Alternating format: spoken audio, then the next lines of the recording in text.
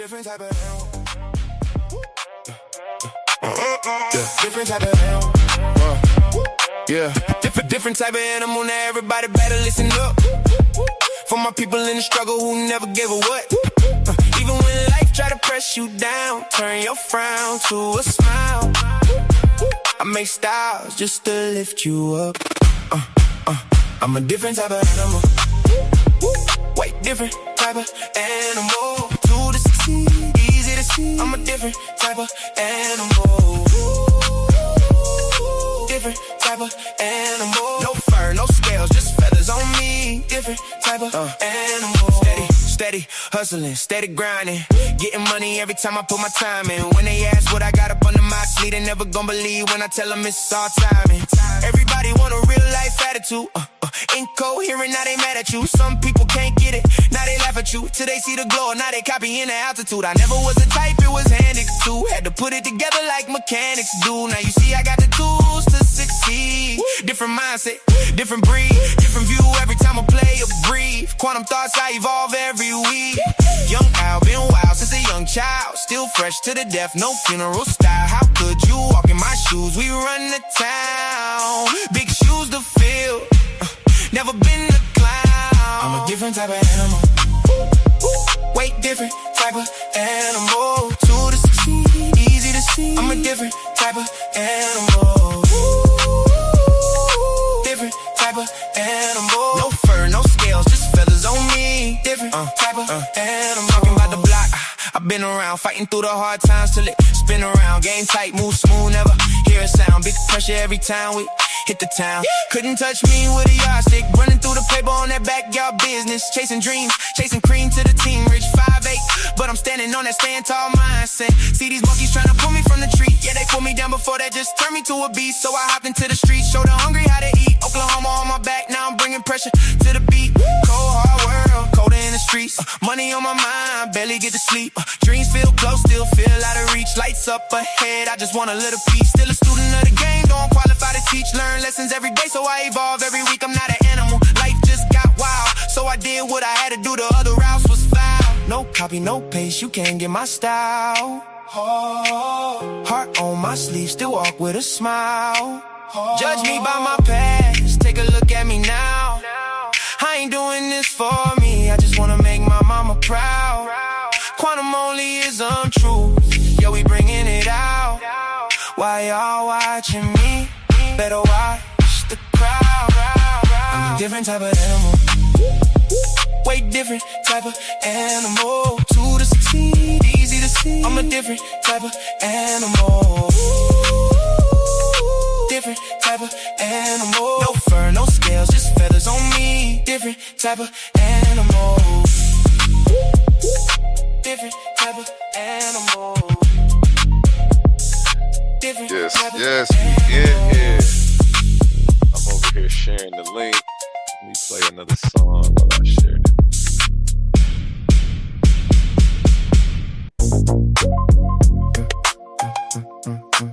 Share that link out, everybody. I'm about to drag me a Hebrew around the room tonight. I heard the cries, filtered through the lies. Listen close, I don't believe in ghosts. Even though I tried, I recognize the patterns when they form inside the mind. Ignorance ain't the crime, it's refusing truth when truth arrives. We got the topic, get the line. Debate you anytime, that's fine.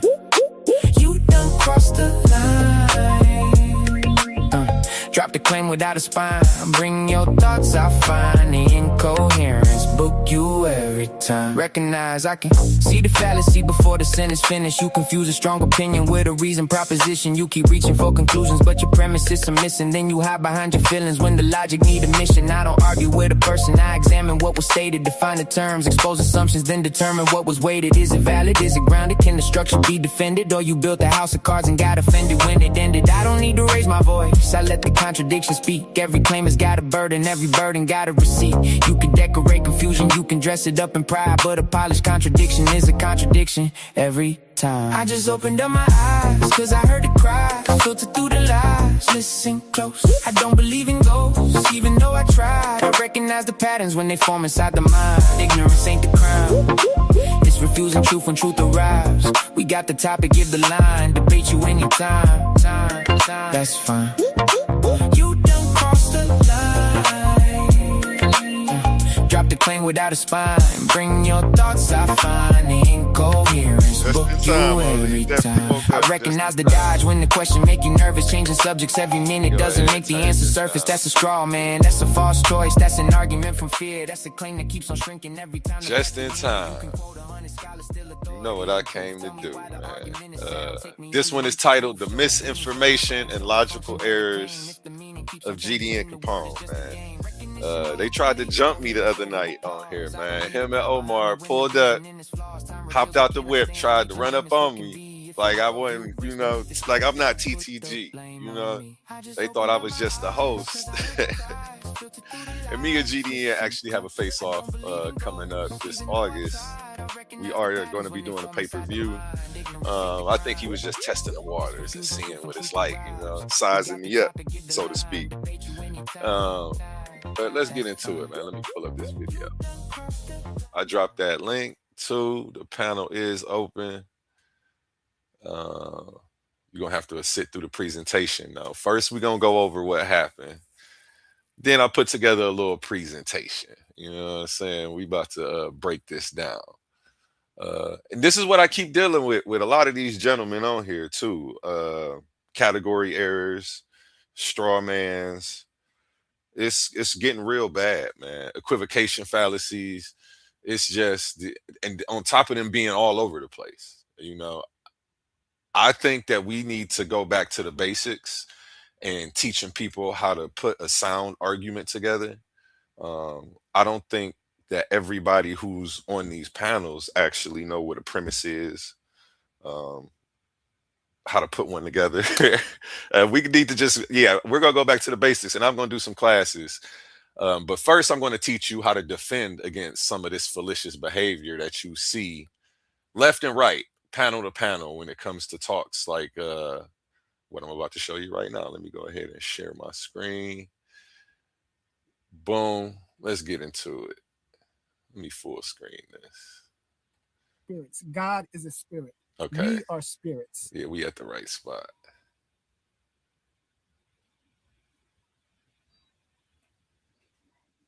Turn that up.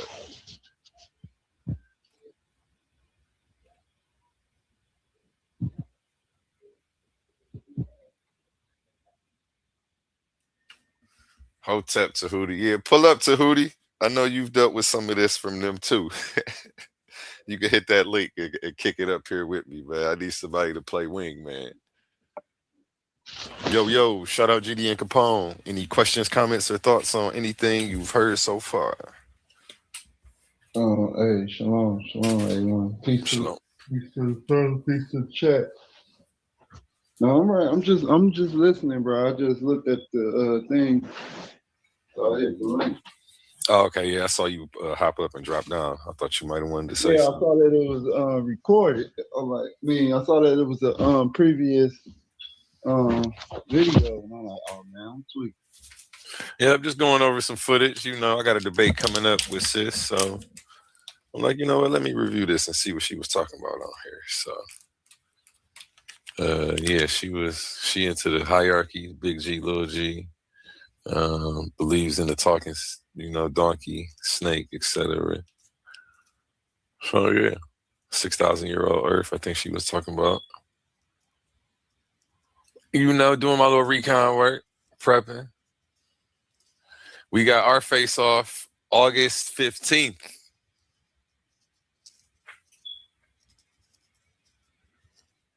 Yeah, I'm muted. Oh, my bad. That's when we gonna have the face off. Yeah, that's when we're gonna have the face off. Oh, I bet. I thought the face off was earlier than that. No, I ain't want to rush you. I know you said you had your thing. At first, I set the debate there, but I'm like, man, we might as well just make it the face off. It give everybody time to really get their. Oh yeah. So, that's cool. I'm cool with that. Well, let me ask you a question about evolution. And here comes. Hold on, let me pause. Is there? See, here comes the sneak attack. You know, I'm asking him, does he have any questions on the video we watching? No questions on that. He wants to hit the stage and start a face off right then and there. Like, fuck that. I got some questions for you about evolution. This video ain't got nothing to do with evolution, but let's get into it and see how I handle these gentlemen. Shouldn't it be if it's evidence of evolution? Should it be evidence of devolution or de-evolution? I mean, how you say devotion? Devotion. What? That's not how natural selection works. Things I should have corrected his punctuation of the term devotion. De-evolution was correct, if that's what you want to call it. But yeah, like I explained to him, that's not how natural selection works. Really devolve. I guess that would be yeah. Natural selection works to pick the best. You know, and what really doesn't work isn't there. And if you're talking about fossilization, it's just a rare process. It's not like it happens every day. I was just thinking. I just thought of that. I'm like, damn. Shouldn't things be devolving as well? Like it should be an instance where something had devolved, right? Because you can't have one without the other. You might find with technology nowadays, and then I just realized he slipped that in there. You can't have one without the other. GDN Capone, if you are in the audience, what does that mean? Well, you can't have evolution without de-evolution. Who made that rule? Where do you see that? What scientific law is that? Where do we see that pattern in nature? You slid that in there like it was a law, and yeah, we don't see that pattern. But I think if it was right there for it to be a law, you wouldn't even have to ask these questions. I don't know. Yeah, it's incoherent right there. This is getting real incoherent. Let me go ahead and get into it. It should devolve, but no, but every natural selection works to pick the fittest, and you know, in times of cataclysmic events and stuff like that, not really the weakest. So yeah, but so which I agree with natural selection. So, but what I'm saying is, well, then you agree with evolution. Well, it's evolution by the means of natural selection. That's what it is. Yeah, I don't have a problem with evolution, but I don't. You know, I was watching something, right, and they were saying the way that the chimps, not the chimps, that apes. No, I'm just saying they was chimpanzees, right? The way that they laugh, like screech, right? That's like that's where we get our laughter from. You heard of that? Hey, say that again. I never heard that before. Yeah, like when they be they make their sound and stuff, and they be how they screech, how the chimpanzees screech and stuff. Like, and they be like he, not he, but you know how they make. Yeah, I never heard that though. I never heard. And they show their teeth and stuff. They say that's what the evolution is. That is humans have an ability to laughter. Okay. Hey, that's what they talking about, you know. Man, this ain't like they throwing stuff at the wall at this point, man. It's like they just trying to. I gotta see the science on it. The shared DNA and everything, but I mean, yeah, but. And see, I don't know, man. I've never heard that. Not to say it ain't true, but knowing GDN Capone, it's just he might be picking up slander and trying to pass it off as truth. I think he just wanted to slide that in there. Like, but I don't know. Let me look that up real quick, matter of fact. But no, I haven't specifically heard that one, but you know, I'm sure that they got science on it, and it's probably more inference off of evidence that they already have, but not necessarily facts. Some of the stuff be inferences, but you still need evidence for that. So, all right. So let me ask you this question then. Because when you go into Hey, this like ain't the Bible face one, off of verse 8:1 though. no, this is a prep up You for the asking me all these evolution. questions. I'm over here working out. Go ahead. No, I'm saying so when you go into like the tablets of creation, which they say this is Okay, before we go into this tablets of creation part, let me make myself bigger so y'all know what's going on. Um, he was right about that. It says that there is a real evolutionary connection between, I guess, chimpanzee screeching and human laughter. But it's not that human laughter literally comes from chimpanzee screeching. Obviously, we already know that. It says our laughter and the vocalizations of chimpanzees are thought to share a common evolutionary ancestor. Humans and chimpanzees diverge from a common ancestor about 6 to 7. Shout out my homie 6'7", white monster. Every time, and we keep seeing 6'7" everywhere. He always pointed it out, and he would laugh if he was here right now. Okay, yeah, about 6 to 7 million years ago, and many emotional vocalizations appear to have evolved from behaviors present in that ancestor. So he wasn't far off. Uh, it wasn't a way for him to actually slide no slander in there. He actually heard that. So shout out GDN Capone. That was the one thing you got right, GDN Capone. But everything else after that, like you failed miserably on. Let's get into it. uh in um in Mesopotamia, right? Um they genetically modified early humanoids and created humans, basically, right? Mhm. So the early humanoids would be these old apes in a sense, right? They was bipedal and everything. So I said humanoids, I mean hominids, hominids. In the early Um, Mesopotamian story, it was apes. Is that's what you said?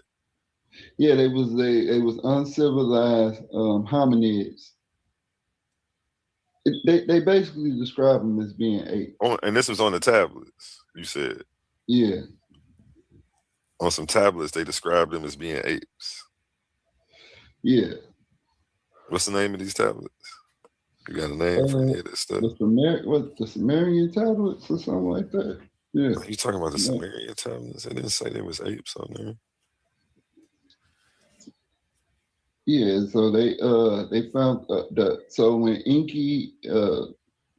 Inky and then lived or whatever, they found This when they is came all to the pseudo. to the to the planet, they found early hominids and they modified their genome with theirs. Let me They pause mixed this their real quick. genome with their. Everything he's saying right now is pseudo as hell. I don't know where he's getting this information from. This shit's crazy as hell.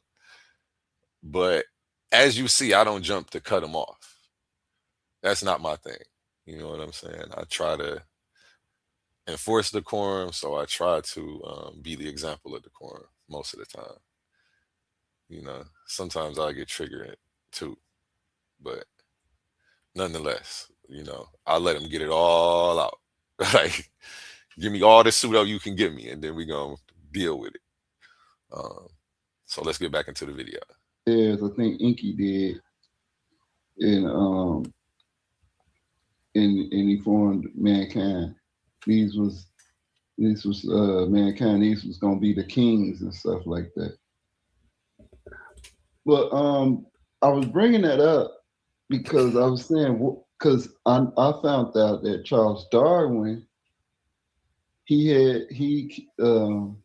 he studied his grandfather's work, who was Arrhenius Darwin, who was in the 16th century. He was responsible for a lot of the Enlightenment era, the thought of the Enlightenment era.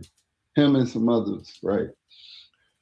But you find out that he had a fascination with animals. He wrote with early form of evolution, with evolution basically. He wrote a Who book did? called Zoonomia, right? Okay. Where he was basically it's they call it poetry. But he was basically like, so when somebody write poetry about something, it's like so it's many different there's many different concept dynamics to this. So I'm just trying to flesh it all out. So when you have poetry, this is like your fascination of something almost. That's why you speak into Darwin's it. grandfather? What? Yeah, Darwin's grandfather. Okay. But you all over the place.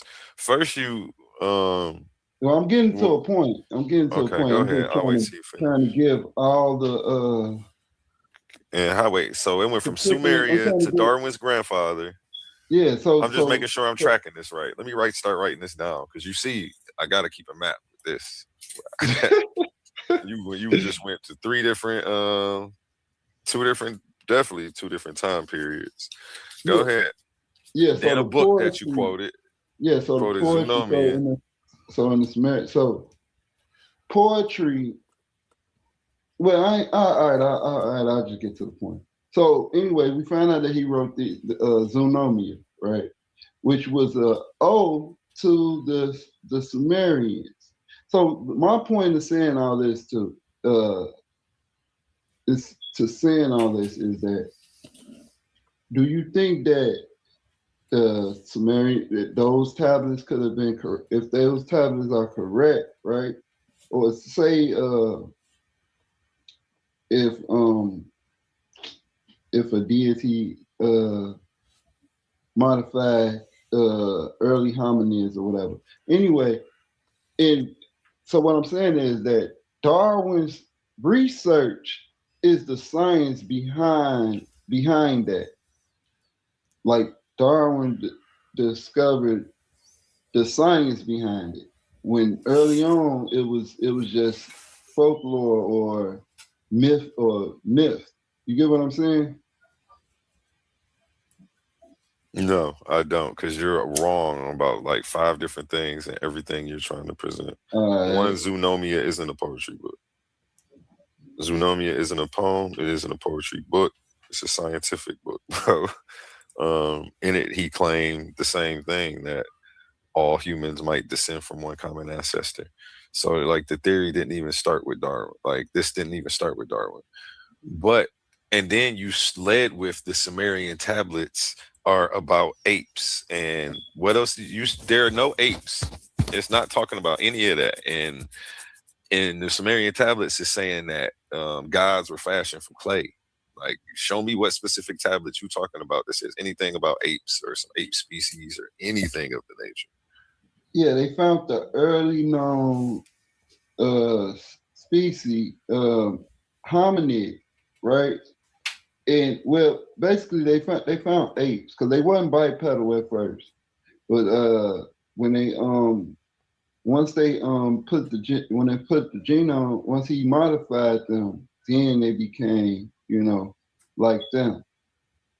They walked upright. Uh, they was able to communicate with them and teach them certain things like that. And this is where and it starts a line uh of mankind almost. Yeah, that's Yeah. my recognition of it. Yeah, it's saying that they fashion man out of clay into gods. It doesn't say what you that they found some apes. But if you can just Google it and point me to the right thing, if I'm wrong, you could easily do that. We got nothing but space and opportunity, baby.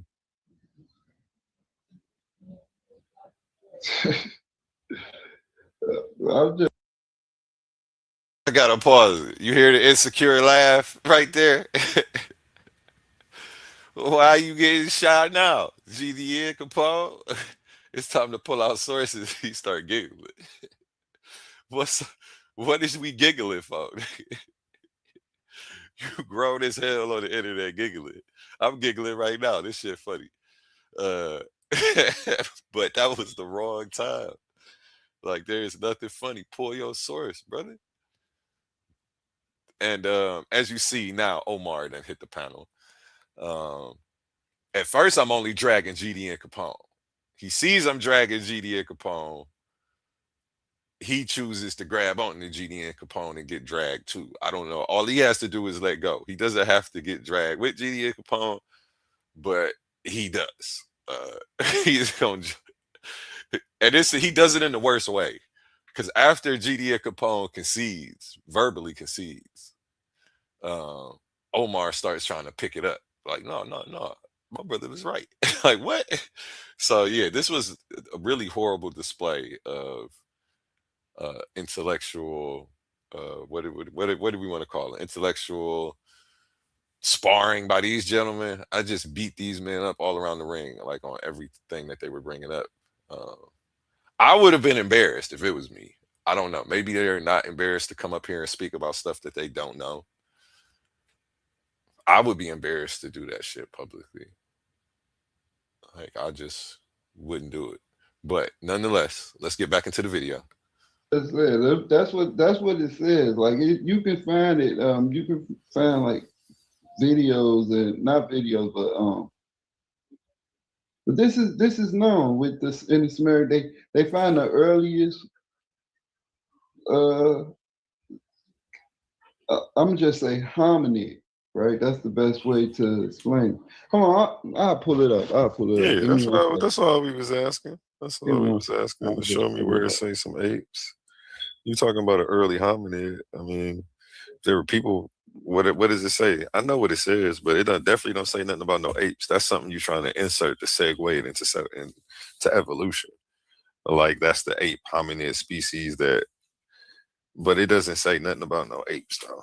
It specifically talks about them being fashioned from clay into gods.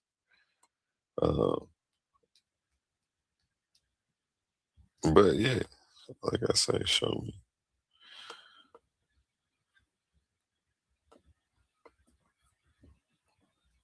And then show me that Zoonomia was a poetry book.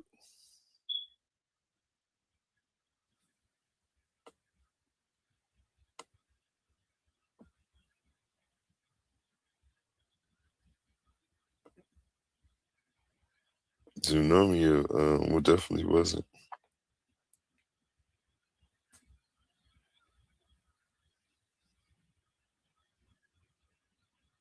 Yeah, which tablet? What line are you talking about? What published translation are you talking about? Like, if you're talking about the Sumerian tablets.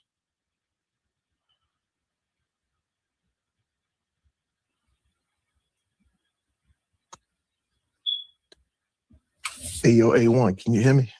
Yeah. Hey, shalom, A1. Shalom to my brother, GDN Capone. I just want to simplify just some things that I heard. Basically, what GDN Capone was saying, and I'm not trying to correct the brother. I just want to add more clarity and just make this, just, lay everything down basic. So basically what the brother is talking about is with the inky thing, basically all those texts are just saying with those tablets, the Sumerians and all that is just basically saying that. Hold up. Jay the Snake, hit that link. Let me pin the link so that way it's at the top for y'all. Hit that link. Since you talking about it says the guys mix their DNA with the primitive species. Because that's not what it says. I don't know whose work y'all following. I don't know what translation of the tablets you got that out of. And I'd like for you to come show me. I just pinned the link, so it should be in the chat in the right spot now. It should say open panel, and if you click that, yeah, it's pinned. Pull on up. If that's what you think, pull on up and talk to me, man. But real quick before we go back to this video, I might as well go to a word from our sponsors. You feel me? Coliseum of Arguments presents Titans Debate League, Clash of the Titans 1.1. The arena is opening once again, and only the strongest minds will survive. After an unforgettable first tournament, Pandemus the African atheist fought through the battlefield of ideas and walked away with $500 in cash. But that was then. This time we're raising the stakes. $1,000, one champion, one title, one chance to prove you're the greatest debater in the league. This isn't social media arguing. This isn't trolling in the comments. This is intellectual warfare, where evidence is your weapon, logic is your shield, and every round is a fight for survival. New challengers are stepping into the arena. Veteran fan favorites are returning. Egos will fall, legends will rise. The question is, do you have what it takes to survive the Coliseum? We still have a few tournament spots available. Think you belong among the Titans? Message titansdebateleague@gmail.com and claim your place before the gates close. Coliseum of Arguments presents Titans Debate League, Clash of the Titans 1.1, where great minds don't just debate, they go to war. Are you not entertained? Coliseum of Arguments, only the brave speak here.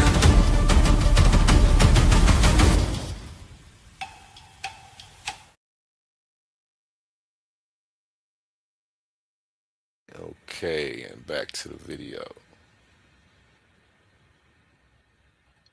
A so-called God or an alien came from outer space, came here, manipulated something of a humanoid gene. Now, is it specific? Some may say something like an ape. I ain't gonna say monkey because that's not something like a what some people would call a great ape. Manipulated the gene and then created something that it can use as a workforce. Yeah, they were fashioned from clay. Yeah. But not from an early. They weren't taken from an early hominoid species. Like, I think he might be referring to some Zachariah Stitchin stuff, which is not accepted anywhere. Yeah. But some people call them well, that's not the Anunnaki, because the Anunnaki are actually the Anunnaki are more of a splice between the so-called humanoid gene and the alien/godly gene. Yeah, he's not going to be able to find any type saying that they took a early hominoid species and modified. Yeah, so I looked it up and it says that they took early hominids and formed a hybrid. Can you pull up the tablet and show us the passage? What passage and what line and what translation you in? That's not what the story says. It kind of does say that, A1. Now, I'm not going to necessarily see the thing is to understand. Hold on, let me pause it, because what I'm going to do is stand on my square, right, this whole time. I'm never going to get off of my square. I'm going to keep telling them, show me you're making that up. And even right here, he just said again, I looked it up. It says this. He keeps trying to assert himself as if he did the homework that he didn't do. So I keep saying, oh, you looked it up? Show me. Share the screen. And hold on, we're about to see how this goes. I don't know why he did this. But yeah. Nonetheless, he does. Here we go. Where GDN Capone is coming from. I wouldn't necessarily, my bad. I'm challenging him. I wouldn't. Well, no. I'm not necessarily. I'm not gonna say Brother GDN Capone is wrong. My only thing is I would clarify more. And hold on. First, I wouldn't use the word. What did you say? Hominid or humanoid? What did you say, GDN Capone? Yeah, all of that. I'm telling him it says they were fashioned from clay. He's telling me that they took some hominoid species. I'm telling him to show me the line from directly from the text, which he could pull up. There's somebody's translation of the Sumerian tablets and show where it says that. Well, this is what we. Well, this is where we have to use into something that they call. This is where we have to use intuition and kind of going into a common sense mode. So to so when you talk about the clay, when you talk about the clay, what is that? Is it a human? Is it a great ape? It's something of that nature, but the story doesn't specifically break it down. So then you just got to kind of come in and use a little bit of, intuity to kind of take an educated guess. So is it a great ape? I don't think so. Is it a specific humanoid? Maybe. But May, you're talking about may, a different may, sequence. You're talking. He's saying that they took people who were some early hominoid species that was already roaming and altered them. Am I correct, GDN Capone? That's what he's saying. You're saying they fashioned us out of clay, and then what did they become? A hominoid, an ape. That's two different things. Oh, Just okay, so I you get know. it. I get it. I Yeah, get those it. are I two get it. different sequences. Um, Two different sequences of creation. Um, I would I would love to see I can give him the line GDN where it says they Capone. fashioned from clay. I can give you the line in the translation. You know, I know where it's at too. I know where that's at as far as the fashion from clay from that specific text. Um, Yeah, I'm back. I'm back. So GDN Capone could probably, I don't know if he gonna show it or he can read it. He can read it verbatim. Um, breaking down. Here's the thing here. Breaking down that specific text. Uh, you yeah, could probably pull up. You hold on. You can also probably pull up so from a Sumerian point of view, and then also the group of people that came after them, which are the Akkadians too. But I'm interested to seeing what GDN Capone gonna push through with the information. I'm gonna go ahead and mute out.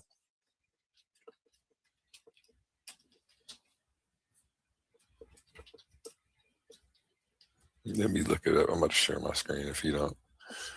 For him, and then I'll go to anywhere he wants me to go to.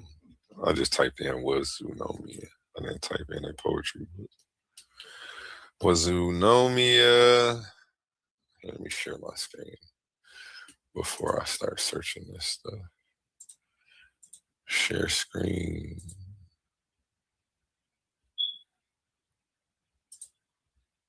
Okay, Wazunomia. A poetry book. I'm spelling everything. Why? It don't matter. It's gonna know what I'm talking about.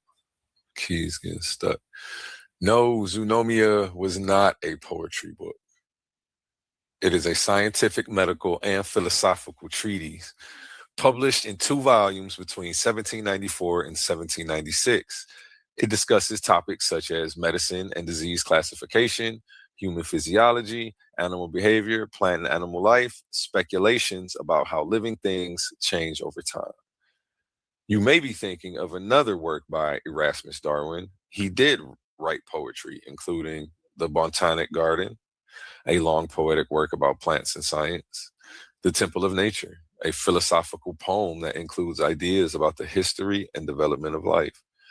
So no, Zoonomia is its purpose is scientific and a medical work. It's not a poetry book. He did write a poetry book.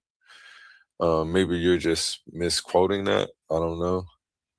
But what was the other thing you said? The early hominids. Let's do the Sumerian tablets. What you want me to write in? GDN Capone.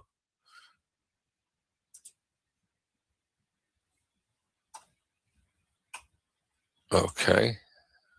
Oh, I'm all the way. I got it blocked off. You All can't even right, see it. okay, you right. I got that wrong. That was a modern reinterpretation of the Sumerian text. Okay, so so the Zoonomia was wrong and the Sumerian tablets, and Yeah, that's the okay. Well, Genomia, now a you got lot to of start your whole question over because all of no, your whole premise, the evidence that you was using to yeah, formulate it is yeah, yeah, botched. yeah, yeah, yeah, yeah, yeah. That was wrong. So That was that's why I wrong. was like, I don't even know how to start answering this because there's a bunch of stuff I got to correct for the record before I could even get into the stuff. No, that was wrong. So as it being poetry, but he did write a book called Zoonomia that was speaking on early forms of evolution, meaning the early concept of evolution. Yes, I'd agree with that statement. There was an early concept of evolution in that book, Zoonomia. Yes. Yeah, yeah. Um, But when you read it, away from when you read the Zoonomia, let me be Have correct. you read it? Because you just called it a poetry book before you get to telling me any more So about this book I that you haven't just read called it. poetry. Oh, let me pause it real quick because this is crazy how we come up here. And I just caught him, right? We make myself bigger on the screen. I just caught him. He's talking like he done read it. He says, when you read it, as if it's some past tense, as if it's a past tense situation for him, like he's done the homework. He hasn't. He's trying to tell me what it's like when you read it, but he hasn't had that experience yet. But nonetheless, he up here arguing. It's not a good look. I don't know where they do that at. That shit's funny. Uh yeah. I I don't know. I would just if it was me, I would be like, dang, I can't let that happen again. I gotta make sure anything I'm talking about I've studied. Because I shouldn't be able to trip him up all around the room and Hadouken him like this. And we supposed to have a face-off, baby. You better bring your A game when you come to this debate. Because it's looking like this might be easy. And I got a little presentation on this afterwards, the fallacies and everything that he was putting me through that I was fighting through over here. And you're going to see Omar again attach himself to the same arguments that he already conceded on and just continue to get dragged around the room. All he's got to do is let go. All he's got to do is let go. Just let go, Omar. I don't know why you about to continue to get dragged, but let's go. Okay. I haven't read it, but I watched a review about it, And they told you and it was poetry in there? and they was saying that how it's worded, it's like it's poetry. It's like it's a fascination with the animal species and the I I don't know think what's you in the should get book. it for yourself. I think you should get it for yourself.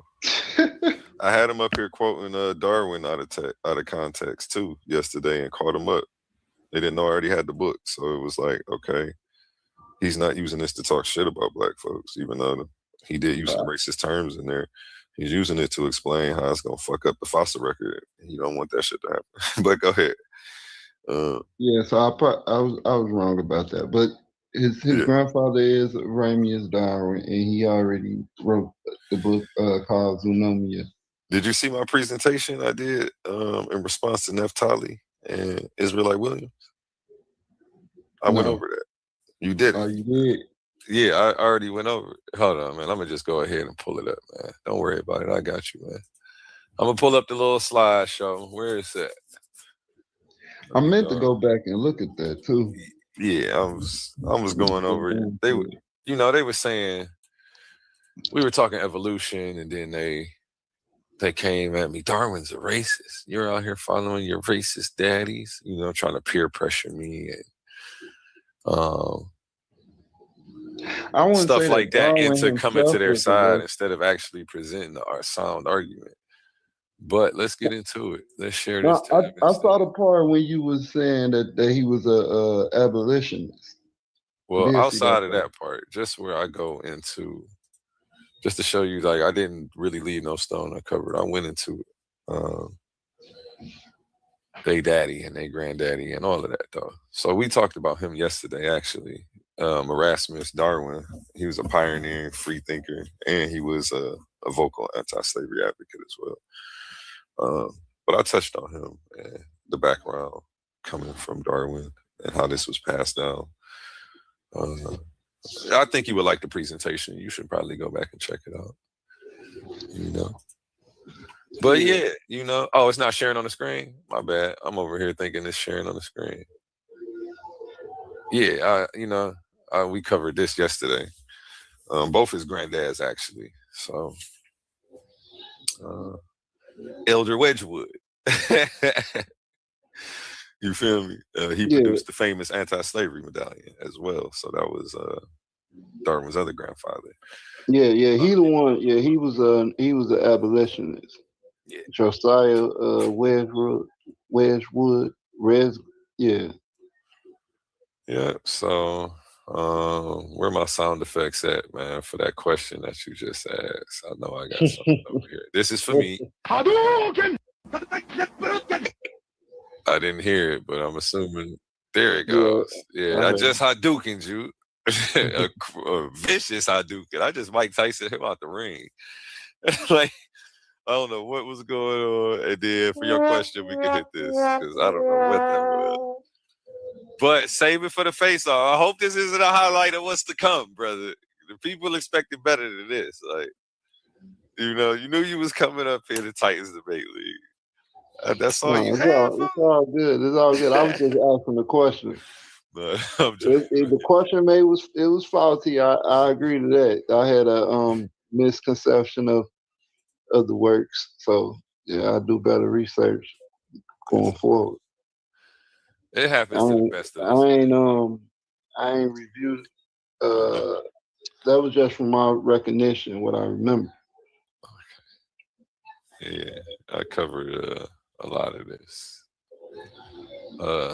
Some of this, I ain't gonna say a lot of it. I covered some of this yesterday when I was debunking their stuff.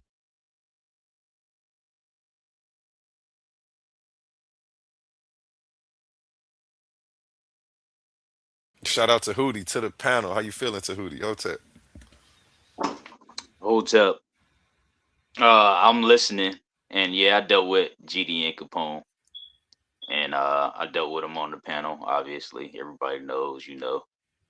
I think what it is they just hardwired to Abrahamic beliefs, and I just want to say, there's plenty of people who talked about evolutionary biology in certain forms before Darwin. So even though he's racist, we know that racists get their ideas from certain people. But yeah, I just wanted to say that, and we need to study a little bit more. We need to look at what scholars are important. We need to do all that. But I just wanted to say that. Hey, appreciate you pulling up, man. Yeah, I was dragging them. They're not done though. Omar is about to come and try to fight the point that GDN Capone already conceded on. Like he's about to hop back on this Sumeria thing. After what's the name looked it up, it was like, you know what? I was wrong. It don't say that. I can't find that nowhere actually. And then GDN Capone comes back to argue the poetry part. Like he forgot that he just conceded, and I just read that stuff off of ChatGPT that said it wasn't a poetry. But I got a presentation about the fallacies and some of the early people who were covering evolution, I guess we can say, in different forms. We wouldn't call it the evolution of today. Most of those people back then wouldn't recognize the science of the day if they popped up. Like their ideas have been refined and have come so far and then mixed with some other stuff. Like they wouldn't even recognize it. They wouldn't know where to start. But yeah, let me get into this. So yeah, July 5th, I should say. July 5th. Face off of me and Neftali. August 15th, that face off with me and GDN Capone. Don't miss it. You got to bring your A game, baby, when you're coming to deal with me now. I'm just letting you know now. Oh, we gonna deal with you. It's gonna be one. It's gonna be one of the ones. Like I already know what I'm up against. I seen your previous debates, seen how you get down. So Oh yeah, gonna I'm be better good. now. I'm more seasoned. I've been studying. I learned a lot over the course of this little year and a half. I've only had my page for 10 months. I haven't even been a YouTube page a year yet. So I made a lot of progress over the last 10 months. Shit, I'm just happy about that, man. But I'm definitely about to get back in that ring. It's time to take some heads off. Pay-per-views only every time you see me step out, baby. So yeah, be on the lookout for that. Yeah. So yeah, I wouldn't say that Darwin himself was racist, but his research led to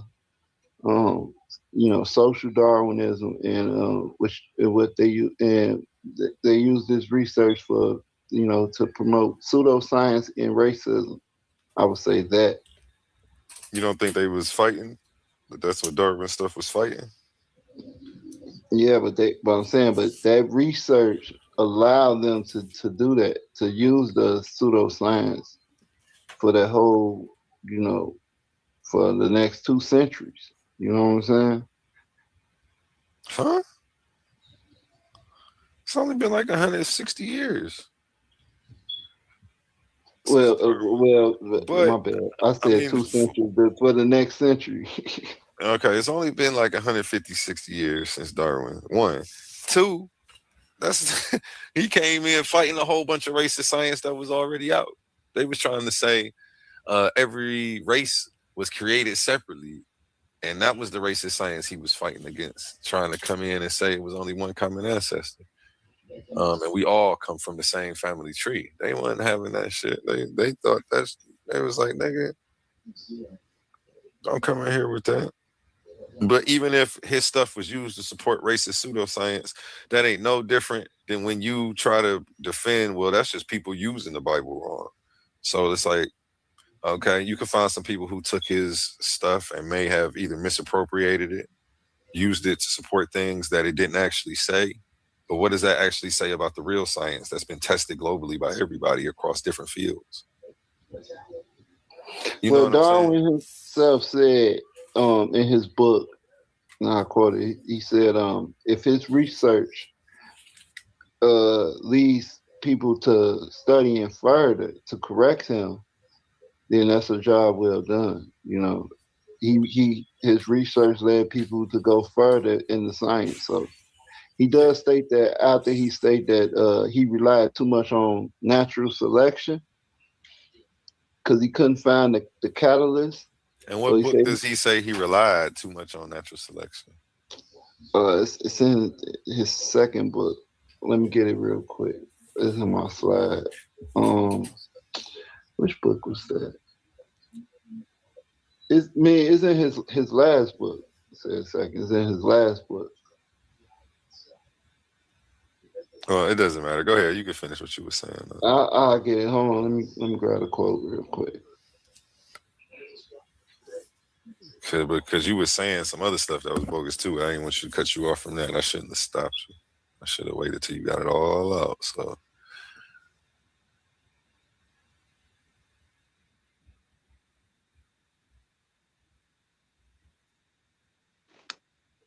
Yeah, go he ahead though. You can continue.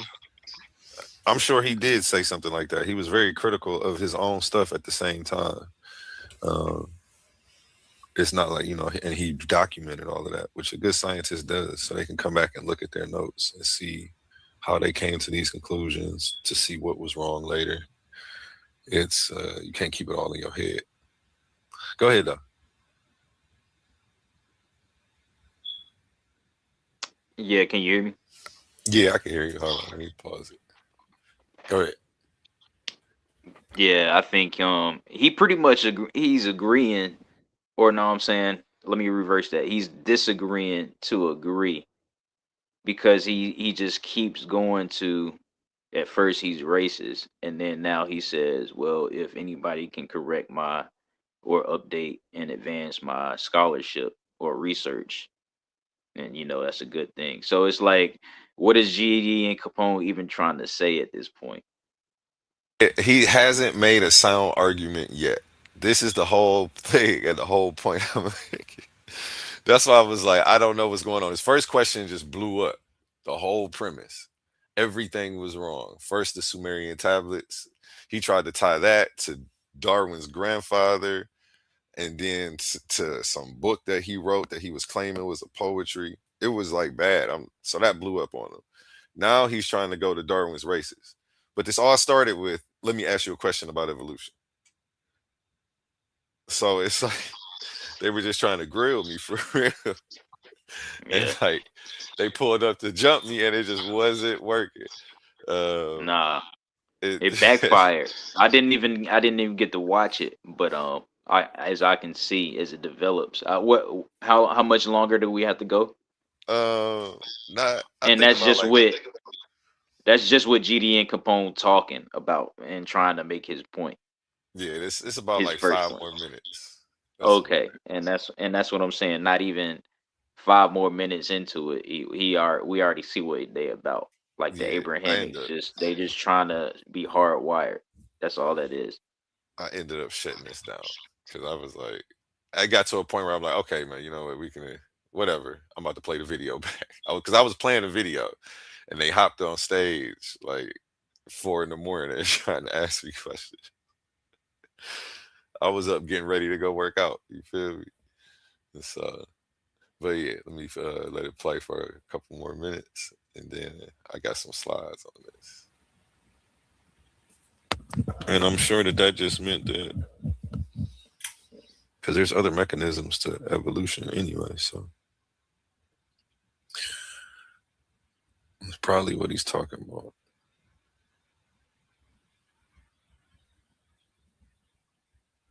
Yeah, I don't. I mean, I can't Are you follow him there? at this point.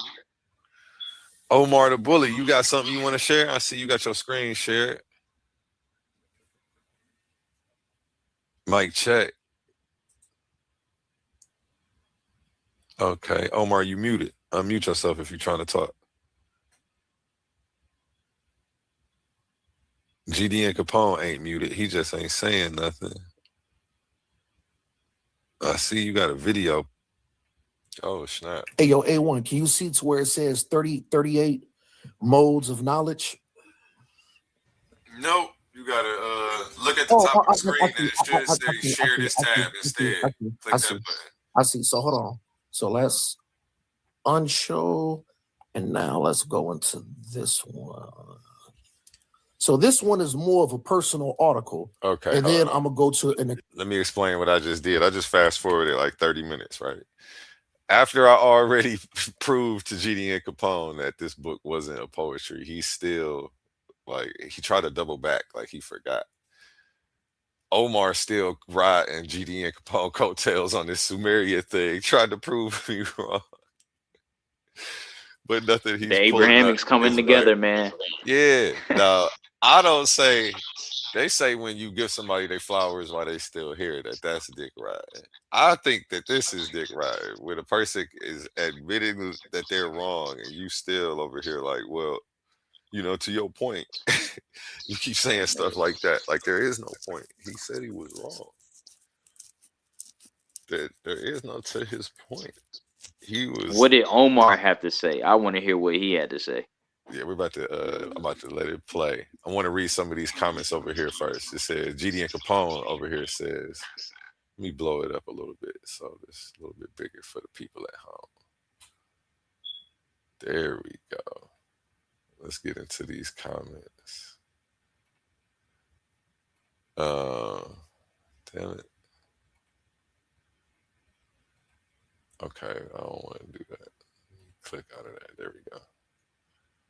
It says, but people do view Erasmus Darwin's a poet work as poetry or poetic view opposing the traditional Roman view. He keeps trying to say his contemporaries looked at this as accredited college. as a poetry book, but he's up here just, I don't know. I don't want to say making stuff up.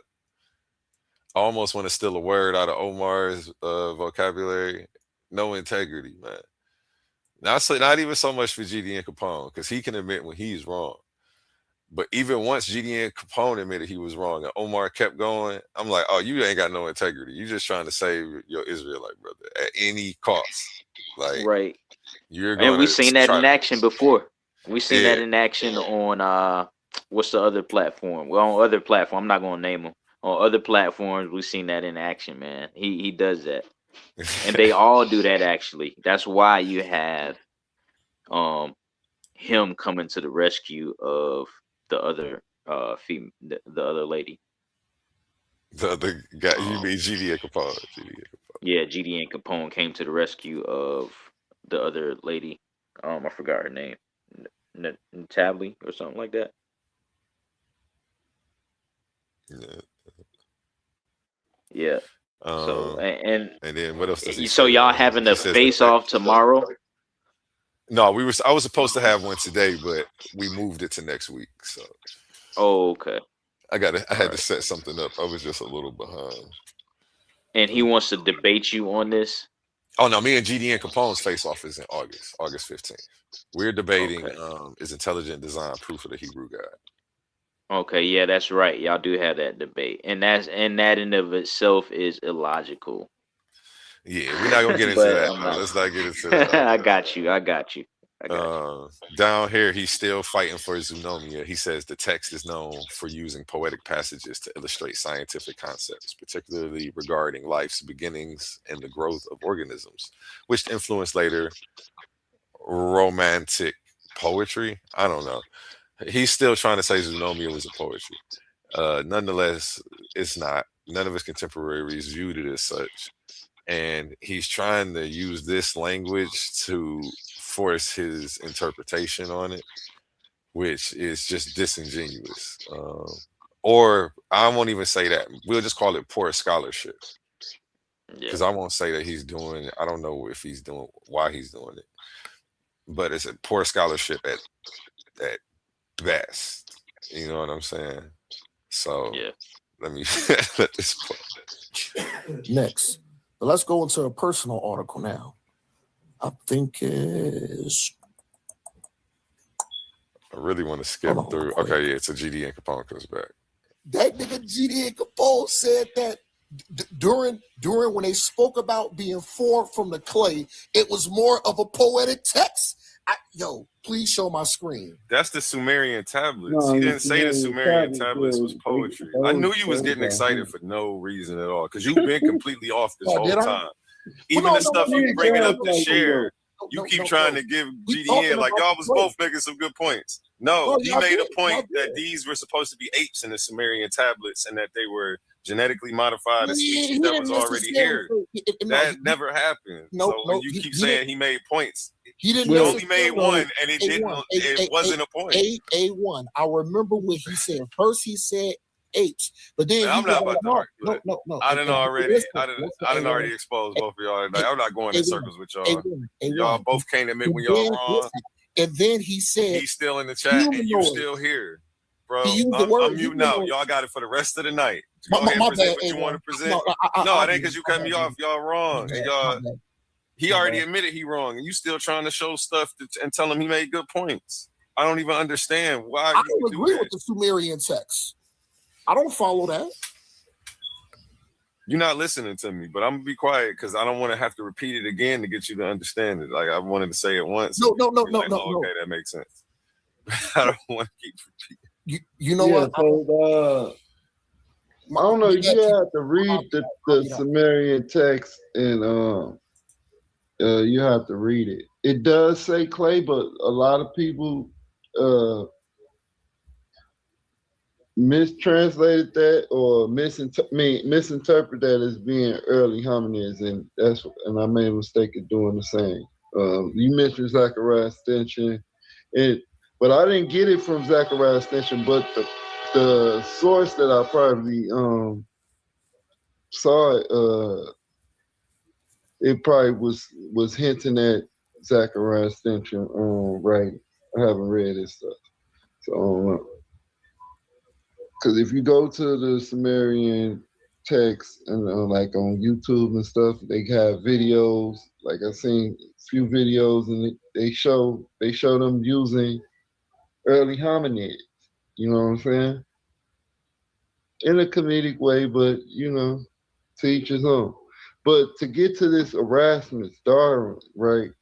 So he was a poet. So the book is known as Zoonomia is known as a scientific, meaning a science treaty, right? But at the same time, his contemporaries viewed it as poetry. It's an agnostic. His name was Homer Smith. He called his work poetry because he was using imagination and mixing it with science. So we can call him and then this also sparked. I put it all in the comments, like classical poetry or whatever. And let me pause it real quick because he's making all of this up. He's conflating a bunch of stuff just to try to slander Darwin. This is what this all leads up to. Him trying to just slander Darwin as his argument. But like he doesn't like this is what he wants to ask me about evolution. Remember, this is what's how he starts. Let me ask you a question about evolution. Well, let's ask them a question. This is crazy. You see what I'm saying? Here, and this is for everybody, not just Hebrews. This is for everybody who is petrified, got this phobia of apes, and disagrees with evolution. Why do we always use gorilla in nicknames and stuff like that? You got Gorilla Gangster, you got all these other gorillas. Then you got, have you ever heard of this guy named Gorilla Hebrew? Hmm. It's a guy named Gorilla Hebrew, I said right? I was gonna start calling GDN Young Gorilla Hebrew, man, Right.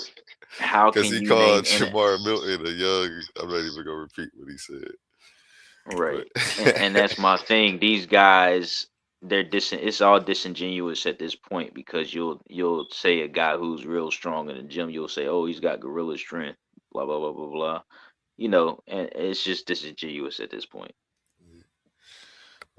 it's bad, man. It's bad out here. I, j- every time I look up, and now that I got debates coming up with these brothers, they exposing themselves. I don't know. Maybe this was the laziest jab in the world, and they got more fight in them. But I guess another day I'm gonna have to see because this day they definitely didn't bring it.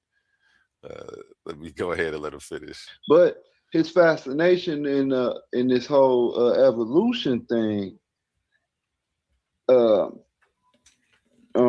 that's what sparked you.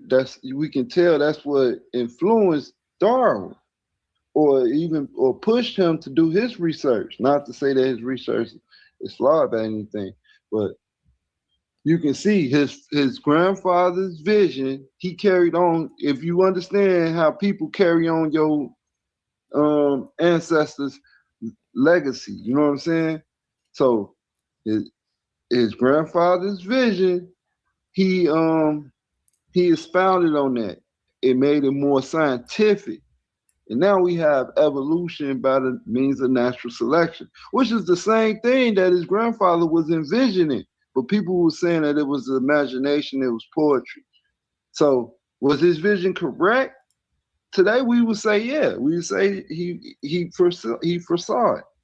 But during his time, he was known as it was known as imaginative. That's all I'm saying. They got an article on it on Ion's idea. Eon's idea. It's an article on it. It says how Darwin uh visions spark what did it say? Let me get the article again. And he pulls up this article. Let me Let pause me it put the again link in real the quick. back chat. He pull up this article and just go off the title, which was clickbait. And then when you actually get into the article, it actually says the opposite of what he's saying. So it was just another bad look for him. Like, dang, these is the sources you pulling, and I caught him with a real quick skim. Like, he didn't even give it that. But he's sending me the link right as we speak in this video. So here we go.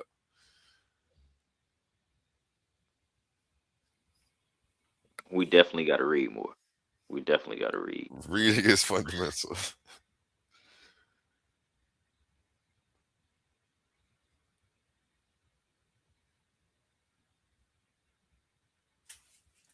And I'm just being quiet and letting them go off. Because I'm like, man, get all y'all stuff out. So when I respond, I don't have to. Oh, I'm over here muted. I was saying that none of his contemporaries thought Zoonomia was a poetry. They all agreed that his writing style was poetic. But I don't, I mean, it doesn't matter. I don't want to nitpick, It's all to save face. Because at first you said it was a poetry book, and it wasn't. Now you're moving the goalpost to, well, they thought he wrote real poetically. Okay.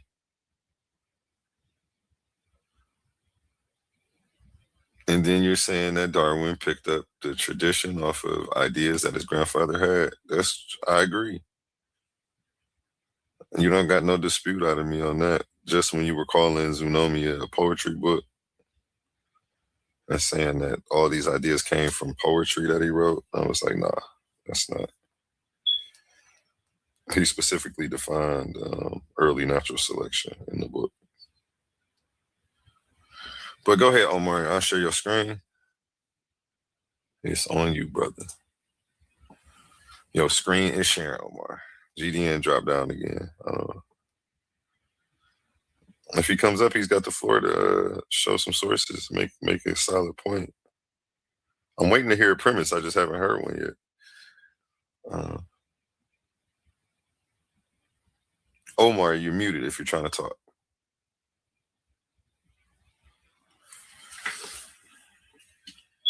Okay. We need someone to show us how to have our sins forgiven by being obedient. And that's the way the Creator will not get rid of your sins, but will see your works. A1, can you hear me now? Yeah. My bad. I was muted, brother. Let me pause it again, because for real, I'm really trying to get back to the video.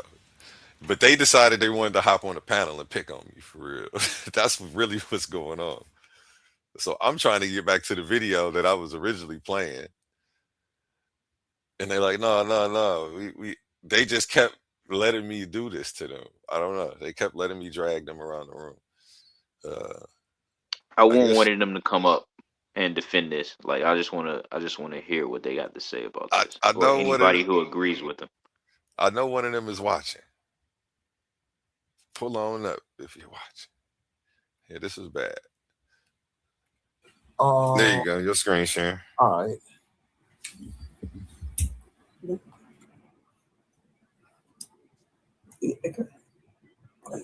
So when we go up to the top,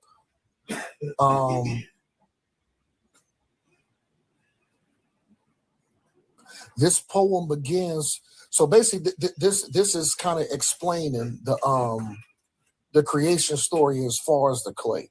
So this says this poem begins with the description of how the gods had to work for their bread by digging out irrigational canals. Now let's go back into it.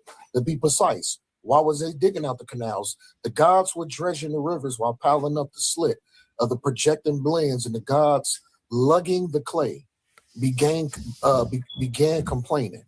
Okay, Namu, who is either the sea or the goddess in the river, goes to her son. And I'm sitting here letting him go, even though he's so far off topic that it doesn't make any sense.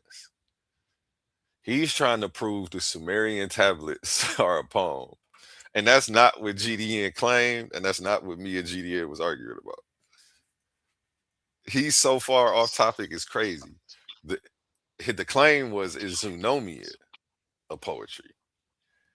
And he referenced the Sumerian tablets to say that there were early hominoid species that they altered in the Sumerian tablets, but he never called the Sumerian tablets of poetry. So Omar takes it upon himself to prove this point that nobody's making. And this is what he was doing for like, he keeps fighting to prove this point for like 30 minutes. It's like we keep telling him he's off. And he'll Damn. act like he gets it, and then he would spin back around and then pull up another source, like trying to say the same thing. And I was like, what is going on? All for the sake of creationism. Oh, for what, my gosh. And at least hold on, we know I'm gonna talk to you about what you think about creationism and some comedic views on creationism in a few minutes after this. Because I know they don't ever really talk about apes or anything like that. But yeah, I'm gonna ask you some questions on it. Inky, who is asleep Back to the video. in the deep, and entreats him to rise from his bed and fashion the servants of gods. Okay, Inky, who after all is the God of wisdom, thinks it germination powers of the clay and water of the abyss.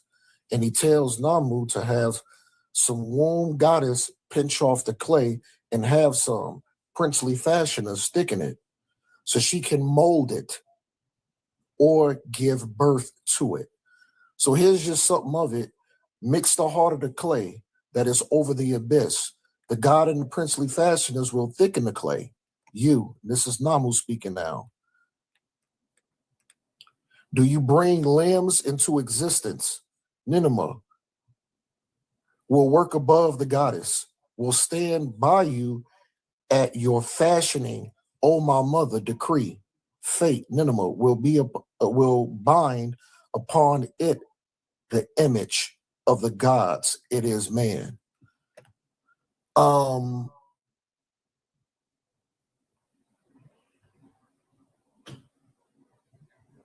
mean,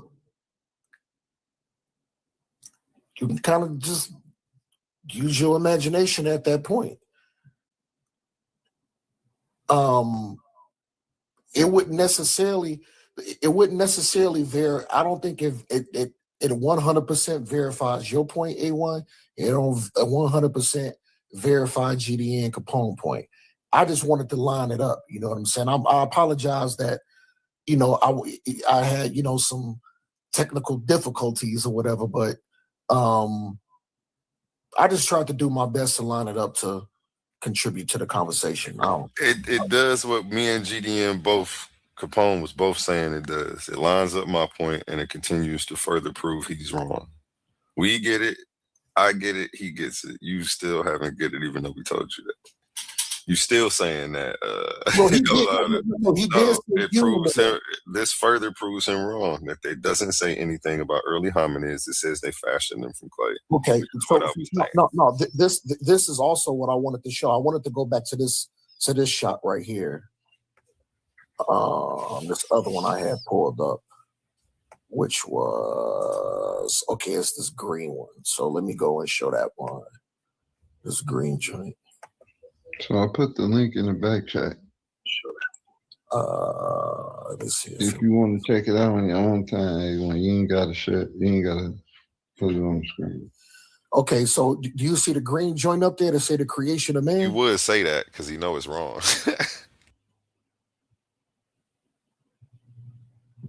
Of course. If you can show this one, A1. So okay, so it's different ones. You got the 7 tablets of creation. You got the Numa Elish and the Atra Hasis as well. The Atra Hasis, yeah, and the Numa Elish. Yeah, go ahead and cook, bro. Okay, so this one says Inky in Ninma, not to be confused with Inky in Nurasag. Okay. Thought the 2 myths featured the same deities as Ninma is another name in the Nurasag, is a Sumerian creation myth describing the cause and method of the creation of humankind from clay. The story also explains the origins of several deformed versions of human. Could that be seen as something like a humanoid? Or hominid? Or a hominid? That the origins, hold on. But do you get the point though that he said that Creation of humankind from clay.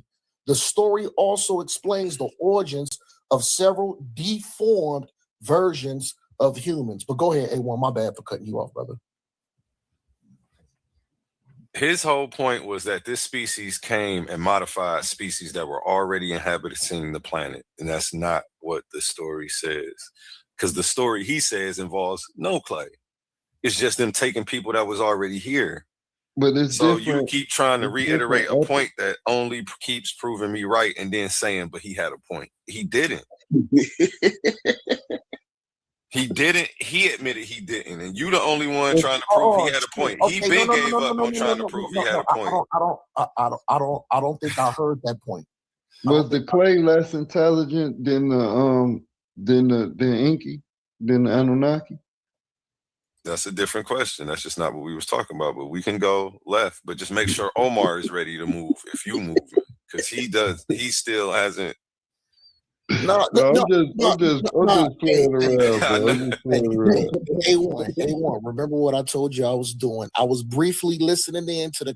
So I had my phone to my ear. I'm watching a movie with my girl. I was watching the movie, The Mothman Prophecies. So I got my phone in my ear trying to listen to y'all. But then I'm trying to focus on the movie to watch the movie with my girl. She asking me questions about the movie. So I may have not heard every point directly, but I was just trying to make something of it. So, I apologize if no, you cool. If I didn't hear accurately. It was just so he had gave up. He had threw in the towel on that point. I get you. So basically what you're saying is molded straight from clay. And what GDN Capone is saying, that there was already some type of humanoid here that got split with something. That's always how I heard the story. He didn't say got split with something. He said these people, these aliens called the Anunnaki came to the planet. There was people roaming around already, hominid species. Yeah, and they took the species that was already here, and he was trying to elaborate that they were monkeys or an earlier ape style non-walking man. He was very detailed. None of this is in there though. He had a lot of details. None of the details are in there. He saw a YouTube video though. To his point, yeah, I seen a YouTube video, and it can't put it all on him. It was a visual. So where are my sound effects, man? It's up here kicking ass and taking names tonight, man. That's a big gaslighter. That's all it is. But back to the Ramirez Darwin thing, though. This is interesting. When I had my debate with Issa, I ain't even go this far. But man, this is you don't find this interesting that his grandfather was already had a poetic view of or imagination of this life starting from early I resent how you're framing it as poetry, and you still keep trying to frame it as poetry. I proved you wrong. That is poetry. It's not poetry. He wrote in a poetic style. Do I need to pull up the source of the person? So he wrote it. So he wrote it in a poetic style. That don't make it poetry. No, it's not poetry. It wasn't considered poetry by any of his contemporaries. He just used very poetic language and metaphors to explain his point. It is not poetry, and it was not poetry. That's and you poetry. keep trying to, bro. If you gonna prop up, if you're straw man in the argument when you present the weakest version of it, and I'm saying that. So that's not poetry. So writing something in poetic. Don't worry about it. I'm gonna just pull up a source. I'm gonna read from the source, and then you can argue with the source. Because you're not going to say, so it's not poetry to the source. You're not going to say that when the source tells you, no, it's not. So listen, I gave you a link, and it says how Arameus Darwin poetry sparked leading evolution theories, or the theory But of now evolution. you're doing two different things. Was it his poetry or was it Zoonomia? Because he actually had poetry books. That's the difference, and I don't want you conflating the two. So no, I'm not conflating the two. Even Zoonomia is written in a poetic style. There, you see how you keep trying to conflate the poetry and him writing in a poetic style? Bro, and you don't think that's disingenuous? Listen, if Kendrick Lamar, produced a scientific treatise about what they trying to figure out right now, man. It's just you're about to go to a false equivalence. No, he a poet, right? He write poetic, right? He write. Go ahead. I'll let you finish. I'm sorry. Go ahead. Finish. Listen, what I'm saying is, I'm not the only one that call it poetry. So you saying that I'm wrong, you should say that these other people, you should say Ed Simon is wrong. He's a PhD in English literary works. You reading it wrong and you framing it all wrong. I know you lying. You gonna lie about every source that's come after. I gave you my source. You showed me how you gonna keep conflating the two. You gonna read something that says exactly what I said, but keep trying to say poetry like with an extra like it's doing something to somebody. Nobody's falling for this. Poetry is poetic. Okay, it's poetic. Is that better? His poetic writings. They both his poetry and Zoonomia. I have the article pulled up when y'all ready. Yeah, I got it. I put it in the back chat. Okay. I'm pulling up my source first because did any of Erasmus Darwin's contemporaries consider Zoonomia a poetry?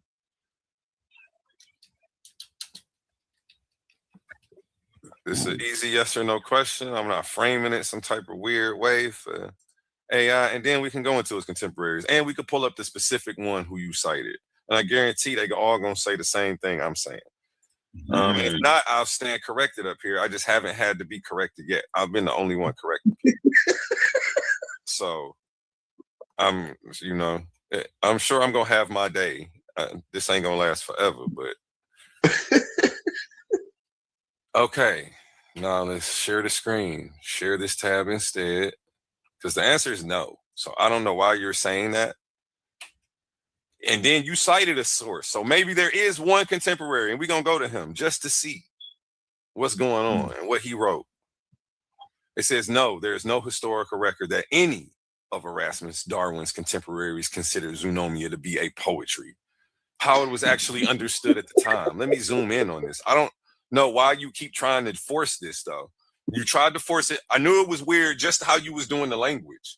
This is, man, I could spot a bullshitter a mile away. Just how you had to conflate the language, and I kept trying to stop you with that. Like, this is already very weird, because nobody would have to do that if this was just what it was and on the up and up. No, there is no historical record that any of Erasmus Darwin's contemporaries considered Zoonomia to be poetry. How it was actually understood at the time, when it was published in the 1790s, readers and viewers treated it as a medical textbook, physiology work, a natural philosophy, early science treatise, a speculative work on life, disease, and biology. It was discussed in the context of medicine and science journals, not literary poetry criticism. Why people sometimes think it's poetic.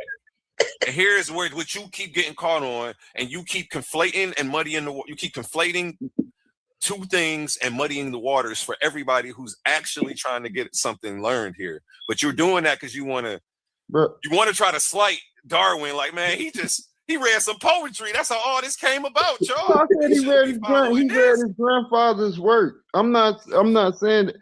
I'm saying he went and did further research on his grandfather's vision, which was cited in all his works, in his poetry and in Zoonomia, which is written in which has a poetic style to it, an imaginative style to it. So he, Is so that the word you he, want? they, Imaginative so in there. I what noticed I'm you saying, added a so new element. so But I'm let me, paying very close attention. But go ahead. okay, so let me clarify it. So let Poetry, me say- imagination. Now, see, that's where you were going with all of this. so Darwin did research on his grandfather's belief. That's what I'm saying. Okay. It's a belief that's backed by science today. So, but and his grandfather, he started talking about Cupid and Jupiter and Venus and all type of stuff in there. In various different Y'all ready for the article? He's got poetry Y'all ready books. for the article? And again, I guarantee you're conflating a poetry book with the science book. I No, guarantee his I read science the book part, isn't talking about Cupid, but you're going to say that as if that's what it is. Though. but I Because you're read trying the to get part. yours off. It's weird. I don't know why you would. No, look, I read the part where it talk about the conflation. I'm not conflating. I'm making I gave you the article. The article clearly says that. You argue with that. It's dude, he's a expert in literary works. So he's using a literary device. He's not talking scientifically. This is what he's saying. GDN Capone, I have the article right here. I have it pulled up. Hey, A1, share my screen right quick. Yeah, this is embarrassing. And you're about to try to prove him right, even though he's admitting he's wrong. Listen, Let's go. Go ahead. All I'm going to do is read the article and y'all brothers sort it out. Hey. I just want to read the article. You don't got a screen share. All right. Well, just read the title. What the title say? And what's the source of the article? Before you go into titles, let's go into the source. Where is this from? So this source, Eon's Ideas. Eon's Ideas. Is this a blog post? It's Aeon's. No, it's Eon. The link is in the back, right? I'm about to pull it up and read it from the actual website while y'all going on. You like that word accredited. I don't.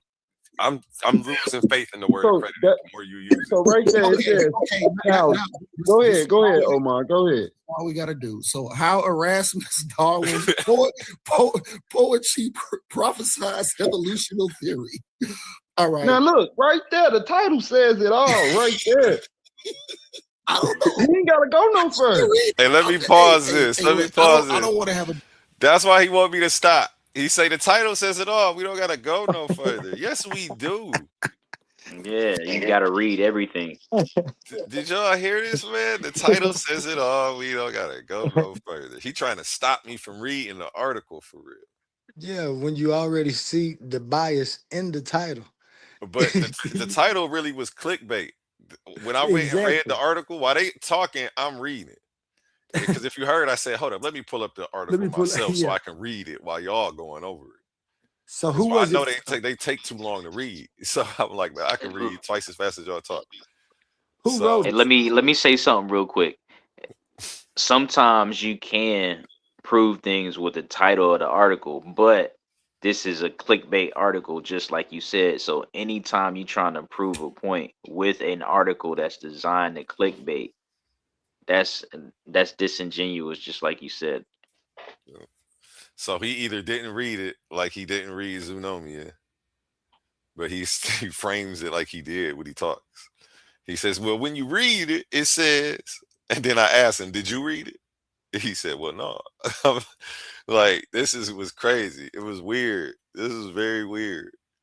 Hey, look, that said that was written by some dude named Ed Simon, but then it said it was edited by Sam Dresser. That's why I don't be trusting those sites. I trust Sam Dresser. It's all right. That's not the major point. It's something else I could look into. I didn't even get that far before I debunked this.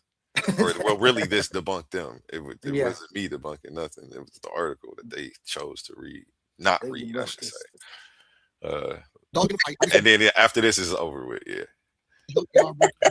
It wouldn't matter what the time. They was wrong so long. I just got so frustrated after this. I'm like, man, I'm just about to play the video. I'll talk to y'all later. It'll say you didn't bring up wasn't able to quote one book. Don't be mad at me. Hey, I'm just gonna read it, brother. That title is crazy. That title is crazy, ain't it? Like, man, I know I'm not tripping. I had to go look. I even went through my AI and seen. I asked the same question. A1, why do people call it poetry? Hold on. Let's read this. And I guarantee they're going to name a bunch of books that don't say zoonomia in here. The book that we were talking about in the book you quoted, they're actually going to cite poetry books. I already told y'all he was a poet. Man, don't be so tight, man. I just want to read. I'm not being tight. I'm trying to get y'all to be academically astute, and y'all are failing right now. This my article. I just listen. I told you I don't have a dog in the fight. Listen. Well, then don't have a dog in the fight. You pulled up an article and you put the dog on the leash, and you trying to walk it around the block. If you don't got a dog in the fight, don't put up the leash, bro. Can I read it, brother? You gonna further hurt GDN Capone if you read this article. Please, brother? I've already read it. Go ahead. Now you can read it. But it's gonna further put a nail in the coffin for GDN Capone because he thinks he can go off of titles. And no, I ain't say go. I did the research. You want him to read this, GDN? I did the research, bro. It's gonna do exactly what just happened before. So what's in zoonomia is also what's in the poetry. See, that's the part that you missed. You saying that it's a conflation. No, that's you just conflated it. No, how? That's not a conflation. His poetry. You said he talks about the same stuff in his poetry that he talks about in his science books. You just conflated the two, not me. That's his writing style. That's his belief. And that's what I'm saying. What does it matter? What does it matter? The Darwin's research is based off his grandfather's belief. Now I'm making that claim. Okay. Well, don't say off his poetry because that's false. What's wrong if it was poetry or not? He thought somewhere. I can read it real quick. Come on, man. Because his whole point was that Darwin's stuff came from his grandfather. So did his abolitionist beliefs. So did his beliefs against anti-slavery. Why would I think that other stuff wouldn't come from them? What's your point, though? You say that to say what? Now let's get to the meat and potatoes. Because y'all done walk this down for an hour. Now I'm about to stop. You gotta wait, Omar. You gotta wait before you read this. It's a belief. It's a belief that's rooted in science. That's all I'm just. All theories until proven are a belief. All hypotheses until proven. Would you agree are a belief? That's all of science, correct? I believe that You're not answering my question. Every hypothesis until proven is a belief, correct? It's a hypothesis. What is a hypothesis? a thought, a hypothesis. You asked the question. And until it's proven, it's a belief, right? I don't know. I got him. I just made him tap out, y'all. You made me tap out. I don't know. I just said I don't know if it's a belief or not. Hey, you don't know what a hypothesis is, though? A hypothesis is a Google it, bro. Google it. No, I know what a hypothesis is. It's a theory. It's a theory. It's a tentative, testable prediction or explanation for a phenomenon. That means it's testable. So it's only a hypothesis until somebody proves it true. Then we got a fact. Then we got a theory or something. Scientific theory explains facts. Hey, look. Okay, well, you came up here with this mess and almost got your homie head chopped off. I'm trying to save Omar from following you down this long. But the guy that wrote this article, straw man and you the he's an expert. He's a PhD in literary English. What's his name? Ed Simon. Ed Simon, and he wrote on what? He wrote this article. Ed Simon. Ed Simon wrote the article. D. Darwin. Let's see. Howie Rasmus. Read. Hey, wait. Go down. Hold on. Let's go up. So this is what it says. Ed Simon is a public. Hold on, man. Let me get my damn glasses. But I still want you to actually make a point, though. Well, I made my claim already. Saying that he wrote poetry about his observations. Then he was a Freemason. Well, not Ed Simon, but Arrhenius. This is trash. This is the best. That's not bad scholarship, bro. Who cares? What's your point, though? A1. I made my point already. I made my claim already. A1, real quickly. And because of that, we shouldn't follow evolution. Say the rest of it. Say it all, bro. I just put the claim out there. I ain't say what you should do or what you shouldn't. It's interesting though when you peel back the potato. There ain't no layers to peel back. You think you would uncovering some conspiracy? Like, nigga, this shit weak as hell. Go ahead, Omar. You can't do no worse than he did. You asked about Ed Simon, so this is what it says. Ed Simon is a public humanities lecturer in the English department of Carnegie Mellon University and the founding editor of the Pittsburgh Review of Books. He is also the editor-in-chief for Rust Belt magazine, a contributing editor to the Montreal Review, and a staff writer at LiftHub. His most recent book is Devil's Contract, the history of the false bargain, which some of his work, his latest work was in 2024. Named one of the best books of 2024 by the New Yorker. He lives in Pittsburgh, Pennsylvania. Ooh.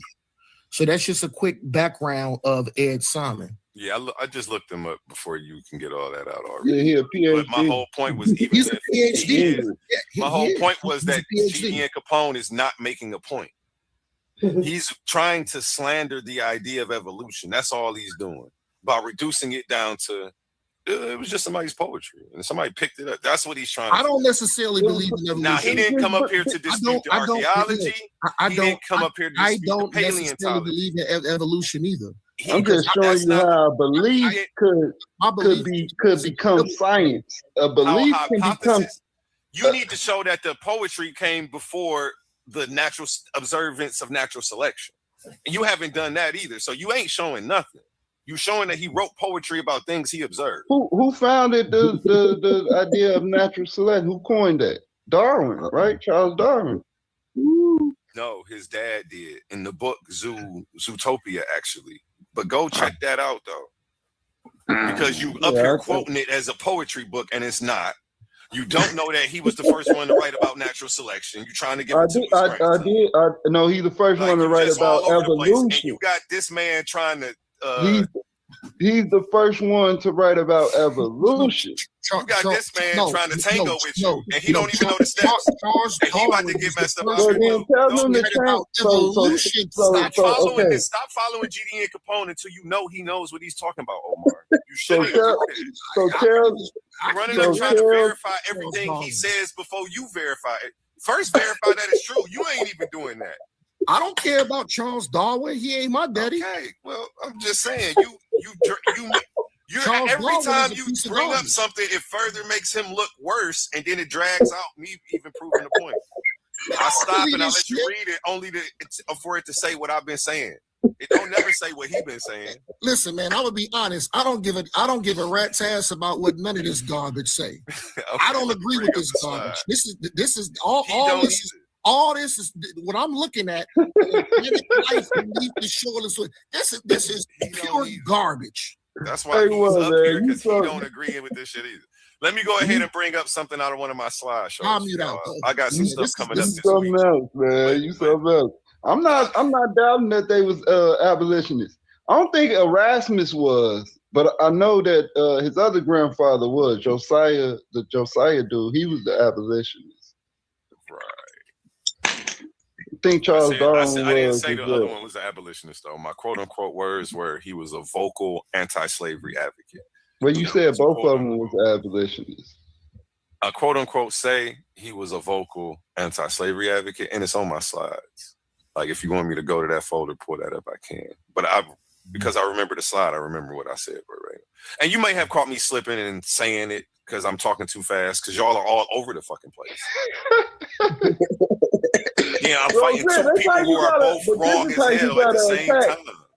You gotta attack this way, because the foundation that is rooted in you gotta come from a different direction.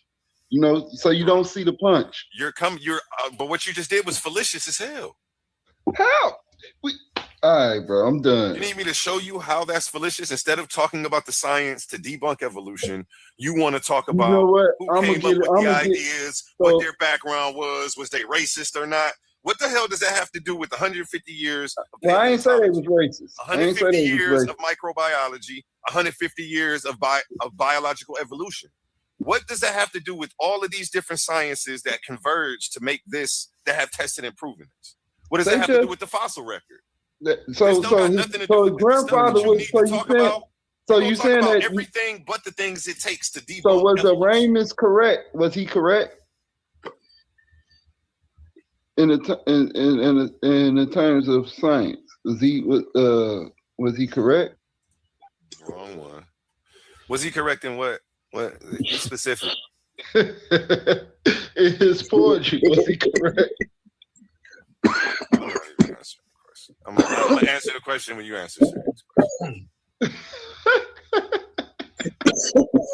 Let's talk about Zoonomia, which wasn't a poetry. I don't want to talk about any of Charles Darwin's grandfather's poetry books. If you want to talk about Zoonomia, we could talk about that because it wasn't a poetry. I only want to talk about things of a scientific nature. You're not about to keep hitting me with this genetic fallacy and talking about a bunch of bullshit. If you don't want to talk about the science, when you can't defeat the science, you have to attack the scientists. I recognize what's going on. Get your ish together. So you can't come to the face off like this, brother. We selling $20 tickets. Come on now. Let's get it together. A Gnostic scholar in 1954, he viewed his work as poetry, poems. Hey, I'm saying it's not just me, bro. That's what I'm saying.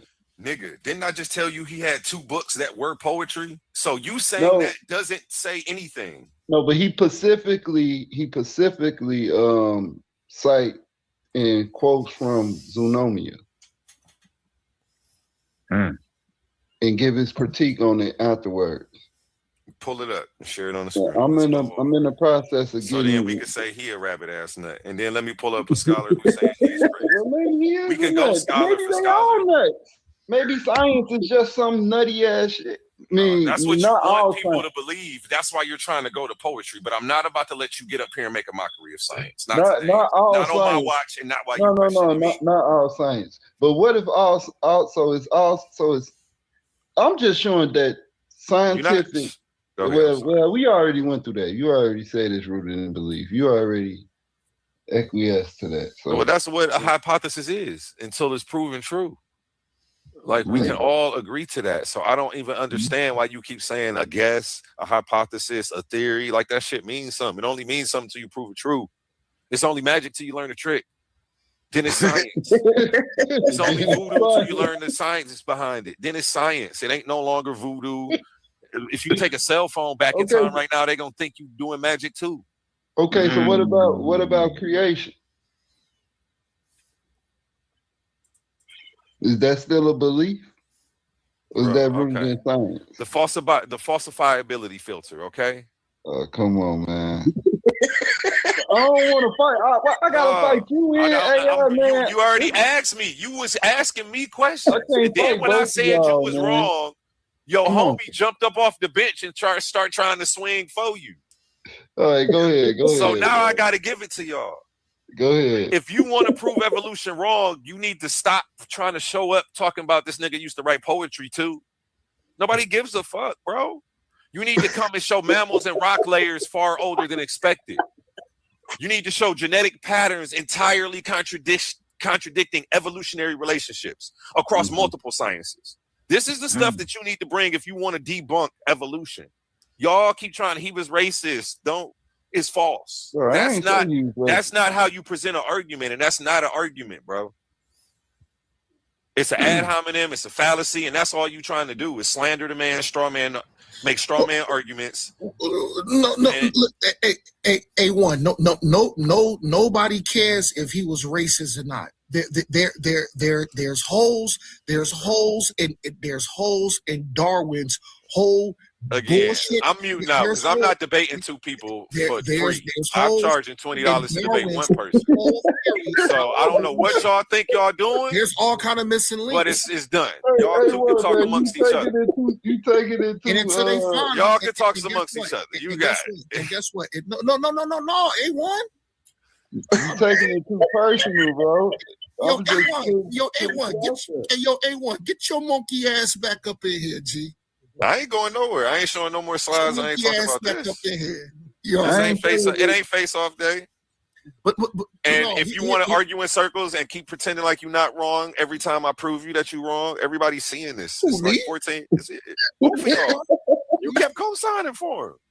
Your Nigga, credit I get back every he fucked your credit nigga, up. I did. You Yo, co-signed. Yeah, you put your name on that joint. A1. I did not co-sign for him. Yes, you did. No.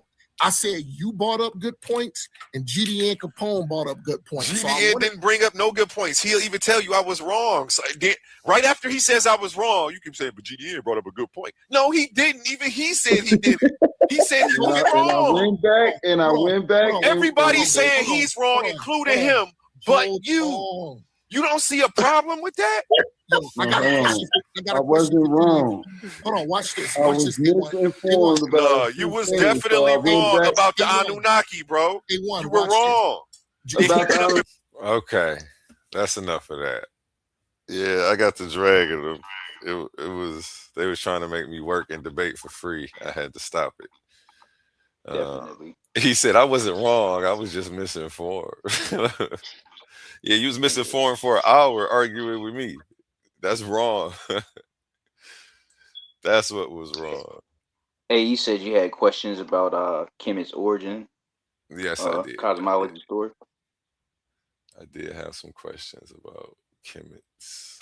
Yeah, because they don't talk about evolution or So just like we brought up initially, you have people before Darwin that talk about that topic in a different frame. They frame it differently. So you have a survival of the fittest adaptation frame, and then you actually do have even some Europeans before Darwin talking about it in a different way. But when it goes back to Kemet, they have animals as a part of their divination system, and an important one was Tahuti as the baboon, and that was before it became the ibis. So the reason why they use the baboon is because it's the only animal that is relative to a human's intellect. And they kept that as the symbol for Tahuti to show their East African origins for that divination as a part of their spiritual system. There's also a relief. It's generally known as the panel relief of baboons with Wajet. So if you want, you can bring that up and share your screen. But I use this relief as a way to inform people that even the committee you understood certain levels of evolutionary biology. Say that last part again for me. The So I evolutionary use that part. relief. So I use the relief panel of the baboons with the Wajet. You got a link for that? Can you drop a link for that in the back? You can actually just go into any web search engine and type it in. But I use that in combination with Tahuti as a baboon to show that the committee you had an understanding of certain levels of evolutionary biology. How you spell Wajet? Oh, so it's Wajet. So it's WEDG, or I'm sorry, WEDJET.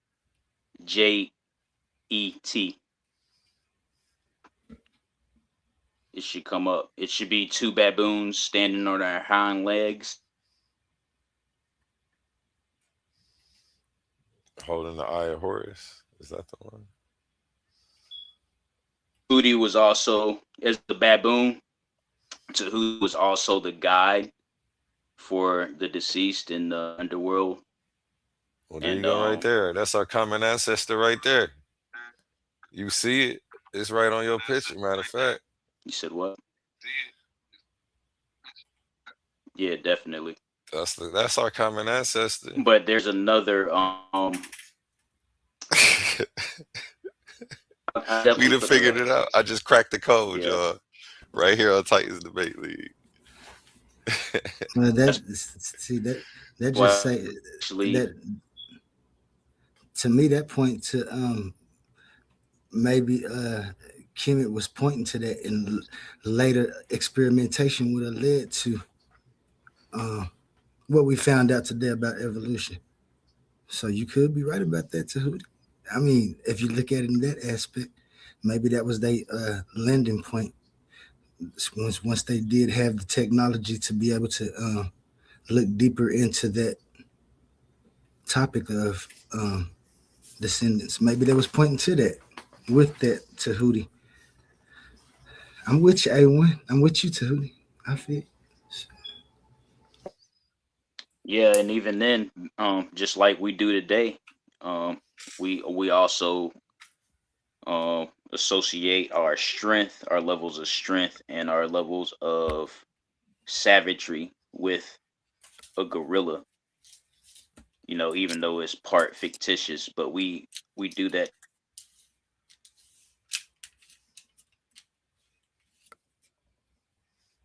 Say that again, Tootie. Catch our Your mic, intellect your mic back is coming up. in. Oh, is it my mic? My mic is messing up. No, it's just kind of low. All right, what about now? Better? Yeah. Can you hear me now? Yeah, I can hear you. Go ahead. All right, so yeah, so That is better.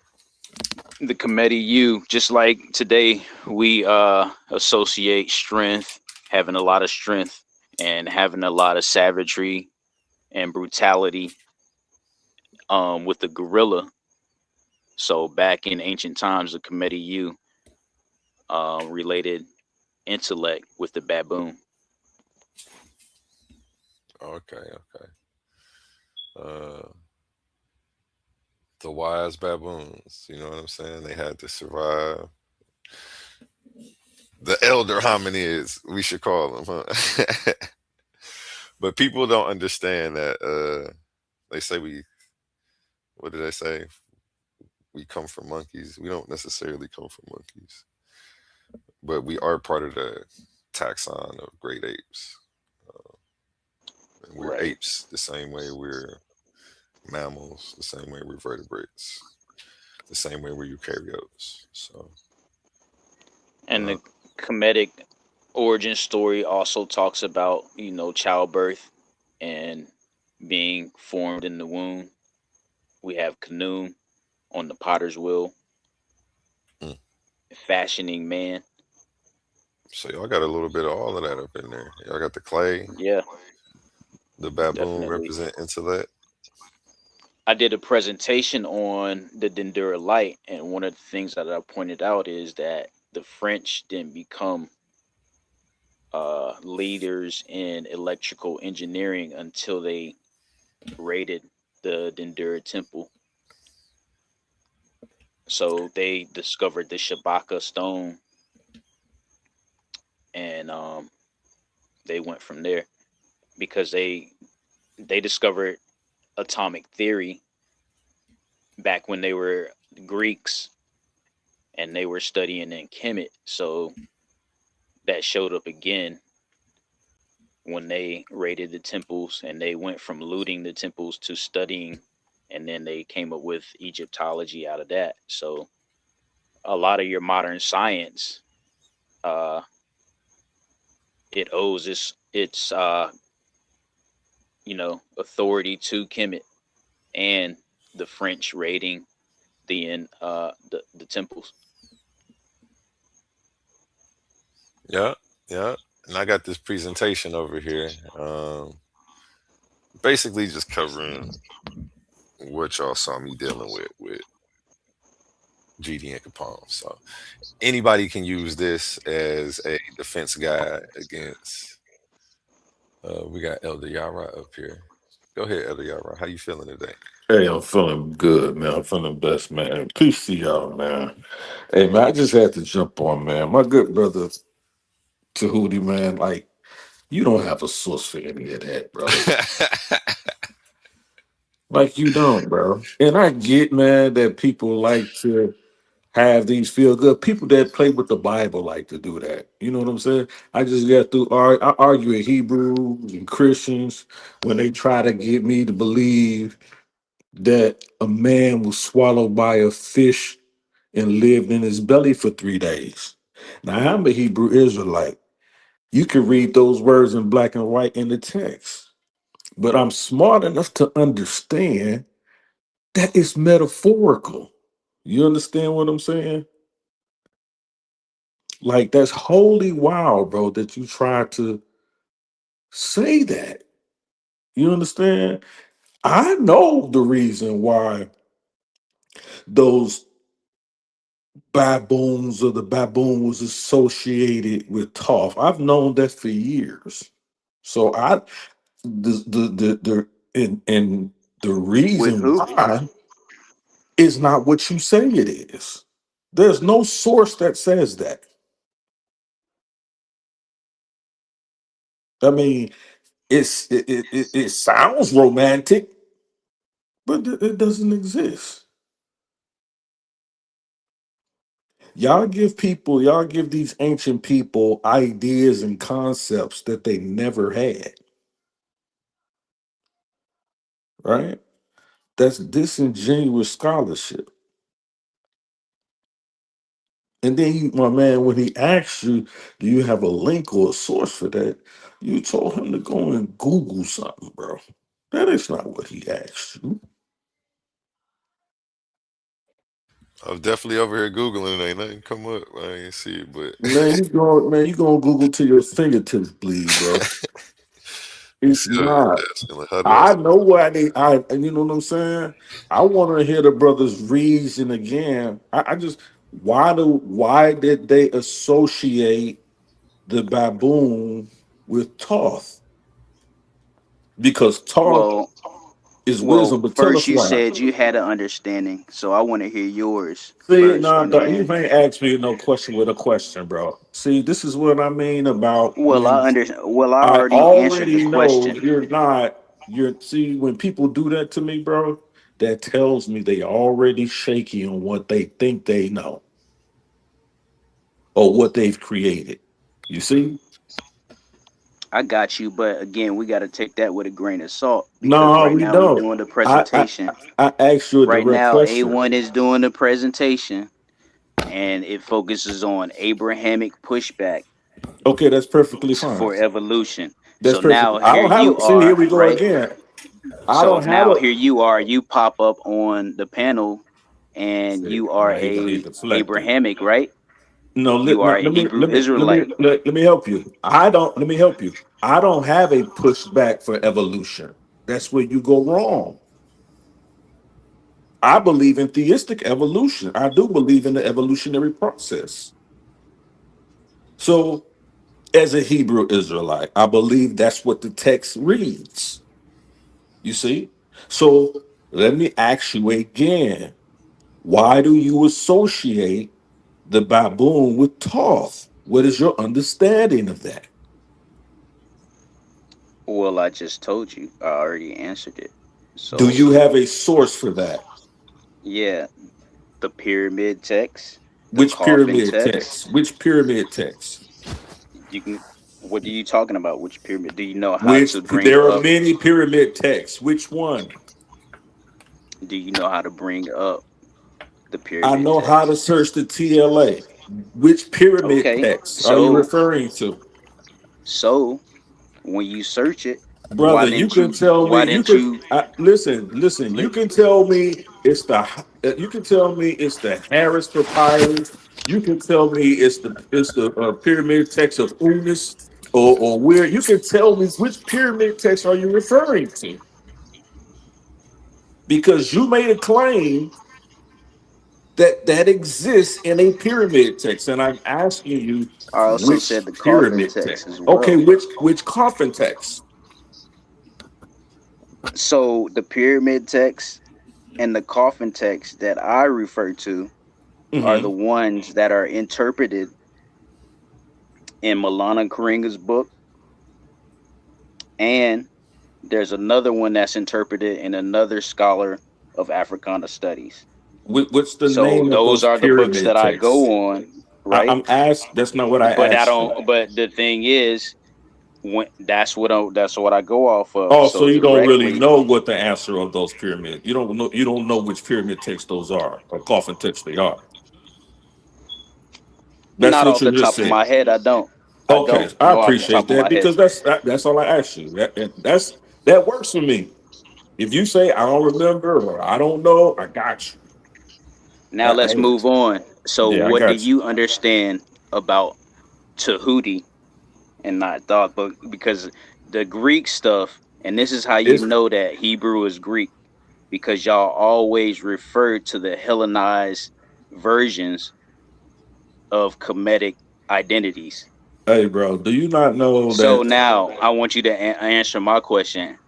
What is your understanding of why the baboon was used by the Kemetic U for Tahuti? Okay, so now y'all listen to me.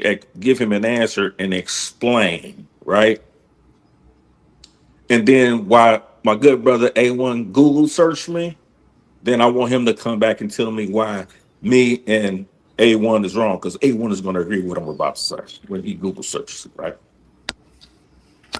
When you study the determinative, the baboon, because that's how they use it as a determinative, they use it as a symbol.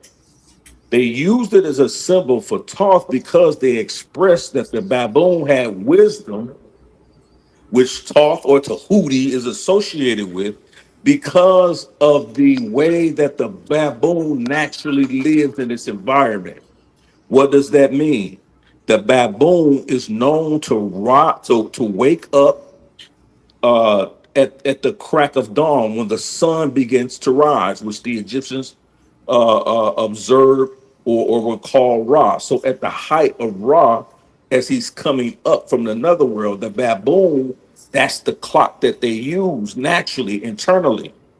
And so they would, and because of the baboon, how they would do that, they would yawn, they would stretch. So it would appear to the ancient Egyptians that the baboon was raising his hands to Ra and worshiping the deity. So that's why they associated the baboon with wisdom or Tahuti. Now, I want my good brother, the A1, to Google search that. I promise you that's the answer you're going to get. It ain't going to be none of that fugaziness this brother just made up. Okay? What did I make up? You made Because up I this, also, hold on, bruh, I also said that the bruh. baboon was You said definitely what? associated with wisdom, right? Why? And I said its origins. I said they associated the baboon because they wanted to show that the origins of that spiritual concept came from East Africa, right? That's So wrong. you That's just false. added more That's false. detail to You it. made that up, bro. That had nothing to So do I with made what. that up. Yes, you just created all of that, bro. Well, we know hold on, we know baboons aren't native to Kemet. They ain't- So, Thank right? you.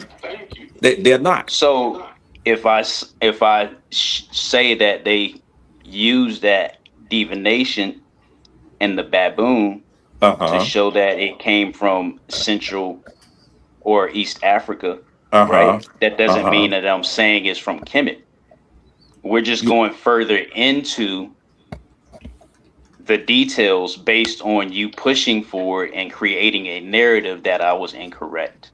you are incorrect because I'm why not did incorrect. you? I It just all told is you. I trust me. just showed you incorrect because there's You no didn't show me that I ulterior was text. incorrect. Hold on, I'm getting ready to tell you right now because there's no ulterior text, no coffin text No text that agrees with what you said. So None. the coffin text says that he is a guide, and I didn't say the coffin text associates him with evolution.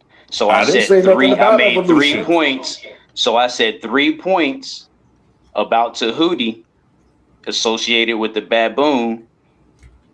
And one of the points that you only addressed one of those points, and we were both correct. You only added more detail to it. So in my second point, I went into the fact that they have a relationship. They're the only animal that is divinized that has a relationship with a human based on its intellect. So you pretty much said everything that I had to say. Now you're creating a narrative that I'm incorrect. But go ahead. No, so I'm not creating a narrative that you're incorrect. I'm showing you that you're incorrect because what you stated when you were asked to show a source for any of that, you said it's in you said coffin text. And then you said No, he the asked ulterior. me a source. I said you can generally look up in any web search inquiry. You can type in the panel relief of baboons with Wadjet, and he said he couldn't find it. So in fact, can you share your screen, A1, and type that None of in it's going to the say search what you engine? said. Mm-hmm. That was my third point. So I made 3 points to build on: one, the reason why they demonize the baboon, and two, its relationship in showing that they understand levels of evolution. Again, you're adding layers onto it to create a narrative that I'm incorrect. All No, I'm not because he adding couldn't layers on bring it. up a panel relief. I'm not adding And layers I on it. said, so you asked a general question about Tahuti. Where is Tahuti found? And I said Tahuti is found in the pyramid text, the I didn't ask coffin you where text. Tahuti was found. I never asked you that. You're lying. What I asked you was what you stated. And we'll go back and don't make me have to do this to you. Go back and listen to what you said. I didn't ask you anything about where Tahuti was found. Don't do that. Disingenuous. I asked you when you were talking about the baboon, right? And its relation to Tahuti, you made a Right. claim. Right. And you didn't even say what the incorrect claim was. You just I said just that that was generally incorrect. And you I didn't say said it was something that generally I incorrect. I said said it was totally with incorrect. adding, right. So even that's incorrect. That's disingenuous right there to say that is totally incorrect, being that you just heard me say that I made 3 points to build on why they demonized the baboon. So again, So now your you three all over the points. So let me place, tell you just what like you did. GDN Capone. No, let me tell So you what you we have did. what we have here is another Hebrew No, we're Israelite not going to do that. who's This is what you trying to come did. up No, this. Let me tell you. and I'll let you go, bro. I'll let you go. indirectly defend GDN Let me Capone tell you what by you trying to did. piggyback You on something created. that Tahuti supposedly said. But go ahead. Okay, you created by your own admission. You created a three-legged table. Soon as I kick out one of those legs, that table falls. So none of your premise can stand. If you really want to have the conversation with me. So again, you made that up. What did I make up? You just keep saying The that I made second part, that up. because I've What is already what stated I it and you made heard up? me exactly what I said. So go back and scrub it because you heard what I said when I first came on the panel. Number two, you mentioned um Yeah, make something up. Go ahead. you mentioned animal. Make it up. You Be mentioned Greek. Go animal ahead. and DNA manipulation. Nah, I ain't mentioned none of that. I ain't see, there you go. That's exact. I Bro, do I have mentioned to go back and scrub this video, animal bro? and DNA manipulation. I mentioned that. Did I have I to didn't go? say nothing about DNA That's because you don't know manipulation. how you don't know how to form it correctly. But that's what you were alluding Nah, to. see, now That you the trying to, ancient again, you Egyptians. creating a narrative. Hold You on. No, I'm creating the not. narrative, No, I'm bro. not. You said Yeah, that. you You said are. You the didn't even ancient know what, you couldn't Egyptians, even remember what you wanted to bro. say. You That's why said you the know you was making ancient, it up. bro. You said the ancient Egyptians was manipulating DNA. That's what you said. Nah, I ain't say that. You a liar, dog. You a liar and Yeah, a laugh never it to be off. Laugh it trusted. off. Look If at you you can, laughing. Look at you. You A1. just If we look can at you we on a scrub discrediting campaign. That's can what we y'all scrub Hebrew this? Israelites Can we do. Look scrub at this you. timeline back? Can we Yeah, scrub go this ahead and scrub timeline it back? back. Show where I said DNA manipulation at. I know exactly what you were saying, bro. Gene splicing, DNA, that's DNA manipulation, bro. We're And gonna go then back and you scrub messed back up and everything you said that's said. not how you try to frame it. So I said something that I didn't say, but you saying that I didn't say it correctly. So now you gonna try to tell me how I say it? No, we're gonna That scrub don't it even back and make no listen to sense, exactly what you brother. Like, you said. gotta make sense. If Our you're gonna man create making a sense to you. narrative, at least try to be a Hey, little bro, bit more listen. All we gotta cunning and do is specious scrub about it. back You to know what I what you mean? said when you had my man first You're not start even Googling you're in the not even first doing a place. good job at being devil's That's advocate all we right gotta now, brother. do.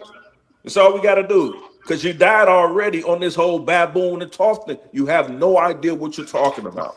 Nah, it's too suspicious. This is You may know suspect. you're Again, the suspicious. whole show You're is about suspicious, bro, because you Hebrew lied. Israelites pushing back against evolution. Bro, And I'm not now I here don't push you back against come. evolution. I just told you that. Ironically, here you come I don't up push back against trying evolution. to I talk just about told you that. the So now you're creating relationship a with narrative, right? baboons and the Yeah, it's understanding of really about baboons from anybody the who Committee push back youth. That's what you on. I just That's came what on it's this about. happens to panel be a Hebrew and I Israelite. told you I don't push back against evolution. You're creating a narrative. I said that clearly. So you're creating a narrative. I don't push back on evolution. So now let's scrub this timeline back and let's see if what you said you can actually substantiate because you made a claim that you can't. And You we got all heard it. you got to scrub it back on like a Because secondary my like man still because my man's still looking for that source. I know it don't exist. That's why I hit the panel.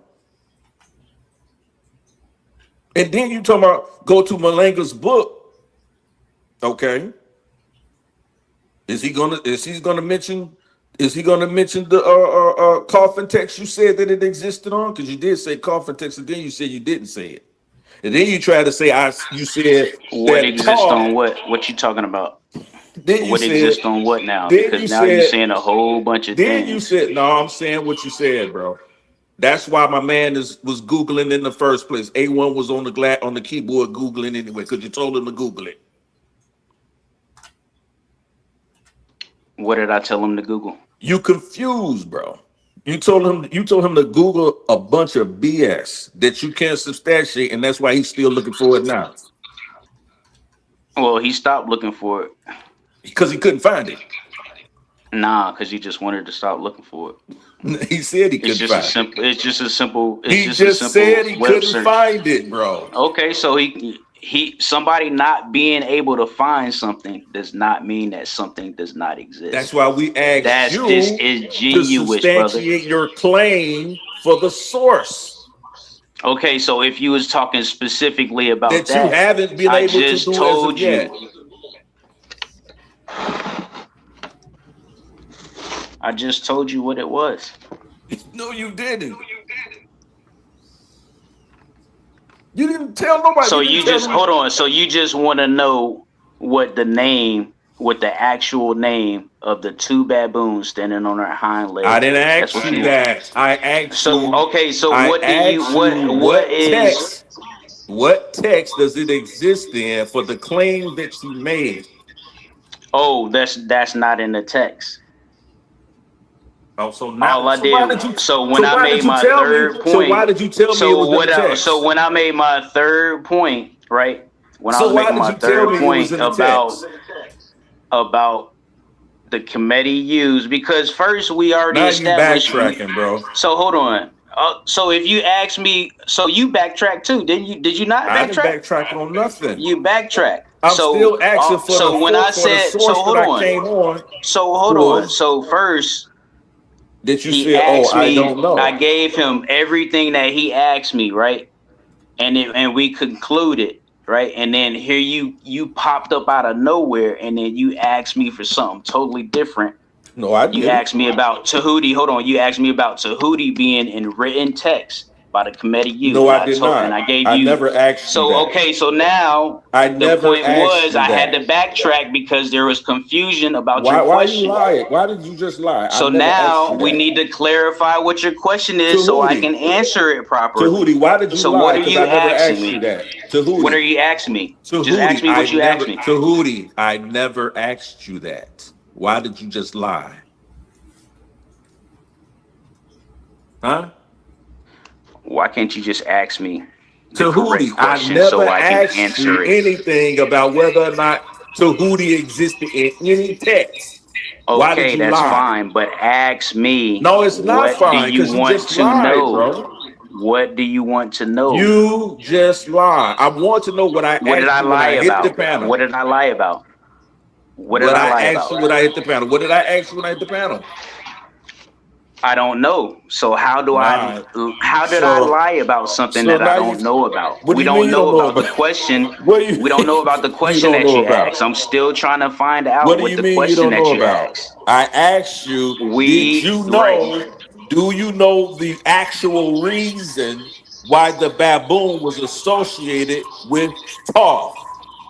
Then you start talking about, see, I don't know. They talking about Tahuti. You never answered the question. And you still haven't.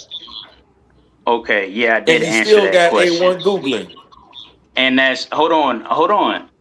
So he would have to Google the coffin text, or he would have to Google, and I would have to retrieve Karinga's books and Africana Studies books regarding that text.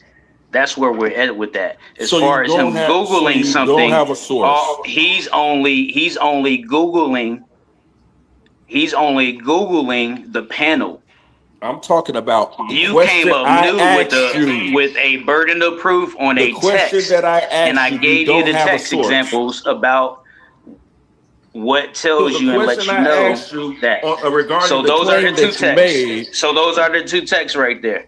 so Those the are the two question that I texts. asked you about the Already claim that gave you you. made, you don't have a source for.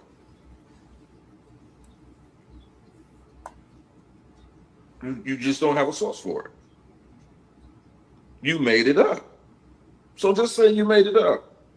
Because at this point, you can't say you misspoke because you keep repeating the same lie. You just made it up. Now, I didn't come up here to push back against evolution because I believe evolution does exist. I don't push back against that. Okay, so what text do we find Why what you? the answer is? You tell me. That's why I came up here. No, You hold on. said I'm supposed to be wrong. I can't be wrong when you don't know at the no, same no, no, no, time. no, no, no, no, no, no, no, no, no, That can't be no, reality no, right there. That no. See, here's that's the he problem with you, bro. Listen, bro. I ain't started know doing what this the text yesterday. is, but No, the I ain't text that started doing this Tahuti yesterday. gives is wrong. I didn't That don't ask you make sense, nothing. man. I Make didn't that make ask sense. you whether or not Hold on, Tahuti hold on. You existed said in what you any said. text. This is the new question. No, there's no How new is the question hold on? This is because the you new didn't answer question. the This first is the new question. question. This is the new question. Just say How you is the made it text up, that bro. somebody gives wrong Just say you if made the it other up. person who says it's wrong doesn't have a text? No, the burden of proof lands with the person that makes the claim. You made a Okay, claim. but so now you would have to prove that it's not in the You coffin made a text or in the claim. pyramid That's not text. how it goes. Not You if made a I remember claim. what version it's You in. made a claim that it's in So a pyramid no, that text don't even or make sense at coffin this point. text, and you haven't proved Hebrewisms one, and you 101 haven't right produced here. it, and you haven't produced Hebrewisms it. You know 101. why you can't produce it? Because you Hebrewisms can't 101. produce it. So you know Hebrewisms what this 101. is? This is moron 101. Who makes a Yep. claim he can't Go ahead. substantiate, and then tries to say Well, Greeking and show Geeking me. Hold 101. on. Then he tries Greeking to and say. Geeking Then 101. he tries to show me. Then he tries to Greeking and say, Geeking "Well, show me. 101. Well, show. You can't tell me I'm wrong if I've made a claim that I can't substantiate. You can't tell me that I'm wrong. Who does that? Who does that, bro? Tahuti Who does asks that. for a source, then Right. You ask for claims you that the if you source make a that's given claim, is bro. wrong, and then Listen, can't give there's another source nobody on this themselves. panel. There's nobody on this panel that So would you agree making with that you, up? bro. What are you saying right now, bro? I'm You saying just you're a saying a liar. whole bunch of That's nonsense. what I'm saying. You lied A about lie, everything you a said, Hebrew bro. Israelite calling You lied. somebody a liar. Yeah, We got you to just take that with a lied. grain of salt, though. We got to I'm take that not with a saying, grain of hey, salt, listen, bro, you because you can believe in take it weird with things a already, you can take right a off the bat. shot, a cold. I'm telling you, you lied. Period. Okay, That's but what I I'm said. saying we got to take that with a grain of And you salt, can't. period. No, Because we you don't are gotta a take a lot Hebrew with. Listen, bro, Israelite. you can take it with whatever you want to take it for. Okay, so you can say You whatever you want to lied. say. You can say that all you want. You lied, You can bro. say that all the So nobody's going to believe again, you. your scholarship Nobody is is going trash to believe you. because you can't prove anything that you You stated just tonight. theatrical at this point. You Hey, just bro, I'm just theatrical. telling you. You said, bro, You it's just here, it's there, theatrical. it's in that person's book. Where? I asked you for a pyramid text. I asked you for a coffin text that you This said it all existed, resides on me not and you being don't know. able to share my screen. Is that what No, that it relies all on? resides Is on you that what saying resides it's on? all reside on you saying, "Hey, I made that up." Just say you made it up, and that's cool if you made it up. But don't lie and say there's a source for it when you know that it's not. So okay, so there's no source for Tahuti's relationship with the baboon. I never Is that what said you're that. saying? That's not what All I right. said. That was my question. My So are you question saying was, so are my you saying that question it's was, not I'm getting found ready in to the tell coffin you. text or the I'm pyramid not, text at that's all? Is not that the what you're question. saying? That was never the Is that what you're question. saying? That No, no, was no, never no. the It's not a question question. at this point. You The making a question claim now. was, you made a claim about the baboon's You made a new relationship claim. to Tahuti and what that relationship was. I told you you lied about that, the essence and the basis of that relationship. You Right. lied. Again, we got to take that with a grain of salt. But So go we ahead. got to go back and then we got to show and prove where you lied because we can do that. We can do that. Why haven't you done it yet? Hey, the burden of proof is on you, bro. Now, A1 already told you to go back and scrub it. He said you had to do it. So to prove me wrong and shut me up, go back and scrub it and show Nah, us that don't even where. make sense. Yeah, that's what I thought. Hey, bro, I don't Oh, know that's who what you. you I thought don't know now? what you think. I don't know Just what you because think I you said are. that you don't make sense, now that's what you A thought? A1, A1, A1. You hear me, bro? A1. What's up? Hey, man, put this meat packet in the ring with me, bro. You want to debate Tahuti? Don't debate. I can tell that most people that won't stand on their information won't dare do that. Tahuti don't debate, man. Yeah, he won't do that, man. Is he on your squad, man? Is he on your team? He one of your team members? He's not a Team Titans, Oh, but he okay. is part of the, you know, Oh yeah, he yeah, is that's part of cool. That's one cool. of the Titans, Okay, yeah, that's Titan cool. family, but not Yeah, one of that's the cool. That's debaters. He's cool. not a That's cool. I'm debater. talking about Team Titan. You know what I'm talking about. Yeah, Yeah, no, I got you. I his got you. I team was finna believe say, bro, because you got he a has weak like link, five bro. brothers.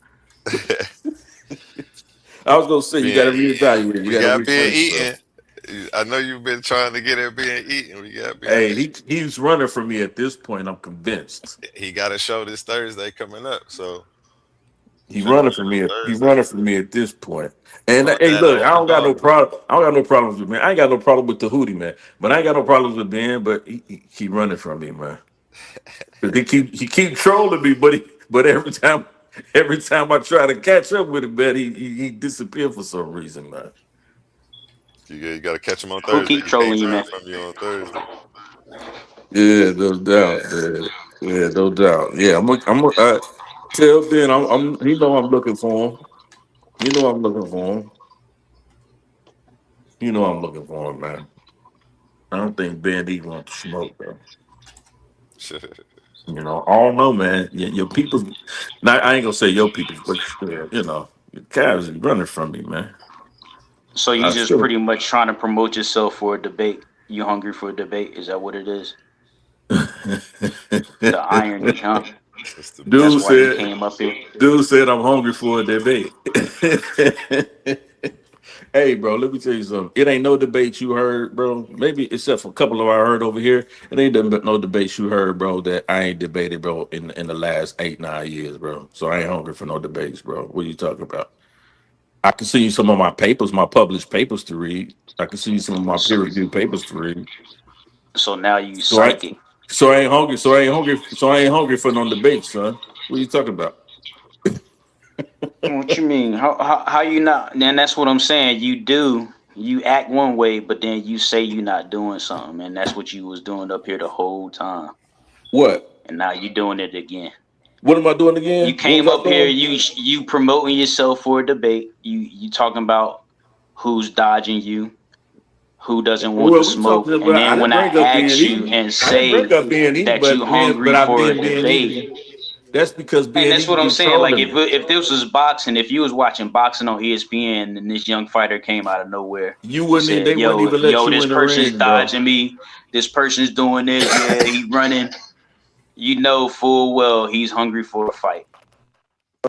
So I don't know why you playing the games, man. Why you playing the games?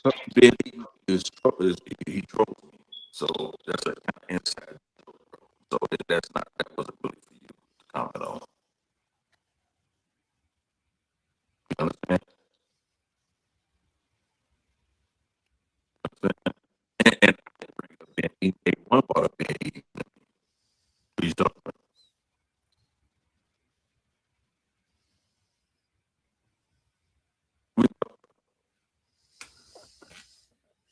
You cutting up, LD, all right? You say I'm coming up. Can you hear me? Yeah, you sound a little bit better. Oh, yeah. I bring up being easy. One part.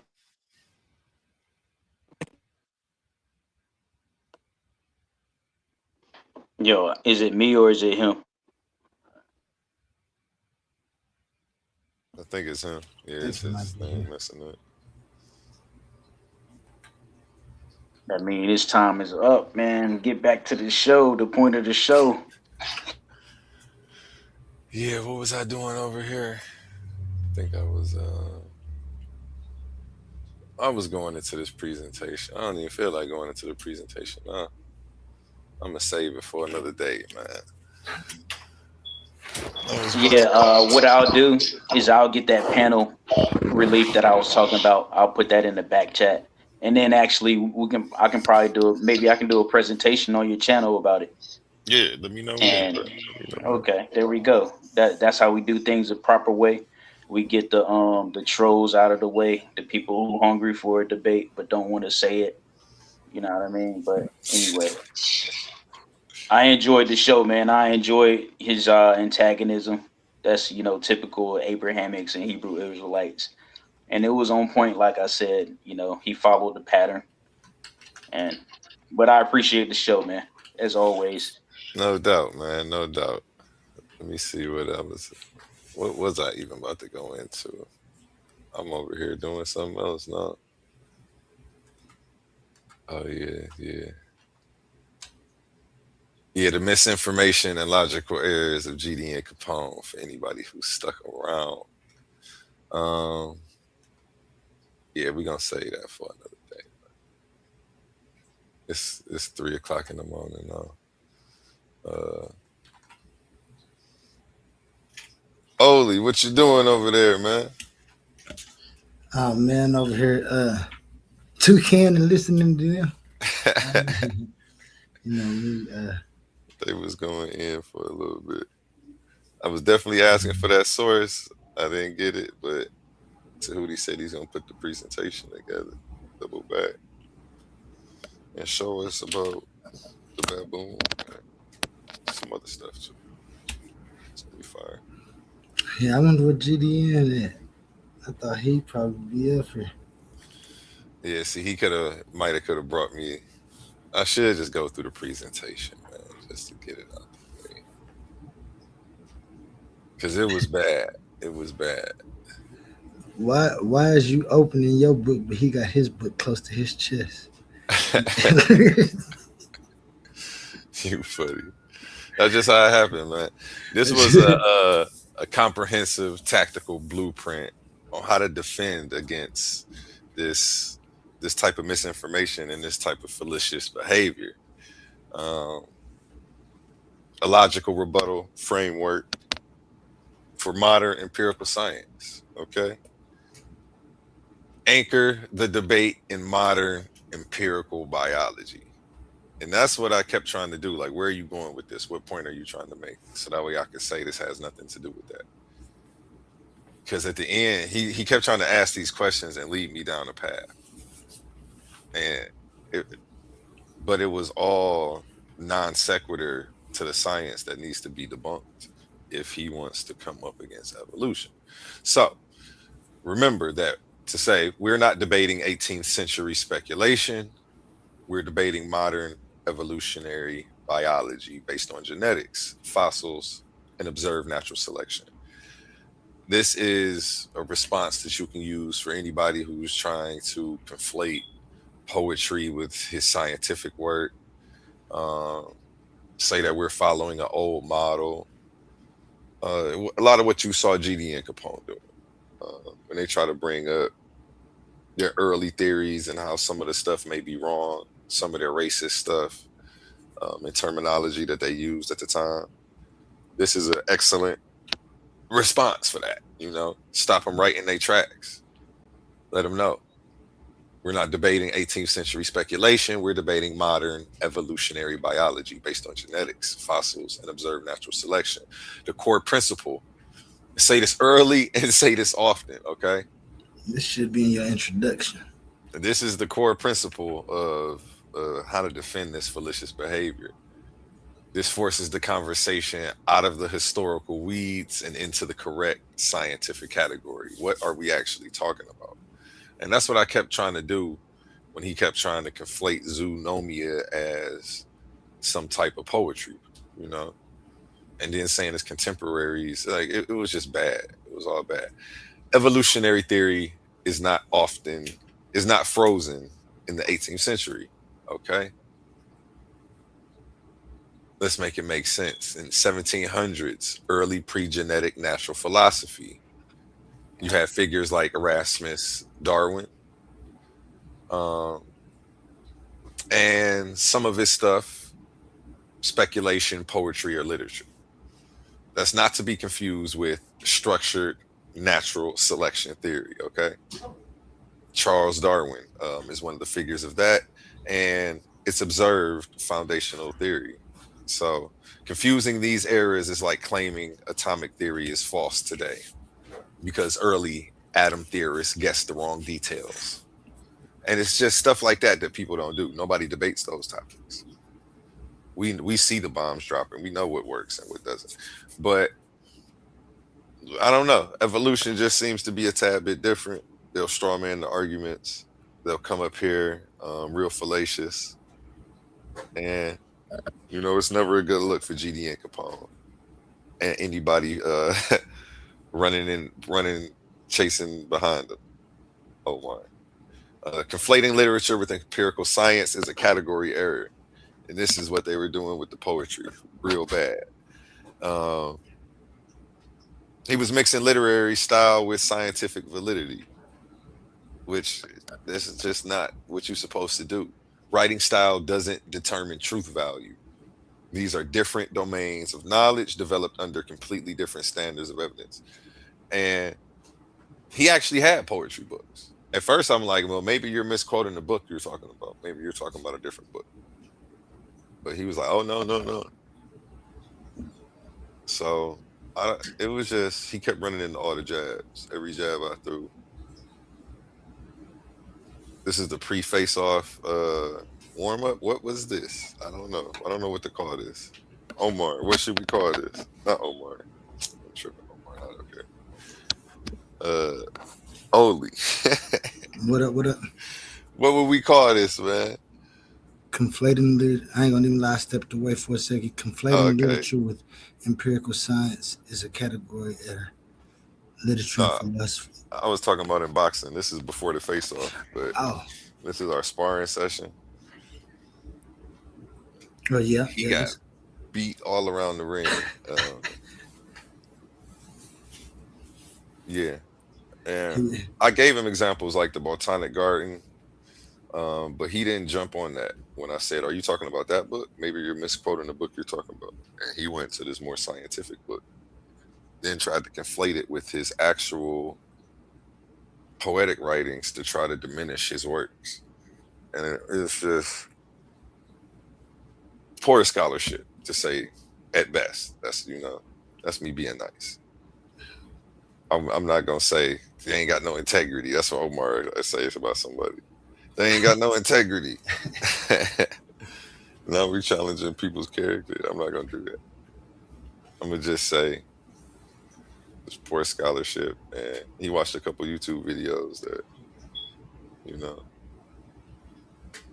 had some sway. I see why people be saying TikTok and stuff is dangerous, but I ain't gonna say it's dangerous, but yeah, you can get some bad ideas on there.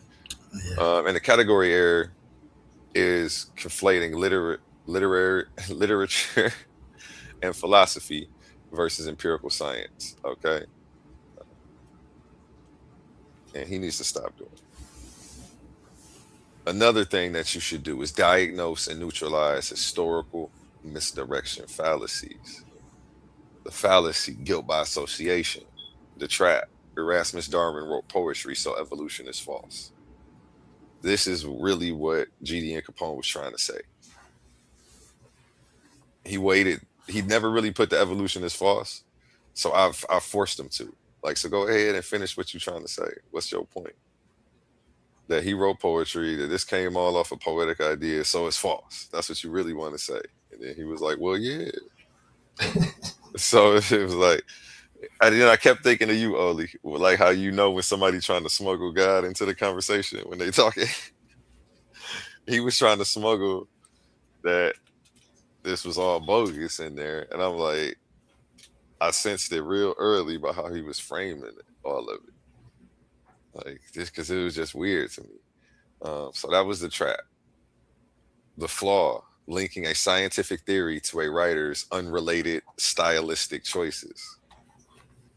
Okay, and here's how you rebut that. That's guilt by association. A writer's poetry has no bearing on modern biological science, which it doesn't.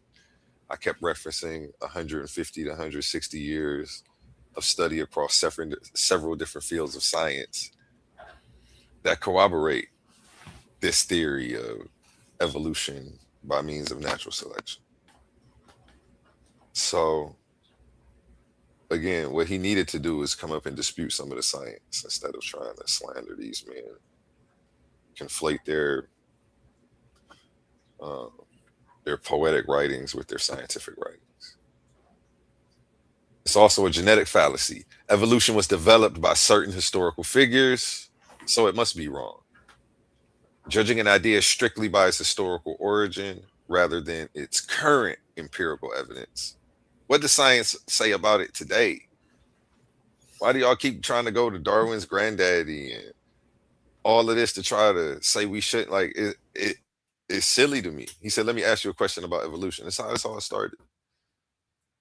All he's trying to do is slander his granddad. Like that's how somehow gonna make me not want to believe in the science that we currently have, the fossil record that we currently have, the genetic studies that we currently have.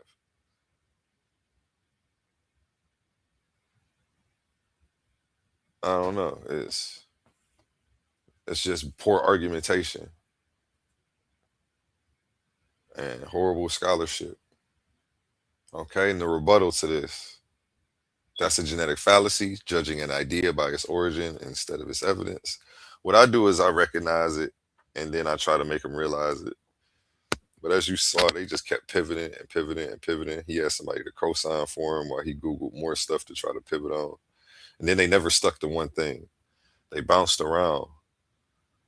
I kicked their butt on one topic, then they would just move to the next, and then they double back to the first topic like they didn't get their butt kicked on it already. It was, and until eventually I stopped it. Like I'm not debating for free. This y'all trying to make me debate, and this for free. I ain't doing this. Let's get into it. Identify logic traps that distort the scientific method. The straw man fallacy. Evolution is just old thinkers guessing about life. This is how GDN Capone was trying to diminish the theory of evolution by means of natural selection. One, he thinks that a theory is just a guess, when that's not what the definition of theory in science is. A scientific theory explains facts and scientific laws, patterns that we see in nature. That's what a scientific theory does. So he's just confused. The flaw, silently replacing complex modern science with a simplified caricature of Enlightenment era speculation in poetry. He's silently replacing complex modern science with Darwin's poetry writings, while simultaneously trying to conflate his scientific writings as poetry. This guy was just all over the place. So while committing category errors, he's also committing a straw man. Modern evolution is based on DNA, fossils, evidence, and observed selection. So this is how you rebut that. Moving the goalposts, which we saw them doing the whole night. Like I say, I was kicking them around like a soccer ball. Even if evolution is supported, it still doesn't explain everything. That's the trap they try to set. Suddenly shifting the standard of proof to an impossible extreme. So you're going to see a lot of that in the rebuttal. That shifts the standard. A theory only needs strong explanatory power for the domain it covers to be valid. It can't explain everything. Science doesn't claim to explain everything. So, and they want to try to boil it down to a belief and really insult what it does is insult their own teachings. Then when they call evolution a religion or call science a religion and call evolution a belief, they're trying to even the playing field and bring it down to the level of the Christian text or the Abrahamic faiths, like, which is insulting to their own works. So they try their insult to the people who've done the homework and are bringing back their findings is to call it, oh, that's a religion, because they're religious. So, like, what does it really say about religion then, if y'all are using it as an insult? I guess they forget I don't know. It's like, and I'm just here to hold up a mirror to people, you know what I'm saying? So that way they can see themselves. While simultaneously insulting people by calling science a religion, they'll try to use science to debunk science. When if science updates itself, that's just what it does. You know, it doesn't have a prophet, and there is no scripture that we have to follow to the letter. That has to be God's word. It can't be changed. Like, we're not adherent to all of that. Science is allowed to update itself. So when science does update itself, it doesn't mean all of science is therefore wrong. Don't follow it. Because they love to come with, look, science debunking itself again. No, that's science updating itself. And that's how science works. So sometimes things do update. But that doesn't mean science as a whole is wrong. That's also fallacious. I should have covered that. But another day, another pseudo. We'll get to it, I'm sure. A valid rebuttal requires dismantling modern data sets. To seriously challenge evolutionary theory, an opponent cannot attack historical literature. They are required to engage directly with modern evidence. So bringing up his granddaddy, it just needs to stop. Bringing up the abolitionist past, he was a racist. His granddaddy was a racist. Like, none of that stuff matters with what we found today. Slandering the man is not how you try to defeat evolution. If Darwin popped up today, he wouldn't even recognize evolution. He wouldn't recognize it. The science has come so far. The fossil record is is so extensive now. He wouldn't even recognize natural selection as we know it today to explain it to anybody. We'd have to reteach it to him. Okay, even if Erasmus Darwin wrote only poetry, it would not logically follow that evolution is false. The conclusion simply does not follow the premise. It's non sequitur. And again, this is what they were dragging me through for about an hour, hour and a half. Non sequiturs, genetic fallacies, straw man fallacies, um, moving the goalposts. And, eventually I just said, okay, I'm not doing this for free. I charge to teach, usually, so that Cash App does work. $ Titans Debate League. $ Titans Debate League for the low, low price of $1. You can feed 20 people in Africa right now. Yes. Let's get back to it. Modern evolution rests on 4 empirical pillars: genetics, the fossil record, observed evolution, and predictive power. This is what you need to be trying to debunk if you want to come against evolution. And as soon as you do anything outside of this, I recognize you're being fallacious. And okay, here we go. That's what I say to myself. Oh, here we go again. Another one. Khaled, another one. Walking, talking fallacy. Pseudo spitting. Hype man co-signing like that shit. It's hitting. It's not. You're pontificating all over the stage. Excuse my language. Let me tighten that. Genetics, though. DNA similarity across species. Okay. Shared genes in humans and primates. The fossil record. Chronological layering of species. Transitional forms. Land mammals to whales. Fish to amphibians. Observed evolution. Antibiotic resistance. Viral mutation. Documented speciation in labs and field studies. Predictive power. Nested family trees in DNA. Geographic distribution of species. Anatomical homologies. And this is what you need to be able to come against if you want to come against evolution. As soon as you start talking about anything else, Darwin Granddaddy and all of that, I know you're about to take me for a long walk down a short pseudo path. And I don't want to go on that walk. I'm trying to save myself time and keep y'all on task. Hey, can I ask you a question? Go ahead.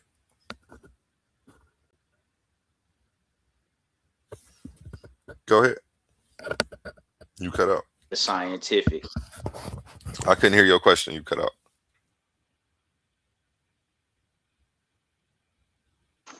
What have you ever met an Abrahamic or a Hebrew that's scientific and that makes sense?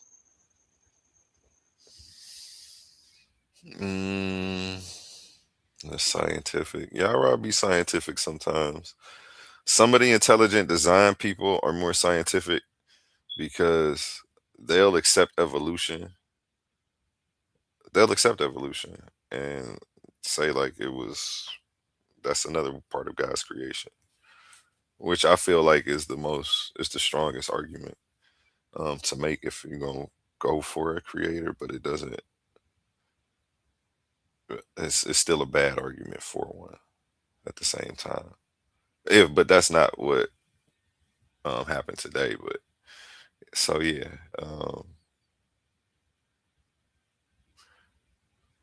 yeah. Did Yeah, that I answer hear your you. I can question? respect that. I met some, Definitely. Yeah. and I know some scientific Christians. And they're Christians, and they still are scholars, Yeah. and but they don't use too much science. I haven't seen them try to use science to prove God. But the pushback method is always the same.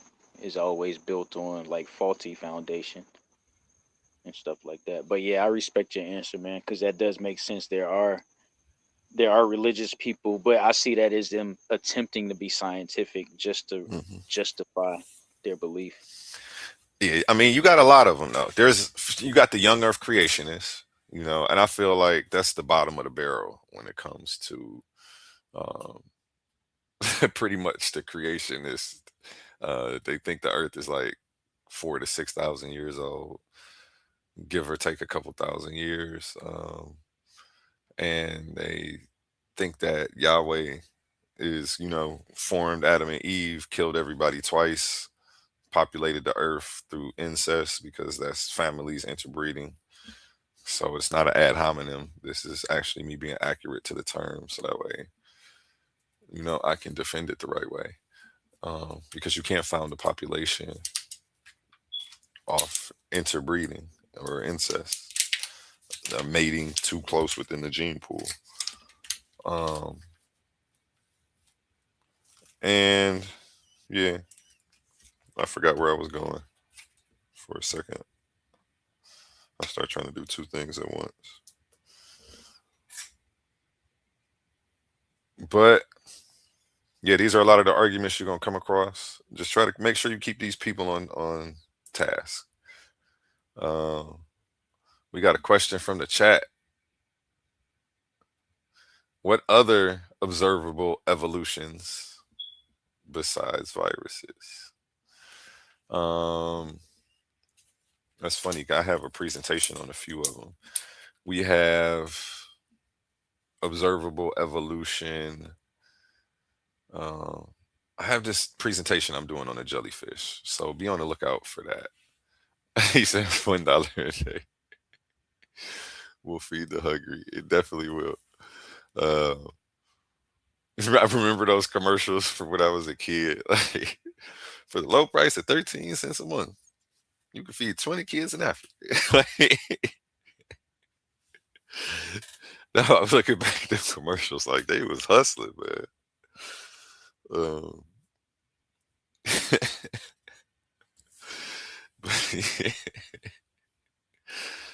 um, yeah, like from the jellyfish to different forms of just how the brain evolved, um, neural networks and things like that. In the jellyfish, it didn't necessarily have a brain. You can cut a jellyfish in half and it'll operate because its neural network is in a web over its whole body. So you see the evolution of like the jellyfish to things that encapsulate. That's not the word I want to use. I guess form to protect that your neural network. So you see the Can I evolution and also stuff like say that. That's observed. childbirth? The Yeah, whole child development and childbirth is another example. definitely, definitely. When you even look at small embryos, um, how they have they look like little fish, and then over the course of 9 months, it grows into bones form and all of that. But is that what you're talking about? Most definitely. You make me want to pull up a picture of that. Yeah, because that's Yeah, definitely let an me pull up a picture of example of observed evolution. that. Embryo, 9 months. Let's see if it comes up just off of that. I didn't put the A in the embryo. Embryo to 9 months. And then the the creation myth out of the pyramid text is recreated through childbirth because you come out of the abyss. Okay, I don't know how big this is. Let me see. That one's kind of weak.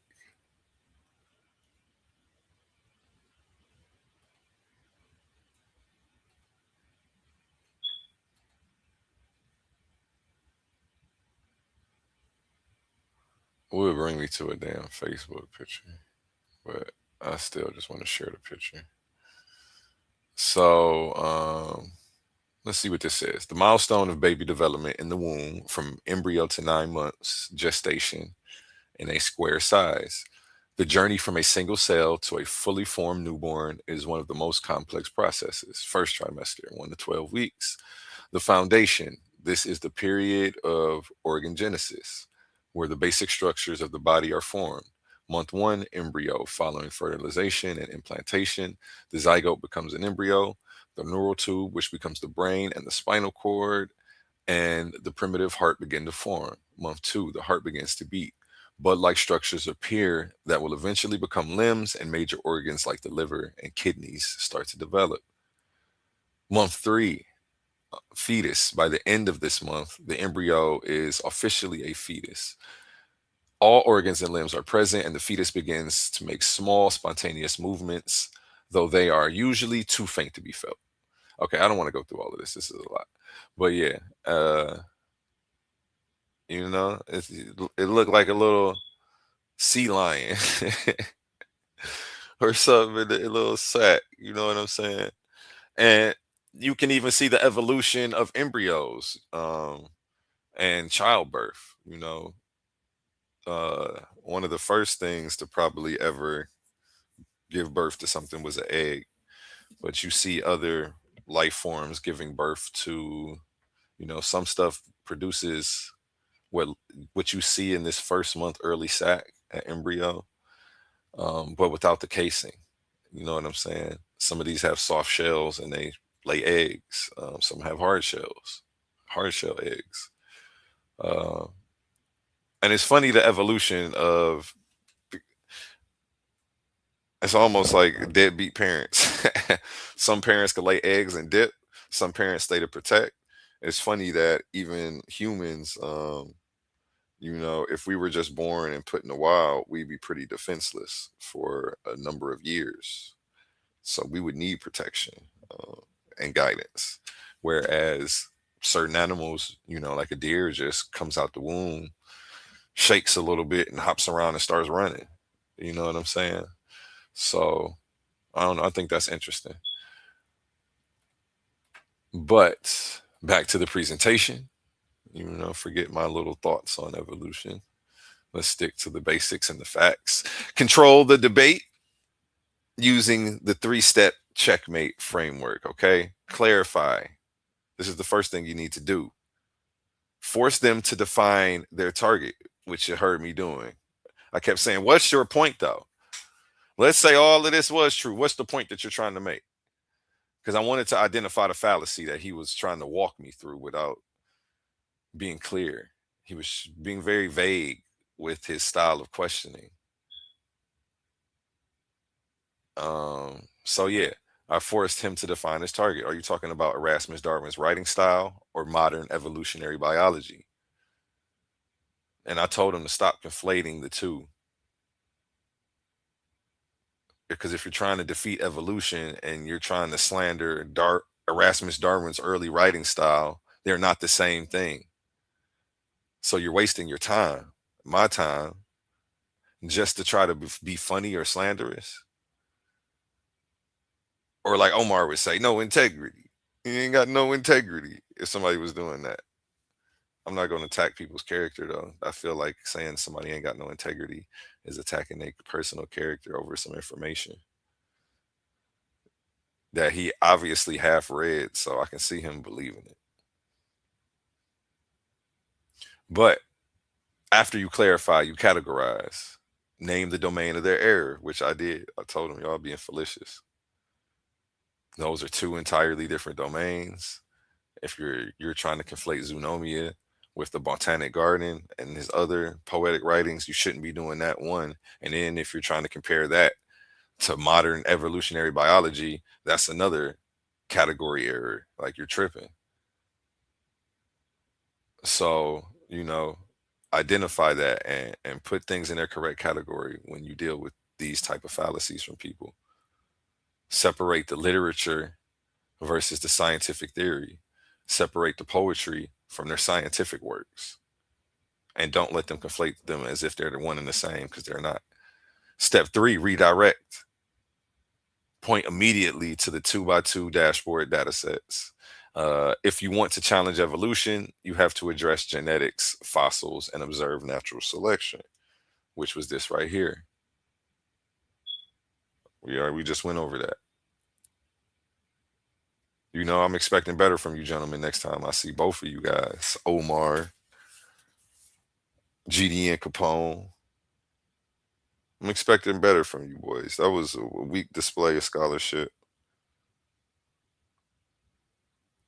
To say that at best. You know, that's me being nice. Okay. Deploy rapid fire rebuttals to disrupt bad faith arguments. That's a genetic fallacy. That's not evolution. That's enlightenment era speculation.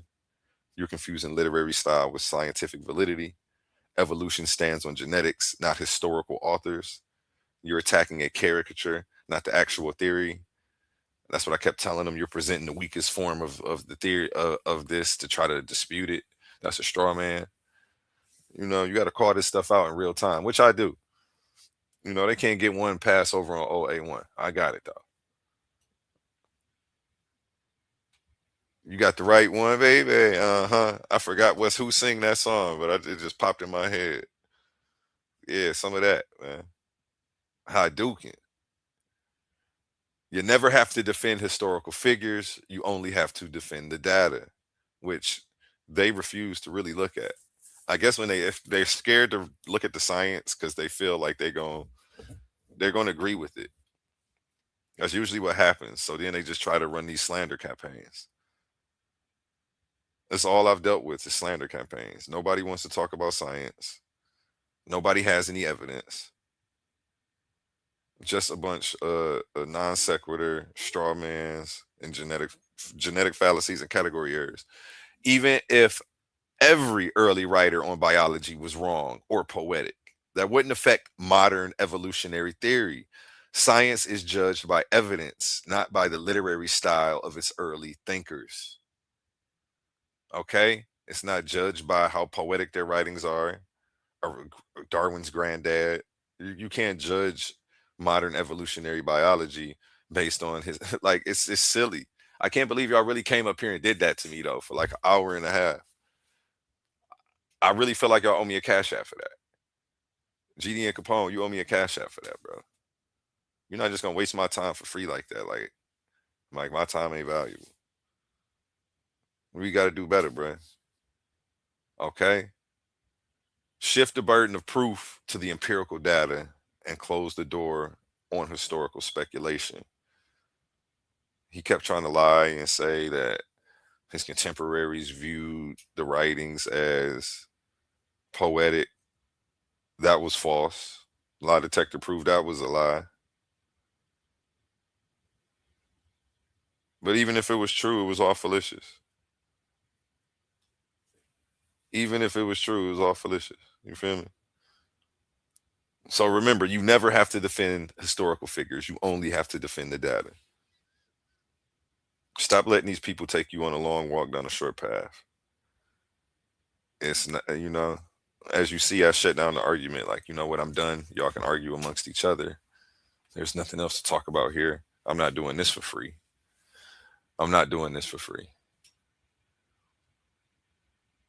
Y'all got it, gentlemen? Y'all got it. Sometimes a wise man knows that it's not about winning every argument. It's about choosing the arguments that are worth fighting. You feel me? They weren't about to drain me of my energy, faint and confused when they understood what was spoken clearly the first time. I don't fall for that type of stuff. You got to be careful for the traps disguised as conversation. Be very careful for the traps disguised as conversation. Hey, let me ask you a question about evolution. Hey, Oli, let me ask you a question about onlyism. Be very careful of the traps disguised as conversation. Yeah, right. That's how they get you. That's how they get. Remember when you first came around, right? That's how they used to try to slide up on you. That's exactly how they did. And I then just got a question. and you would explain it clearly. They'd just play confused to try to see if they could pull you off your center. Just try to see if they can get you out your hookup. You know what I'm saying? To try to see if there's kinks in your armor. Pause. That sounds a little weird. But yes, you know what I'm talking about. Like, and you just gotta watch out for that. That's I see it happen all the time. The one that get me is when they just like Yara, shout out Yara, did to Hootie.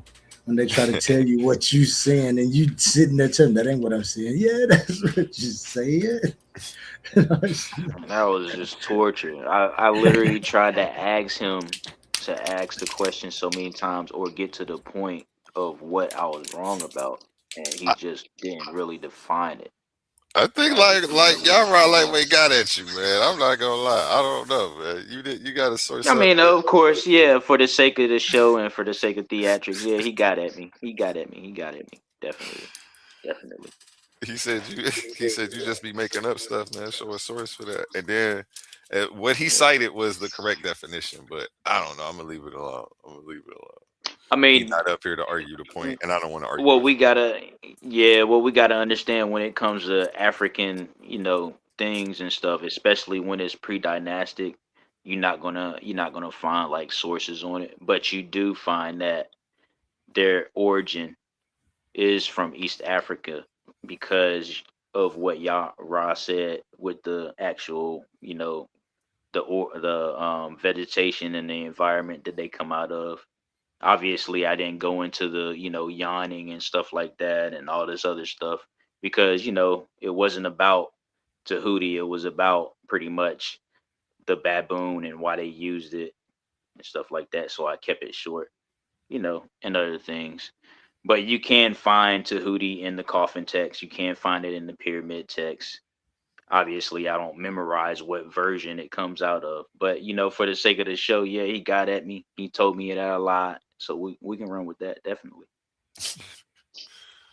All right, all right. Yeah, man. But I know you deal with that a lot, Oli. So be aware or beware of the traps disguised as conversation. Hey, Hoodoo came in on that too yesterday morning. Oh yeah. He gets you too. Can I ask y'all a question? It was a trap. It's a trap. But yeah, as you see, I beat them boys up all around the room the whole time. It was, I don't know. Then he's talking about it was just bad. When he was like, well, when you read, it reads like this. And I'm like, have you read it? He's like, well, no, I haven't. Well, so why are you talking like that? Why are you talking in the context as if you are a seasoned, have experienced what it's like to read this and you can formulate your own opinion of it? That was scary to me. And again, we're gonna call them Team U scholars. This Team U scholarship. Team U scholarship. It don't stand against the pressure, man. We put enough weight on it, it's gonna go crack and crumble, but stuff feel weak as hell.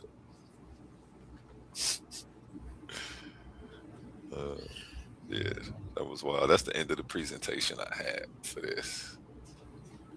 Nice, man. And them boys know they was wrong because every time you was hitting them upside their head, they just be laughing.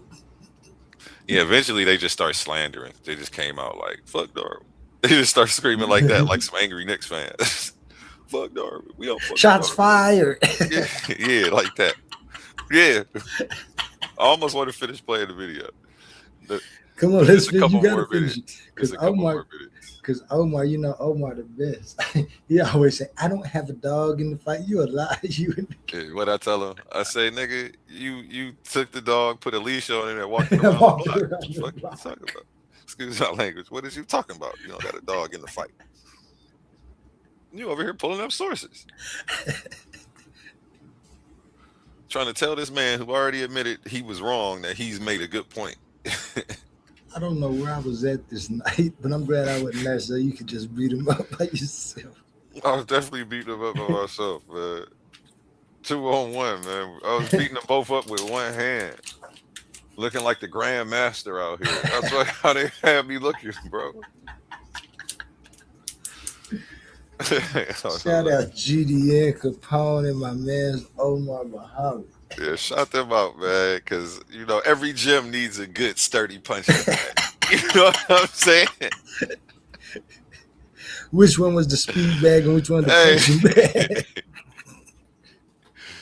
Omar was the speed bag. GDN was the punching bag. I was laying all the heavy-handed shots on GDN. Omar was the speed bag. He kept trying to pop up at these little points. I'm like, nah, swatting that down. Shout out the training equipment, man. Every gym needs a good punching bag. Reliable, all reliable. Got the duct tape on it. Should this be even a debate topic at this point? Like, y'all should stop doing debate topics about evolution versus creationism at this point. No, we're going to keep it going, man. If people want to continue to talk about it, as long as they continue to believe it, we're going to continue to debate it. I feel you, man. Not until every mind has given up on this Adam and Eve incest, Noah off the boat with 8 zookeepers, keeping all of the animals on Earth in check, cleaning up all of the feces and poop off of the boat. Just throw it in the water. Just throw it. These are the best zookeepers in the history of the planet. Crocodile Dundee could have took some lessons from them. No. He might be here right now. R.I.P. the homie Crocodile Dundee. Noah and his peoples, though. But look, and then they repopulated the whole earth with 8 people. As long as people still believe that, we still got a lot of work to do. Tahuti. So yeah, these topics will still be debated. You're definitely gonna see, as long as we still have young Earth creationists, we got to talk about this stuff. So let's let this finish. They brought up all them sources about the Anunnaki and said, but GDN was making good points about the Anunnaki. I gotta just go say the clay right here. So I gotta the clay go could be through early the hominids. Like, bro, you're way off. I gotta go through the text about the Anunnaki. And I'm gonna replay this back and comment on this. This is crazy. Are y'all high? I got a question for you real quick. So no, it's all good. Look, I'm not doing that though. A1. You hear me asking them like, "Are y'all high? Are y'all high right He now?" said, "I'm gonna replay this. I got to show this." Them niggas busted up laughing. They know they wrong. Hey, I feel like shout out Leandre McBride. I always mix a statement he said with that Dave Chappelle. What's his name? Rick James. They should have never gave you niggas internet. He say, I forgot how he say it, but I had to remix it. They should have never gave you niggas internet, man. It's not looking good, man. But this is what y'all are doing with it. Let's go. You said that I'm doing something that I'm not. All I'm doing is putting out the argument from scholars. You haven't made an argument. There is no argument that he wrote poetry too is not an argument. What are you think you're making an argument and you're not? Like, this is horrible. Like, bro, please don't come to the debate with this stuff. People are gonna be so disappointed if I gotta sit up there and debate these weak arguments that it's kind of sound. It's kind of they want to see you go into the science if we gonna talk Charles Darwin on the pedestal, brother. I'm not putting Charles. I'm putting argumentation on a pedestal. I'm putting not bringing fallacies to a debate on a pedestal. I'm not even mentioning Charles Darwin don't got nothing to do with my debate. Okay, good, because this is not your lane. this is about not your lane you and at the all. mentality, and y'all was mentioning Woo. Charles Darwin. I'm like, Okay, you scared me for a second. I was gonna say, yeah, I'm we like, doing intelligent design. I hope you do better than this. It's cool. I didn't even care about winning or losing, but it's obvious I'm gonna win. But I was only expecting better thing than you that. got over me is that you a good orator. I'll give you that. I'll give you that. And I got the But fact that I know how to look up sources. You don't. no, I you don't know don't. what you just did up here, but that shit was No, you embarrassing. don't. All you do is just gaslight and deny shit. So Bro, I'm not. I denied that Zootopia was a poetry. I was right about that. I denied that Sumerians came and altered the DNA of some archaic hominoid species that was here, and I was right about that. Then you admitted that you were wrong about both of them. The only person who keeps trying to say you made a good point after you admitted you were wrong is Omar. I'm confused. No, like I said, with the Sumerian stuff, I was misinformed. I gotta go back and Okay, you was misinformed, aka wrong. You were wrong. No, I was misinformed, aka wrong. Somebody misinformed you. You've been saying that stuff for months on end, and somebody finally challenged you on it, and you had to go correct yourself. That's what happens when you're wrong. It's okay to be wrong, bro. Why can't you be wrong? You was just misinformed. No, you're not finna say that I'm wrong when I'm not. Okay, he wasn't wrong. He's just had misinformation in his bag for the last over maybe a year or two. No, it ain't. Oli, am I tripping? Is he unable to say he's wrong? I wasn't wrong. I was just misinformed and arguing the point. I'm not wrong. That's pretty much it. Yeah, what the heck? What is the definition of wrong? Maybe I'm tripping. Maybe I need to look up the definition of wrong. But see, It's not misinformed, but we know that in order for somebody to be wrong, it would have to come from being misinformed. It's not going to be in the definition, but we know that those are synonymous. That's what I just asked it too. Is wrong a synonym of misinformed? Yes, wrong could be considered a synonym of misinformed. Both terms imply a lack of correctness or accuracy in information or judgment. I'd say all of them. While wrong generally refers to something that is incorrect or not right. Misinformed specifically indicates that someone has received incorrect information, leading to a misunderstanding or error in their judgment. Okay. He's wrong, though. So, yeah, that's what that says. He's wrong. Let's get into it. It's been a year. So okay, when did you watch this YouTube video that convinced you of this? This is what you see. This right? Oh, it's not fun now. But what's the name? Wrote poetry. But I can do the same thing to you. Now let me go ahead and strawberry. When did you let this? You was out here getting misinformed by YouTube videos. What were you watching? Who were you watching? Shit, I don't even know who. Are you sure it wasn't TikTok? I've heard TikTok's been doing the same thing to people. No. So this is what the misinformed part of it was. I didn't understand how popular the Zachariah Stitching thing was. So that's the misinterpretation where he was popularizing that the Sumerian tablets was talking about early hominids. Bro, this is pathetic. I'm scared of you niggas that can't admit when y'all wrong. Because this has been happening. I've been bumping into a lot of people that don't never want to be motherfucking wrong. That shit is scary. I say I'm wrong the when lengths I'm that wrong. you would go to try to save face instead of just saying, "Oh, my bad. You know what? I was wrong about that. I won't say that shit no more." No, when I'm wrong, I have no problem with saying I'm wrong. And that didn't happen here. That's what you're telling me? No, I had, and when I went back and researched it, you're saying about the Darwin stuff. So say it. I was wrong. Just say it. Wrong about what? Y'all got it. Continue. Y'all got the floor, bro. I'm about to go back to doing push-ups. This is what I was doing before y'all stayed. Let me ask you a question. If you don't want to admit you wrong, it's cool. We got judges. They'll tell you when you're wrong. Since you No, can't listen. This is keep it a thou This wow is with me. A1. This is what I'm saying. I have to go back and read. I have Sumerian text, so I'm gonna go back and read and look at it and read it for myself, because it must be something. So it's okay for the time being. I already said this anyway. I said the early hominid things. So there you go. Hey, yo, There you go. A1.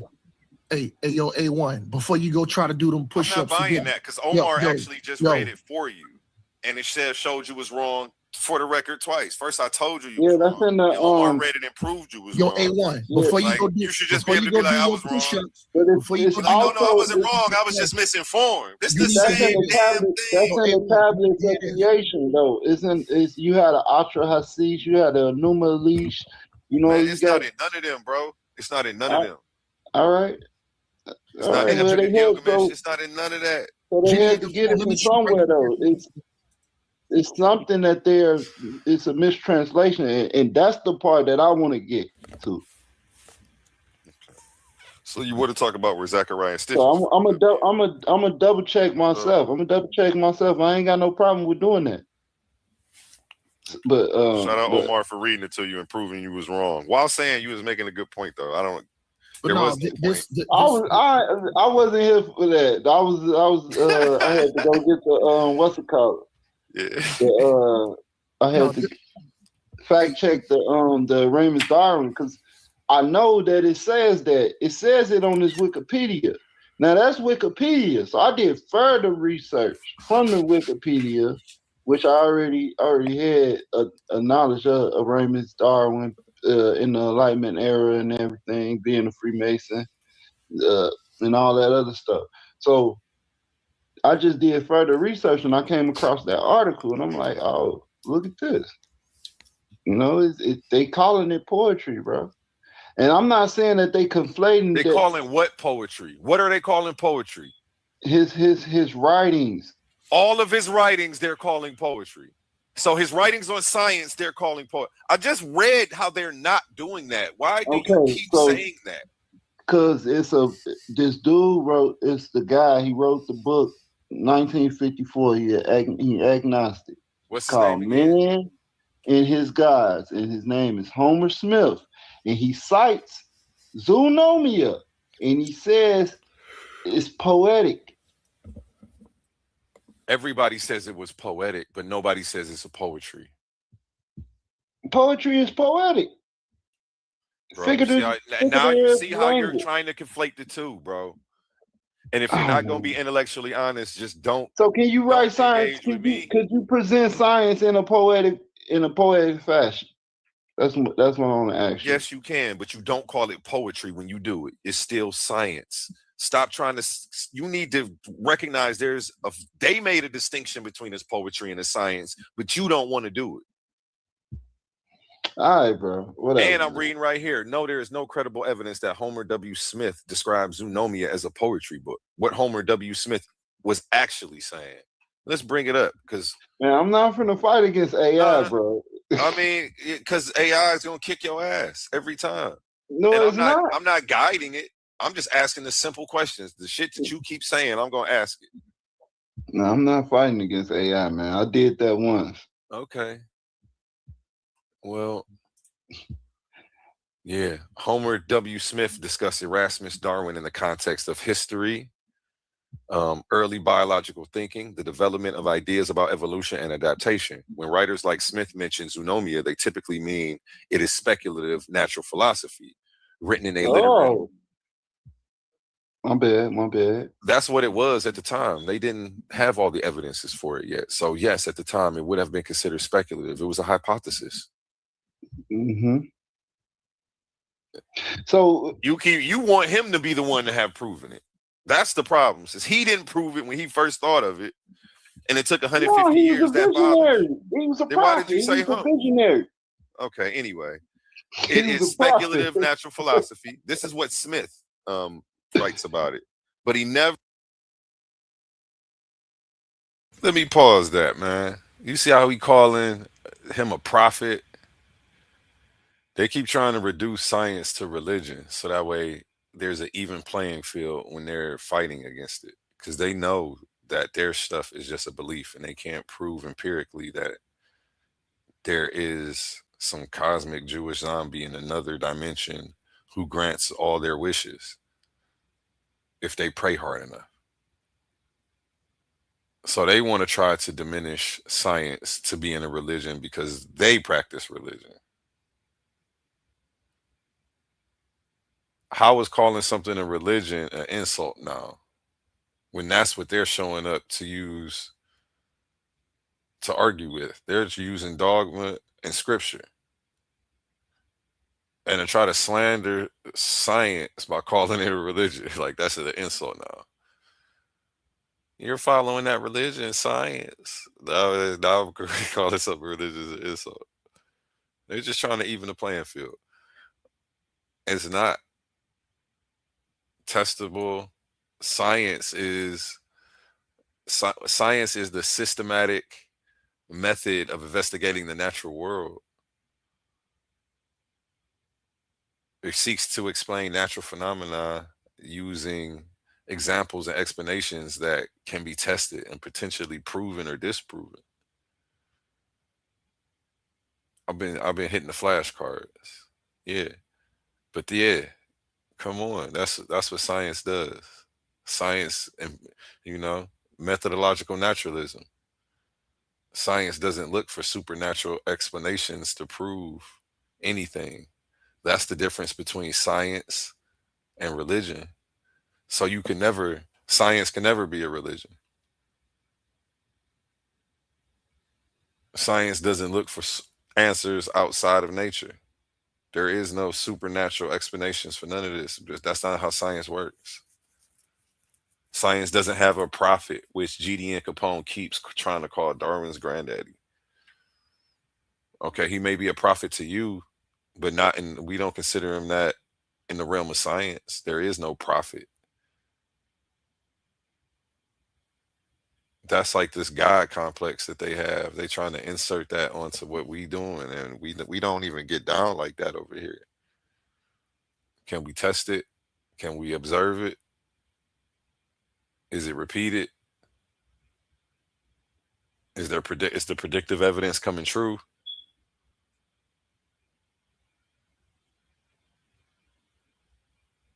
I don't know. Yeah, that bothered me when he calling him a prophet. They just being funny, man. They clowning. Alludes to it being poetry, written in a literary, sometimes ornate style, influenced by Enlightenment era rhetoric, where the poetry confusion comes from. People sometimes misread commentary like eloquent prose, rich imagery, literary speculation as meaning poetry, but academically, zoonomia is classified as a prose scientific writing, not verse, not poetry, not a poetic work. Nobody classified it as that. Not even the person you're saying classified as that. And everybody you keep trying to bring up that says that, it keeps saying that it doesn't say that. Everything that you keep bringing up that I keep fact checking says that you're wrong every step of the way on everything that you're talking about. Is that a coincidence, or are you just trying to go against? All right. Like I don't. All right, bro. Hey, that's your opinion. That's you and AI opinion, bro. Okay. I'm reading the sources, bro. He just read a title and told you it just said his poetry sparked the evolution theory. He never read anything else from it. Let's go ahead and go back to that article. Actually, I got it pulled up right here. Let me share the tab. Hey, before y'all go back to the article, hey, no, hold on, Let's real share quick, this tab instead. No, hold on, real quick, before you go there. Let me ask you this: is the stuff that's in Zoonomia, is that also in his poems? I think that before you start talking, you should start Googling some things instead of keep letting me catch you. Maybe you can start catching yourself and then saying accurate things instead of just putting a bunch of stuff out there. That's what y'all random craziness out bro. there. Listen, I can comprehend, bro. This is not exactly. So just look it up before you put it out. What is there to comprehend if you're not looking nothing up? I already looked it up. Is that what you're talking about? I already looked it up. Okay. So most of the questions is rhetorical. So I'm just supposed to play your fact check for the rest of the night. Because everything I that you just want said, to see if you're gonna be everything you said genuine. all night has been wrong. I'm just asking you to So why you before can't put just it say out I there at don't this know? point, bro. I'm But going back to doing what I was doing. It's yeah, 5 in the but you could morning. have just said I don't I'm know. done. I'm done. You right. That's why I asked the question a I'll certain let way. y'all be. I'll let To y'all see be if you're pretend gonna to be say right that it's for the right rest or of the wrong. night. You're gonna go to AI, and AI gonna agree If you're with not whatever gonna at you least say. fact check what you're saying before you saying it, I just want to opt out of the conversation because I No, don't want to be it's here all all night good, correcting bro. y'all. This shit's gonna be a long night. Y'all ain't gonna stop. It's Obviously, all good, I just bro. want to shoot something real quick. y'all just gonna keep making up stuff and then making me I ain't spend making up all a this damn time thing. fact checking and then acting like you did not wrong when everything is saying that But I admitted when I was wrong about you the haven't admitted you was million wrong thing. about nothing. You said I was misinformed. You wouldn't say wrong. Bro, I admitted earlier before I already, bro. This is the second. That's the second time I did. I just did it. That was the second time. The first Though time he I said, died before his grandson Charles was even born, Erasmus Darwin anticipated the theory of evolution through natural selection, albeit in poetic form. In his humor, I can't read that. My shit too small. Humorously, it wouldn't be humorously because that's funny. Posthumously, yeah, there is no R in there. That shit tiny. Hold on, let me zoom in on this. I can't read this. I need to update my prescription, maybe. All right, that's a little bit better. Zoonomia was Published written in 1794. in the Temple of Nature. It doesn't say Zoonomia. No, that one don't say Zoonomia. Does it say Zoonomia anywhere in this article? But you keep talking about oh, here goes Zoonomia. Erasmus Darwin's reputation rested on his biological text, the Zoonomia. In here, it doesn't refer to Zoonomia as a poetry, but you keep trying to.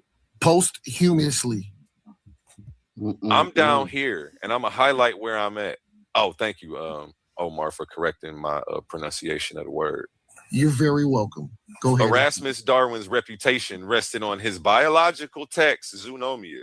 So even in this article where it's talking about his poetry that you made me look up, it refers to Zoonomia as a biological textbook. But you keep wanting to refer to it as a poetry, and then you keep acting like this article is why. This is why I keep saying stop and just slow down. I didn't say this article was why. I said so his poetry in that work is a collective of his that's his works. No. It's Why would you poetry. conflate? I'm not conflating. You're mixing this is his one man's scientific work. works. This is his complete. So if you had his complete works, right? If you understand literature, like I gave you the scholar, what's his name? Homer. What's his name? Homer Smith. Doing this because I don't care if motherfucking Josephus wrote a damn fiction. They're not going to mix it in with his complete works of his history. So I don't understand why you keep trying to put poetry in with biological textbooks. It's fucking, oh my God, this is irresponsible as hell. And you know better than this. Bro. But you're trying to do it on my channel for what? Why are you conflating these two to try to trip me up in the art? Like, all I'm going to keep doing is pointing it out. Why are you conflating his poetry writings with his history writings? And then you're going to say, well, his complete works, nobody puts complete works together like that. They do it by genre. So it will be a complete works of his science stuff. Then it would be a complete works of poetry if he had enough. It wouldn't be poetry mixed in with science, mixed in with, oh, he did a history book over here too. Put it all together. That's not how it works. I don't even know why you're entertaining all of that into one conversation. All right, A1, do your research, man. No, because if you want to do it with me, it's just not gonna fly. You got to stick to one thing so it makes sense. This shit don't make sense the way you present it, bro. Yeah, that's because you saying it that way, bro. You're okay. I am saying it that way. That's how it is. It's fallacious. You can frame what you're doing is fallacious, bro. You can frame it. You can frame it how you want to frame it. I have my evidence. Me framing it as a fallacy isn't fallacious. What I say. Listen. I have why I said why I made the claims that I made. I'm not just saying just gonna get beat up. As you see, they just gonna keep getting beat up. Yeah, every time. right. If you bring this to a debate, I'm gonna beat it up the same way. And they gonna laugh. Now, if I was to present it, it'll be different. Okay, So well, now, hey, I don't know why you came out here showing these. if you say so, Right. Okay. I do say so. That is what I say. that's keep saying. Yeah, it doesn't say in this works either that zoonomia is yeah. Yeah. All right. Anybody? Anything else? No. A poet, man, bro. You get the fuck out. He asking me if there's anything else, but he was the one that kept bringing up this source. Like, man, it was a source that said it's poetry. Like, what you mean? Is there anything else? Do you have anything else? You keep. I proved you wrong again. He asking me, is there anything else? Let's let the video play. This is bad. I mean, my bad, bro. No, you cool. I'm over here talking. My bad on You that. ain't talking to me no way. I ain't talking to you. So you good. No, I ain't saying it. I'm talking about using profanity on the channel. My bad, Oh, bro. man, I ain't even mean to do it. Like I ain't even mean to say that. Oh, shit But happened, man. You got me in the battlefield right now. But yeah, Zoonomia wasn't one where he's mixing poetry with science. It's just let's just be accurate with what we're talking about. Because when you purposely Charles Darwin was an educated retard. Right. When you purposely conflate things, you let me pause it. You see how he just now when they lose and they just start throwing tables and chairs. That's like this is that right here. This is what Omar gonna come off the mic and say. Charles Darwin was an educated retard. He just gonna start saying stuff like Kanye on the stage, just to try to distract from the conversation because they mad they losing. Still can't bring a fact. Still can't formulate a solid argument. Now we just gonna hurl insults and see if we could trigger A1. But let's get into it. Like it's propping up the weakest position to try to defeat. And then like that's not gonna get you no medals. It's not gonna get you no victories. It's not gonna get you no trophies. I don't know. And I would just never conflate the two, only in an effort to slander somebody. But it's obvious we've separated his scientific ideas. Like what, even if Charles Darwin couldn't separate his dad's poetry from scientific ideas, you think in 2026 we haven't? Like we still confused? That's why I said you make no point and it's a waste of time.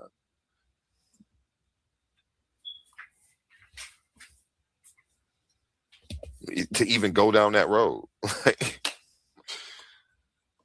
Like that's about to discredit 150 years of science and study and experimentation. It's not trying to, well, Darwin was influenced by his dad's poetry. What does that have to do with the fossil record? Does that disprove the fossil record? Does that disprove evolutionary biology? Does that disprove the genetics? These are the things you need to focus on. Going left and talking about all this man's personal shit is the worst way to try to defeat the argument. When you can't defeat the science, you have to attack the scientists. Charles Darwin didn't stand on science. Charles Darwin was an educated retard. Right. I'm about to go back to playing this video I was playing. No. You hear how now he can't win, they just go keep hurling insults. Now they want to throw chairs and tables because they lose in the fight. It's 1-on-2. Omar came off of mute to do that. That's crazy. They just we can't win, so maybe we could trigger him and then point to that, and he'll be the problem. That nigga do not like Charles Darwin. And this is how fools win an argument. But I'm not about to I'm not about to engage in that. So I just sidestepped that little. He threw the chair. I sidestepped it. Watch me work. I said I'm about to go back to play the video, bro. Do you mind if I bring something out real quick? Right after I play the video, I'm about to let the video finish. Then I got you. All right, no sweat. I'll mute out. Becoming a righteous individual. And that was cap because I knew the video was about like 6 more hours. I was like, yeah, when the video over, bro. It's 6 hours. I got you. Like, come on, man. Y'all just want to throw slander now. Charles Darwin was an educated idiot. Charles Darwin was an educated idiot. He didn't stand on nothing. Like, you know what? Okay, I'm about to go home. I'm gonna take my ball. I'm about to go home. I keep winning, and now y'all want to fight. Your ball flat. They keep saying your ball flat. This was a poor scholarship at best. I could say a lot more, but I'm not. We're gonna leave it at that. We're gonna leave it at that. Man, GDN Capone got exposed today.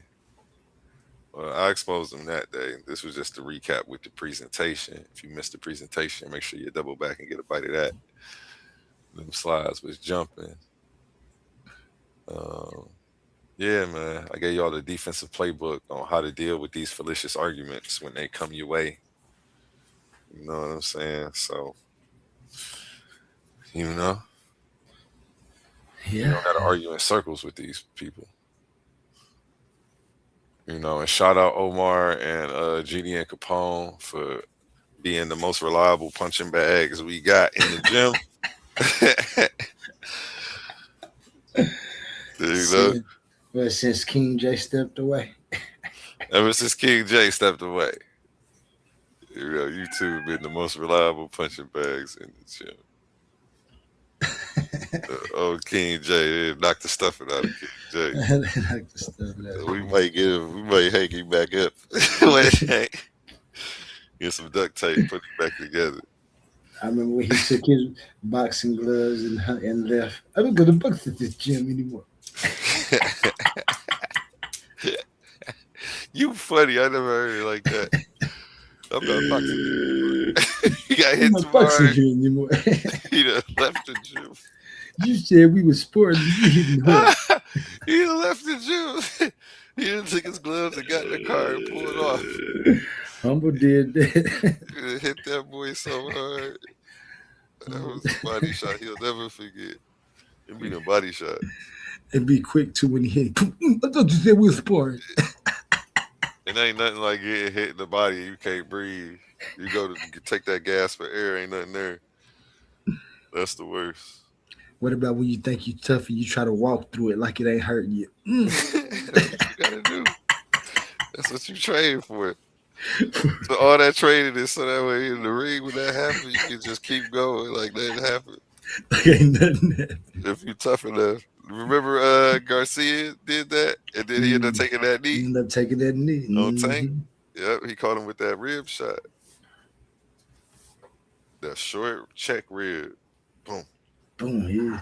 It didn't even hurt him at first. He didn't even feel like you say. He probably tried to didn't tighten feel it up. at first. He went to take a breath. It wasn't nothing there. And he was like, oh, shit. Oh, shit. You hold on a minute. Let me sit down.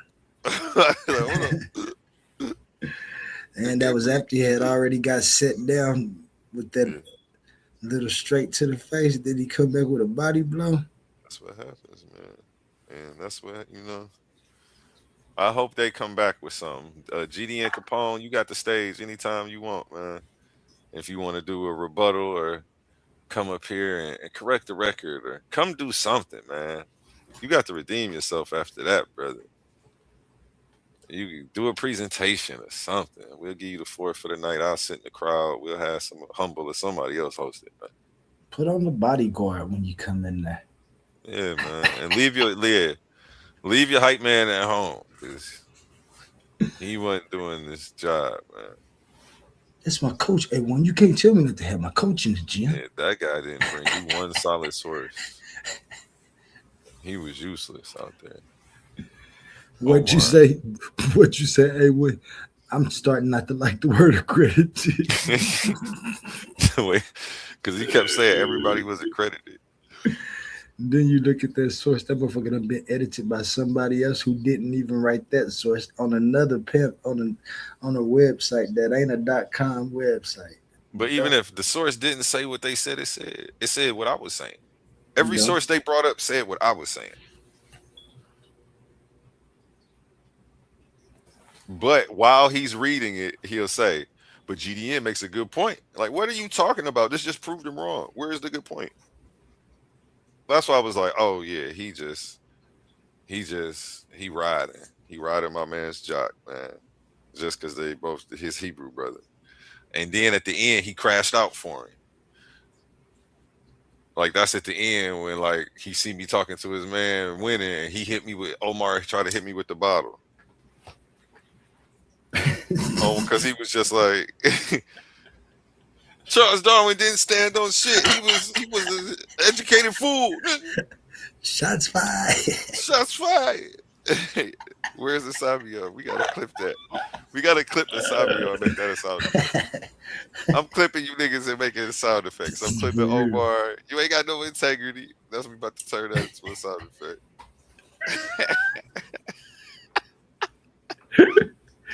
We about to turn all you niggas into sound effects, man. You better get me first before I get y'all. Sound effects and songs. Y'all I better might make start you a song podcasts. called Shalaki. We gotta you gotta have a Shalaki in there. I'ma interrupt you, But I Shalaki. I don't give a fuck. Shalaki. Talk We're about gonna your make that a song. Shout out Omar. That's a good idea though. That might actually be hard. We don't have to actually put that down.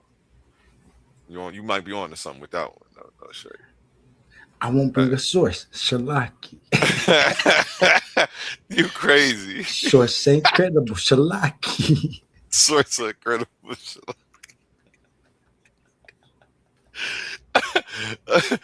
Incredible.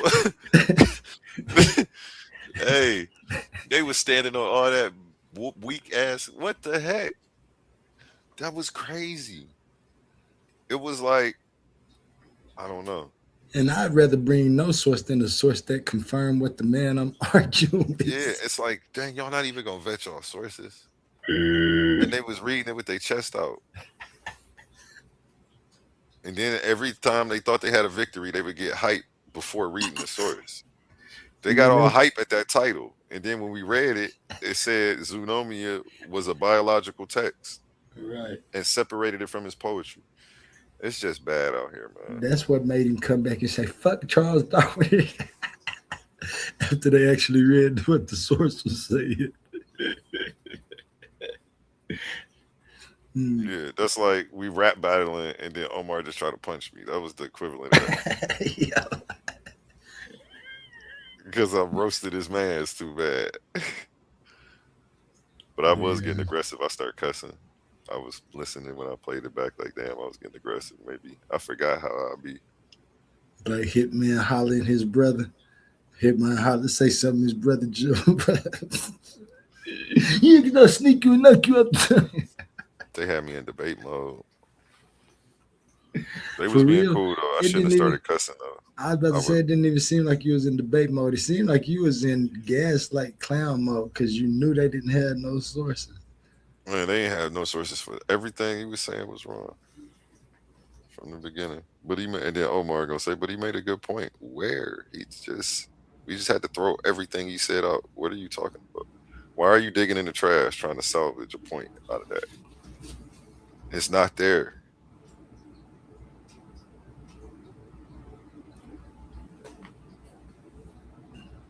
I just had a vision, a note looking for a crumb on the carpet. Like that's how he was looking for a point. Like he was nope, thinking he see a crumb. Like nope, that's just breadcrumbs. That's dust. Hey, don't talk about too much. That is not no work. That's why Omar was down there in the carpet looking for a point. Like a fiend looking for a little PC drop. This is crazy. Ain't nothing down there, Omar. Get up. I thought that was something, Shalaki. Get out that trash, Omar. You trying to salvage something out that trash ass premise that GDN have 10 premises. I kept letting them reformulate them and just go ahead uninterrupted. Because I was really having fun. Like that's how I do. I just let them talk. Like, okay. The more I let them talk, the more pseudo it get. So I let them spit all that shit. Talking about they manipulating early hominid species. I said, nigga, what verse, what translation, what line? I don't believe you. I'm challenging you. That was a direct challenge. They was trying to get out of it. But yeah, man. Fun times. I'm surprised. Well, I'm not surprised that they didn't hit the panel. I wouldn't hit the panel either. After a performance like that, I'd be ducking, hiding, keeping my head in the hole. Like, I'm gonna get that nigga A1.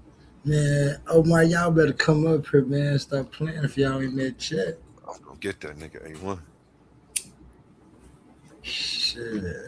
I mean, shoot, man. I wonder Y'all if was the nut.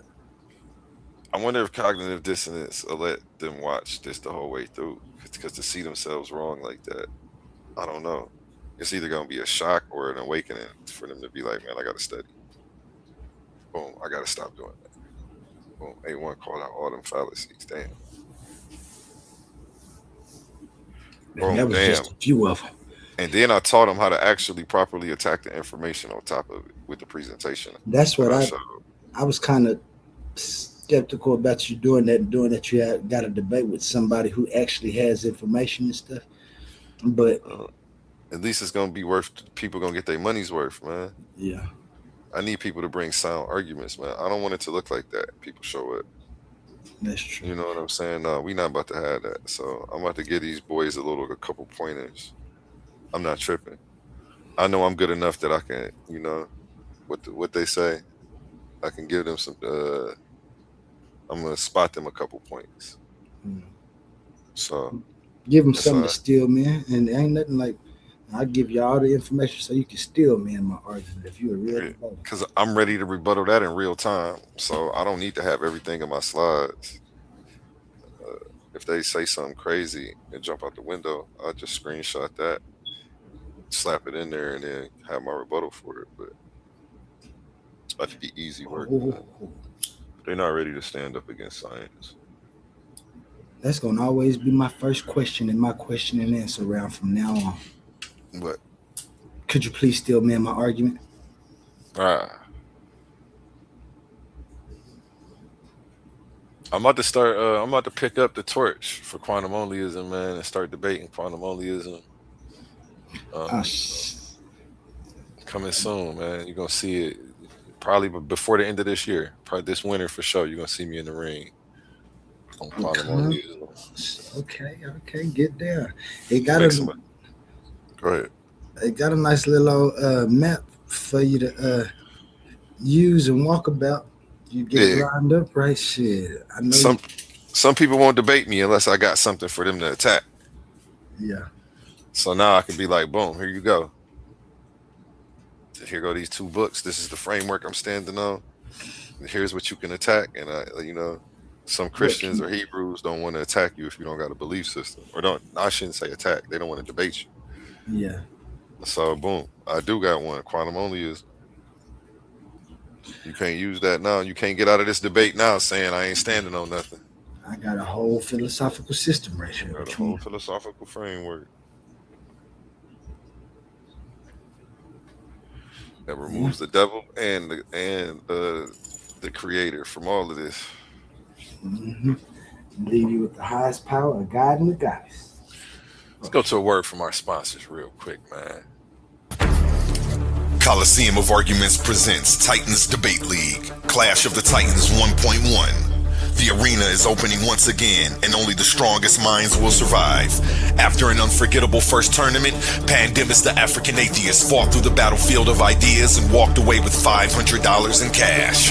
But that was then. This time we're raising the stakes. $1,000, one champion, one title, one chance to prove you're the greatest debater in the league. This isn't social media arguing. This isn't trolling in the comments. This is intellectual warfare, where evidence is your weapon, logic is your shield, and every round is a fight for survival. New challengers are stepping into the arena. Veteran fan favorites are returning. Egos will fall, legends will rise. The question is, do you have what it takes to survive the Coliseum. We still have a few tournament spots available. Think you belong among the Titans? Message TitansDebateLeague@gmail.com and claim your place before the gates close. Coliseum of Arguments presents Titans Debate League, Clash of the Titans 1.1, where great minds don't just debate, they go to war. Are you not entertained? Coliseum of Arguments. Only the brave speak here.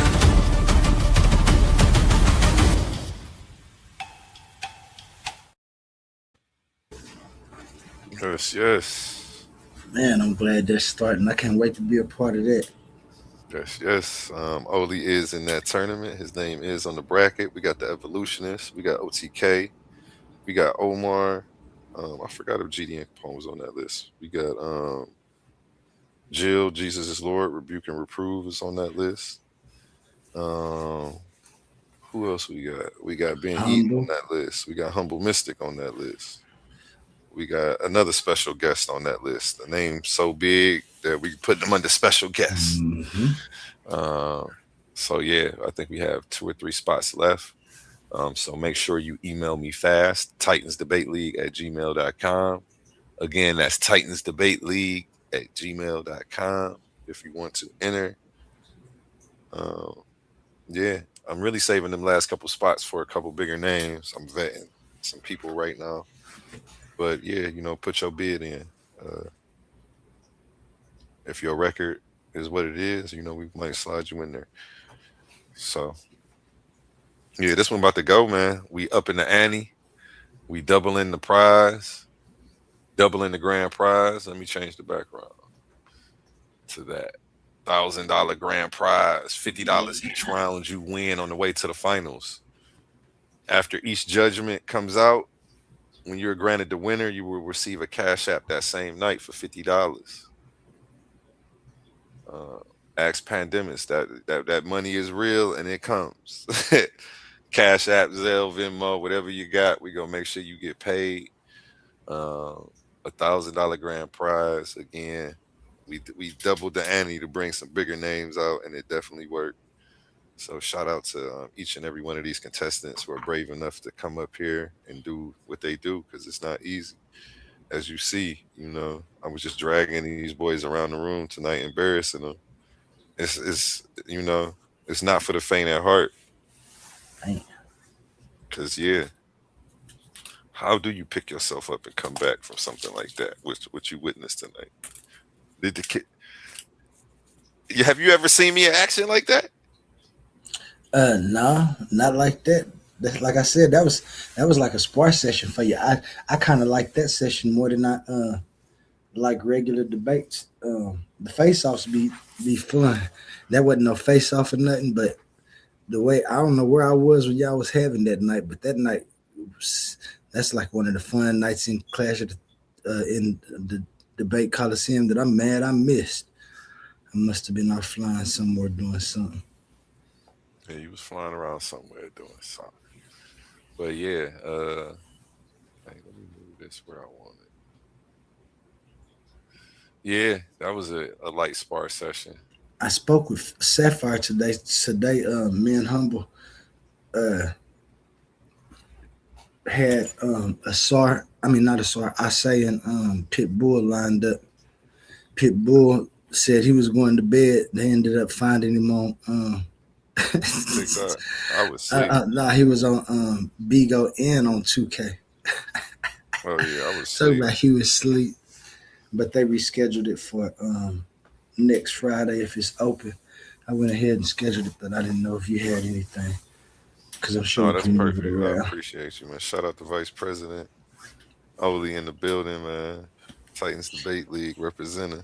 Man, we need them debates. It's debate or die. Hashtag debate or die. I can't believe. Debate or die. And that's one of GDN Capone's favorite hashtags. He loves saying debate or die. And then he came up with that type of tactic. And shout out to the winner of the t-shirt competition, Michigan's Natural Living. He is the winner of the t-shirt raffle. Shout out to him. He was the only one that went and bought a bunch of tickets. So Listen up, Titan. and it is July. We are doing another raffle for July. So go ahead and get your tickets, and we're going to pick the winner at the end of the month. We're going to do this every month. Listen up, Titan family. The Coliseum of Arguments is officially opening the vaults, and this is your chance to win a piece of league history. We're running a massive high-stakes t-shirt raffle, and these are not your average tees. We're talking ultra-exclusive, limited edition, premium custom apparel that you can't buy anywhere else. Once they're gone forever. We're keeping the stakes high and the odds completely in your favor. Here's how it goes down. Tickets are only $2. The limit, $40 or 20 tickets per person to keep the playing field fair. The odds, we're picking a brand new winner for every 20 tickets sold. Think about the math. If you max out your 20 tickets, you are essentially guaranteeing a crowd milestone and forcing a new drawing. The more tickets moving, the more winners we crown back to back. Are you a $3.99 channel member? Then we've already got your back. As a thank you for holding down the foundation, every single $3.99 member is automatically getting one free ticket entered into the raffle. But don't just rely on that one ticket. Secure your stack, maximize your odds, and ensure your name gets called. These custom designs, from the legendary Debate or Die print to the official Titans Debate League emblems, are strictly limited edition. You don't want to be sitting in the chat watching everyone else flaunt their exclusive gear while you missed out over a $2 ticket. How to enter? Open up your Cash App. Send your entry to $Titans Debate League. Put your name/handle in the notes so we know exactly who to crown. The clock is ticking, the tickets are moving, and the next 20 ticket milestone is closing fast. Lock your entries in now and claim your crown. Winners picked this Friday. Are you not entertained?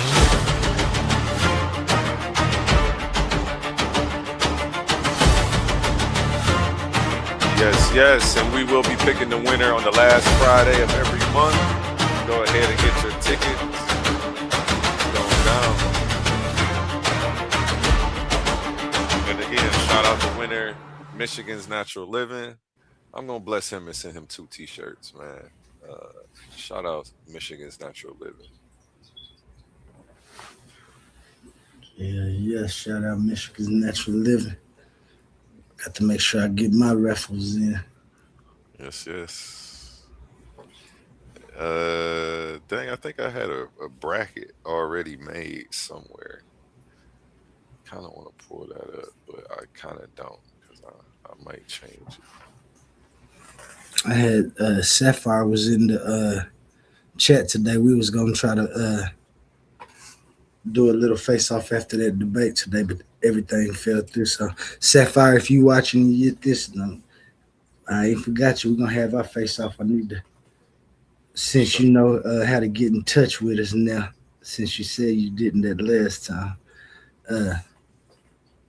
I'm sure we fit to line it up, get it ready. Hey, shout out Pep Talk Diva in the building. Peace to you, sis. Peace, Titan family. Peace to the chat too. Everybody who stuck around. This was a fire, funny ass episode, man. We did our thing. You got to watch me drag these two around the room on the information. Solo dolo. One man, one pillow. It was one of them type of nights, you know. Yeah, I'm excited to see you get in the ring, man, and see some of these people put quantum onlyism to the test. You know what I'm saying? Yeah, man, it's gonna be a nice little ordeal. I'll try to handle them lightly. Make sure I don't hurt nobody's feelings. But it's a lot of information, man. We're gonna get it out there. I think that's the best way for me to get it out too. With debates and questions, premises. See if anybody can beat time and nature, man. And not just that. People be playing confused, like they don't get your theory, man. It'd be quite annoying to me. It's like, it's very simple. Like, it's very simple.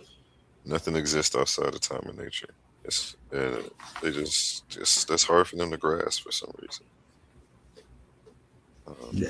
That's a tautology. That's not my entire philosophy. That's actually the axiom that starts off my philosophy. But you wouldn't know that if you just go by that one statement.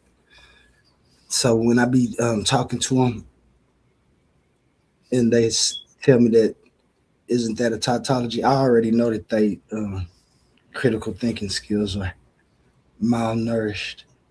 And so you got to start and you got to explain that, which that's what I told myself I was going to do when I started it. But sometimes I be thinking people just be being disingenuous when they be asking some of their questions. Like you was talking about earlier, they come in, I got a question for you.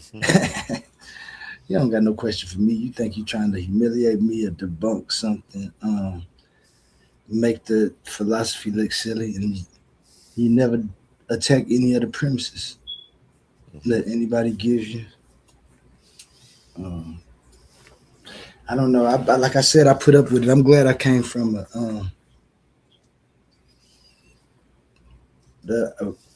a world where there was debating. It wasn't formal like this. Like we have the Lincoln Douglas setups. It was more of the argument alley type debates. Even though I knew how to debate, I just stayed over there on TikTok, refining it, making sure I could argue with some of those people. And I got over here, and I thought the conscious community would be a little bit harder, which I have met greater minds, but the amount of great minds compared to the minds that's actually seeking and don't have information is one-sided. And so you come up against a lot of people that still have a lot of questions, not just about your view. When you put a new view on it, some of their questions be because they haven't even finished questioning their own views, which they don't be their own views, they be somebody else's views that they arguing. Which, like I said, to me, that's always a handout for a win, because if we're about to interpret what you believe, and you're gonna be saying what this person said, and I'm gonna be saying what this person said, well then, that's wonderful. I don't got to put you under the gun. I know where my target is at, because you have nothing. Easy work, huh? Easy work. That's what I'm talking about, man. You got a presentation over there or something you want to play on this quantum onlyism? Catch us up. Man, Give us an introductory or something with an overview. Let me see. You know, I'm still a student too, so I'd appreciate all the lessons and stuff you be passing out. Let me see what I got in here. I might got a video or two I can.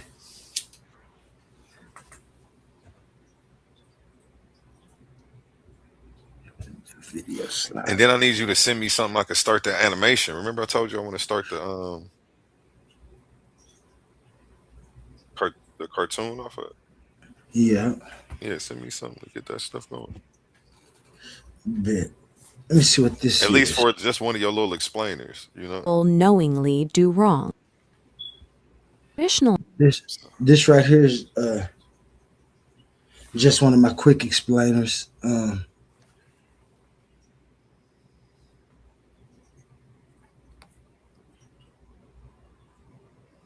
How do I start it up? Oh, it is at the start. My bad. And this is just a quick introduction into quantum onlyism. I did my last presentation before you critique. And this doesn't just go for quantum onlyism, just like you showed tonight. You know what I'm saying? Some people have critiques in different forms of saying things where all they do is fallacies within their argument. I don't know if this is genuine gaslighting or just I gotta say ignorance of the subject that they're speaking on. And so as you stated, one of the main things that you have to do when you come in to critique something or any view, any debates with any views, you really have to get in there and research and find sources about what you're talking about, what you're gonna be rebutting in their views. Um, and the cold thing is that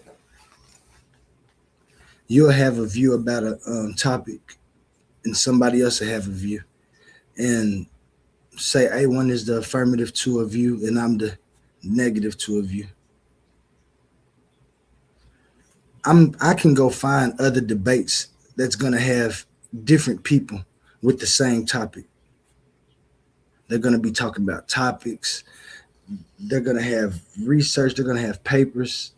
They're gonna have evidence of these type of debates taking place. And so when people come to debates, without, especially debates, the face-offs are kind of okay, because to me, I would kind of use a face-off, like you said, as a sparring regimen. I'd throw some of my information out there, not all of it. Maybe I will make myself look like I don't know too much about the subject, just to see what not to give my opponent too much to talk about during debate or to debate about. But as you stated earlier, there's nothing like being able to straw man the nothing like being able to steel man the argument that you're rebutting. If you actually can steel man that argument, then you know exactly what you're arguing against and what you're up against.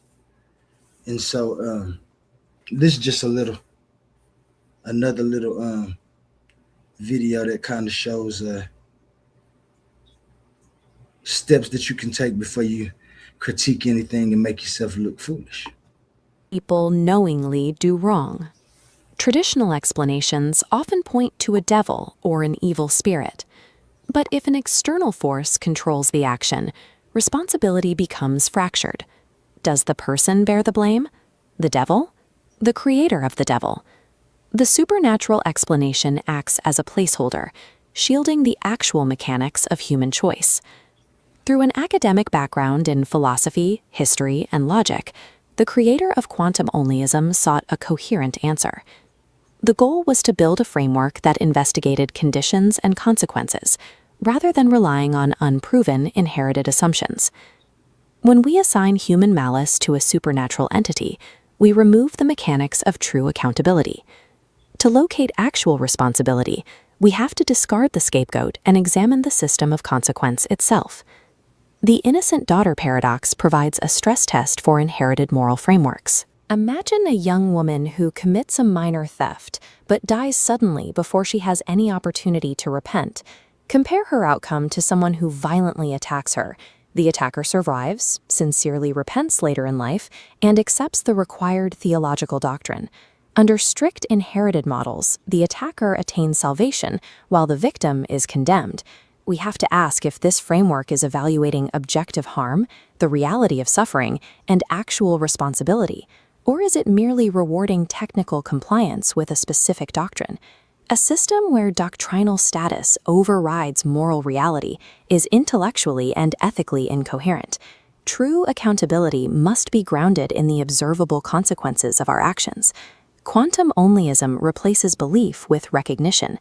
Recognition is the discipline of continually refining an explanatory model based on contact with reality. It requires adjusting language and interpretation the moment new evidence appears. This flowchart outlines a Bayesian feedback loop. Action produces an outcome, providing feedback. The system registers this, updates its model through recognition, and refines its action. This cycle is an epistemological tool used to map truth, rather than an ontological proof of reality. To prevent debates from dissolving into semantics, the system relies on a universal reset tool called the Only Six.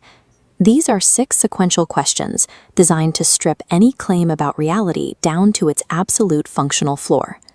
By walking through these questions, we establish that for any reality to be intelligible, it requires 2 irreducible conditions: ordered update and structural constraint. Remove either one, and reality becomes unknowable. True understanding is not achieved by clinging to static dogma. It is built through a rigorous, self-correcting mechanism of recognizing what actually survives logical scrutiny. This rigor is maintained by the Know the Ledge audit method, driven by the Standard of Only World Logic, or OWL. This rule demands the removal of contradictions and requires every claim to track actual, observable consequences. This audit is severe enough to dismantle its own architect's assumptions. Early on, the creator attempted to claim a supernatural connection to the philosophy. Applying the OWL standard inward exposed that claim. The creator was forced to recognize that appealing to a supernatural source was driven by ego and was logically incoherent within their own framework. The resulting intellectual correction meant the texts were drafted in reverse. Book 3, The Historical Reconstruction, and Book 2, The Research Program, were written while the core ideas were still being untangled. Book 1, containing the strict philosophical precondition arguments, had to be written last. It serves as the ultimate, rigorous bedrock that the previous explorations require. Despite the messy sequence of their creation, the proper reading order is strictly linear. Book 1 sets the foundation, Book 2 proposes the investigation, and Book 3 applies the history. A philosophy that cannot audit its architect is fragile. Quantum onlyism's authority comes directly from its vulnerability to its own standard of correction. To evaluate the arguments properly, critics must distinguish between 3 separate lanes: the philosophical logic, the scientific investigation, and the historical reconstruction. Confusing them breaks the analysis. In the philosophy lane, we define time, or fati, as a functional condition. It is the necessary requirement for any ordered sequence, change, or update to occur. We define nature, or mona, as the condition of form. It provides the boundary, identity, and structural constraint required for anything to exist as a distinct entity. We are not stating that existence is time and nature. We are stating that any intelligible claim about existence strictly requires these 2 constitutive conditions to be present. This logic tree maps the master syllogism. Because any agent must undergo change and possess form in order to act, no acting agent can exist above or outside time and nature. Therefore, the union of fati and mona is the highest functional power sustaining reality. Nothing exists outside of existence. Appealing to an external, supernatural creator is logically unnecessary, because that creator would have to use the very sequence and structure the theory claims they invented. To be clear on the boundaries, quantum onlyism is not materialism. It recognizes that structures exist beyond physical matter, including information and field relations. It is not standard panpsychism, and it entirely rejects substance dualism, which treats reality and the mind as disconnected worlds.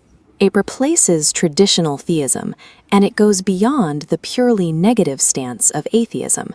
It is a functional, foundational realism. This is Oli, the canonical, visual embodiment of the complete philosophical system. The design elements of the character synthesize the core mechanics. The visual motifs integrate sequence, structural geometry, and the ongoing process of recognition into a single form. We are looking at the architecture of intelligibility. The search for meaning does not require abandoning logic or projecting intentions onto the cosmos. The system demands only that you understand its mechanics first. Read the foundation, follow the logic, and let the argument stand or fall purely on its reasoning. And that was just a quick intro into the 3-book system. It didn't tell you So it said too that much. inserting God is unintelligible. Or what did it Yeah, say? yeah. And so, yeah, inserting God. And well, What is it? I ain't gonna even say unintelligible. That's intelligible. It's incoherent though. Because you Explain can that. have, so when you're looking for a sound and valid argument and you propose your premises, I propose intelligibility as my groundwork for recognition. not intelligence that we possess, but the intelligibility of being able to map it out with our intelligence. And so when I have a intelligible answer, like if I come to Cleveland and I pull up in a car, I hop out, and you say, how you get here, man? You here? How you get here? I say, oh, I rode my bike. That's intelligible. That's an intelligible answer. You can actually see me riding the bike here. But then you'll start thinking like, you rode your bike all the way from Oklahoma? And it becomes incoherent once you try to actualize, did I ride my bike to there? No, I drove. So the intelligible part is being able to have an intelligible answer. Somebody actually could get to you. I actually could get to you by riding a bike. Did I this time? No, I ain't sweating. There's no bike in sight. That's an incoherent thought then, which would be a lie, but I'm just showing you the difference between intelligible and that's how people get away with lying, because they have an intelligible answer, although it's not coherent when it comes to the answer because it's not the actual answer.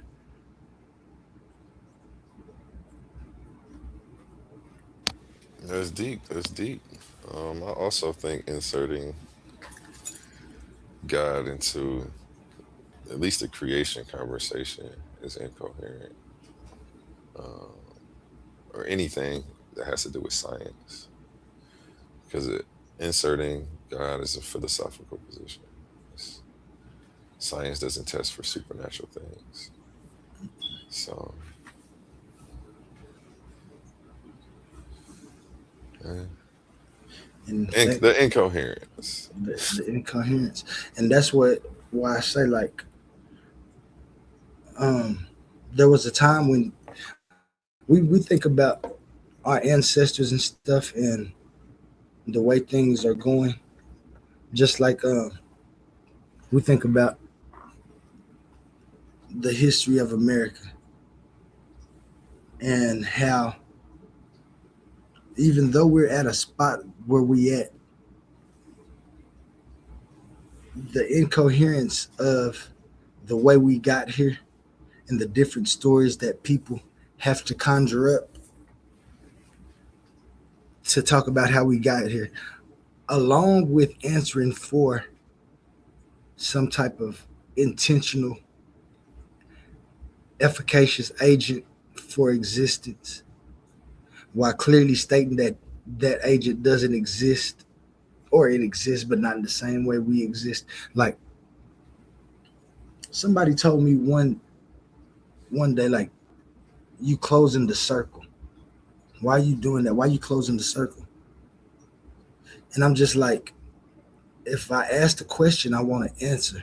So why would I leave a question open ended if I'm looking for an answer to that question? Unless I just want the question to go on forever. So, What's the original question and what's the new question? What did they mean closing the circle? well, my my question was, what has to be, if I believed in a creator God, what would have to be the mechanism that allows that entity to work? It can't be his self. That can't be an answer. That would be circular reasoning. So that's where the infinite regress comes in. Was this God created? That leads to special pleading. No, he ain't created. He's always been. But this is not what we see. If we see something that has always been, it has been existing. And so my reasoning is just like I say, my proofs for my philosophy, they aren't empirical proofs. They're just logical proofs. And that's facts though, because it's like religious people, when it comes to their God, they can accept the premise that um, something has always been and didn't need a creator for it. But when you apply that same premise to the universe itself, it's like they run from it and say that it can't possibly be. But then they take that same premise and will apply it to their God. Like, well, why can't the universe just always have been and didn't need to be created? Especially if that's what we seeing and experiencing. And that's what always get me. I'm just like, and they'll get mad at you too. Tell you going to hell. You believe in you worshiping the devil. When you done took the devil all the way out the system with that move. Mm-hmm. And so. And then, like you said, it becomes a case of special pleading. So right there at that point where they try to make an excuse for their thing that doesn't apply across the board, like, well, no, tell me more about why it applies to your God but can't apply to the universe. Right. Like, yeah, incoherent. And it's like they're not using the same standard of investigation. They're not applying the same standard of investigation to their religion as they are to any other idea, which proves it's dogmatic right there. Mm-hmm. So, and then will tell you that's God. It's just some things you can't know. Why at the same time telling you how they know what you can't. Yeah, it's bad. It's bad. I try not to get it. I usually don't get into those type of arguments. I know to leave people where they at. Yeah. And that's why I say, that's why I kept it. That's why I made sure I kept it philosophy. I didn't try to get no theology. I saw the folly in doing that, which actually opened my eyes to what a lot of people had been doing. Let me take that back. Which seemed to be the case for me in my research. That's where a lot of ideas could have just been stated as research type things or conclusions, and then test those conclusions without special pleading. They made it where you shouldn't test the ideal of a creator God or you're going to hell. Now I'm talking about they put in so many firewalls in what you call it In the doctrine, yeah, in a the lot of document. firewalls and safeguards to Firewall keep you safeguards. trapped up in there. I'm talking about they And made that's sure what they keep a put lot them of in people there. trapped. The fear and all of that, and they know what safeguards to put. I remember they was telling me you can't read everything. Everything ain't good knowledge. All knowledge ain't good knowledge. If I read a certain book, I'm going to hell. Like, they was trying to get me, keep you away from learning anything that takes you out of that. Because with don't eat from the tree of knowledge, it was telling you. I mean, it's subliminal in there. It'll take you away from God. That was the message. That was the message. Then they'll tell you this the one that get me, especially when they don't be like a preacher or somebody, just be a regular person. And they'll tell you, God said, let every man be a liar. You can't stand on your own reasoning. Yet I'm sitting here reasoning with you about your own reasoning. And you're a man. So you're a liar. What are you even talking to me for? Because I am never going to believe you because you told me that God said, let every man be a liar. What is we doing here? The incoherence is crazy within that system. That's why I said if there was actually if the creator in the Bible was real, this would be the silliest way for him to disseminate his message. Especially being all powerful.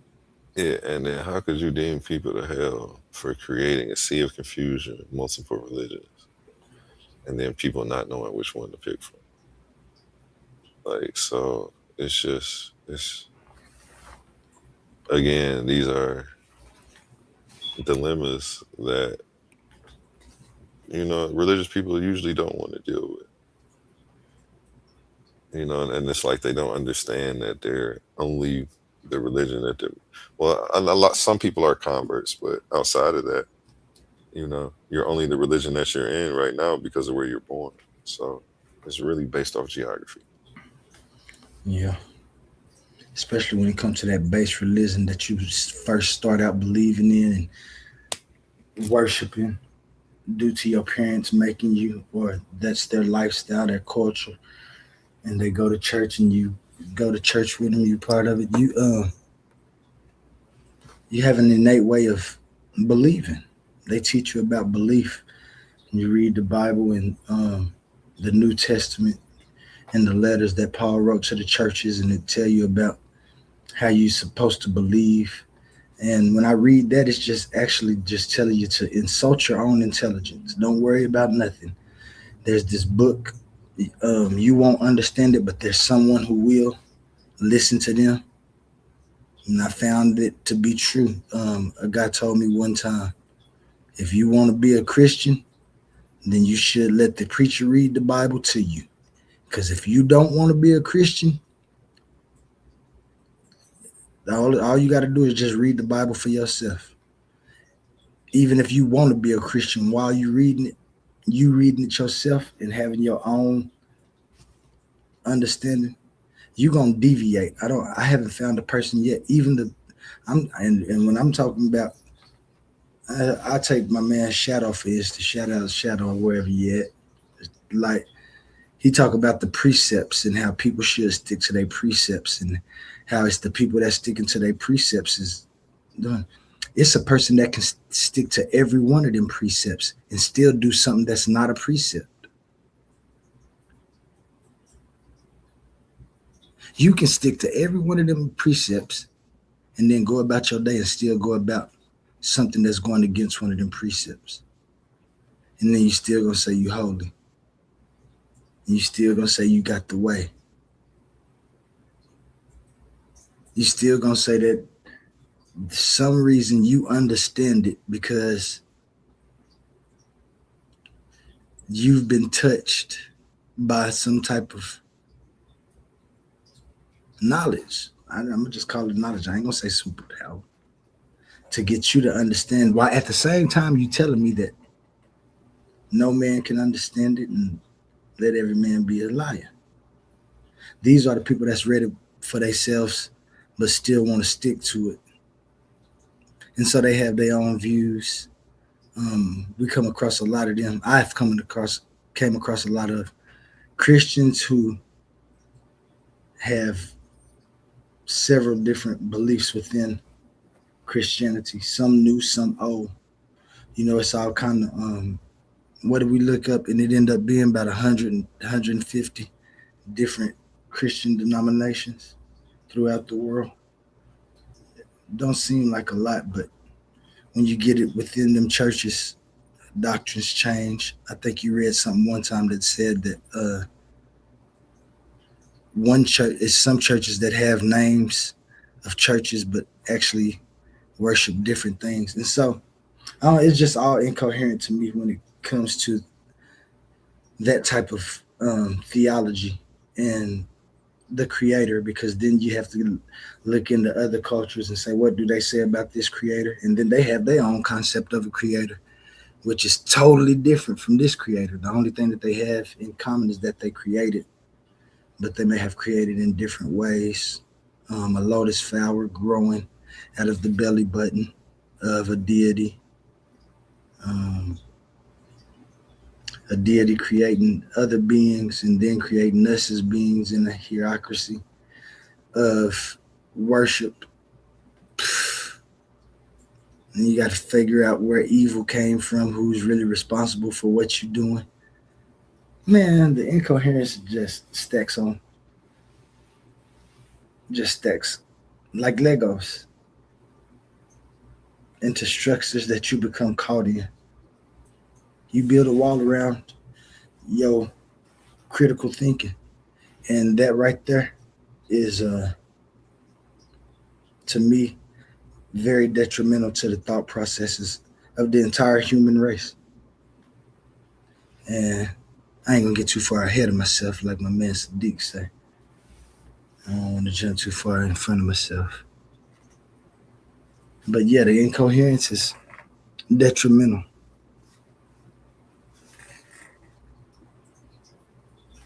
Yeah, it's bad. It's I don't know if there's any hope for the people, man. I don't know what to do. As you see, the incoherence was on display tonight. Apologetics is at an all-time high. It was GDN Apologetics. Omar was his first student. Salakagetics. Salakagetics. Funny. Yeah. Ain't that a Salaki mean? Apologize. Yeah. Yeah, Salaki. They need to apologize to everybody for using the internet to spread that BS. I'm glad I was here to check them, man. They asked the right one, though. If they asked somebody else, I would have just let them go back and forth. And shout out Omar, man. I'm talking about, that's my guy. What was Omar's last conclusion? Fuck Laura. He's an educated fool. He ain't stand on it. When your conclusions come up to stuff like that, that means the reasoning has fallen apart.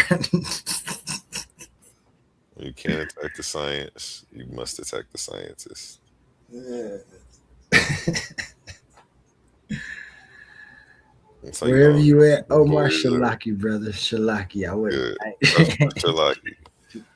I apologize for putting the pause on you like that. It was bad. GDN, you got a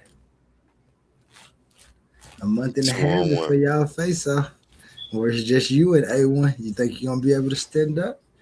I know you getting your information together.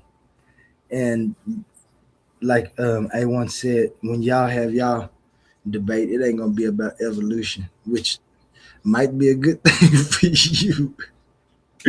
Because your evolution reasoning was,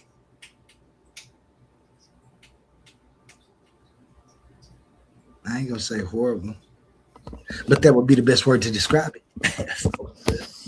Yeah, I was gonna say, I don't know what else to call it. Shit. Horrible is the best. Yeah. Tighten up, brother. Tighten up. I think we should play a rerun or something. What we got, man? We never finished that episode from earlier. Oh, yeah. That only went like halfway through. The one with God Justice? Yeah. Let me see if I can. But y'all was about to do a face-off or something? No, he ain't. When I cut it off? Mm-hmm. Yep. They had came in there, humble was like, hey, man, can you end it? We about to do this thing. We went in there and the pit bull tail. Mm-hmm. It had me kind of hot that I had ended the stream, but you know the Titans Debate League always come back around. Let me see if I can't find this. What time is it, man? Dang, it's 5:30. I gotta get ready to go work out. Yeah, let me find this video. I could throw that on for us, man. We can sit back, ride on into the morning wake up.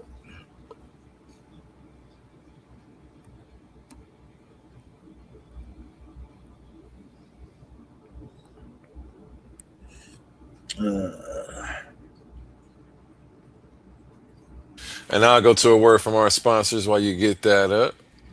Gotcha. Coliseum of Arguments presents Titans Debate League, Clash of the Titans 1.1. The arena is opening once again, and only the strongest minds will survive. After an unforgettable first tournament, Pandemis the African Atheist fought through the battlefield of ideas and walked away with $500 in cash. But that was then. This time we're raising the stakes. $1,000, one champion, one title, one chance to prove you're the greatest debater in the league. This isn't social media arguing. This isn't trolling in the comments. This is intellectual warfare, where evidence is your weapon, logic is your shield, and every round is a fight for survival. New challengers are stepping into the arena. Veteran fan favorites are returning. Egos will fall, legends will rise. The question is, do you have what it takes to survive the Coliseum? We still have a few tournament spots available. Think you belong among the Titans? Message Titans Debate League at gmail.com and claim your place before the gates close. Coliseum of Arguments presents Titans Debate League, Clash of the Titans 1.1, where great minds don't just debate, they go to war. Are you not entertained? Coliseum of Arguments, only the brave speak here.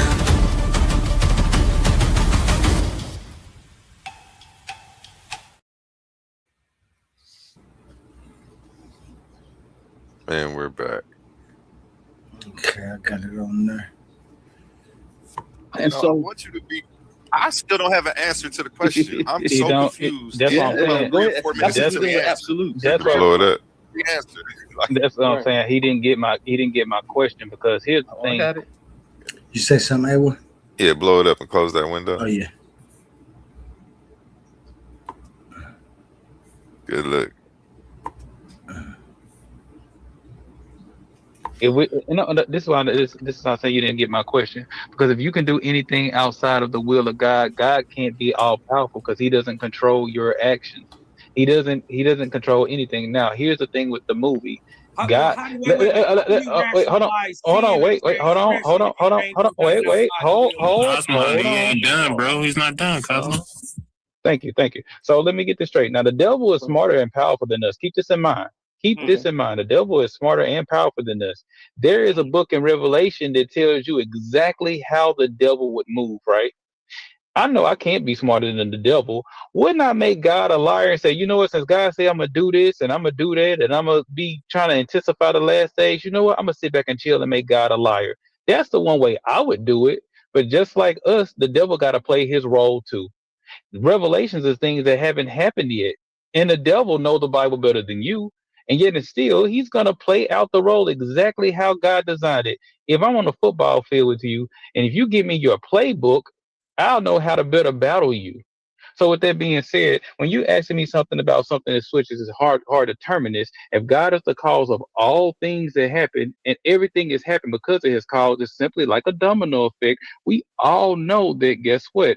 He is the ultimate cause, even of your actions. So even if you're still doing said things, all the things that you're doing, and we can all agree, the present, all of us standing in this moment is led up to by a whole bunch of decisions that led you up to the moment that you are right now. And I'm going to mute up in just a second, so it won't mic hog. But when we know that the present moment is contingent on the prior moment, and the future will be contingent on today's action, God being all knowing who he is, he knows how the domino effect would have fallen. We make decisions based on circumstances and prior moments and all of this.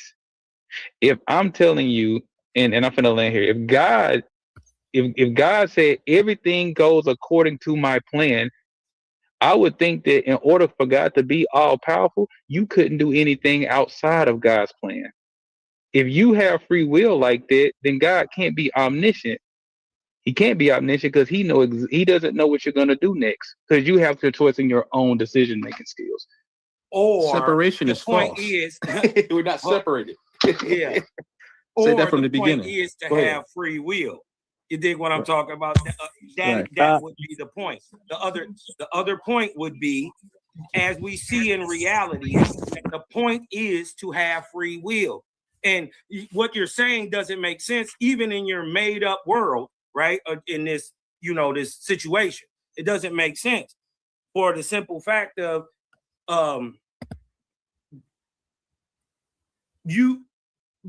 even in that made up world, right? There is sin and transgression, right? What transgression is literally going against the will of God. Sin is to turn your back on the will of the law of the Creator or God in this sense, right? So even in that made up world, there's still sin in real time, and there will still be transgressions debunking the fact that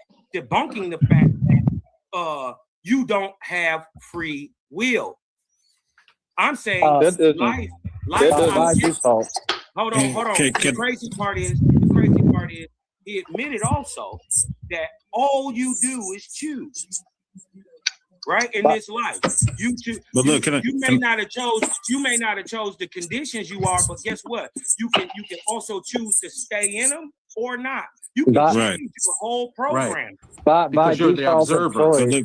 When you're Can born, I you're add- under somebody else's observer. The parents is the observer. That's why they determine your name. By default can I of add this choice. point? By default of choice, we have free will. Just because there's resistance doesn't mean you're not choosing. If God is all merciful, that's why it's written. Right. The Father is merciful. He's only written for that reason to let us know that even though He knows everything that's going to happen before it happens, it still doesn't negate the fact that He's allowing it all to happen to make free will come into fruition in its definitive form. Just because I knew you were going to open the door doesn't mean that I controlled you into open the door. No, you it just caused means it. I knew you were going to choose. No, you caused it. If you caused it, and the reason why you caused it because you caused it because God is the ultimate cause of all things. Now here's the thing. Let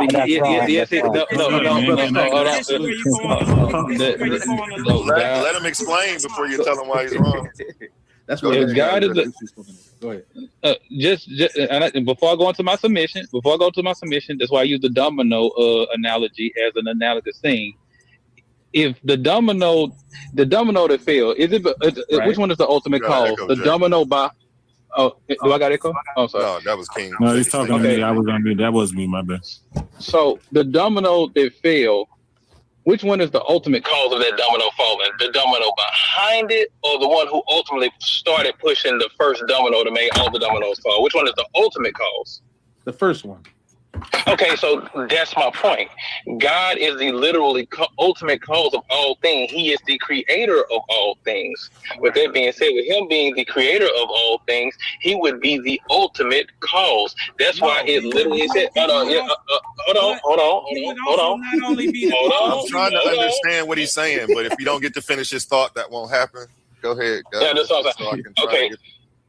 Okay, so he's the ultimate cause of all things. He's the individual that pushed the dominoes in the beginning, not the domino behind me. I'm the result of the domino that fell behind me, but the ultimate result is the person who pushed the domino. Now let's go into, because when I get cut off, I lose my thought. But let's go back into cause effect. This is why I say everything goes according to the will of God. There's nothing that can happen outside of the will of God. It can't, because God planned for everything to happen. Hence, Ephesians 1:11. And listen, what I'm saying is, can I add a quick point? Because Cosmo, you gonna go for 30 minutes. Let me ask a question for clarity though, because you said God planned for everything to happen. That's the difference, because that's why I was trying to figure out what the actual argument was, because it was semantics and people arguing past each other.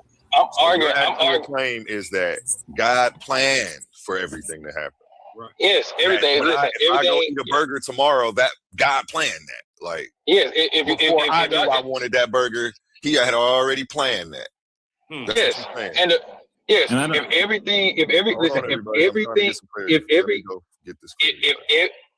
everything goes according to the will of God and everything goes according to God's plan, hence God's plan. If everything goes according to God's plan, I mean everything that's going to happen, even to the minor things you do, that was all a part of God's plan to begin with. That's why thing works together to begin with. He would not be a perfect God if it. Go ahead. No, I'm sorry. I'm cutting you off. Oh no, you good, brother. You good. But even you good. Yeah, until you get a chance, brother. We want to go a little further. Yeah, that was God's plan.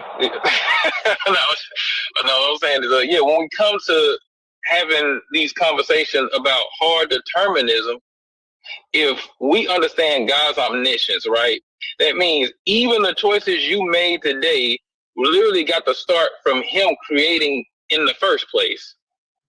Him putting the tree in the garden. And I really didn't want to really debate Christian, because when we're talking about God and the simple things that when we really can't prove, that's the point we get to the point of inserting things. and then we go down a whole nother rabbit hole for real. So I'm just only sticking on the hard deterministic part that we can prove scientifically that you can't get around cause and effect. That's all I'm saying. But the whole God's, go ahead. everything is God's plan, even stuff that I don't know I want yet. That's scary plateaury, because then you also every murder, everything evil, that's God's plan, right? He planned. No, I He planned the disagree. mass shooting that happened last week. God, that was God. That wasn't the devil. Everybody a purpose. If it's in the scripture, if it's in scripture, and I promise y'all, I got to bounce in a second, so I promise y'all. Yeah. But if the scripture literally says this, that everything goes according to the will of God, everything, that means the evil stuff too. And it's a testament to Isaiah 45, where it said God created good and evil. You know what I'm saying? God created the devil. I got one more question for you, God Justice. Can I have a last question? Yeah, and my last question would be, did God already know the devil was going to do what he was going to do before he created him? Well, in the Bible, God sent the devil to do all the devilment he did. So he planned. Thank you. He sent the devil. That means that God is a demon too. So you don't believe in free will, and again, do you? No, I don't. Okay, that makes sense. My point is, what's really scary, A1, is that the outcome of what he's trying to say is that he's saying man should take no responsibility. Right. That's not what I'm saying. Right. That's not what I'm saying. That's exactly what I'm It saying. neutralizes purpose. Exactly it the kills. It kills. That's not what I'm saying. May I build off of what he just said? That's not what he's saying, but that's an not what I'm inadvertent saying. side At the effect end of of the day, what at the he end of the day. believes in, and I'm not sure. He's not saying That that. is not You what I'm can't saying. blame the brother for thinking that, because that in and of itself, that's kind of what he's saying. If you Wait, really, no, that's if you not really what. boil it That's down. not. That's not what. Hold on. That's not what I'm saying. That's not what I'm saying. The reason why I'm saying. Okay, but listen, hold on, before y'all go far. It may not be what you're saying, but it's the outcome. Implication. It's an implication. That's still a bad implication. Is a bad word. Outcome is the best. It is, and the reason why the implication would be the best. The side The effect. reason why but listen, the reason why the implication would be a bad. The reason why the implication would be bad, and I know things are getting a little tension's getting a little higher, but the reason why the implication would have been a little bit bad is only because I'm only doing for what you're inserting. See, the thing is, I don't believe in this God you believe in. So without that, I still. Okay, fair enough. I don't do personal attacks, but I don't believe in the God that you believe in. So with that being said, I'm only doing what you're inserting. And I'll make another example. When you come down and you insert the fact of Jesus resurrected, then I'm going to ask you how, based off the laws of entropy. I'm going to ask you that question. So if you're inserting that God is all-powerful, all-knowing, and this is what you're going to insert, and you're inserting this, and everything goes according to God's will, that's why I asked you that question. I still welcome that question, not just to you, but everybody on the panel. Did God know what the devil was going to do before he created him? Yes, that's a simple question. We ain't even got to go outside. So he's the ultimate cause. One second. We ain't even got to go out of the Bible. The Bible said God sent the devil into the mouths to be a stumbling block for the prophets. He did that. Facts. Yeah. We ain't got to make up no spooky ideas. The devil makes sense. What we're saying listen to what you said. Hold on. The outcome to man taking no responsibility for his actions, choices, and deeds, and just blaming it on biblical deity, automation, is lawlessness, chaos, and man taking and having no responsibility, right? Listen to what you just said. Even to nature. Nature doesn't work that way. Facts. But listen to what you just said. Listen to what you just said. We don't have to put it on a spooky level. Hold on. What I'm saying is we don't have to put it on this spooky level. We can look out into nature.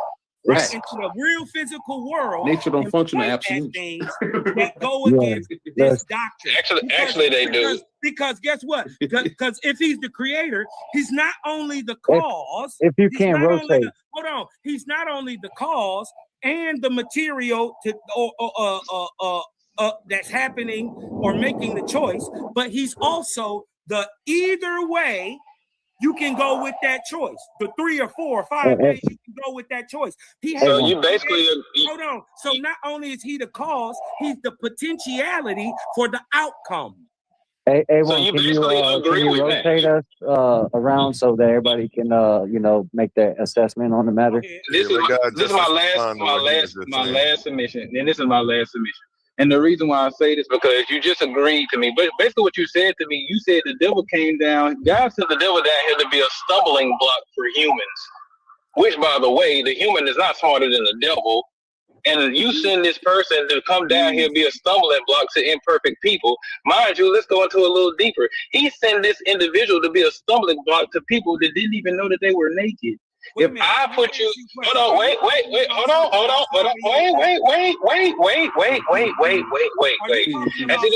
wait. You made him let you finish, Cosmo. Let him finish. Wait. So if I'm a parent, right? Right. And I got 2 children in the room, I say with all the toys that you're gonna play with, you can play with it. Don't play with this loaded gun. I leave the loaded gun in the room with those kids who doesn't know any better. And then on top of that, I bring my worst enemy in there as a stumbling block to my children.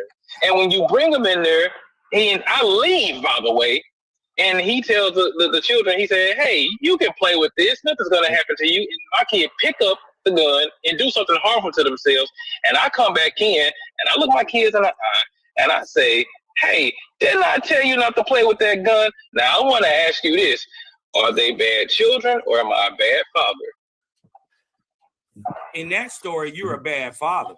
Okay, so let's parallel. Let's parallel. So let's almost done. So let's parallel. They didn't know any better. Okay. So I'm a bad. Hold on, wait. I'm a bad father. So here's how this parallel with the Garden of Eden. God, who's the parent? Hold on, wait. Oh, God, who's the parent? Right. This is what's going to circle to be the cause of all things. God, who's the parent? Cosmo, man. You making this harder than it got to be. He already got bad sound. And then it's on Shadow next. Yeah. God, who's the parent, says the devil of individuals who didn't even know the difference between good and evil, right?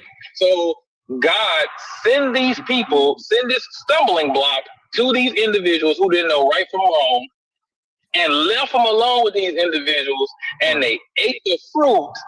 Right. And then God's come back after saying, yo, what happened? After he's the one that put the stumbling block and the tree there in the first place. Is he still not the ultimate cause? No, because he wouldn't have to ask what happened if he was omnipresent. That's facts, though. And that's why I think all of it is absurd, honestly. Because he's supposed to be omnipresent, but he comes to the garden. He don't know where Adam and Eve at. In the story of Job, the devil has snuck up on him. Where did you come from? Walking to and from the earth. Too many stories where he's completely clueless as to what's going on for an omnipresent. So the bigger question would be, if he's not all knowing, he can't be all powerful, because to know the future, to control the future, you must have to know it. So if he's not omniscient in the way of not even knowing what his creation is, this would mean that he can't be all powerful either. Not that biblical God, right? You agree with me.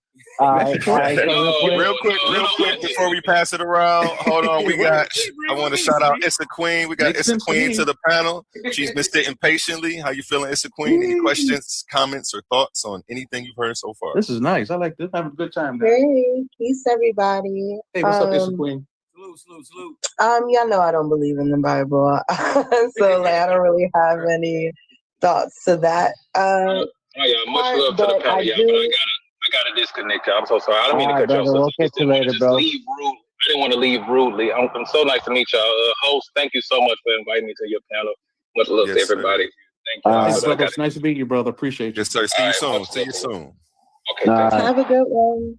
You should line me up with a debate with him, because one-on-one, we'd be able to hash this out. But I'm gonna let Issa Queen. We're about to set it up. I'm gonna have him back next week. And we'll get some face-off discussion. Yeah, he should debate me on that. But So yeah, he can go ahead and get set up in the what you league and think. everything. Appreciate you, God Justice. I'll message you later tonight or early in the morning.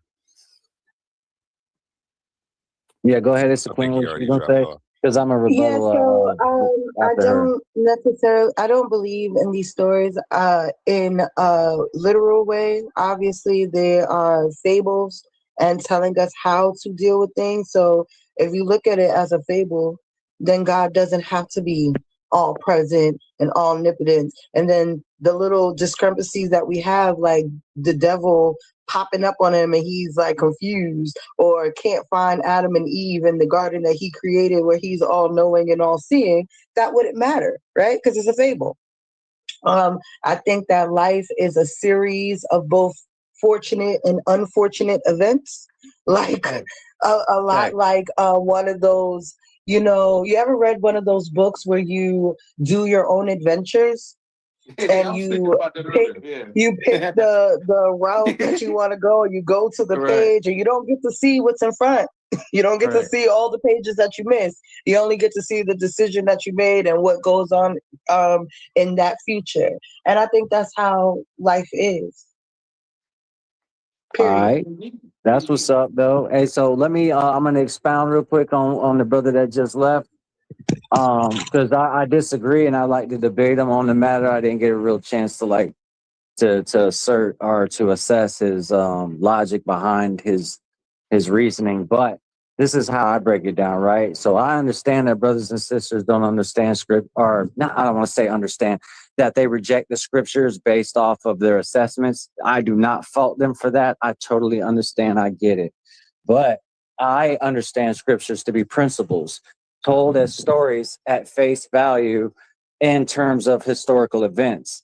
But once you assess the scriptures as it's formulated, you get the actuality of what's being testified. So in terms of Satan is a principle. We're personifying him as some individual or a person, like a mercenary or assassin that was sent by God. No, he's a principle. 2 Peter 5:8 says that he's like a roaring lion seeking to devour whoever he may please, and he's considered an adversary. The reason why it's written like that is because Satan is just, the only thing Satan means is opposition. So no matter what you're doing, Satan has to be involved because Satan is under the principle of the law, which is testified through the wisdom of knowledge, good and evil. That's duality. So anytime you're doing God's will, good things are happening in terms of what the scripture says. Anytime you're going against God's will, bad things are happening in terms of the scripture. That's where Satan comes in. Satan, by default, is just anything that is categorized under the principle of bad, which is the opposite of good. Good and evil is not the law. The law, good and evil emanates from the law. The law is perfect. The law is where everything is defined as perfection. And the way the story goes is in the garden, God looks down upon man and says, this is Genesis 2:18. He says, it is not good that man be found alone. This is where you get your precept of Psalms 14:1, Psalms 53:1, Romans 3:10, Ecclesiastes 7:20, where it says, not one is found good. I know not one that can be good under God. God looks down, not one can be found good on earth. This is why Christ says, he without sin may cast the first stone, because he was going to the precept, which is saying that whatever this God was in the Bible, in the garden, it was not the Father God. It was not the ineffable Father in terms of the principle. It was a fallen principle, which when God looked down, he says, it isn't good that man be found alone, meaning that's where duality came in. Before God divided Adam and put him in a deep sleep, it was just singularity. Adam was one. So when Adam falls asleep, he wakes up, he says, flesh and bone of mine own, I shall name thee woman, because you were taken from me, meaning that man and woman were one, as like an androgynous. They were both one and the same. But after the deep sleep, he was divided. Whoever this God was in the garden, he says, it isn't good. He was using knowledge. Knowledge is good and evil. So that was and it says in Genesis 3:22, it says, behold, man has become like one of us. One in us. One is singular. us is plural. So you have one and many being testified at the same time. And he says, it isn't good. He says, man has become like one of us, knowing both good and evil. So let us prevent him from the tree called life. So now we have in principle that we just took on an image that's disconnected from life. Whoever that God was in paradise, he bears the image of death. Genesis 2:17, touch this tree, eat from it, thou shalt die the death. And then you have, behold, man has become like one of us, knowing both good and evil. Let us prevent him from the tree called life, because he'll live forever. So this image that we have is not the image of the ineffable Father. It is the image of a fallen angel that represents death, wisdom, and knowledge. Now, that's why Christ says, I've come not to abolish the law, I've come to fulfill it, proving that the law was in its adolescent stage in the Old Testament. It comes to the New Testament, we get reconnected to the Father, which is a principle that is superior to the law. That's why it says the law condemns you. The law is not what justifies you. Faith does. Faith is letting us know that this world is condemned through imperfection, but we have the ability to, and the capacity in our imagination to perceive what perfection is, even if someone was to say perfection is not existent. Right. Now, with that, exactly. We always have that ability. Right. Right. So with that being said, I disagree with the brother when he says that we don't have free will, when the Father's considered most merciful. The Father gave us the law. The law is what determines good, through the wisdom of knowledge, what we do by choice, good and bad. Right. That's why it's written in John 5:22. Christ is the judge, not the Father. The Father gave all of his power and authority to Christ, and he determines amidst two witnesses to decide if what we did is good or bad. And the reason why it's written that way is because, once again, the Father is so superior to all principles and all concepts and all definitions. There's nothing you can think of that can even come close to this entity that we call the Father God. That's why it's written, all things fall short the glory thereof, because it comes down to Christ and the two witnesses. And with that being said, just because the Father knows all things and is so powerful that we can't even come close to scratching the surface of how to identify him or even define him, doesn't mean he plays a part in the good and the wickedness. So one last thing, and I'm gonna land my plane. The brother brought up Isaiah 45:7, saying, I, the Lord, create good and evil. I, the Lord, do these things. This is why we're given precepts, so that brothers cannot use their logic and distort scripture, as it's written in Proverbs 3:5. Lean not on your own understanding, trust the Lord thy God in all your heart. Romans 3:4. In that case, you agree with the brother then. How am I disagreeing with the brother? If you don't lean on your own understanding, absolutely, you might as well agree with the brother that just got off the phone. How are you saying that? What you just said. No, lean not on your own understanding. Lean not on your own understanding. Were you speaking in an absolute?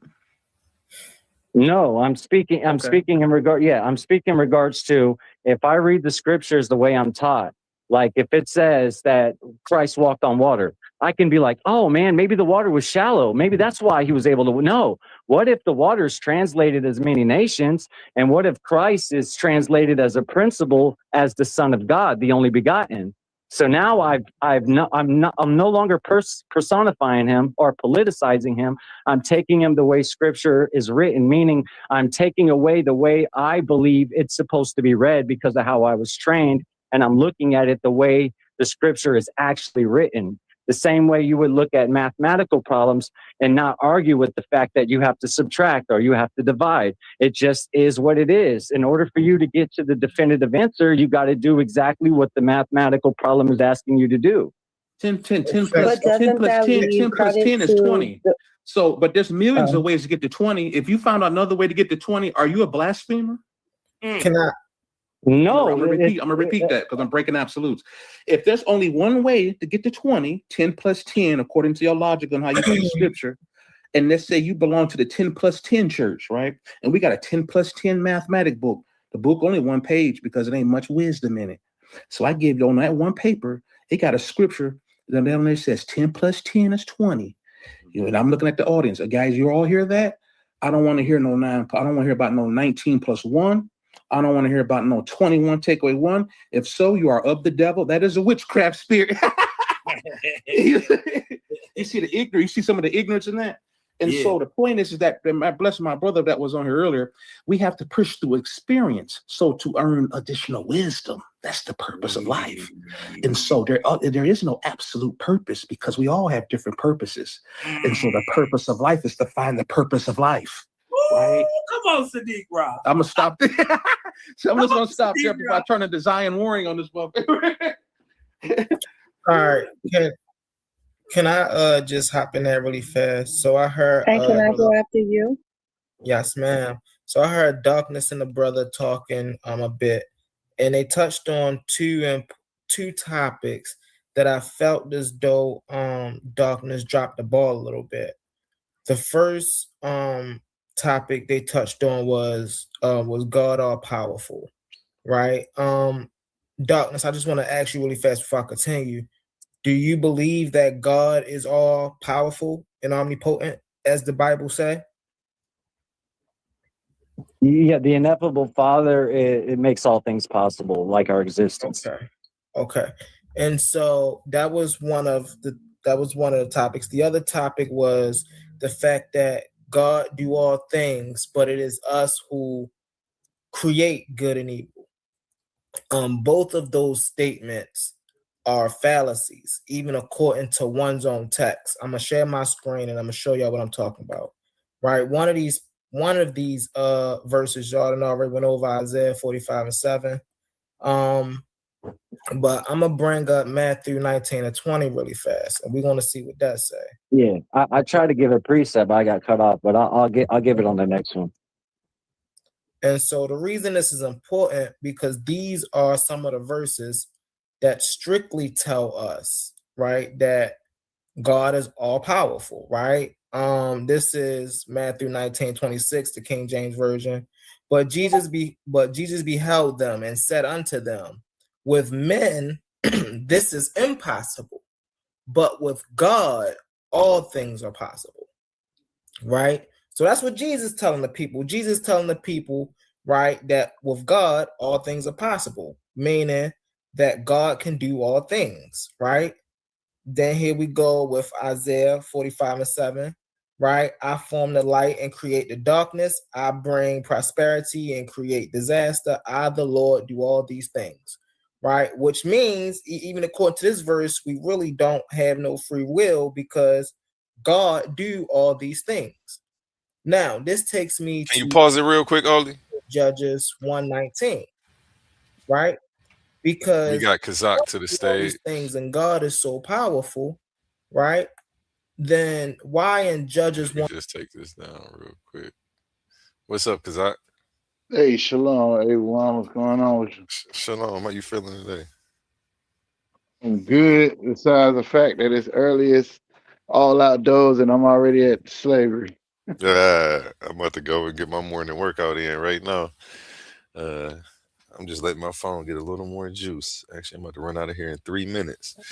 Dude accepted the debate. We got a face off.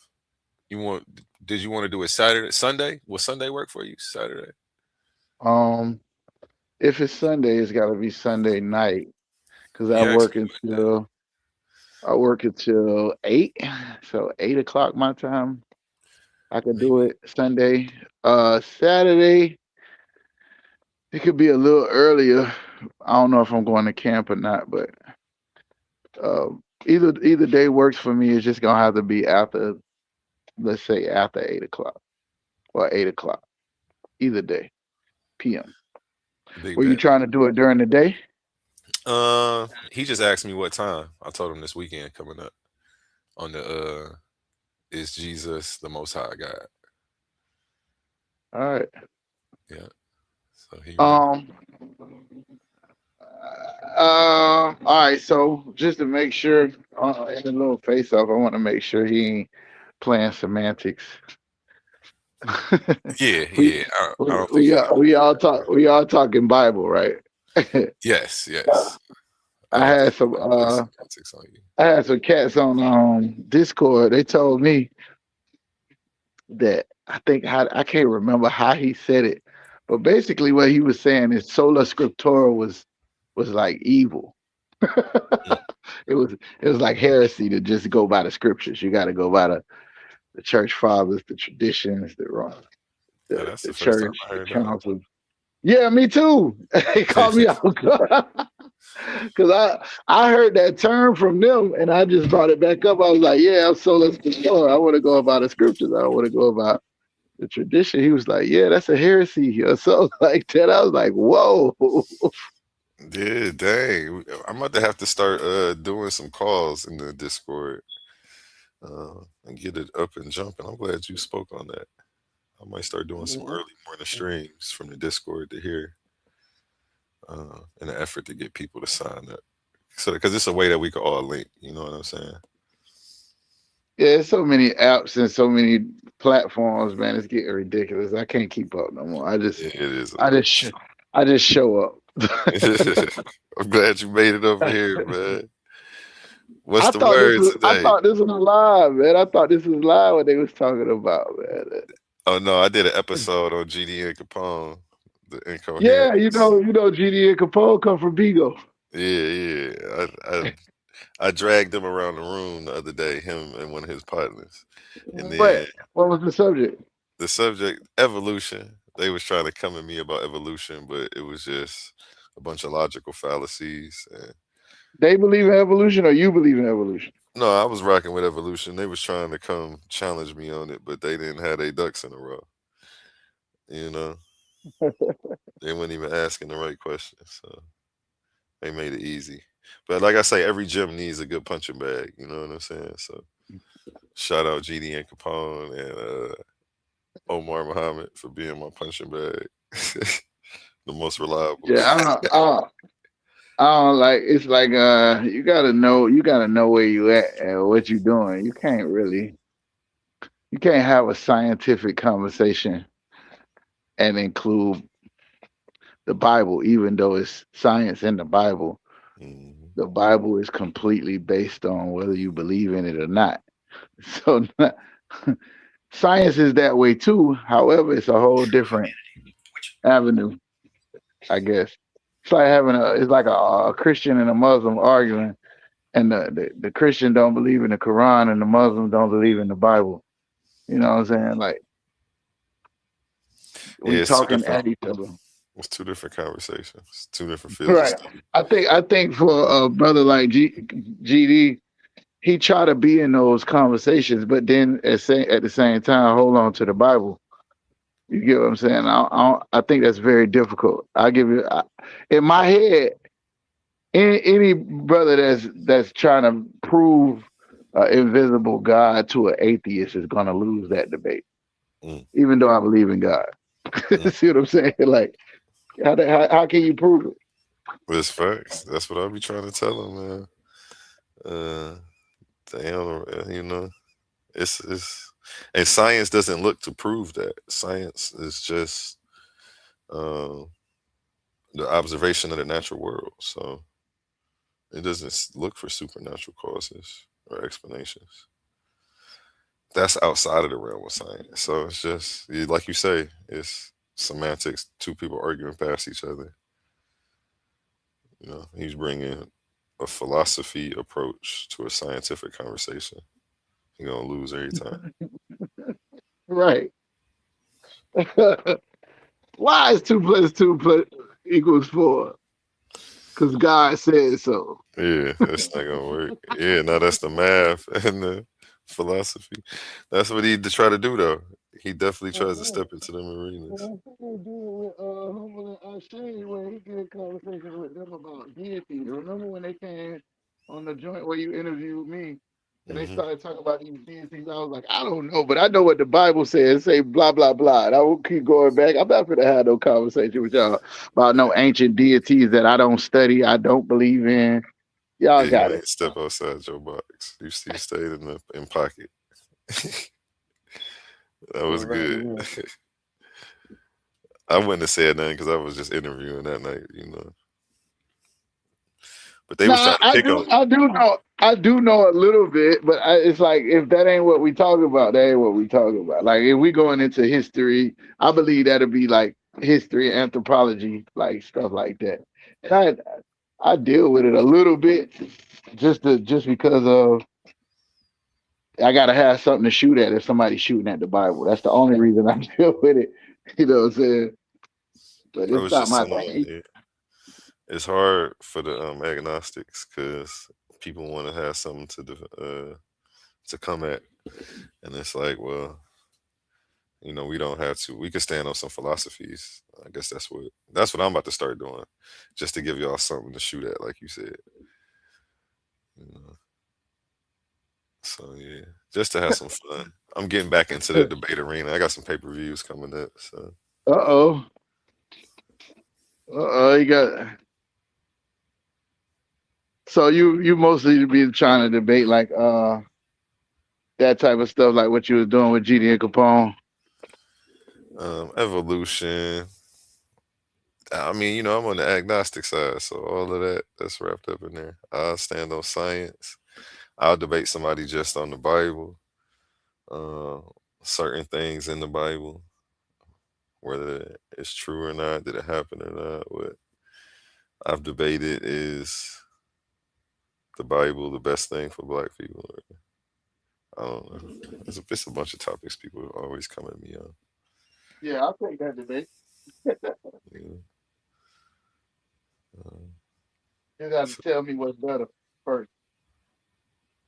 Yeah. Oh yeah, that was the debate I took. Is the Bible the best tool for Black people's liberation? And you chose the no, the negative. Yeah, I took the negative. Did you win? And the judges said I lost, but I think I beat him. But I ain't crying, complaining. And what was you saying was better? I really didn't. I didn't have nothing that was better. That's why he lost. Well, I did though. I did. You know what I did bring? I'll take that back. I brought Dr. Claude Anderson's plan, the Powernomics stuff. Um, but like I say, we had the Bible for 2,000 years. We ain't free yet. How is it the best? Or else it would have already. We don't even got an example to show us the best. We can only show examples of it not getting the Ain't job done. nobody followed it though, A1. Nobody followed the Bible. Oh man. How you gonna follow the Bible? Nobody. I like that rebuttal. Even he ain't come with that rebuttal. That's better than what Christians he don't came follow with. it. Muslims don't follow it. Jewish people got LGBTQ in Israel. Man, them people don't follow no damn Bible. It's just there sitting on your coffee table. They open it. It's like an idol at this point. The Bible is like an idol at this point. I agree. That's a good point. Definitely. Yeah. You get no disagreement out of me on that one. Oh man. They pick and choose what they want to follow. That's why Christianity the easiest religion to be in, because it's like dude was saying, none of that. The different doctrines don't matter. It don't matter that it's a bunch of different denominations. As long Unless as you you unless you're an Israelite. I go listen, on a Christian channel and say I have accepted Jesus as my Lord and Savior. They'll be like, nah, because you believe Joseph is the daddy. Nah, because you believe the law, you still got to live by the law. They'll just start. uh, It ain't good enough to they accept Jesus as your Lord and Savior when you're an Israelite. I see what you're saying. Damn, that's crazy. Well, I got you. I got one for you. Eastern Orthodox. He about to be on all of that with you. I got you set up. I'm putting you in this tournament, man. We just about to put you in the opening round for the tournament. As you see, it's on the background right here. $1,000 grand prize, $50 each round. You win on the way to the finals. You feel me? 16 men. I'm only gonna do what, one debate a week. So you will debate like every 2 months. You will have another debate set up, something like that. 3 rounds, $1,000. 3 debates, $1,000. You can't beat it. Said win three debates, get $1,000. Yep, it's only 3 debates into the finals. So I'm just gonna put you in the opening round. Your debate in the opening round. Kick this thing off. You know. With this, you talking this Christian dude, Yeah, with the Christian dude. apologist. What's his name? Jill, Jesus is Lord. Rebuke and rebuke.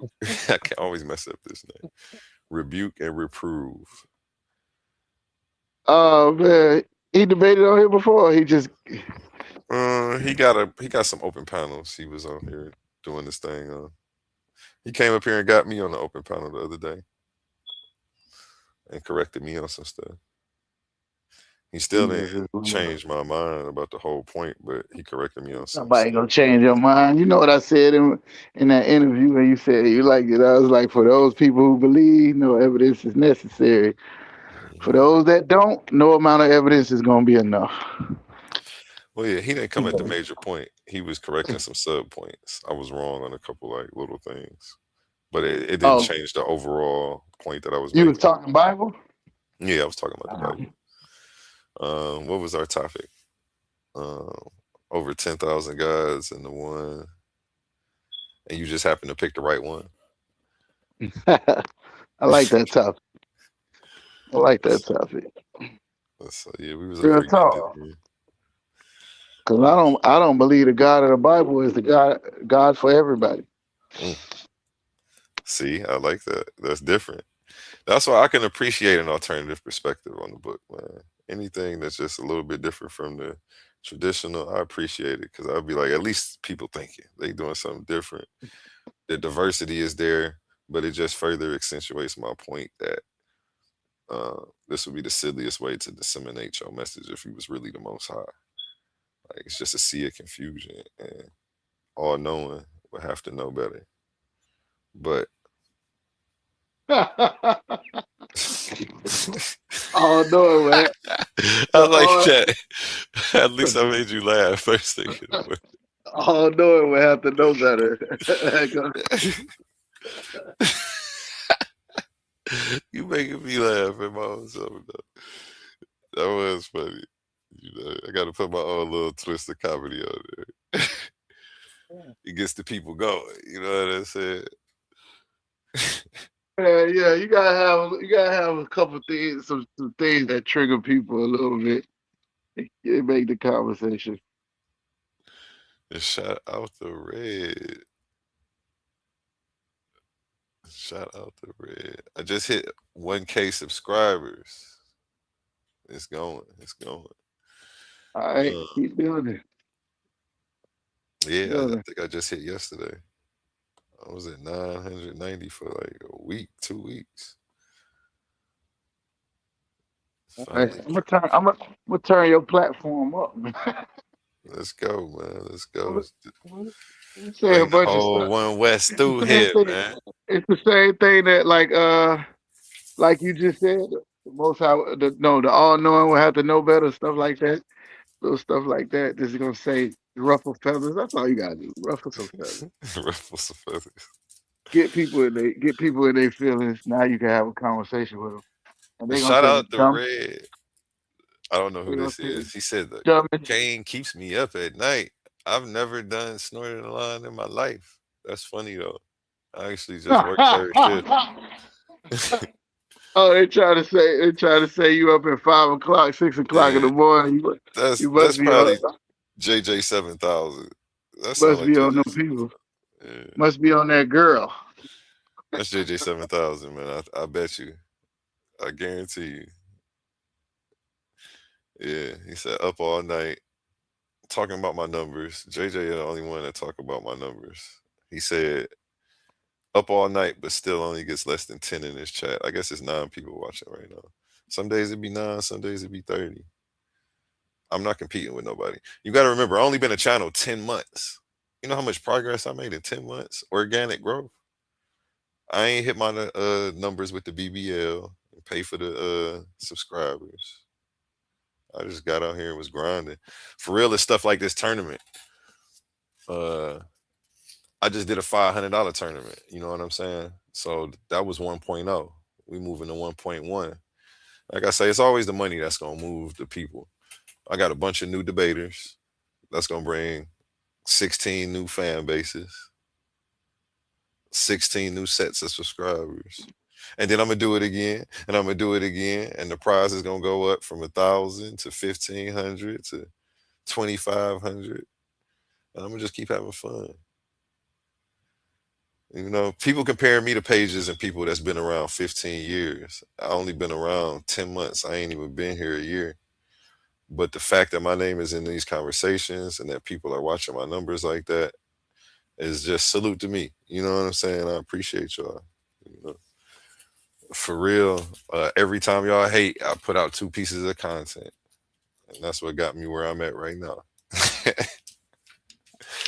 And I'm gonna look up in another year, and I'm just gonna have outworked the people that's hating. Man, you gotta keep some haters, man. What Yeah, you ain't got no haters, you ain't popping. you ain't popping, man. I love it though, you know. And you know, I just made the red famous. That's JJ 7000 for real, probably. But yeah, man, I think I'm doing amazing. And then my viewer, if you pay attention to my subscriber viewer ratio, 10% is legit. And then when people go back and watch the playback, my numbers go up even higher. So for me to have 500 views and 1,000 subscribers is amazing. Versus people that's supposed to have been around longer than me, have more subscribers than me, and it's hitting the same numbers. But it's not that I'm pocket watching because everybody's on their own journey, doing their own thing. You know what I'm saying? So it's not for me to compare my journey to nobody else's, compare my numbers to nobody else's. Like I say, some days you're gonna come in here and there's 30 people sitting in here at 8 in the morning. Give it some time. After this video, I bet you it jumped to past 20. To me, that's success though. You know, I built this from the ground up. But, you know, I don't know. I don't know what's the point of trying to discourage me at 6 in the morning. It don't work. Like, You on the niggas' mind, yo. I know. They You came in all the way to my their channel. dreams.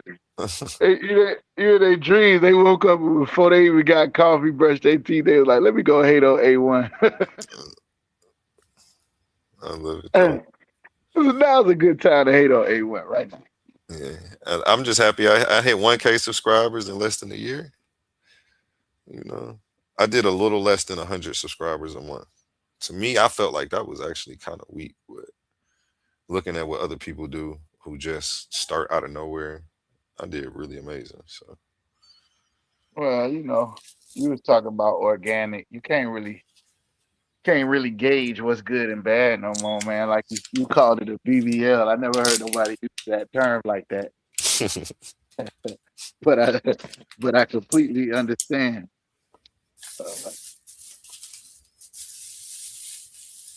yeah. So and then I'm about to hit the streets with it, with my little sign and the t-shirts. I'm about to hop out there with ISUPK and them and get the filming with them. It's going, man. We about to spread this around, man. I gotta have my little bulletin board thing with the QR code so people can subscribe to the website though. I'm getting one of them printed up this week. So when I pull up, boom, little cardboard sign. Subscribe to Titans Debate League. We out here. You feel me? And I'm pulling up like the news, baby. This shit about to be fun. But yeah, that's gonna make my page jump because I feel like I'll probably get like 100 subscribers a day every time I go out there from different people walking by, engaging, get some footage, different people answering questions, stuff like that. You know. Dude, is he can you hear me? Yeah, I can hear you now. He was muted for a second.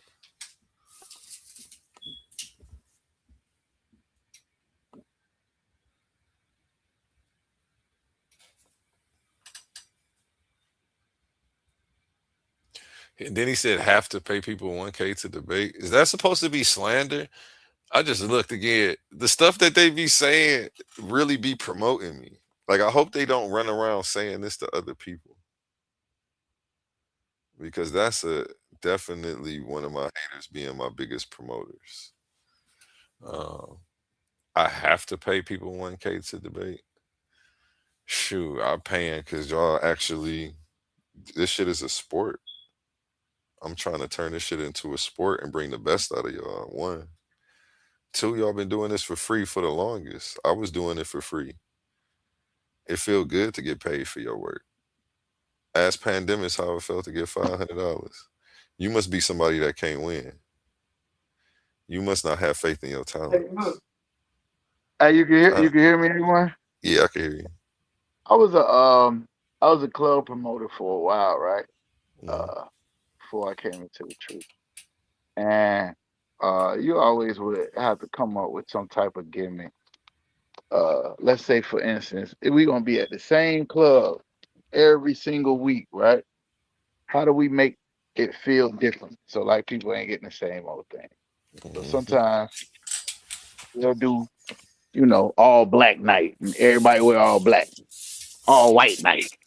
Or we did a foam party. It's the same people coming into the same building to hear the same music, but you gotta make it exciting. You get what I'm saying?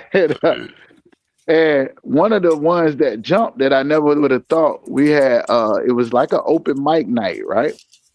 Where people came through and they got to perform. But what we did is we paid artists to perform. Mm, that make it hit So, different. right, I'm talking about, so you could be an artist that nobody knows you ever heard your song. You know what I'm saying? You bring 20 people to the club. They pay $10 to get in. We give you five. Mhm. So you made $100 that night to perform for your people. Man, listen, it was ingenious in the fact, like, it's so simple, right? Just to think about it. Because we was on other nights we just let all the women in free and make the men pay. So it's the same thing anyway. Same Half thing. of the people ain't These but debaters put time into these presentations. right, that's what I'm saying. The dudes that went Yeah, to the studio, they done put their best outfit on, and then all they people get to come watch them perform, and they got paid. and they Like, got it's the same thing, bro. People gonna bring their people in to watch them debate, and if they do good, they get the money. yeah, I say that's JJ 7000 saying that because that's a talking point that only he's been using. He talks about hey, everything he says is really a bragging moment for me. He's like, why he going around using? He stole that white man's voice. He trying to sound like the white man. Listen to this. My advertisement. I do all my voiceovers. Coliseum of Arguments presents Titans Debate League, Clash of the Titans 1.1. The arena is opening once again, and only the strongest minds will survive. After an unforgettable first tournament, Pandemis the African Atheist fought through the battlefield of ideas and walked away with $500 in cash. But that was then. This time we're raising the stakes. $1,000, one champion, one title, one chance to prove you're the greatest debater in the league. This isn't social media arguing. This isn't trolling in the comments. This is intellectual warfare, where evidence is your weapon, logic is your shield, and every round is a fight for survival. New challengers are stepping into the arena. Veteran fan favorites are returning. Egos will fall, legends will rise. The question is, do you have what it takes to survive the Coliseum? We still have a few tournament spots available. Think you belong among the Titans? Message Titans Debate League at gmail.com and claim your place before the gates close. Coliseum of Arguments presents Titans Debate League, Clash of the Titans 1.1, where great minds don't just debate, they go to war. Are you not entertained? Coliseum of Arguments. Only the brave speak here.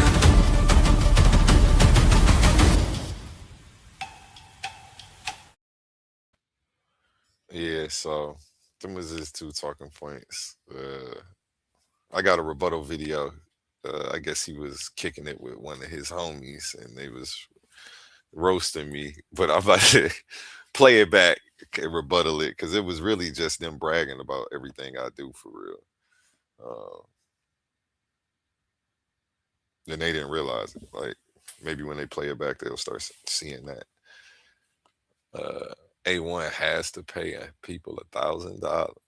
I don't have to, but they definitely appreciate it. Appreciate you, OG, on the 1,000 subs. Yeah, 1,000 subs. I'm paying $1,000, man. A1, rebuke and reprove. Get up here, rebuke and reprove, real quick. Your opponent is actually on the stage right now. I'm happy that he's an early bird as well. Rebuke and reprove usually hops on when I'm live around now.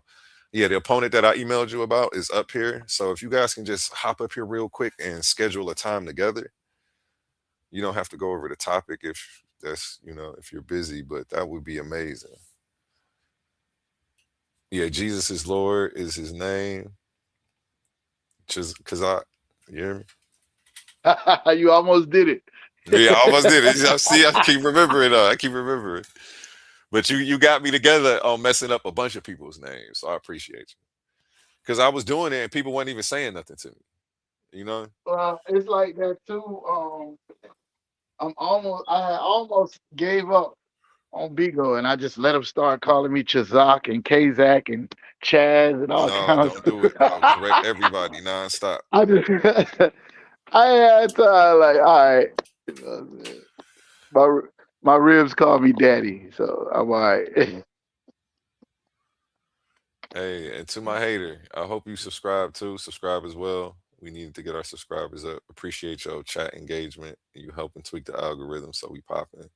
You are the best. Um, Definitely no drugs. And if I was probably out here doing drugs, I probably wouldn't have $1,000 to give away to random people on the internet who find debating their hobby. You know, I'm just trying to make it fun for everybody. Appreciate me. Don't try to run me off. You see how they try to do? When y'all see people like that, boo people like that, heckle people like that. Like, why are you trying to run the only positive thing the debate community has to offer right now away? You feel me? That's funny. Yeah, my skin a little tougher than that though. It's gonna take a lot more than that for me to quit doing this. They want to trick me out my spot so they can do the same thing. So they can go try to mimic what I'm doing. Gotta watch out for people like that. Jesus is Lord. Rebuke and reprove. Pull up to the panel real quick. My homie who wanted to take that debate, um, is Jesus the Most High God, is up here right now.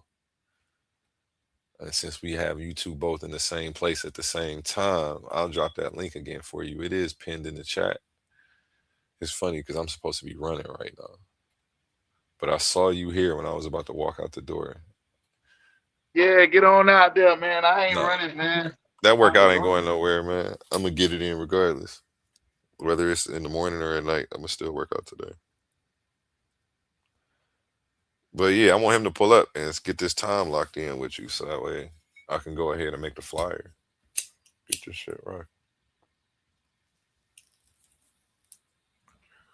That link is in the chat, Jill.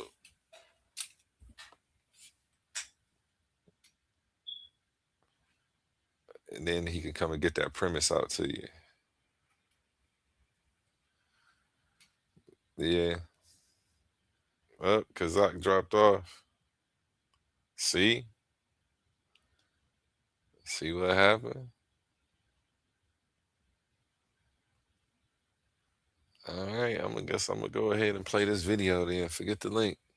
All right, y'all gentlemen, have a good day. Question, I'm sorry. Yeah, no Oh problem. no, he's back. He's back. You got your camera on. Okay, there you go.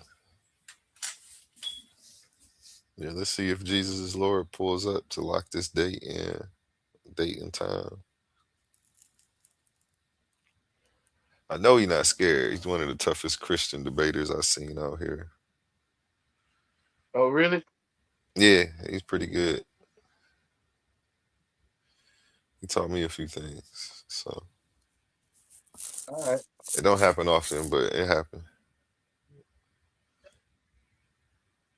You That know? ain't really saying much considering his counterparts, I but understand that's where you're saying, coming but that's saying a lot though. from. Yeah, it is. It is. Because Because I there's ain't learned much from most of these people. 2.1 billion Christians out here. That's one of the toughest you've seen, and that means he's pretty good. Yeah, I put him in the top 3, top 5 right now. Uh, I know some scholars though. They smart on a lot of things, but they still believe. Can break down a I bunch ain't of science and stuff. I ain't even in the top 100 of Israelites.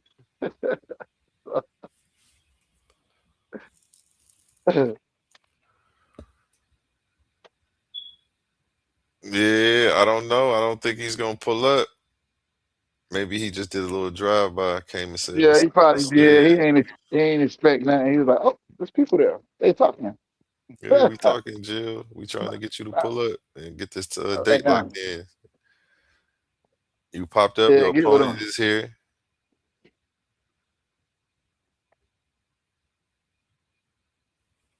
You got my number though. You can hit me anytime though. I Get do. I it. got you locked in. You want to call her ID to the shot? It ain't going nowhere. Set up. But yeah, anytime this weekend, just let me know ahead of time. Cause Yep. I'm gonna I'll pop be on your I'll be panel over there on Bigo and let you all know. right. Yeah, I'll be live every day. About to go live right now. So gonna get that run in, man. Before it Bet, gets bet. well down here. Down here it's gonna get too hot. In Florida, it'll be 100 degrees by 12 o'clock. Yeah, that's why I be working out early before it get too hot. 6 o'clock, I'll be trying to be out there already. It's only 6:30. But yeah, once that sun come up, it's over with. All right, we'll wrap, man. If you run across old boy, you can just give me a call or you could just shoot through the live. Somebody will be live from UPK now. Bet. I'm almost at the point where we got somebody live all the time. Why she gonna try to hit the link as soon as you hop down? Yeah, I know. I Uh, know. all It's right. so. All right, peace. We'll talk later. Peace. Now, mind you, yes, you obviously are showing up sequentially, as in one after the other. Yes, I get that. No, Obviously, we're both showing up to the house. Yes, I get that. But what I'm saying is if I'm leading you to the house and you're following me to the house, then I am the one that's making the way. You're the one that's going off of what I'm doing. Yeah, but that doesn't refute the fact that we're going to reach the house at the same time.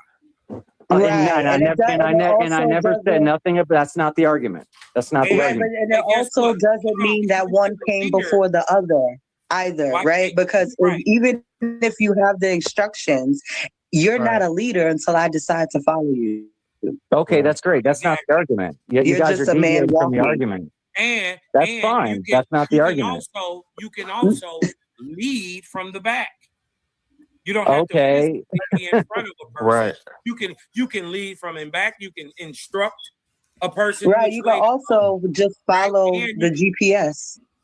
Right. Okay. All right, guys. You got it. Literally You guys got it. of a person. Right. There's Okay. All right. I got another way to answer. Right. I got you another way lead to the ask y'all a car question. to where it needs to go, but the GPS.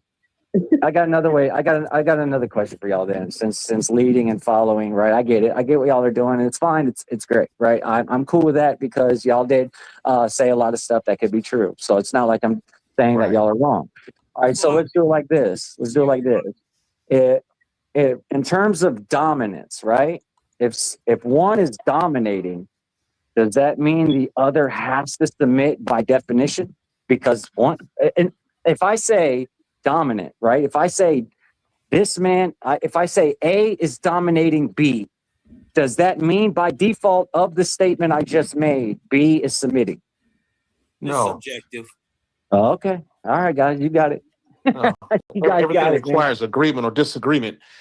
Even in slavery, I will often makes this example a lot in different when different talking points are involved. But nonetheless, I'll use it to make this point here in this scenario. We didn't have to show up during slavery. We were being dominated, right, for hundreds of years. But some would argue we still agreed to go and be enslaved anyway because we would show up every morning. We just didn't have to under the force of domination, right? We would have been killed outright, but we could. That's an option. That was our prerogative. It could have been our prerogative if we wanted it to be. So even the explicit definition using utter domination, particularly in that scenario, still don't negate this domination necessarily of the subordinates.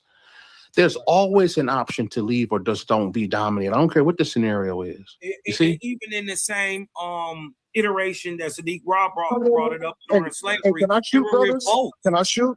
Right. Can I shoot, brothers? Revolts are objective proofs that there's always even a choice. Domination, always. You don't have to necessarily, even though you may be subject or dominant, it doesn't mean that you gave into it. Right. I just want to know if I can shoot. Go ahead, brother. All right. My bad, because like I didn't get a chance to speak. I think y'all covered like maybe 3 or 4 things. The last thing I kind of heard was something about free will, but the brother who just said, so hold on, let me address free will, and then I'm gonna address what the one brother just said, and I'm gonna address him. So when it comes to scripture, there's something called being predestined. Now, just because you predestined, does that take away from free will? But no, because guess what? As far as the biblical scripture, I'm gonna give 2 examples and then I'm gonna reiterate and move. So 2 examples of predestination, but also having a choice, or what people say, free will. So let's look at Jacob and Esau. What did the prophecy say? The elder shall serve the younger. That was fulfilled. Now, no matter what happened, so no matter if it was over the pot of lentils, or it could have been a day or 2 later, no matter what, it was predestined in biblical scripture for Esau shall serve the younger. That's 1. Number 2, biblical scripture. It was a prophecy, predestined. Christ came to die for the nation of Israel. So it didn't matter if he had to die in Egypt, Rome, Israel. What did the prophecy say? He was going to die for his people. Predestined, but Jesus made choices. Jesus, he chose to keep the law. He chose to travel back to Israel for the Passover. So, he chose to eat. He chose not to eat pork. He still made choices. But the thing is, like Sister Issa Queen said, and I did want to iterate on this point. She said, remember those books? It was like not a road playing game. So you say, you turn a page. Okay, you in the castle. If you turn left, I turn right. Boom, I turn right. Now, this has a different path. So, but the only difference I have with Issa Queen said is no matter when they ask you that question, if you go left or go right, it all comes to the same ending. That's the only discrepancy I had with that. I want to move on. I forgot the second thing y'all said, man. Y'all was going for, I'm in my garage playing dots, with my wife. I think I heard somebody just say, who was the last brother talking? And he said, slaves had a choice. They had a choice to either to go to work in the field. It's the brother that's real nice and eloquent. And I don't mean to come at him hard. I just wanted to address that. It was one of the brother. You know who I'm talking about. Go ahead, brother. What's your name? Can y'all hear me? Yeah. We can hear you, Brody. Okay, yeah, it was the one brother. I can hear you, bro. Go ahead. What you saying? Yeah, it was one brother that said, "Oh, the slaves had a choice. They had a choice when they woke up to either go to work in the field." So here's the thing here. This is what I said. This is how predestination work. No matter if they had so here it go. No matter if they chose to wake up and work or if they chose to wake up and rebel. Because certain roles, predestination, what did the scripture say? What did the scripture say? What did the scripture say? Oh, if you do these things, you should be above high. But if you do these things, you should be above low, and you shall serve your enemy. So the thing, so you know, I'm trying to go into the context, and the other brother Darkness, I noticed y'all did it again. Y'all been on a high attack, attacking Darkness, even though so, like I said, some points that he brought out, I did disagree. But you know, I'm a ride with the brother because he is biblical and he's been facing 15,000 questions. So he's mostly in the defense mode, and he doesn't have a chance to actually, like I said before, be on the attack. So respectfully, Sister Issa, Brother Humble, what gives y'all Moore's compass? How was that carried out? And what foundation or what study gives you these ideas in this moral compass, and you know, whatever it is y'all hold dear to heart as far as ideology, religious being, or spirituality, or even science. I want y'all to answer that question quick because I'm gonna have a few questions after y'all answer it. But go ahead, Sister Issa first, and then Humble. Omar, after you're finished, I want to ask you a question pertaining to the questions I asked. I felt like they were kind of being disingenuous, and I mean that respectfully. I'm not trying to be disrespectful. I just feel like they was being disingenuous. I heard it. They was being low. They was being low key disingenuous. But I won't. No. Because we already went off the track. Really I think she left. No. I think Issa left. So Humble. Just go. Try to keep it basic, because like I said, I sat muted out and I was listening, and y'all covered like 3 or 4 topics, and I didn't have a chance to address each one. But you heard my question. But go ahead, Brother Humble. Yeah. So I'm not going to interrupt you. That, I'm gonna go back. I'm gonna get what me and Darkness was talking about because we veered off a little bit. It ain't gonna take me long, okay? But I'm gonna share my screen for both of them. So number one, right? Darkness asked me. Darkness said he don't know if Matthew wrote the Bible, if Matthew wrote the book of Matthew. So I asked, do the King James Version use the gospel according to Matthew? Get in here and watch this. Yes, absolutely. The King James Version uses the title, the gospel according to Saint Matthew, often abbreviated to refer to as the gospel according to Matthew at the beginning of the book. In fact, in the King James include the phrase gospel according to for all 4 of the gospels, according to Matthew, St. Mark, St. Luke, and St. John. Which, watch this. Why is it phrased that way? The word gospel comes from the Old English word God spell, which the good news, a translation of the Greek word ignion. By entitling it gospel according to Matthew, the translators were emphasizing that there is ultimately one gospel, the good news of Jesus Christ, but it is being told from the perspectives and account of Matthew. So this is why I had to go back to, was Matthew a real person? Because the Bible here is telling you that Matthew is a real person. Okay, now let me answer Brother Omar's question, right? And the reason, and that's too, right? Real fast too. This just letting you know I'm not. That was in the scripture that you just read, that you just said. I got you. I'm gonna be real quick. All right. Another reason this is important because it's letting y'all know that I'm not being facetious or disingenuous. I'm asking these questions because the brother Darkness is all over the place with his ideology.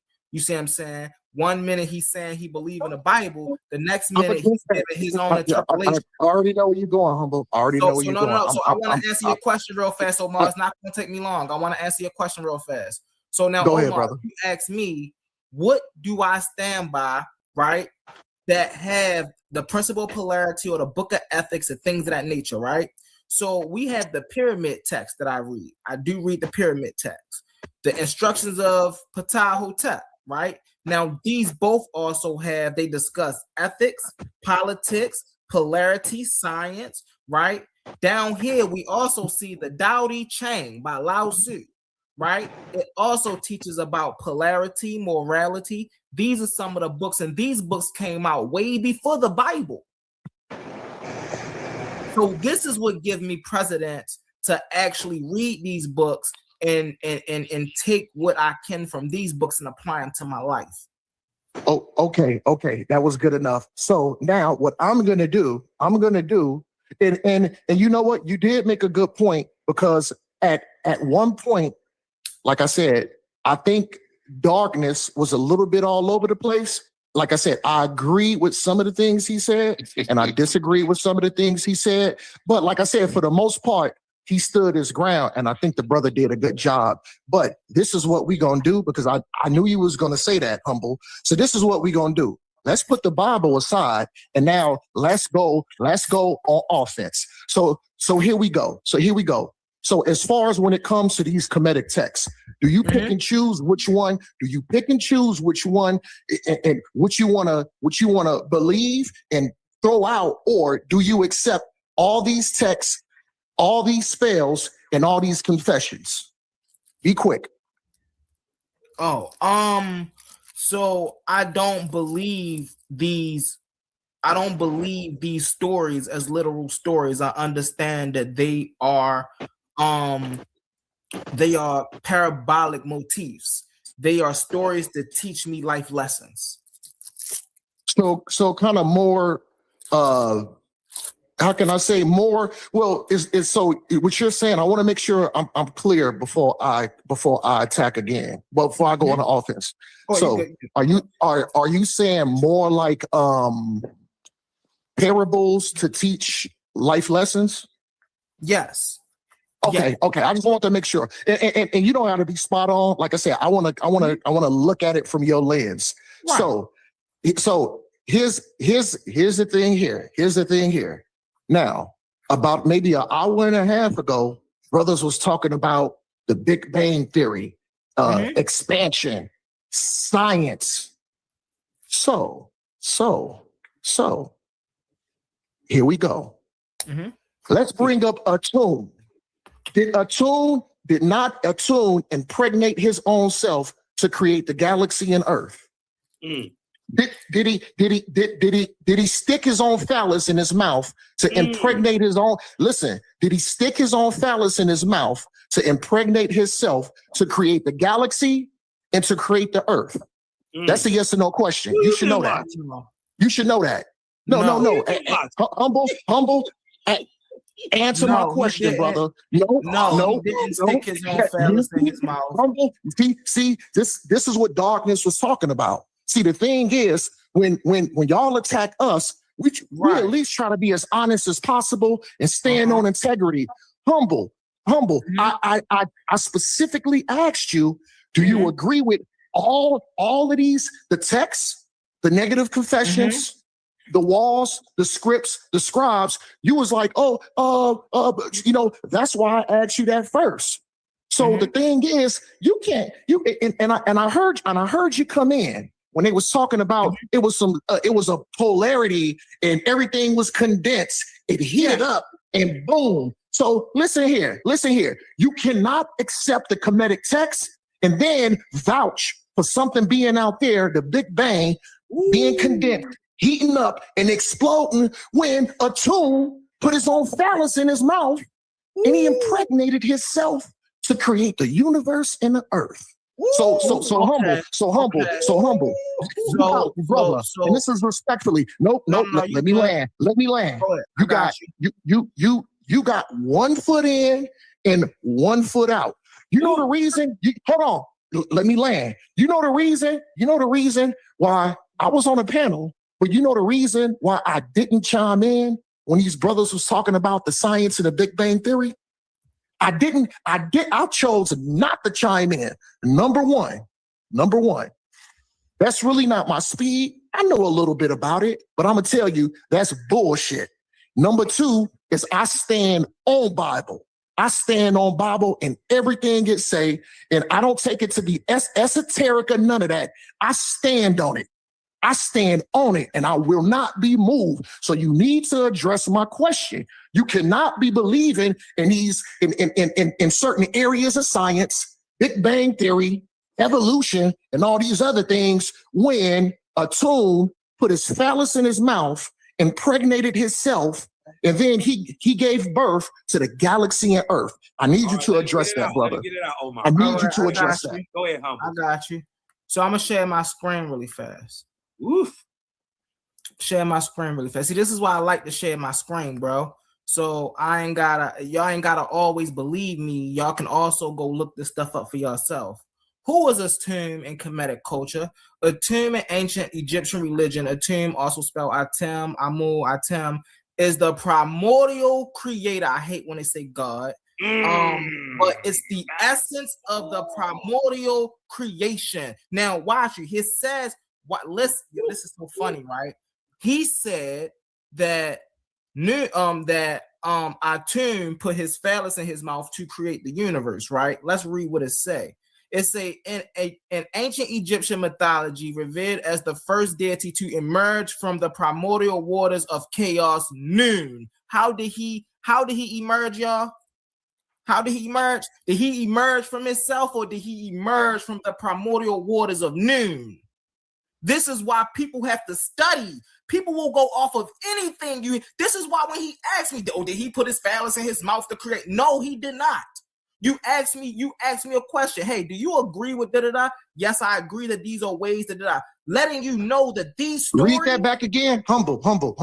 Do me a favor. Read, because I'm on my phone. It's too small for me to see. Please read that over again. I want everybody to listen carefully. Read that over again. What you just read. Was the primordial creator Neter.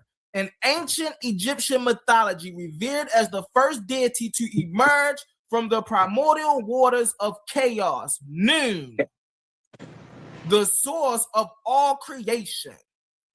So, Humble, see, I want y'all to pay attention. I asked these questions. I knew Humble was going to go there. So, darkness. Let me show you how to attack. This is how you attack. What you just said was a bunch of word salad, respectfully. I specifically asked you. The only thing you read is, yes, he was the so-called creator, immortal, and no. How did he do it? He came from Noon. It's showing you right here. How did he do it? Bro, hold on. I know a lot of y'all. I know somebody else in the panel is also reading this, right? Can y'all read this highlighted part right here for me? Can y'all read that? I don't want to be the only one reading it because he think I'm lying. Maybe he ain't got good eyes or something. So can somebody else read this? The highlighted part? It says, well, you got to kind of read the beginning of it. Atum. It says, go ahead. Atum, also spelled Atem, Timu, and Tim was the primordial creator god in ancient Egyptian mythology, revered as the first deity to emerge from the primordial waters of chaos, Noon, and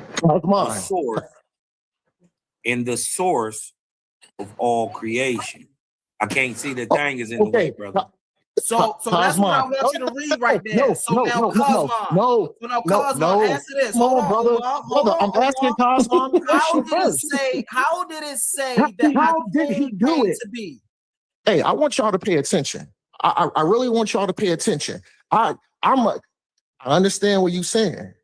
How did he do it? That's a specific question. How did he do it? Guess what? I know how he did it. Now let me read my source. Go ahead. I'm gonna pull this down. Go ahead. Atum is described as creating the first gods, Shu, and I don't even want to get contained. Disgusting again. Hold on. How did he create Shu and Tefnut? Oh, let's see. Hold on. We're not even talking about the earth. I'm gonna get to it. How did Atum create Shu and Tefnut? Oh, I know. Let's read. Through a self-contained act of masturbation, ejaculating into his own mouth. Let's keep reading. Let's keep reading. This is damaging. Yeah. This is damaging. Let's keep reading. Let's keep reading. Hold on. Oh, the act. Early creation myth state that a tomb first being masturbated. Hold on. This guy's hold on, man. Hold on. Masturbated with his hand, representing the female principal interest within him own self. So first of all, the reason why he ejaculated in his mouth, because he was a goddamn hermaphrodite. He was a man and a woman. Disgusting. Let's move forward. The creation. Disgusting. Let's move forward. He then spat out his semen to form Canoe, who was named linguistically linked to what? The spot, universe, earth, subsequently wow, this is disgusting. Sneezed out shoe, linking his name to the word sneeze. Okay, let's move forward. The creation story as Kemet, hold on, because I'm not saying that they're homosexual. This is saying that they use allegory when they talk about the creation story. So here's my thing. I don't care if it's allegory or not. Let me know when if you gonna listen. If you gonna believe in this, guess what?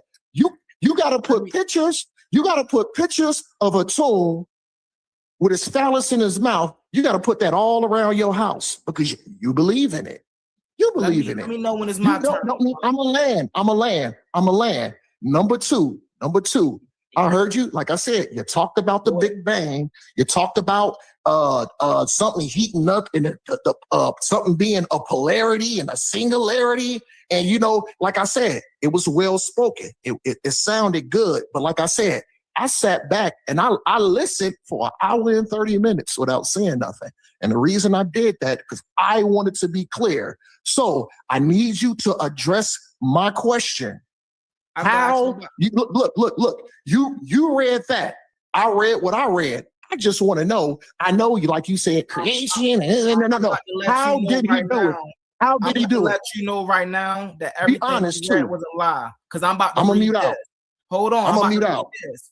Creation through speech. He said, how did he do it? We about to break down how he really created all of these. And can y'all please, family, pay attention? I want y'all to listen and see if y'all ever hear anything that has to do with a phallus or a sexual act, okay? Please listen, y'all. We about to go through how he created these beings. Hold on, Omar. Let me get it in. I ain't cut you off. Let me get it in, Omar. I'm gonna tell you, be careful. Be careful. Be careful. That's all I'm gonna say. Go ahead, though. I'm gonna mute out. Be careful, though. We about to go into how he created these beings, okay? And I don't even want to call them beings. These are netarus. I apologize. A term creation was mental and verbal acts. He visualized the world, land, sky, and the star, land, sky, sun, the stars. He spoke them into existence. What did he do, y'all? How did he create, y'all? He spoke them into existence. In Egyptian belief, the divine mind and the spoken word, let's say it again. What he say?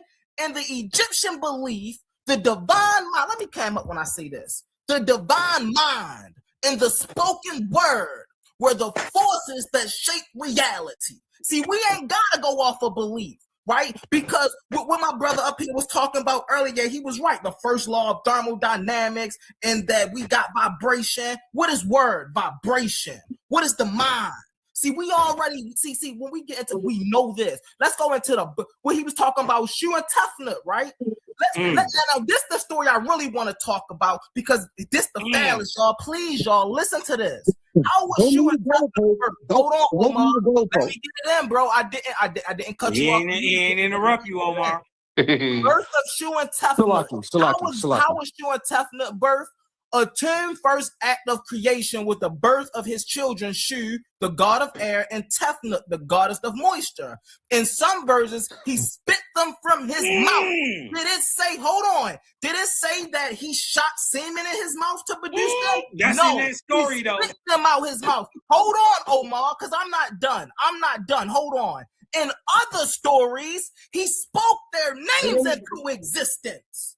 He said how? He spoke their names into existence. Y'all family. Tell me where you see a phallus in this.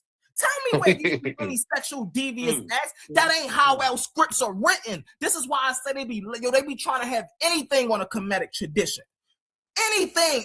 They be speaking lies, bro, and he want to see a source. This how we do it. We got the sources from the sources. To let you know this ain't no lie. How did he create these people? Or how did, I apologize once again, how did he create these Netaru?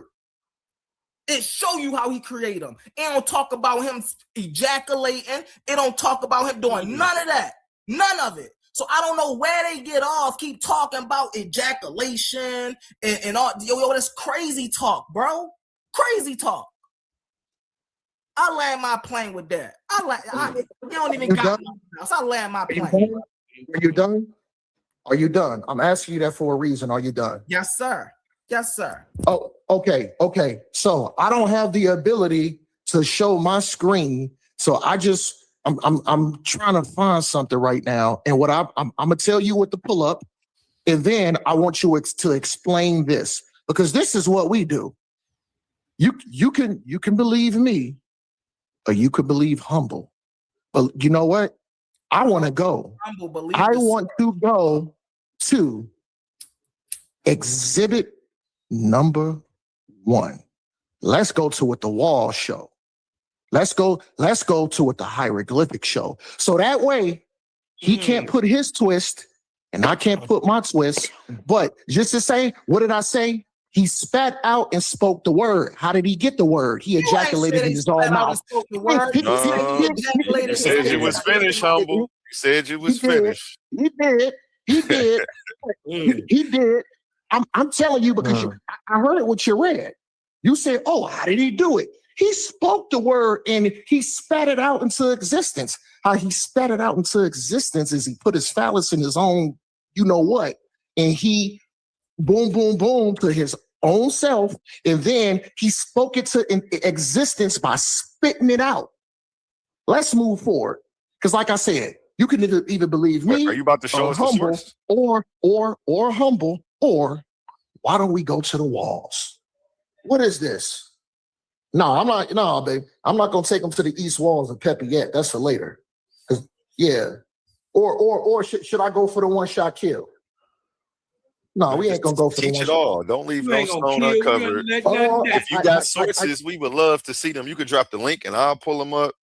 Oh shit, man! Yeah, you can email me the link and I'll share it on the screen. There's no excuse for the sources not to get put up. I'm trying to. What did you get that from? Look right here. Where did you get that from? So I can tell A1 to type in what you type in and to put the picture up. So he has to defend that.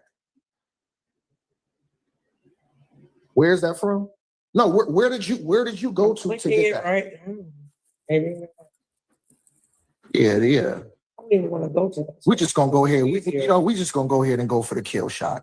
Because like I said, either believe me or believe humble. But this is what I'm finna do. I'm finna go what's inscribed on the walls of Kemet. What did you type in to pull that up? So I can tell A1 to type it in so he can pull it up. All I typed it was exactly what you said verbatim. Attunes. Here we go. In Google, I type this. Attune putting his phallus in his mouth. Okay, A1, do me a favor. Go to Google, put Attune, putting his phallus in his mouth. Screen share it. And I'm gonna tell you what specific one to go to. And then I want humble to defend this. Because like I said, either you can believe me, or you can believe humble. Yeah, you got to go to images. So type in what I said, and then you got to click on images. And then I want humble to defend this. Yeah, we just gonna go ahead and go to the kill shot right away. Because like I said, I'm having a good time. I'm having a drink with my lady. We in the garage playing dots. We just got done watching the MMA fight. Ronda Rousey put homegirl in yo, Ronda Rousey put Gina Carano in a fucking armbar, won it in 14 seconds. 14 seconds in the first round. Damn. My bad. My bad. 16 seconds in the first round. Ronda Rousey wins by armbar. But because Gina Carano had her in she had it in a choke, but Ronda Rousey popped her head out and then rolled her arm and went right for the she went right for the armbar. 16 seconds in the first round. It was over like that. I feel like they too much friends. I want to see her fight someone for real, but yeah. Yeah, me too.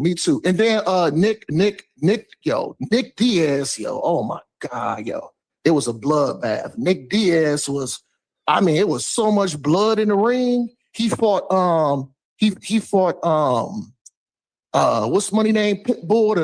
He got his ass whooped. He got his ass whooped. Nick Diaz got his ass whooped.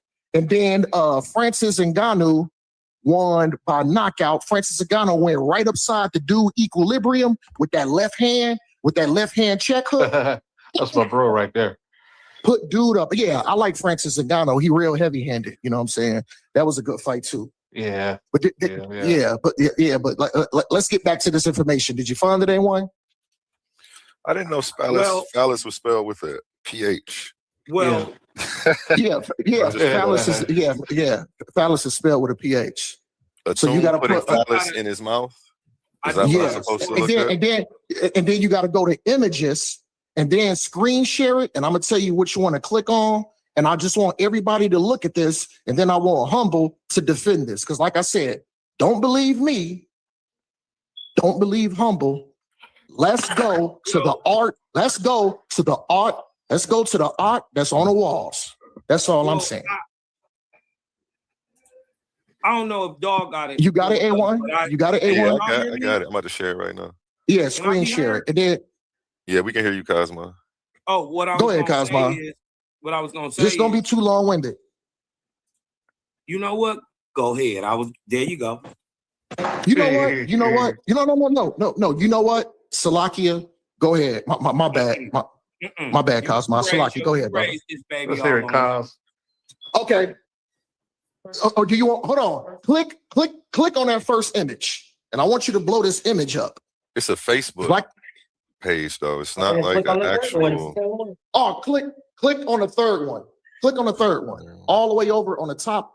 In that one on the top left corner, fake. That one on to the left. Yeah. That black and white is fake. Now click on it and then blow it up. There's one in color too. Blow it up. No, it's the first one. It's the first one up top to the left. Damn. Yeah, y'all see it. Blow it up though. All of this on. Blow it up though, because I want to specifically show this what's isn't on from these walls. This just isn't from a verifiable source. It's from Facebook. That's a but I'll pull fake it up. image. Yeah. And This ain't no. I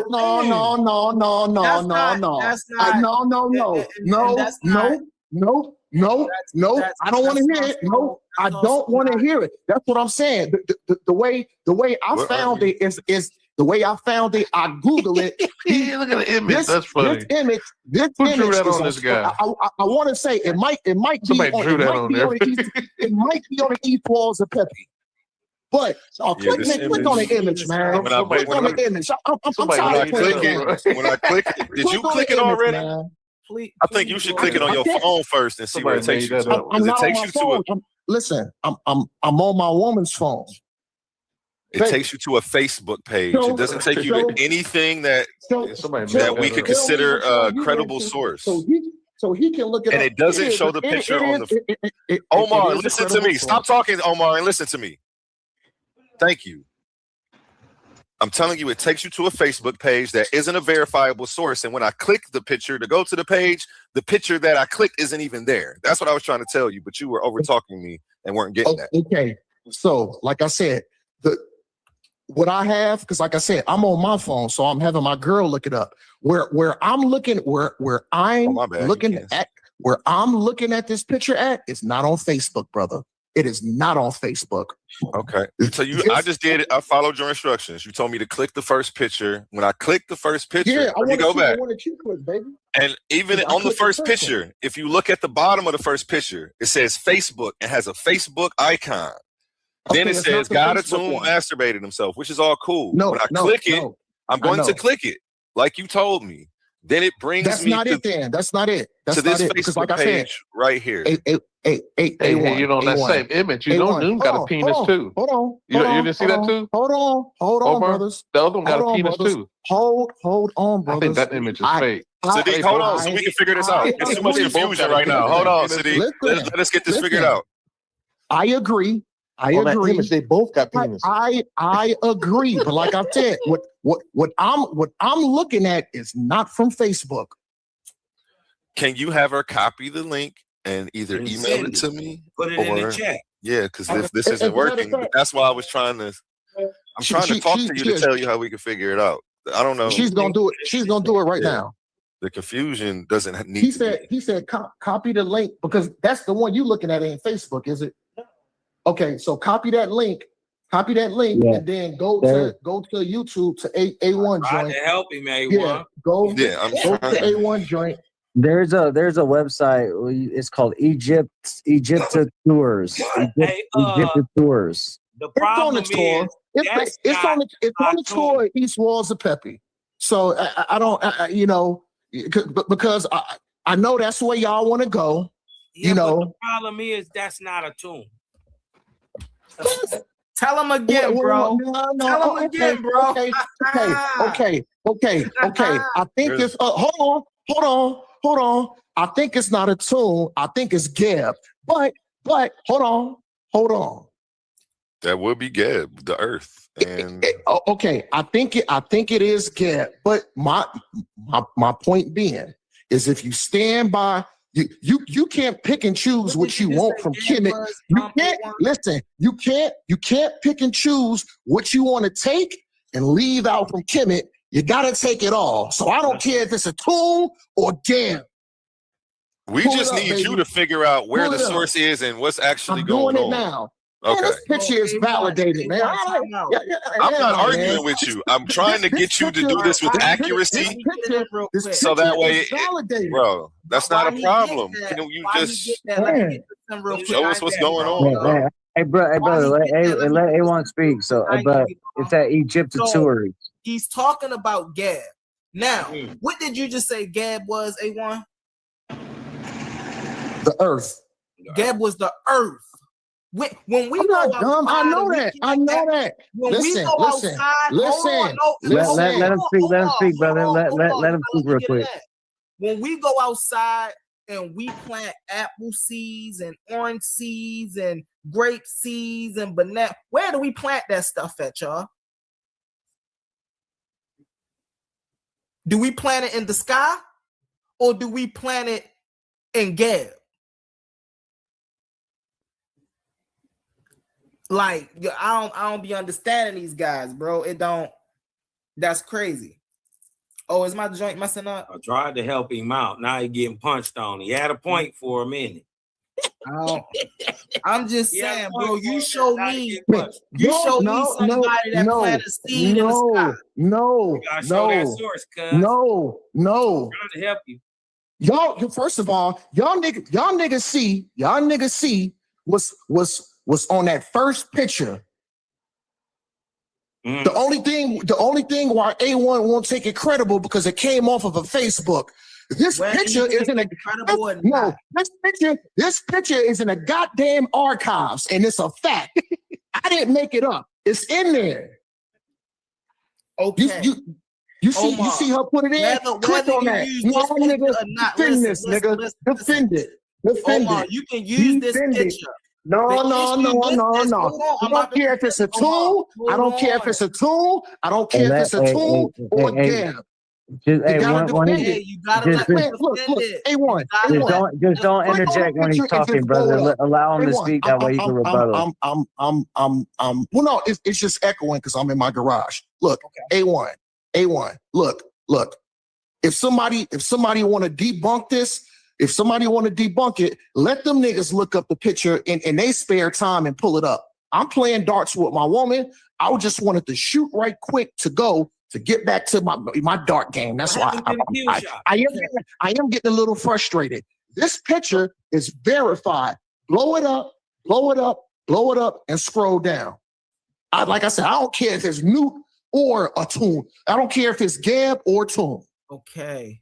So just click on it. Just click on the first picture and blow it up, man. I'm tired of playing games. Let me explain it. You want me to explain it, but you ain't let me get it. Yeah, blow it up. So everybody can see this, man. Let him explain it real quick. He's gonna drop it real fast and see what he say. So man, I don't care. What do you gotta say? So this is a picture of Gab. Gab is the earth. I corrected myself. I said that. Okay. The last time I checked, whenever we plant anything, we plant it in the earth. Anything we plant it in the earth. So this is not obscure to say that to get life, you must plant seed in the earth. All seed come from the earth. So what are we doing? We're not doing anything but planting the earth or the seed of the earth back into the earth. That's how you get an apple. That's how you get a watermelon. That's how you get a grape, by putting the seed of the earth back into the earth. I don't know. I don't understand how people don't understand Bible. I don't know why y'all are running away. Click on it, put the picture up, and blow it up. Yeah, I looked it up. It's in No. I want everybody to see it. Yeah, you can pull it up though. Yeah, it's in the internet. Man, they can do it, man.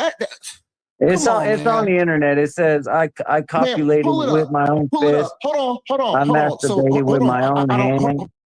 And I ejaculated into my mouth. Is that darkness talking? Is that darkness? Yeah. Oh, I'm sorry, brother. I didn't mean to cut you off. So you got the picture pulled up? Do you got the picture pulled up? Oh, me? I'm looking through Gemini, and Gemini is giving me several sources. Listen. Pull the picture up and blow it up and just scroll down. I want everybody to see this. Do you want some real help? I'm trying to make it basic, man. Hey, brother, it's in the Bremner Rhine Papyrus, the book of overthrowing a pep. In the hymn of Atum. No, pull the picture up. Listen, just be quiet for a minute, Omar, because you don't know what you're talking about. Real quick, A1, type in the hymn of Atum. HYMNOF Atum, ATUM. And go to images and pull it up. It ain't gonna be in no image. That ain't what it say. Man, I'm looking, man. This what I'm talking about, man. Click. My wife put the link in the chat. Click on it and blow the goddamn picture up, man. Listen, the thing about Gab, y'all don't like that, man. It hurts. It hurts. It hurts. I know it hurts. I know it hurts. I know it. Listen, I know it hurts. I know it hurts. And now y'all are helping him out. I didn't ask you to. Come on, Cosmo. I didn't ask you. Hold on, brother. Cosmo, did I ask you the question? I'm still gonna say did what I I'm ask gonna you? say. I'm okay. I'm saying you wrong. You can't do that, man. I'm saying you wrong. Because you started off talking about Atum, but you were really talking about Gab. Okay. No, I was right about Atum. One second. Listen, 1 second, bro. Just be quiet for a minute. Just put the fucking picture right, up. Since you want to be so. Why is that so hard to do? Yeah. What we saying is, why is it so hard for you? So, anyways, right? In the hymn of Atum is what you're talking about. You dig what I'm saying? You didn't even know what the source was. I got 97. Right? Then you switch it up in mid-conversation, get to talking about Gab. Hold on, it's on me? You did no, I'm listening to you, brother. I'm listening to you, brother. Now, the whole point was I was trying to help you where you was going. I already had it pulled up. I done did this debate and whooped Kimmy with the information. It does say Atum. It does say Atum was the one that did it. You dig what I'm talking about? So this would have been before Geb, right? It happens multiple times in the story, but you was putting your own foot in your own mouth. This is why dog is punching on you. And it don't make no sense. It's your turn, baby. It's a tomb that did the ejaculating in his mouth. It's a tomb, ATUM.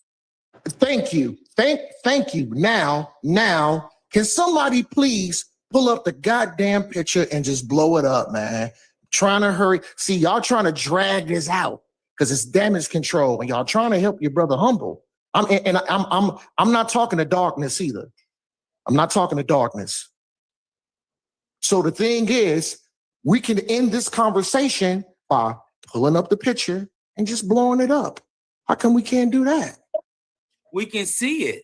We don't need it blowed up. Man, everybody can't see it that's on this panel, man. Put the goddamn picture up and blow it up, man. I think they all conceded that you are correct in your assessment regarding Atum.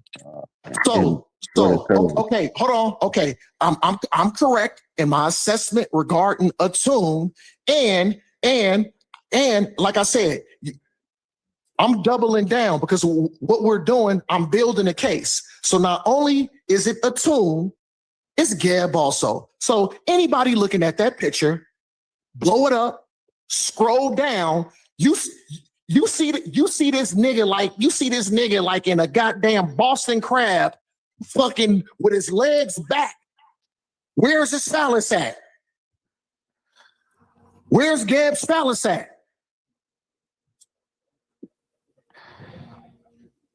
Conversation over. Let's move. Hey, you know what? Good night, brothers. I'm done. I'm chilling with my wife, having a drink, playing. We playing 501. We in the dark game. I'm finna kick it with the wifey, have a couple more drinks, play some darts, listen to some music. Conversation over. He can't come back from that. And you know what? I'm going to go off panel, but guess what I'm going to do? I'm going to still chime in and listen. So you might see me address some things up in the chat, but I feel, I'm done. I don't need to be here any longer. I just had to prove a point on how, look, when these guys want to attack and ask question after question, and then, hold on, they ask you a question, you in the middle of answering that question, you get two more questions. You didn't even get a chance to answer the first question. That's what they do. But darkness, this is how you attack. So darkness sees what I pulled. I'm almost done, and I'm leaving the panel, and y'all can go at it. So darkness, you are diligent because guess what? You pulled up and you said, you know what? You did validate your point. Darkness is looking at it, but this is how you do it, darkness. Don't always just be sitting answering 10,000 questions. Put these niggas on a goddamn hot seat and make them answer questions. Salakia, listen, I must say, this is the nice Omar. I want y'all brothers to know. Listen, and this is genuine. I want everybody to know on the panel. I want everybody to know on the panel. This is a channel. This is a channel for contention, but I had to come in hot. But at the end of the night, I truly, listen. I truly love all y'all. Nah, man, I gotta get to my dark game, man. No. All right, Omar, don't go anywhere. She just pour me another drink. Don't go. I gotta finish the dark game. You know. Hold on, Omar. Don't go. Enjoy yourself, Omar. Enjoy yourself, bro. Yeah. Omar, hey, baby, get that ass up here. Omar, listen. Before you go anywhere, Omar, don't go nowhere. I gotta say this. I appreciate you, brother. That's how you bring the heat, bro. Hey, yo, I just told that nigga on leave, bro. He's terrible. Yeah, and but shout out to the brother Omar, man. That's how you bring the heat. I would say I would advise Omar to do a little more studying, because when you come like maybe on somebody like King J, this will work. But somebody like me, I'm too adept to stuff like this. So I already know what to pull up. I already know what to look for. I already know how to get around those type of arguments, So this type of stuff don't work. That was a great try though, bro. That was a great try. And yeah, my man Omar came out swinging, man. That's how you supposed to do. I don't know. Y'all said quit drinking. If drinking make him come out with the information like that, he need to keep drinking, man. Look, if drinking make him come out swinging like that with the information, hey, he need a couple up, man. But goddamn, you gotta get the information correct though when you swinging. You gotta get it right. You like, dog, hey, what's dog in that movie? Don't drink your juice in the hood. You just coming and knocking all the kids out. Just, Right. Yeah. Oh my God. A timeless classic. So, and earlier, brother, you said that it was written that Matthew said he wrote the book. It's not in there, brother. It is. I just showed you. Hold on, I'm gonna pull it back up. All right, yeah, because it's not in there, brother. It's not. There's no Matthew saying that he wrote the book. Yeah, real fast. I'm gonna pull it up real fast. Can I share my screen real quick? All right, yeah. Pull up book, chapter, and verse. It's gonna have Matthew saying he wrote it, right? Yeah. All right. And to the brothers and the sisters that was like harping on Isaiah 45:7, that's a precept. You have to keep your precepts. That way you don't read it wrong or you read it the way you think you're supposed to read it. That's not how you're supposed to read it. In Isaiah 45:7, it says, I, the Lord, do these things, and there's none besides me. But you're failing to realize that God and gods is a principle that's attained to the law, and the ineffable Father is superior to the law. So anytime you see God and gods, you're dealing with the image of man, which is the image of God, but that isn't the ineffable creator. That's the fallen entity. So the precept to Isaiah 45:7 would be Deuteronomy 32:39, where it says, see now, I, even I, he says it twice, I, even I, am he, and there is no God with me. I kill, I make alive, I wound, and I heal. There is neither any that can deliver out of my hand. So you'll notice he says, just like Isaiah 45:7, I do good, I do bad, I kill, and I make alive. But at the same time, you see him saying in Deuteronomy 32:39, he says it twice, I, even I, because that's a precept, like Isaiah 28:10 and 13, saying precept upon. All right, it's my time. Go ahead, humble. In depth, brother. It shows y'all that scripture is written a certain way. Okay, you just gotta follow it. All right, so go ahead. I asked. Okay, can y'all hear me? Yeah, I can hear you. Yeah, go ahead. All right. So I asked, do the King James Version of the Bible use the gospel according to Matthew? Yes, absolutely. The King James Version, the KJV, used the title Gospel according to Saint Matthew, often abbreviated, referred to as the Gospel according to Matthew, at the beginning of the book. Where do it say it was at, y'all? At the beginning of the book. In fact, in the King James includes the phrase the Gospel according to for all four Gospels, Saint Matthew, Saint Mark, Saint Luke, Saint John. Why is it phrased that way? The word gospel comes from Old English gospel, which means good news, a translation of the Greek word evangelion. Evangelion. Thank you for that. By titling it the gospel according to Matthew, the translators were emphasizing that there is ultimately one gospel, the good news of Jesus Christ, but it is being told from the perspectives and account of Matthew. The account of Matthew. So in the beginning of the book, it says the gospel according to Matthew. No, brother, listen to what I'm saying, asking, right? I'm asking, what is the book, chapter, and verse in the Word of God where Matthew is saying, I wrote the book? Where's that? In the beginning of the book. Where's that at? Right book, chapter, and verse. Where's the beginning of the book? In Genesis 1:1? What he's or saying John 1:1? What? No, he's saying at the beginning of the chapter or book of Matthew, it says it's in Matthew 1:1. Gospel. Hold on, it's the gospel according to Matthew. So that's it's what in he's saying. Right at the beginning, at the title of the book. Man, that's a question. That's what he's saying. Man, that's a question. Yes. Is it in Matthew verse 1, chapter 1 of the book of Matthew? It's in the title of the book. Okay, so it's not, but it's not in the chapter or the verses, is what I was asking. That's part of it, ain't it? No, if it's not in the chapter and the verses, it's not the testimony. So the title don't mean nothing. In terms of the King James, if it says according to whatever, right? That isn't the verse and the chapter. That isn't the testimony that's being prescribed in the book of Matthew. Testimony being described from Matthew's point of view. Oh, it's in verse 1. Can we read right here real fast? It's not in verse 1. Hold on 1 Which second. one? 1 second. Let's read this again, because maybe the people in the back didn't hear me. By titling it the Gospel according to Matthew, the translators were emphasizing that there is ultimately one gospel, the good news of Jesus Christ, but it's being told from the perspective and the account. What's an account, y'all? Yeah. What's an account? An account is when somebody is documenting something of Matthew. This is letting you know that Matthew wrote this. Right. But essentially, we're both right. You have it in the book of Genesis.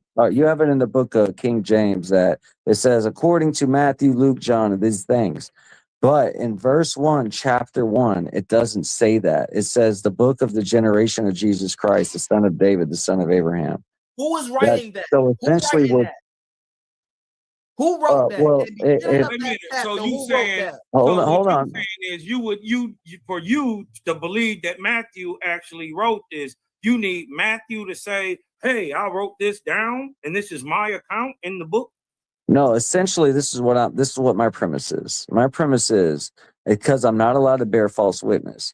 I only go by what I can definitively prove, whether analogically or physically.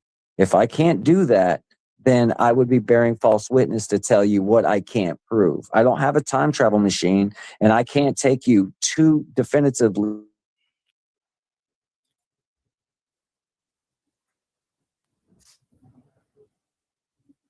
And inside that, hold on, and inside that book, You just went out, brother. Say it again. Your whole thing cut out. okay. What I was saying is I'm in accordance to my faith, in accordance to the law, I am not allowed to bear false witness. So if I cannot definitively prove what my claim is, I leave it alone. I give it to God. So if I can definitively take you onto a time travel machine and take you to the place, time, and location of where and who wrote that book, the book of Matthew, I would then make the claim. But since I cannot, I go by what I do have, which is there is a book of Matthew.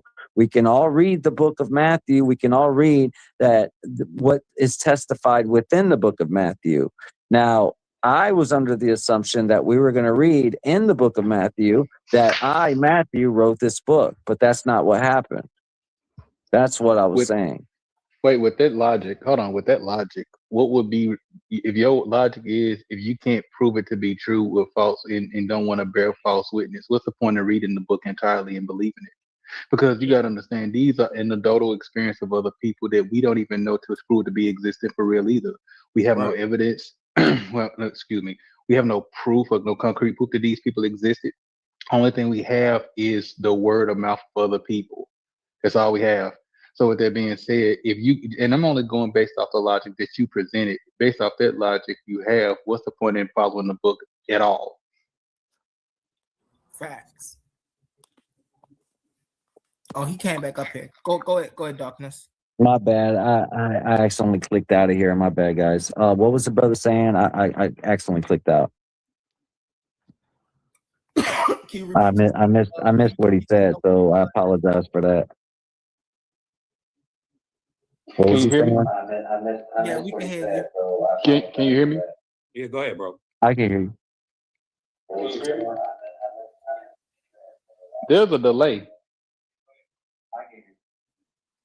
Yeah, somebody's got somebody's got another video on, and we can hear feedback coming out of the video.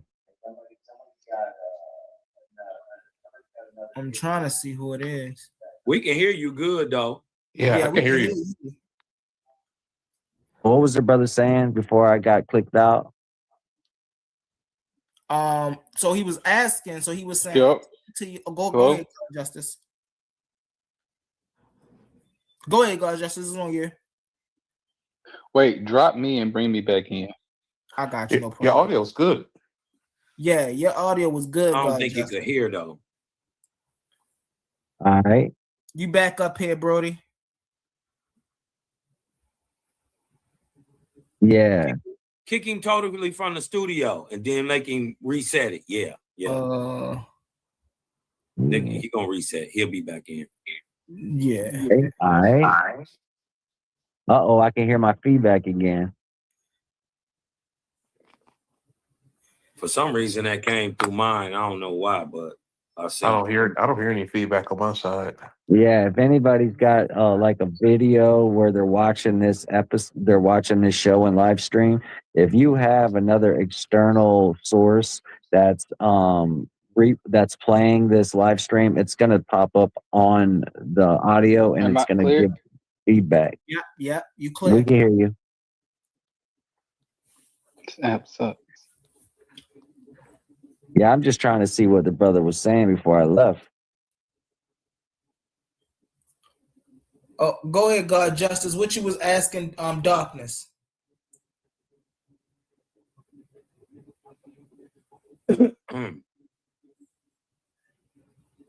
It all stemmed from I was basically saying that in my faith I'm commanded as a man of truth, as a man of faith, I'm not supposed to be out here just saying stuff that I can't prove. That's like going to a customer service line and demanding a refund when you don't got the proof of purchase stamp. It just doesn't make sense. If you, as a man, anything that you say or claim and definitely claim, you should be able to definitively prove that claim and make it evident. Otherwise, it's just a claim. Baseless. Okay.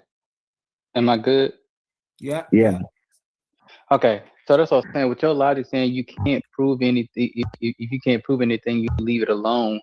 I want to ask you, with that logic, what's the point in following the book in the first place? Because we don't have proof anybody existed, just word of mouth and quote unquote eyewitness testimony. And some of these eyewitness testimony, we don't even have proof that they actually existed. The only evidence we have are writings and scripts and all these different things. So with that, and I'm not attacking the religion when I say that, but I'm saying with that logic, if you know to something that you don't prove, you can't prove, you don't want to bear false witness, why even follow the book anyway?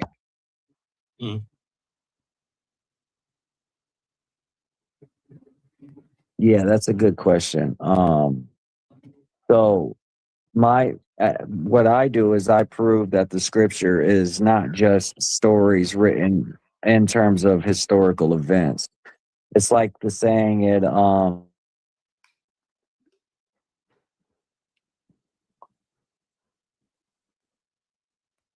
believe. So essentially what's happening is you have principality. Principality is that I can prove that scripture is not random stories, that scripture definitively speaks on behalf of the laws, or what I like to call inescapable laws that pertain to our earthly experience, ranging from the individual to the collective. So if I'm able to stand on those grounds and prove it, like I can prove that good and bad is existent, and we interact with that principle, and that we can determine whether or not that good and bad is an illusion through each other, or if they stand as units that and are isolated. Either way, good and bad is a premise that we all understand in terms of our earthly experience. So with those given principles, that's why I am able to speak on behalf of scripture, and I stand on what is written. I can prove to you or anybody in here what is actually written versus what is actually not written. And I can prove to you what those names, in terms of the names in the Bible, instead of personifying them and saying, well, I can't prove to you that Jesus existed as a personality, but I can prove to you that he existed as a testimony, as a man with the name of Jesus and Christ, who has a testimony, and he gives us stories that can be broke down into principles. That I can prove to you definitively. So that's why I believe in scripture, and that's why I refer to scripture. But how could you actually prove that this entity existed? Because you got to understand something. Even with that situation, if we go down to it, even if there was a man named Yeshua existed, there was plenty carpenters and miracle workers that existed around that particular time with that same name. Yeshua was actually a common name. And I don't know when you go to all the Bible stories and all this, we're talking about meaning, and besides morality is subjective itself. What's good and bad is subjective, something we agree on. Then we'll step into the conversation of ethics and all of these different things. But with that being said, ultimately, still, when you understand that the Bible, if you're seeing they're written in parable, that means parables is up for interpretation. So you can't help but to lean upon your own understanding based off, or if you don't lean upon your understanding, you have to read scripture as is. That's the only way, because when you dealing with parables, what I get out of the parable, you may not get out of the parable. Right. You know what I'm saying? And so with that being said, I'm just kind of thinking like, it's still it's still kind of a code to crack. You know what I'm saying? So no one can really definitively prove anything about this book other than somebody wrote it. But these things that actually happen and the added meanings that we give into the things we added to and taken away as humans, things like that. I mean, we can't honestly say that this stuff actually happened. We really have no proof. That's why we have to have faith. We accept it to be true. No, but you said a lot there. In terms of the scriptures, yes, there's stories.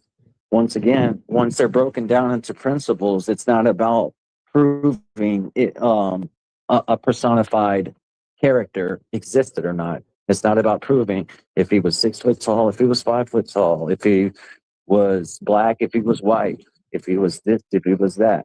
It's about he has a name, and the name is and the name can be translated, and the scriptures dealing with his testimony that we have.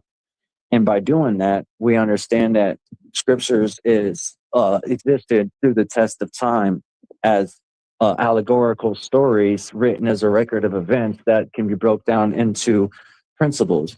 Now, as far as parables is just encrypted messages. Anything can be encrypted. I'll make an example. And just because it's encrypted doesn't mean that it's open for interpretation. There's even scripture that says the Bible is not written for privatized interpretation. The reason why it's written that way is because the Bible is dealing in principles, which is not limited to the individual. It is universal truth, which means that it pertains to everybody that exists within it, within its confinements, within the paradigm of wisdom and knowledge, which is good and bad, and the perception thereof. So when it comes to parables, I can definitively prove that they're not open for interpretation. They're just written in parables because of their source, their structure. I'll make an example. Hold on, I'm gonna lay my plan real quick. Go ahead. If when P. Diddy said to his son, which could have been an AI video, but I'm just using it as an example because it's actually, I believe it's a pretty good one, analogically.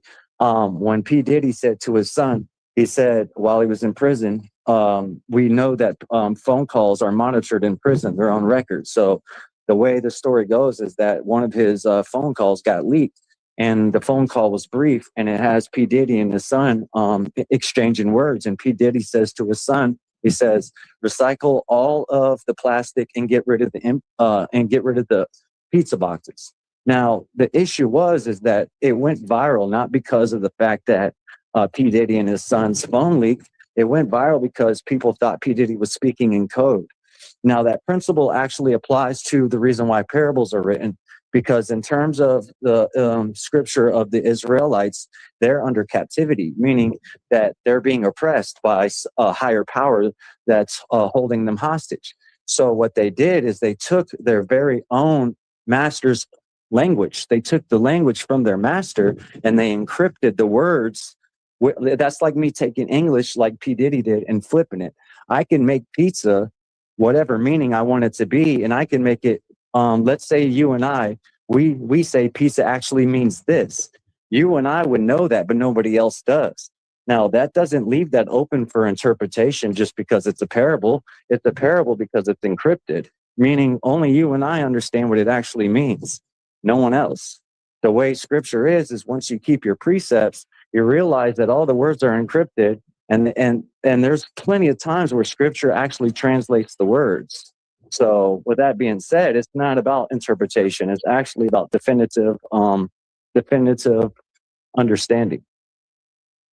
A parable is something, it's to tell a story to give a deeper message. And literally what that message would be for me may not be for you. I may look at the same thing you're looking and I get something totally different out of it. You ever watch a movie one time or see a movie with your friends and they see something, or you saw something your friends didn't see?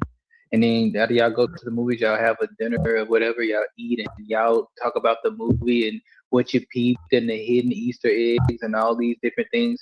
A fake story to give a deeper message. And so with this being said, you even said so yourself, a lot of this stuff didn't even happen. These are, Moses wasn't a literal person and all of these different things, but ultimately still, when it comes to morality itself, right or wrong, it's still ultimately subjective. We can't get away from around it. So there's no universal truth about something subjective, because whether you think something is good, another person on the whole side of the world of it might think that would be bad based on how they grew up, the qualities they set with. There's no such thing as universal. Now we got facts. Facts is something that which can be proven and observed, but even words change meaning over time and all these different things, and how people once interpret the word this way, now they interpret it that way now, and all of these different things. And see, this is what I'm saying. And I think this is why Christianity gets such a bad rap, because now we understand why there are so many thousands and thousands of different denominations, because we're looking at this message, but I'm looking at this. You're looking at a 9 and I'm looking at a 6. And the only thing is we're on a different side of the number. So I'm starting to understand now it's about how you're reading it. And I heard you earlier, you said don't lean upon your own understanding. But if somebody's teaching you the Bible, aren't you leaning on the understanding of somebody who ain't even supposed to be leaning upon their own understanding as well? And the message I get from that is, if somebody tell me read this book and don't lean upon your own understanding, then I would just have to read the book as it is. I would literally have to read it as it's saying. And that's just me, and that's just the message I receive. You may read this statement leaning upon your own understanding, get a whole different message. You see how parables could be up for interpretation. One more parable. They said in the Bible that a man meets his woman and become one flesh. One would think of a marriage. I could receive that message totally different. And a man and a woman reproduce and become one flesh. Technically they are, because they literally joining together, reproducing. They become one flesh, and that's how they make their child. I could literally interpret it that way.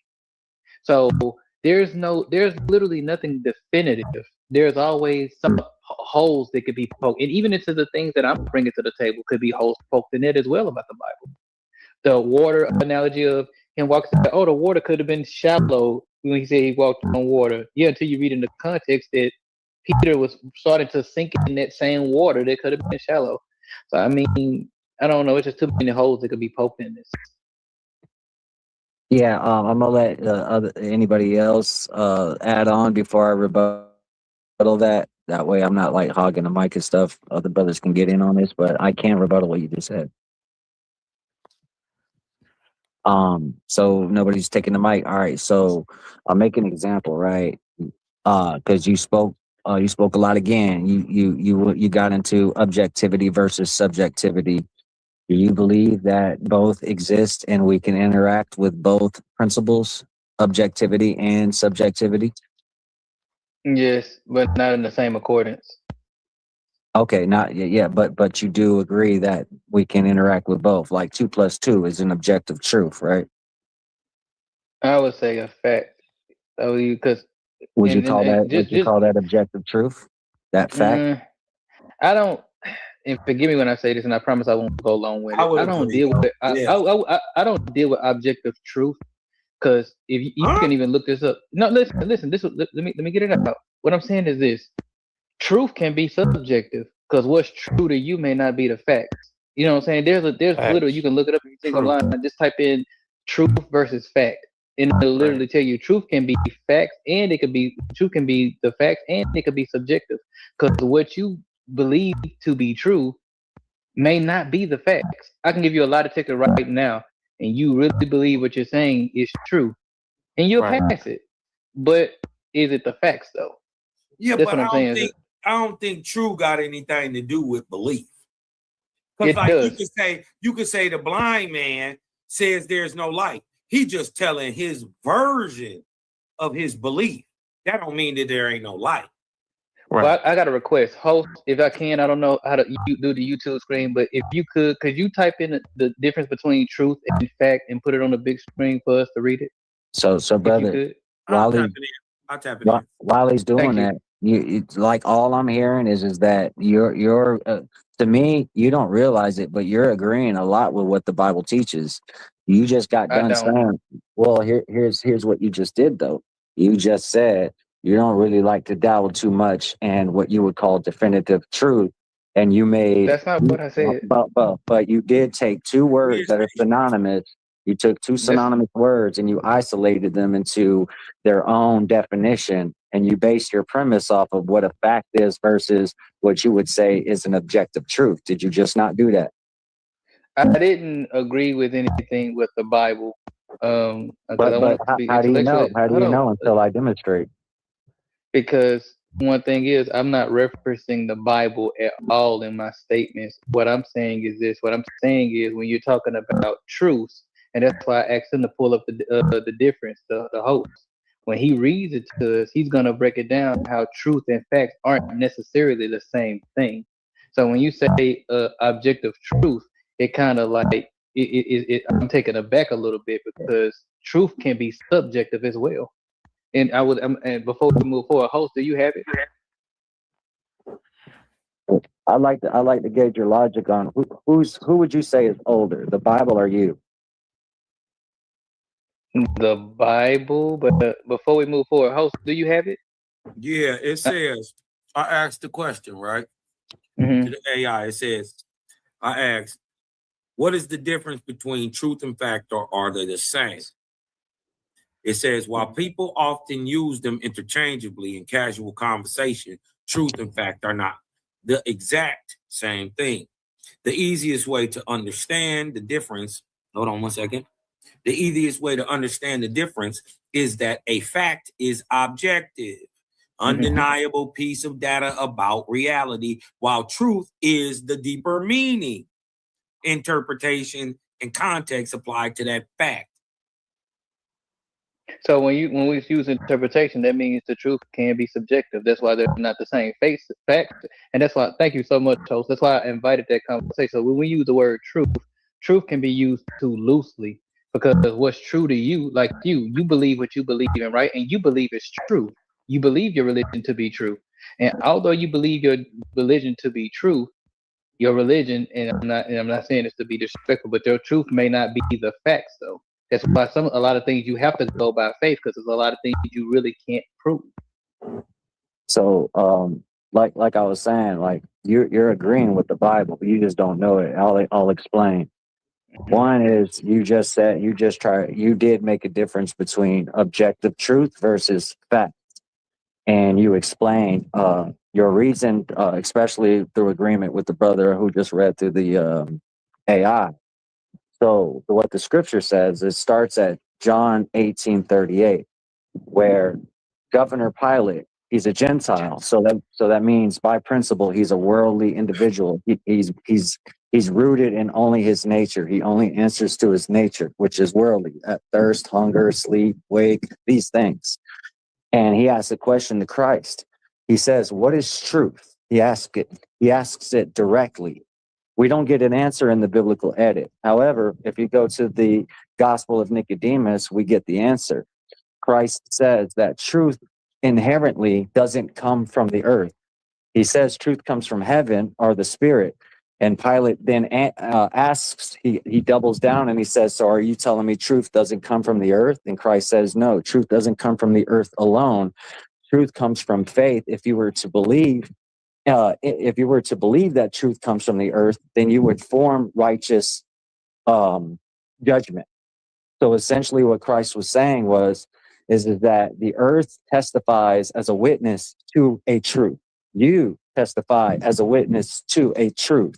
And truth, therefore, is established through agreement, definitively. That's why you were able to make the distinction between objective truth and fact, because just because 1,000 or 1 billion or a gazillion people believe in something that they believe is true, doesn't mean that one person against gazillions of people can prove that that truth is actually a lie.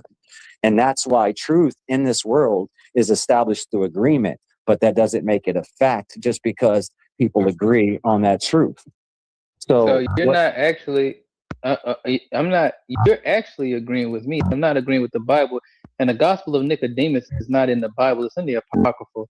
When we, right. and you're using non-canonical scriptures to try to back up what you're saying. But, right. I did not use, I did not say that I was trying to separate truth from objective truth. I was just trying to tear apart that word objective truth entirely. I wasn't comparing it to facts. When I asked the host to type in the thing in the search bar, I didn't say the difference between objective truth and facts. I said, what's the difference between truth and fact? I took objective out of there. And the reason why I took objective out of it, because objective is the facts. It's like saying, what's the difference between facts and facts?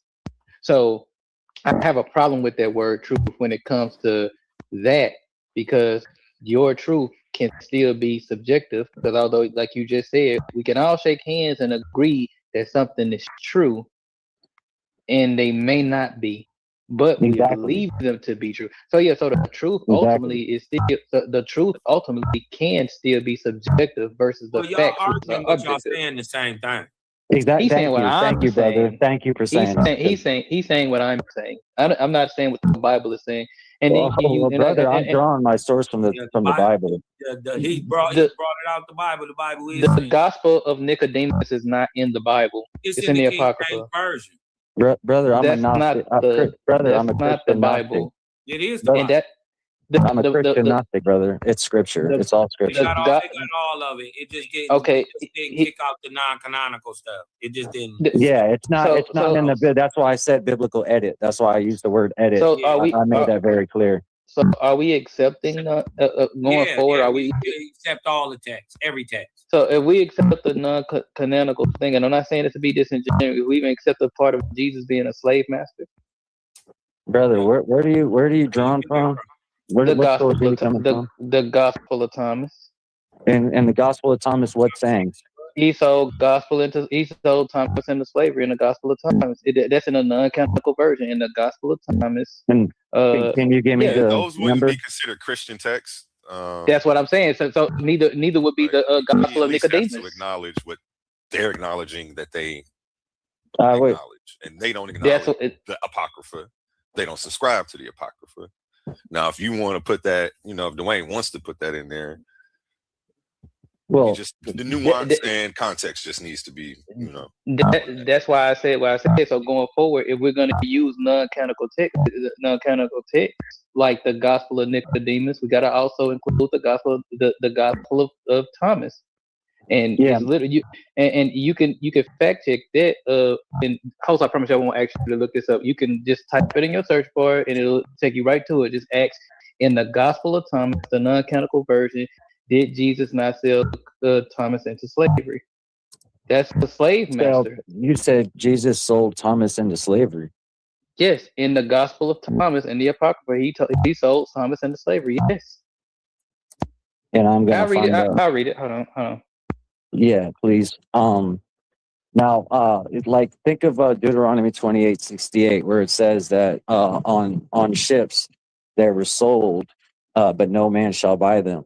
Well, it turns out that when it comes to slavery, we've today, like they weaponized it to mean to take on a connotation of which the Bible was not intending. For one, the Bible is older than the transatlantic slave trade, and not only that. In regards to slavery, it's a principle dealing with it's like the same as saying leader and follow. Without a master, there is no servant. Without a servant, there is no master. They exist through each other the same way a man and a woman does. So essentially, if I use the connotation correctly, the way that the Bible describes servitude and mastery, then it would be me saying that I'm a master at cooking. But by being a master at cooking, that means I am a slave to cooking, because what you serve is what you master, and what you master is what you serve. That's why it's written in the scriptures more than a dozen times, no servant is greater than its master, because they go hand in hand in principle. It's not dealing with human trafficking. It's not talking about literally taking other humans against their will and beating them. That's not what it's saying. Even when the scripture talks about the rod, they say, well, what about the one where it says the rod and the slave? The rod is dealing with the knowledge and the wisdom. That's why it's written that in Exodus chapter 4, he says, what is in your hand? He says, it's a rod. He says, throw it down. It turns into a serpent, which is why I was trying to tell you about, because you were bringing up Proverbs 3:5, do not lean on your own understanding. It does say that. But in Proverbs 8, I'm sorry, in 2 Kings 18:21 and Isaiah 36:6, it says that if you do lean on your own understanding, it will go through your hand, and you will be like Pharaoh, and you will be like an Egyptian and trusting Pharaoh in your heart. You'll be just like Pharaoh, which is directly aligned with Proverbs 3:5, where it says, do not lean on your understanding and trust the Lord thy God in all your heart. Because if you don't, then it's going to go through your hand, and you're going to end up being like an Egyptian that trusts Pharaoh in all his heart. So it actually has an explanation that goes together if you keep your precepts. And these aren't interpretations. These are definitive commandments that you can literally obey the same way that 2 + 2 = 4. It's direct. There isn't interpretation involved in it. That's why it's written.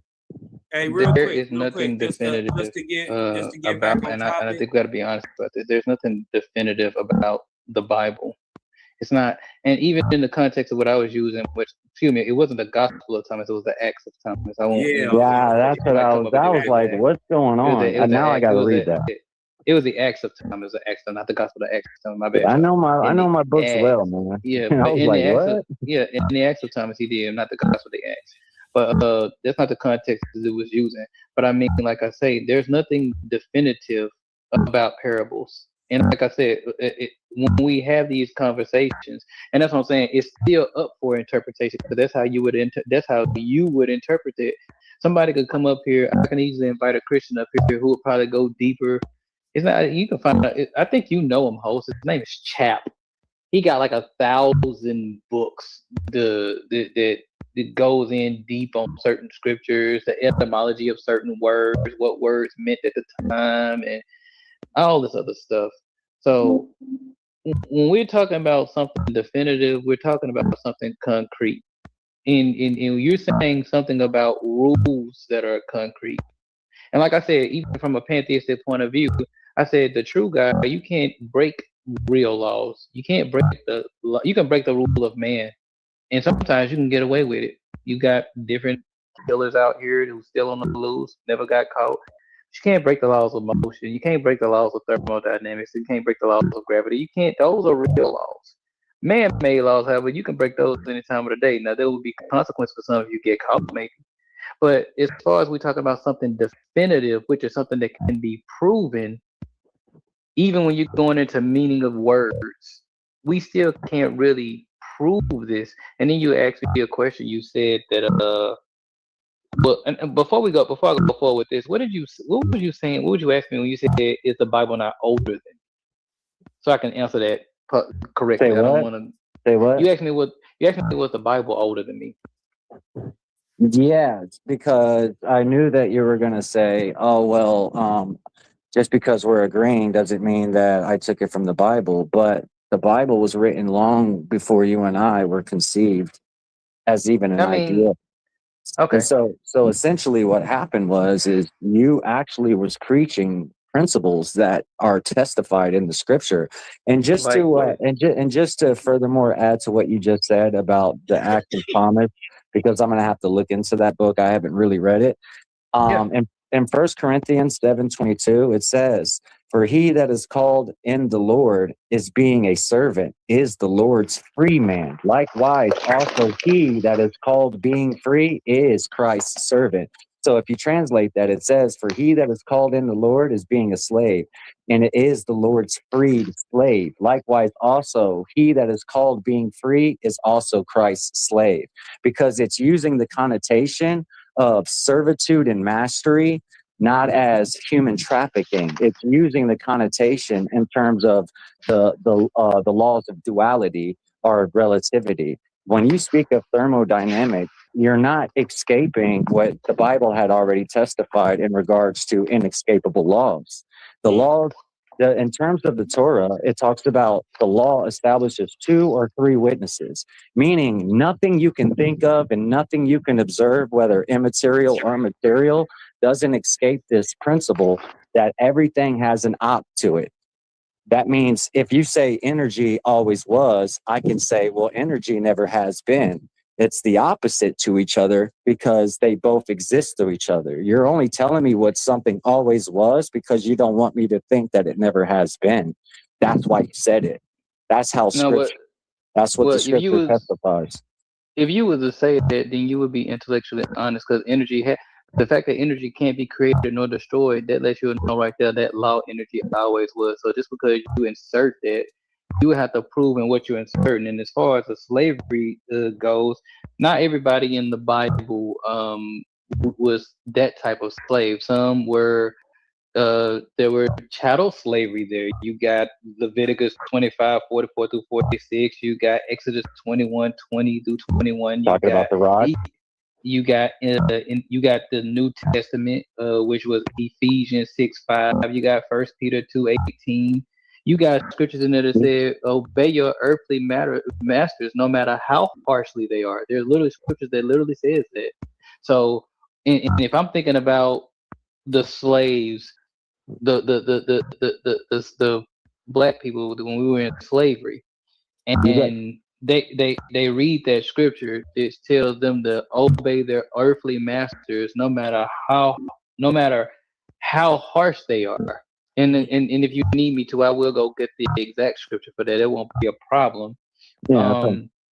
The all slavery in the Bible isn't associated with, oh, you're a slave for God, especially when you got things in there, Numbers 31:17 through 18, kill the men but keep the young girls for yourselves, and all these different things. That's what I'm saying. We start going into these, we can't cherry pick certain scriptures that sound beautiful to us and then turn a blind eye to the one that doesn't sound so beautiful. And then when the scriptures don't sound pleasant to the ears, we try not to lean upon our own understanding when it comes to this, So I mean, I don't know. I'm not seeing it. I'm not seeing anything definitive for real. I'm not seeing anything. Yeah, like Ephesians 6:5, it says, "Servants, be obedient to them that are your masters according to the flesh, with fear and trembling, in the singleness of your heart, as unto Christ." In terms of, once again, it goes back to the principle, nothing escapes the law of 2 or 3 witnesses that testify all matters concerning our observation, whether immaterial or material. We have to think everything has ops. Like in terms of the energy, you said I was being dishonest. I wasn't being dishonest in terms of why. I said you would be, not that you was. No, I got you. But like, if I wasn't saying that if somebody said energy always existed, I'm not saying that they lied. I'm just saying they're only saying that so that we don't think the opposite, which is never was. That's a premise. That it can be produced. Right. That's a principle where this is where Christ says the first is the last is the first. I'll get to that in a second. But it says, "Servants, be obedient to them that are masters." It says, "according to the flesh," which is written that the flesh, either the flesh can dominate your mind or the mind will dominate your flesh, but one has to dominate the other so the other submits. That's a principle. And it also speaks about fear and trembling. It also says in scripture that knowledge and wisdom doesn't even begin until you have fear of the Lord. And that's why it just said, in the singleness of your heart, because it's telling you when it comes to the knowledge and the wisdom, you're dealing with, once again, you're dealing with the law of the 2 or 3, which is opposition. No matter which way you go, you can either go in the middle or you can take the left or the right. But one way or another, you have to choose in that spectrum. We're kind of trapped in that spectrum. So all the principles pertain to that spectrum. Even if you try to, and again, if you go to the scripture where it says, oh, right here, it says, don't beat if you're going to beat a slave, don't beat him to death with a rod or something like that. Well, if you really look hard into the scripture, it's telling you what the rod is. The rod is a measuring stick that's given to 2 witnesses, and it's the same stick that's why Aaron had to join Moses. And that's why the Egyptian Pharaoh had to choose 2 magicians, because everything works in 2s and 3s. That's why the story's written the way it is. Let's stay on slavery for a second, though. What do you get out of 2 Peter, though? Not second, but 1 Peter 2:8, though. What do you get out of that? You said 1 Peter 2:8? Mm-hmm. Yeah, let me pull it up. Obey your earthly master, even those who are harsh. That's scripture. Yeah, I'll read it. You said 1 Peter, right? 2 and 8? 1 Peter 2 verse 8. Weird. 1 Peter chapter 2 verse 8 says, a stone of stumbling and a rock. 18. All right. I was wondering. 18. Okay, 1 second. It's off the top. I read the Bible from age 12, Genesis through Revelation, so I'm a little rusty. It's been a while. But I got you. Yeah. No, it's all good. And I'm gonna read it in context. Let me pull it up real quick. 1 Peter 2:8. Read it how it is first, though. I don't want us to lean upon our own understanding. Yeah, but I just gave a precept to that, so it's not like lean on the understanding is dealing with the rod, the very same rod that is testified about the slave, which shows you that the rod doesn't mean what we think it does. We have to go in here and keep the precepts. But it says right here, as you said, 1 Peter, or was it 2 Peter? 1 Peter 2. Oh, it's 1 Peter. 1 Peter 2:18. I actually quickly. 1 Peter.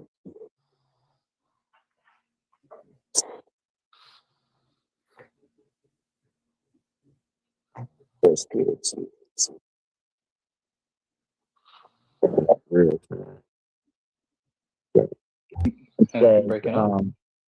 Can you hear me? I can hear you. Yeah, it says, servants, be subject to your masters with all fear, not only to the good and gentle, but also to the froward. So it says, servants, be subject to your masters with all fear, not only to good. Now, once again, if these masters, because it says, for this is thanksworthy if a man for conscience towards God endure grief, suffering wrongfully. I'm gonna have to pull that in a different translation because that's old school stuff. But because look what it says. That, if a man for like you asked me if you understand what it says. It says if a man for conscience towards God endure grief, suffering wrongfully. What do you think that means? You see what I'm saying? That's why I already know where that goes. I've debated that scripture back in my old days. Basically, it's saying that your suffering is basically suffering for God is glorious. Basically, it's like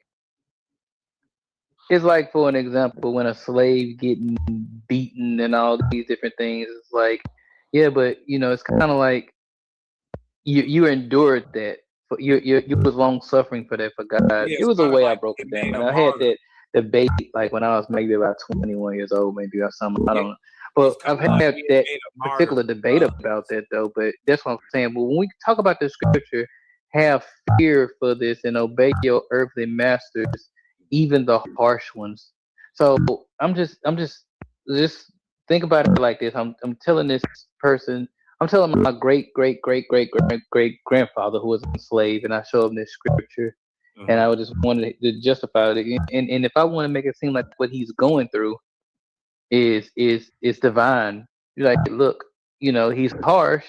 Sure, he's trigger warning. Sure, he's doing this and doing that, he slowed your babies off. Sure, he's gonna sell your babies off. Sure, he's gonna mistreat your women sexually. Sure, he's gonna do this. Sure, he's gonna do that. But obey this earthly master, no matter how harsh he is.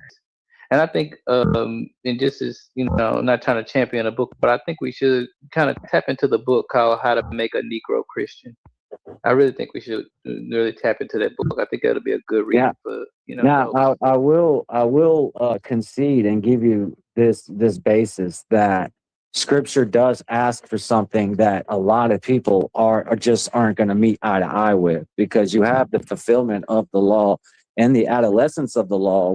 And by the way, these laws are not necessarily something that it's like I said again, it's inescapable laws. If someone slaps you, you might try to block it, or you might want to slap them back. That's almost written within you, the same way a cat would pounce on a ball of yarn or a dog would bark. It's almost something that's just programmed within you. You don't really got to be taught to defend yourself. You're just going to defend yourself. With that being said, it's written, the eye for eye logic. It says eye for eye, tooth for tooth. And Christ says, turn the cheek. If he slaps you, turn the cheek. So essentially what he's saying is that when you're in the flesh, you're under a test. You're in the trials and tribulations. And God has casted a delusion, which is the world. The world is considered corrupt. It's a corrupted realm because it's not from the place that you come from, which is perfection. That's why you're always in autocorrect. No matter what you do, you're always trying to fix whatever goes wrong because it's innately within you. But the problem is now that you're in a corrupt realm, you might be made subject to a corrupt person, someone who's not of the law or someone that is a hypocrite. But the problem is what it's saying is you're not supposed to emulate him to prove to him that he's wrong. So essentially it goes to the proverbial expression that two wrongs don't make a right. So Christ says you can't serve two masters at once. When he said that, he wasn't necessarily speaking about personified individuals. It doesn't have to be humans. It can be principles. You can't serve, you know what I'm saying? You can't be loyal and disloyal at the same time. You can't be good and bad at the same time. You have to choose one or the other. But the problem is the line is blurred between good, bad, left, right, and all these things because they're inherently connected. You only know what left is because of right. You only know what bad is because of good, and so on and so forth. So essentially, if you're made subject to somebody that's a hypocrite, what God is asking you to do is don't be a hypocrite just to show him that hypocrisy is wrong. You have to overcome it. You may have to. But it's an extra step too. He's also saying that in overcoming it, by enduring that, you dig one while suffering. Where'd he go? It's a godly thing. You dig what I'm talking about? He's saying it's a there you go. thing. It's and I'm not on neither side. I don't got no dog in this fight. I'm just calling it straight down the middle. But because what y'all saying is this just me? Or is he breaking up? Is it me? Hey, brother. Yeah, it's just no. you. I can hear him. I can hear him really well. Yeah, it's just what I'm seeing is that what both of you are saying, the text is saying. I'm not talking about you. No, he's talking about the text. He's adding to what we're talking about. Yeah. I'm just all I hear is you. What? You can hear me or him? You. All I hear is you. Oh, you don't hear him? No. Oh, what? Yeah, he's talking. Yeah, he's talking right now. You got to drop off and come back up. You can only hear him. Oh my goodness, this is I don't know what's going on. Yeah, I don't mean to come back up. Whoever's talking off. I just can't hear you. I'm only hearing you. Can you hear me, God Justice? Can you hear A1? Because A1's telling you to come out and come back in. Okay. And tell him if he has a PC or a computer, that'll be better, and he probably won't have this problem. Use a PC if you do have one, a laptop, a PC, that might be better for you. I think he already hopped out. Yeah, I think so too. But yeah, what the brother was saying, what he was saying, I was listening. Yeah, I mean, it says both things. That's all I was bringing up to the point that, in fact, neither one of you are right. I mean, wrong. It does say servants be subject to your masters with all respect, but it also does say be when a man being mindful of God suffers through a thing, it's to his spiritual benefit. It's a gracious thing. Yeah, that's what I'm saying. So that's almost like saying endure the pain that this man gets you through, because I favor that.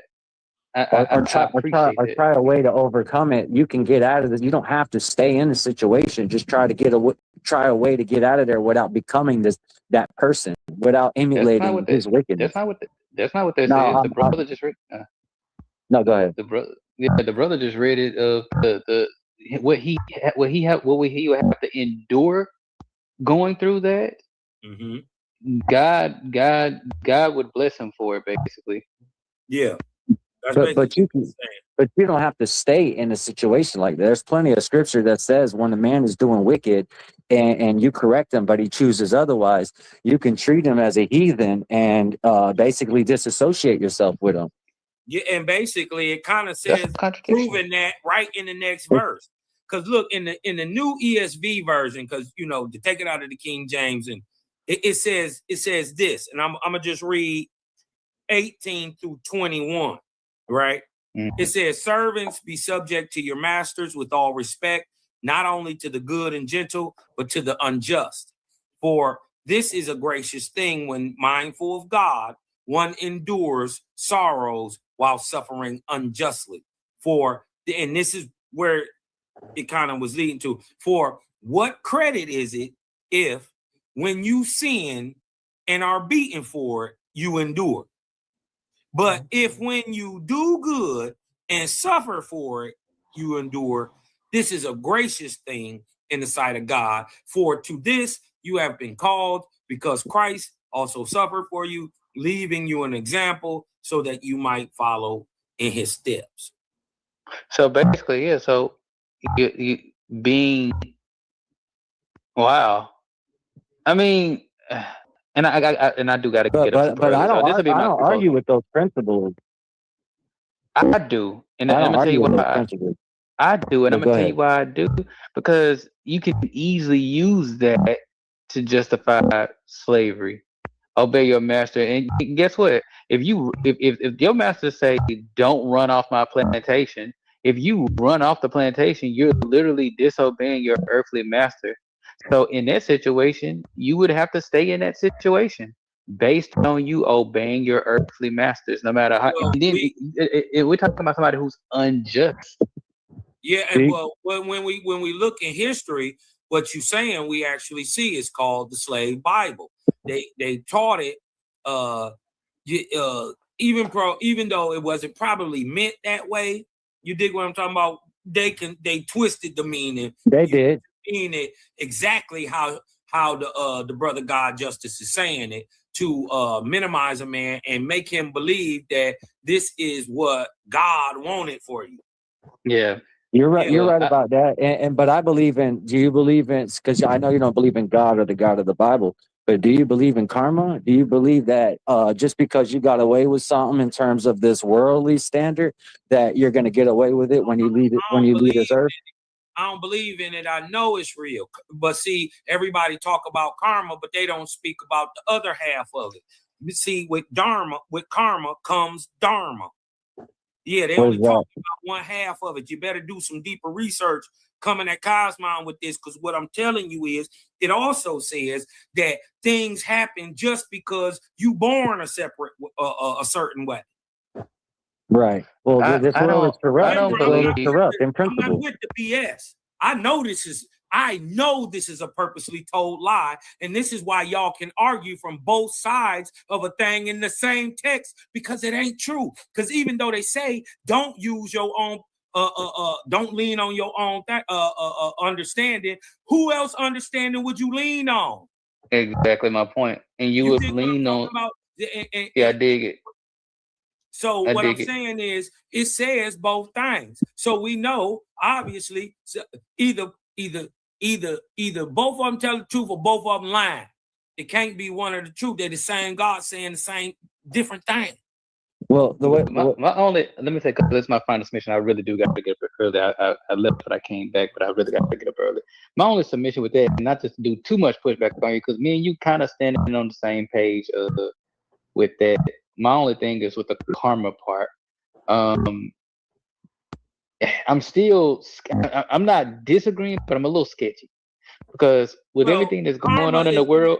Listen. I know that how they break it down to you and they give you karma on the dumbed down version, but karma is in a sense the conditions, right, that must preset for anything to happen.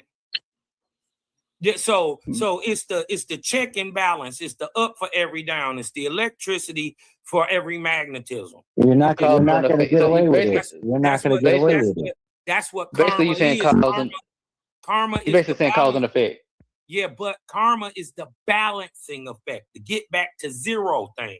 See, when you're going up, sometimes you got to come down. And to get back to zero, and that's what karma is, and it's actually explained that way in the Vedas, not how they give it to us through the religious ideology. I get what you're saying. Well, I'll tell you what I would do. Before I go, I definitely will ponder on that because I do think you pay for everything. I do think everything costs, even if. And this is where your diet, right? Yeah. That's what I'm saying. Even when the situation we're talking about karma. Even if, let's just say, for instance, the things you put out there, that's the things you get back and stuff like that. You know, they're always saying you get served what you deserve. You know the things that they say. But I will look more deeper into that because I think you are right. Everything will eventually cost you sooner or later. They don't get you in a wash; they'll get you in a rent type thing. But you know what? As far as the karma thing is concerned, I definitely will ponder on that a little bit more tomorrow. I just want to say, y'all, thank y'all for inviting me to the panel again. I will be looking for this live to look for the replays, and y'all, I gotta admit that y'all did it. Y'all gave me a lot to think about. This was fun. I definitely got to come back. You know. I appreciate it.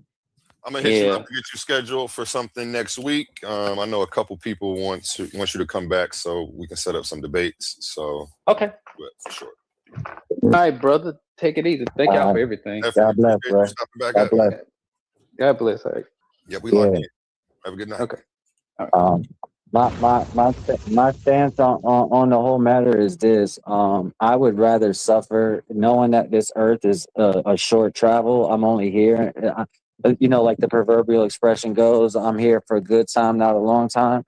So with that being said, to all the people that suffered during the transatlantic slave trade and all types of slavery, even the people that are suffering now in human trafficking and things of that sort, I believe that it's not right that they're suffering. No, it's not right that they're a victim. No, it's not right how this world, in the nature of this world and how it conducts. I don't even think it's right that a wolf has to eat sheep just to survive.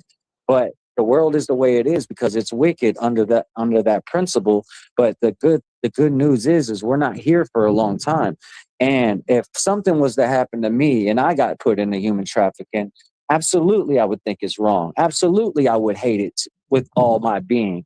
But the thing is with the principles that I have and the knowledge that I've accumulated, I would take it as, okay, this is the universe putting me to the ultimate test because it's basically saying I'm putting you through this because what's in store for you is worth it.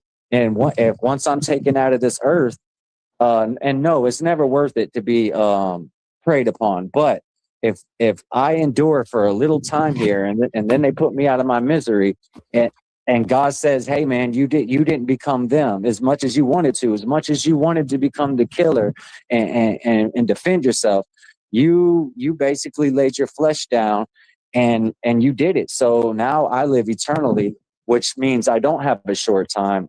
I have a long time and I get to live as a king or a god immortally. And I would say it was worth it as opposed to me being in this little short travel and saying, you know what, ain't nobody going to do me like that. Let somebody try to do this to me. Watch what I do. You might as well just go to hell with them. Scary though to me. Like that whole mindset you just presented. Yeah, it is scary. It's very scary to think that because my bad. I'm gonna let you land your plane, then I'll respond. No, go ahead. No, I was already there, bro. it just lends credence to the people who say that this book makes you docile, things like that. It's to keep, they indoctrinated us into this way of thinking to keep us from fighting back. So they can tell us, our heaven is in the sky while they make theirs here on this earth. All of those things that you're doing allow for that to happen. And I don't know, it's a very scary thing to think that, hey, I'm just going to allow somebody to dominate me or do whatever they want to me. I'm not going to defend myself. I don't believe in that. And it's crazy that this has been passed down and through a game of telephone. It's not even like God cracks the sky and talks to us individually. Again, you're leaning on the understanding of somebody who's leaning on the it's almost like social media. Everybody's following somebody who's following somebody who's following somebody. And they don't even really know where the original trend started. If we go all the way back, half the trends that Christianity has today weren't even in the first set of Christianity. Christianity is a totally different religion today. This whole show on so this is very scary for people to take a definite stance of not defending themselves off of something that could possibly be completely false. When you laid your flesh down, we don't know what's on the other side yet. Right. We've been told to believe. But ain't nobody I know that made it back to tell. So but look what Christ did. He laid his flesh down. He allowed them to come pick him up. He allowed them to beat him. He allowed them to force him to carry a cross. He allowed them to nail him to the cross. And he did this under the guise of, or under the premise of, they don't know what they're doing. Lord, forgive them, because I'm going to be resurrected. Oh, this is going to be worth it. This is just for a little time.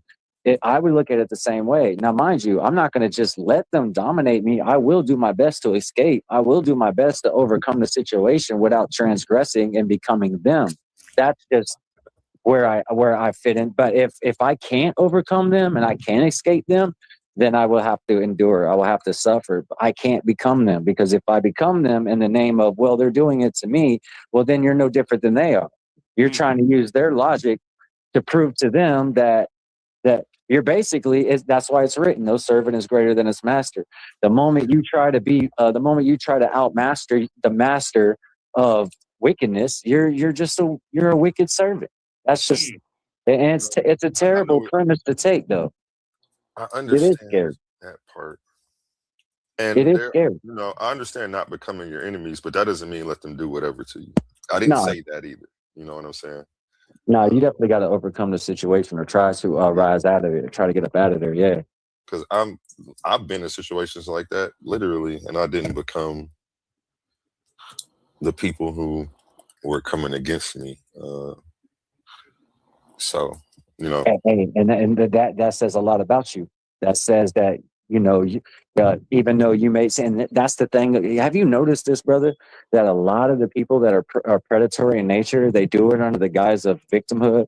It's, well, I'm a victim, so that's why you should be a victim. Yeah. See, it's funny. Like, I was getting blackballed when I first started. So since I couldn't go anywhere and share my stuff, and I can't even hop in people's comments, I was going to make it like that for them.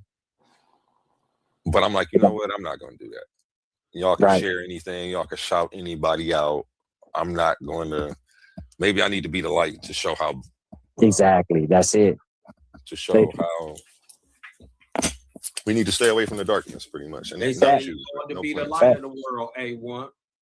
Yeah, that's it. Yeah, y'all know. I mean, y'all seen it in real time. Y'all probably just ain't thought about it, but all the time. No, I have seen it. I'll snap and I want to become that person, and then I'll go meditate, self-reflect, and come back and check myself. Because I did it in my group chat once. I'm like, hey, don't nobody share this person's stuff in here again. They got me blocked for some weird reason. I ain't did nothing. And then I double back, like, you know what? I'm not gonna do that. They hard for y'all. Like, who cares, man? They jealous how you conduct your show, bro. You got the effects, you got the presentation, you got the announcements, you got the plugs, you got all this stuff that I know brothers that have been running panel way longer than you, been in the game longer than you, and they're not even on that level. But people have a way of like being jealous, and it's usually when people treat you bad, it's because you got a light and you got a skill, you got an influence, you got a presence that they know is real, and they just don't want to give you that credit. So instead of giving you the credit, they just hate on you and try to like dim your light. But that's a sign, though. That's actually a good thing when brothers and sisters treat you that way, because it's letting you know you're doing something. You're doing something that's effective. Because if you wasn't doing it like that, then they wouldn't have no reason to hate on you. And you blow up. Yeah. And you'd already be big. If you got out here to try to do some darkness and had a negative idea, if this show was pop your pee,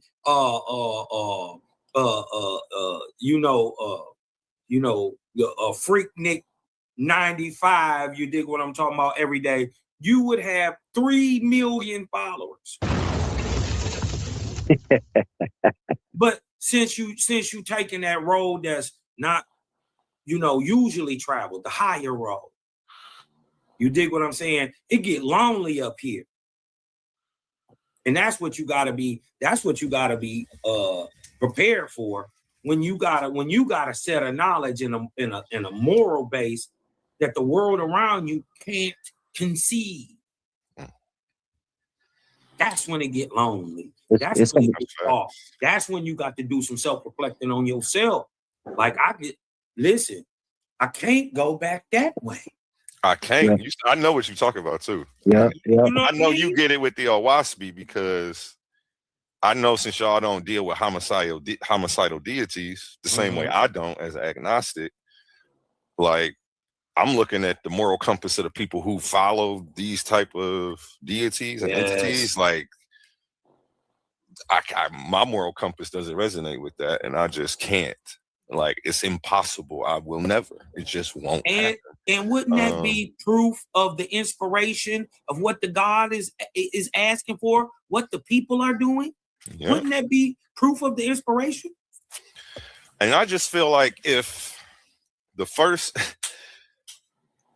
I feel like that's the reason why I really feel like the reason everything is so messed up in the world right now is literally because of religion. I'm not even gonna lie to you. How can you have the creator of all be homicidal, jealous, like all of this crazy stuff, and then we make excuses for it, which is okay. But I feel like that's where once we do that and make that excuse for that, then we go. That's why it continues to happen and manifest in real life. Because when texts like OWASP come out that dispute that, where the creator says judgment is against all nations and peoples who engage in war where any man is died. Judgment already against you. I'm holding the nigga who general, captain, colonel, private. I don't care if you was in the mess hall or in the quartermaster. Let's go. you are abetting war and judgment already against you. So in OWASP, it clears up what the brother is saying, that listen, this deity that is offering and justifying war and as acceptable in any way, that can't be the creator. And now a new text come out and says, well, look, that wasn't even me. This is what I'm saying. And it's so deep. I'll refuse to even vote. Y'all not about to make me pick between the lesser of two evils. Right. I've never voted. I feel like the righteous don't play that game. I've never voted. Never ever voted. That's what OWASP say, A1. It say, why would you expect an ungodly man to do a godly thing? Or an ungodly government to do a godly thing? I'm not registered. Never have been. Never will be. Never registered to vote, never will vote. Now, mind you, the Bible is edited. The reason why they got brothers and sisters talking about, oh, that's heresy, that's non-canonical. That's what the oppressor wants you to say, because that's the whole reason why they took books out in the Bible, so that we would think the Bible is a mess. The Bible ain't a mess. They made it a mess. The Bible is edited, brother. The Bible is edited. They took books out so that we would be lost in the sauce, and they're using the Bible to hey, they're gonna get it the worst, bro. Even the scriptures say it. Even the Bible say it. The ones that use the word of God in vain, the ones that use the word of God to do wickedness, and they use it to justify their wickedness, they're gonna get it worse than the wicked man that owns his wickedness. Yeah, but and you dig what I'm saying? They're using it as a tool of control. Period. I'm saying that is the birth of the religion. That's why. And I feel like the first time that humans have to pick the lesser of two evils is when deciding between God, who floods the earth, who tells people to commit genocide against other nations, like who does all of this stuff against the devil, who ain't killed nobody. I think the first time as children we're forced to pick between the lesser of two evils, and then it continues on through life. Instead of teaching revolution, rebellion, fighting for righteous causes, not settling for less. I don't know. Like I really feel like these are the concepts that it's teaching you without it being the main theme. They're not putting it on the cover. They know what's going on though. I don't know how. Go ahead. I'm sorry, Cosmo. No, go ahead, bro. Go ahead. Finish. Yeah, I feel like, and everything that we see happening in the book is manifesting in real life, in different various ways. And this is how somebody can justify themselves killing somebody. If the creator of all, I don't know, if the creator of all is doing it and making excuses for it and telling other people to do it inside of his book, we're always going to find a reason to justify it. Exactly. Right. So what if, like I said, it was used as a tool of control and a way to justify these negative actions? You did. The law of the universe, the law of our consciousness, the law of like actuality, meaning in this world and after this world, I really confidently feel like they're gonna get dealt with, man. And they're gonna wish that they never even tricked themselves into the stupidity that you're gonna be able to do what you want on earth and get away with it. You're just not gonna get away with it. And if I'm wrong, then that's the only benefit that I have of believing what I have, is because what's the worst that can happen? I die and I just become grass, fertilizer. Okay, I would rather believe that there's something beyond becoming grass versus believing I'm going to be grass. Because if I'm right about what I believe, then I'm going to reap the benefits triple. But if I'm wrong about what I believe, the worst is that the atheist is correct. The atheist is already screwed by what he believes. He believes he's just going to be grass and it's over. But if the atheist is wrong, he's screwed. Me, at least I got something to hope for. And at worst, I'll just go out like the atheist. But it's actually better if you believe in something versus, oh, well, I'm going to just definitively say that we're just going to become grass and that's it. All right. And if you're wrong, you're going to wish that you know what I'm saying? You really listen to yourself, because everybody knows that what they're doing is wrong. They just do it anyways. But what if the problem is belief?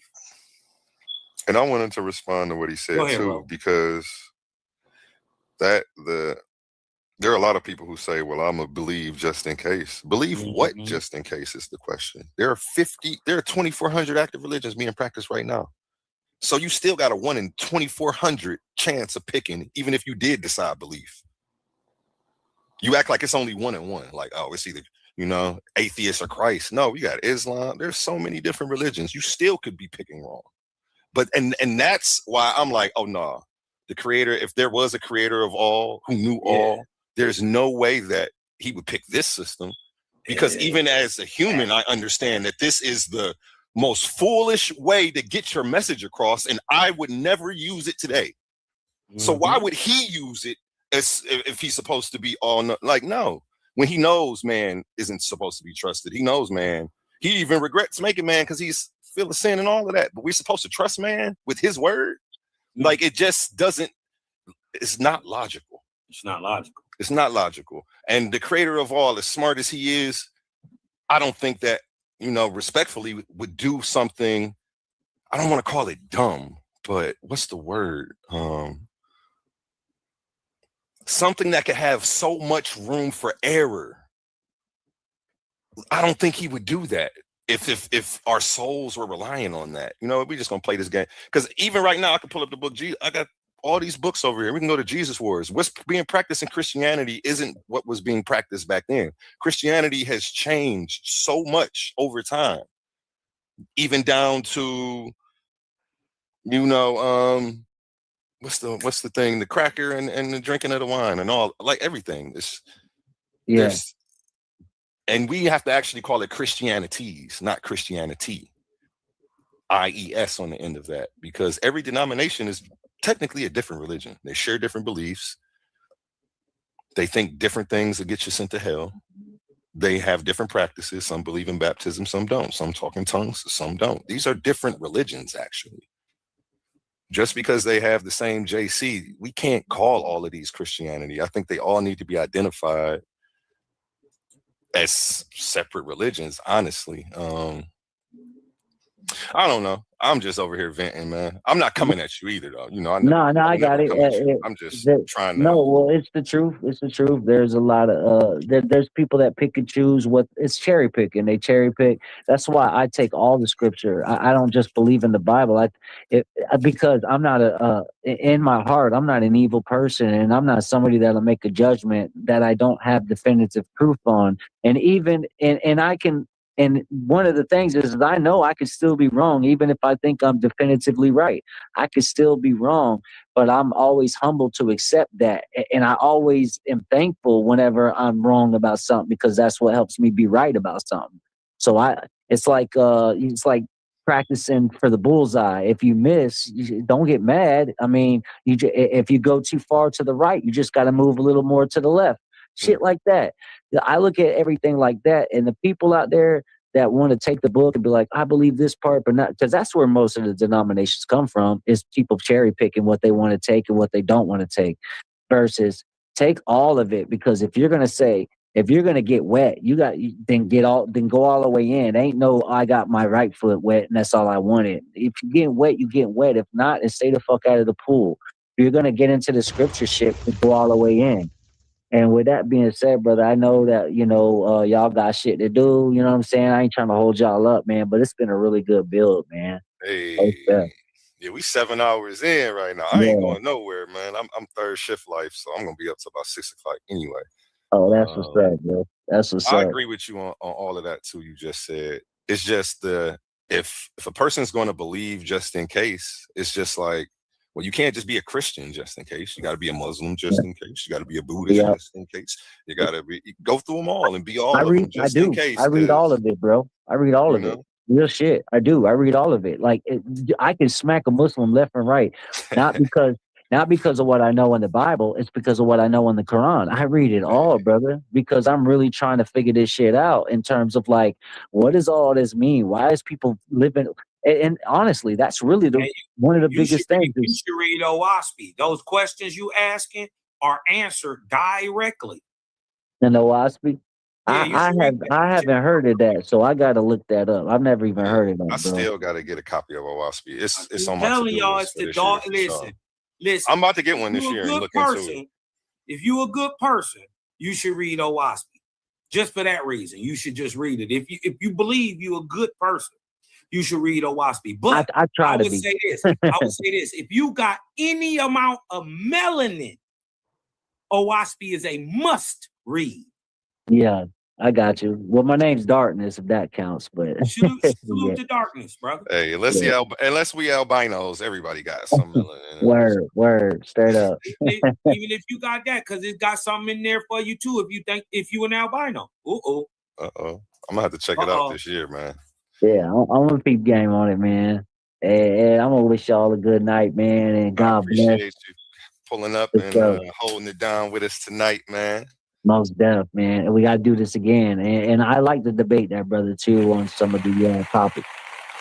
You're in my room. I'm in your room, man. I shouldn't be able to miss no shows. And most importantly, I need to get in some debates, man. I think I need one of these a couple shows where I can have 10-minute breakdowns of stuff where I can really show people that I'm not into the shit because I'm one of those weirdos that just want to believe in something to say that I believe in something. Nah, man, all this stuff is rooted in my opinion, rooted in academic facts that can be demonstrated. And the only way I can prove that is, you know what I'm saying? I got to get into some debates and let's do it like that, man. We got you lined up with Humble next, right? Yeah, that's right, because we did that discussion, but we got to do that follow-up. So yes, absolutely. So we're gonna make that happen. We're gonna make that follow-up happen this week and get you. I'm gonna talk to you in the back chat. We're gonna get you locked in a schedule so we can get you something. Most deaf, brother. Oh, for sure. Yeah, I want to get you in with Humble first. Yep, I'm with it. 100. That'll be a big name for you for your first debate. Yep, I'm with it, man. I just need to schedule the details, the time, the place, and I'm with it. Got you. We're gonna be in the back chat together. All right, then. Hey, peaceful blessings, Siddiq.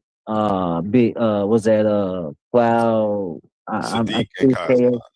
Cosmon, yeah, Cosmon. It was good meeting y'all, brothers, man. Good build. I love this stuff, man. This is what I'm about. And y'all some deep-minded fellas, man. This is a beautiful thing, man. So I'll see you on the next one, A1.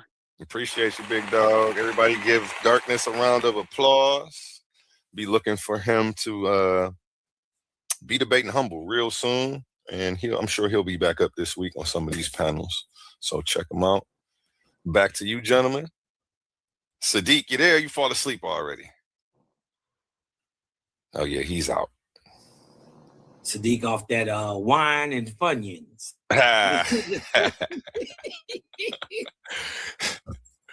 Shout out A Golf Twiddler in the chat. That's a new addition to the chat. If you aren't subscribed, make sure you hit that bell so you get a notification every time we go live so you don't miss any of this fire action. Shout out to you. We got Old Account. That's a new name in the chat as well. Oh, yeah, they've been rocking with us for a minute. Harris Duncan up with us. Go ahead, talk to him, Cosmo. Oh, man, you dig what I'm saying? It was a nice little bill. You dig what I'm saying? Like I said when I came in, this whole thing hints towards everything that I've been saying for a decade. It's good to see my work. You dig what I'm saying? And the work of the hand of the creator just can't be stopped. Right? Everybody up here noticing that the actions of the God can't be the actions of the creator that they know is all love, all peace. Huh? They making that distinction. Boy, they used to try to go crazy on Cosmo. Oh, you don't know it. Now they up here arguing my points, every one of them.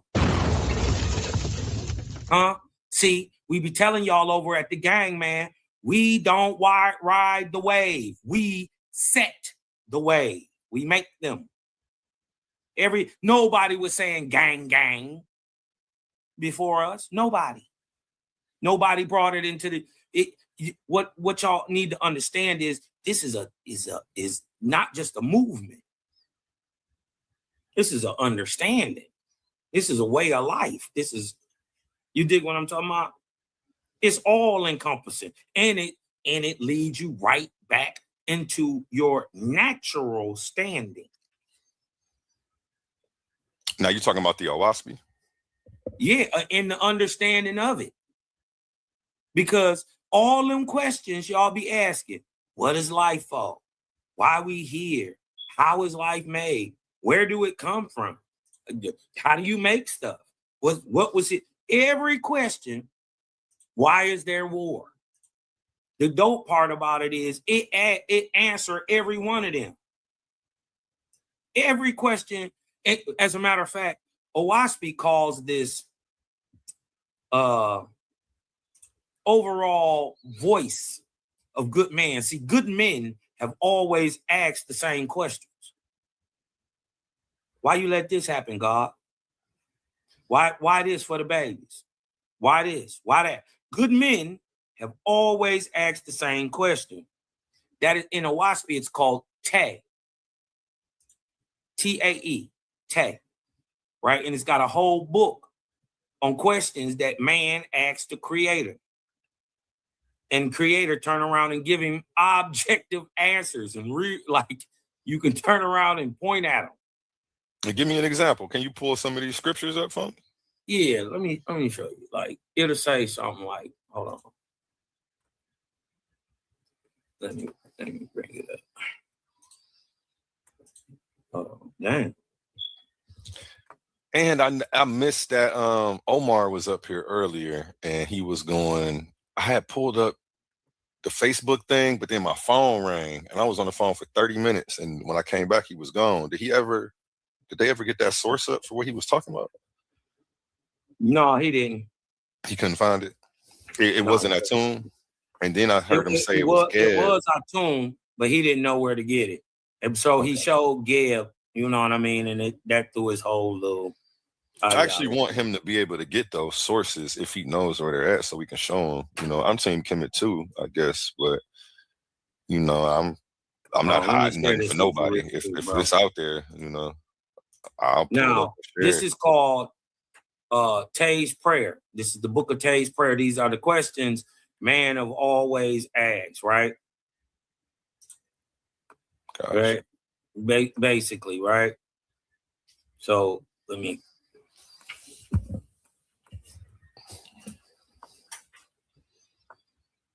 Right.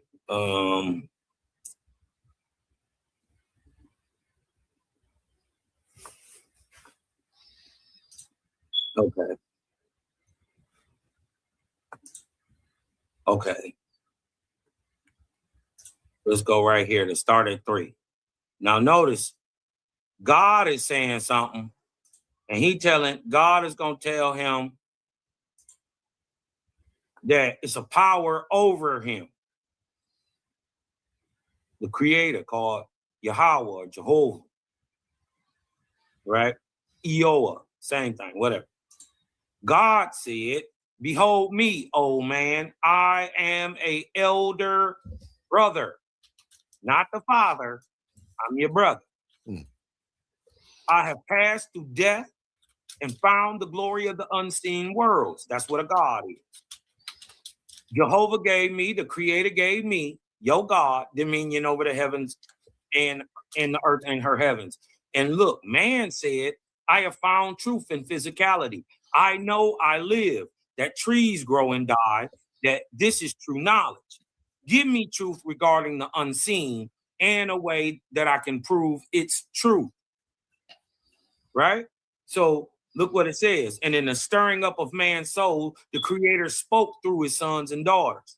His voice came up out of the marsh and down from the heavens above. And the children of men heard and saw and rose up because of the spirit in them. They responded to him who is almighty. And the voices were called Tay. Right? So this is the voice of all spiritual men. Right? Because it is the what? It is the universal word of all children born. So it represents the universal prayer of mankind. Right? He asks for different type of stuff. Man has always asked this, right? Reveal, oh Father, give me light. I see the wide earth, I see the sun, the moon, the stars, but the great vault of heaven appears to be just an empty sky. Where is the dwelling place of the dead? The place of souls of men, right? They asking question. In times past, you have quickened seers and prophets, and through them lifted up your children and proclaimed other worlds. He's asking, am I less worthy than those of the past? All the while, my forefathers and I have abided with your mighty presence. By your own hand, you have quickened my consciousness to be dissatisfied with the old revelations and made me peer deeper into the cause and place of things and to desire further light from your holy place. Right? Now look, these things are so old, you get the truth told and twisted up even in biblical text. Now people gonna say, oh, Washby tried to get this from Bible, but we see that this ain't talking about nothing that Bible talking about, especially in the way it's talking about. Watch this. By your power, my manhood or womanhood has been raised up.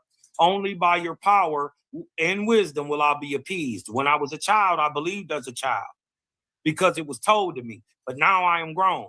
I desire to know who your prophets were and how they attained their gifts and wisdom of words. Right? So let's just go down to some of these answers.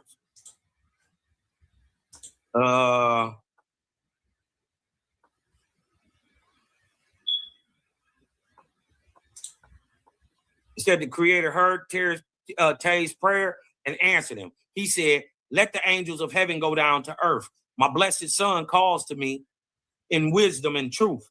And the angels of heaven descended to the earth, for it was early in the days of Dani, or in the time of great spiritual light. In the firmament of heaven, and the angels manifested and proved the immortal life of man.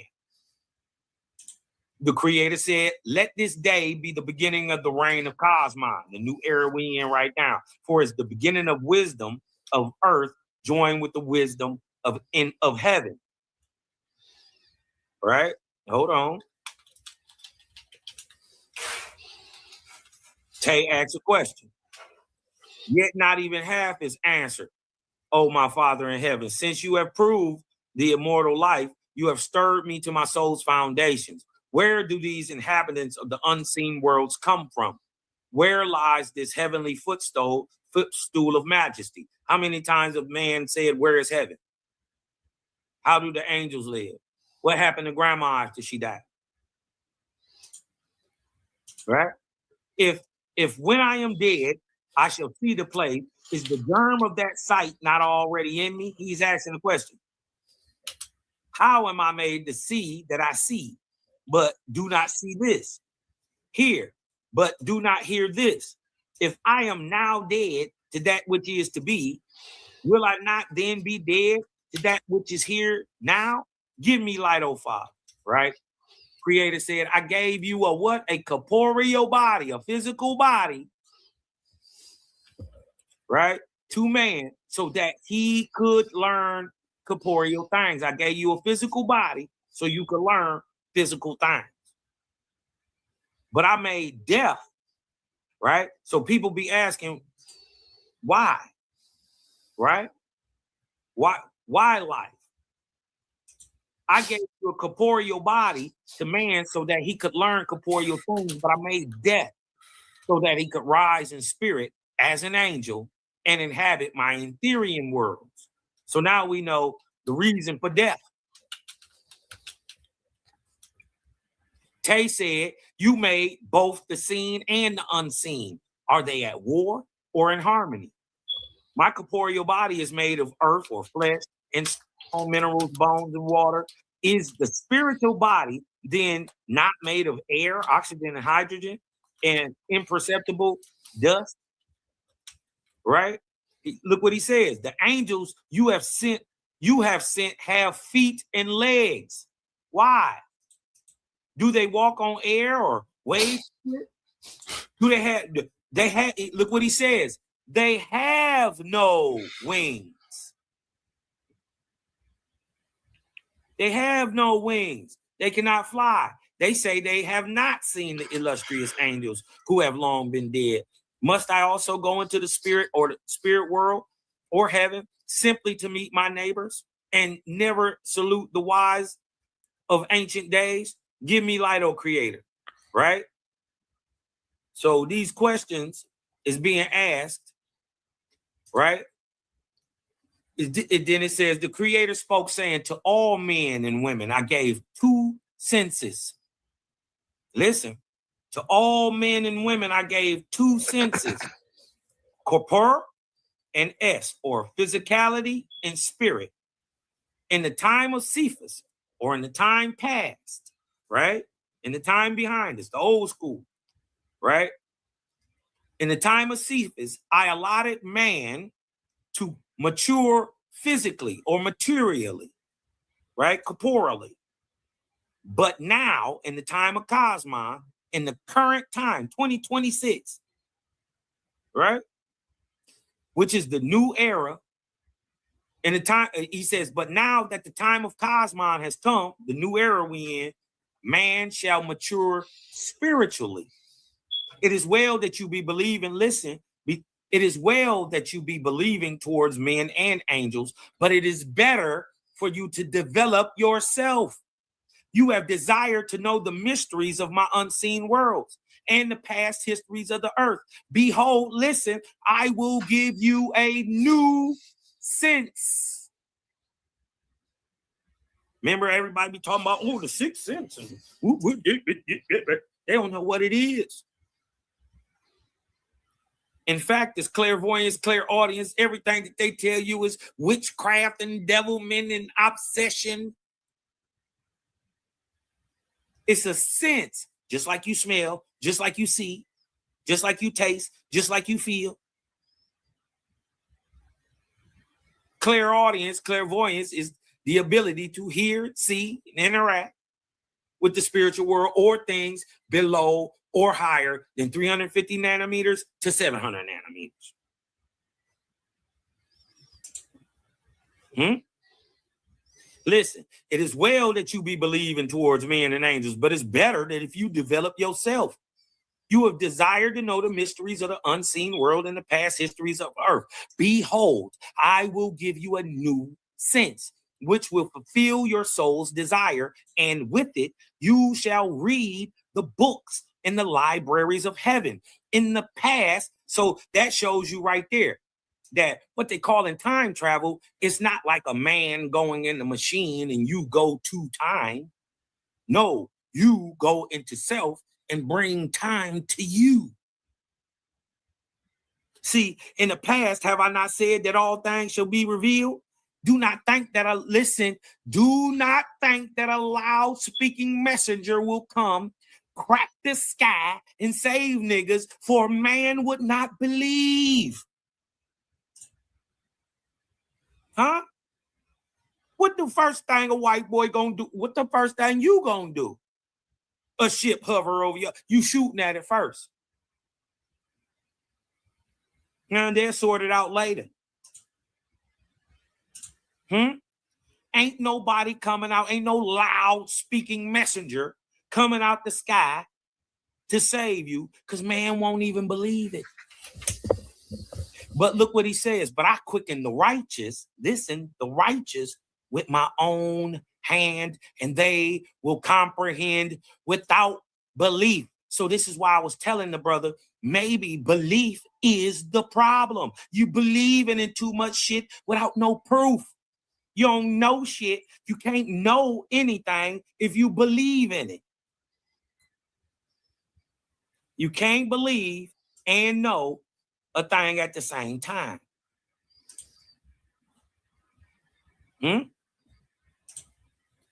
Look what it say.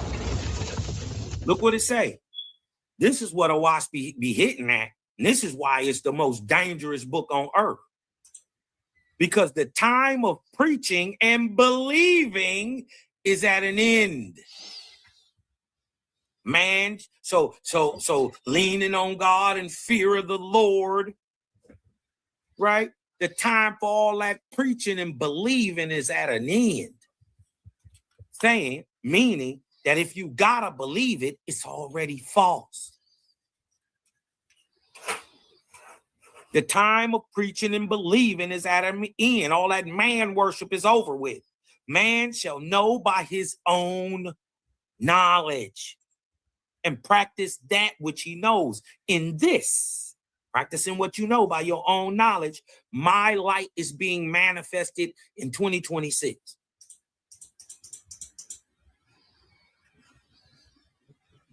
And again, the Creator spoke in heaven to answer Tay's prayer. And what?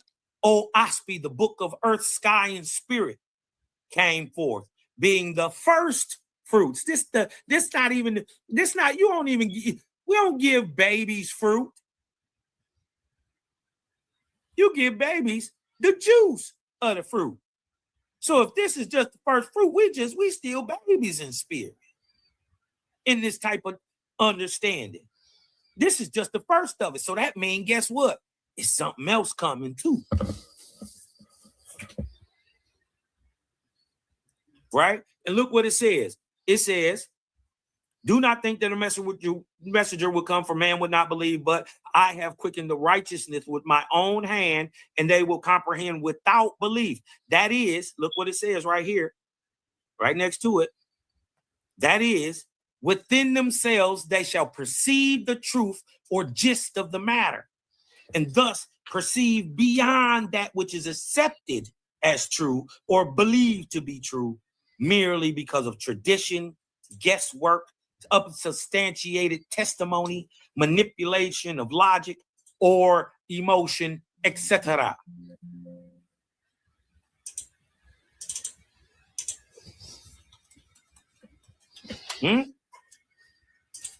So it go into answering all these questions. And if just think about it, right? If you supposedly this creator and you did all this, you know, whatever, right? But if you wanted to give man information in a book, that would be a simple thing to do, right? That would be very simple to do. If you the nigga that makes suns and quasars, right? To give good words to a holy man would be a simple thing to do. I'm telling you, it got done. And y'all fighting us about it. But everything these brothers got up here and touted all night is what I stand on. This is directly in OWASP. They got up here and tore Bible apart all day. Not even the Bible, it's the biblical God himself. Called into question every questionable deed he did, and that's what you must do. Because what we can't do is believe it. I just downloaded an OWASP, man. Listen, bro.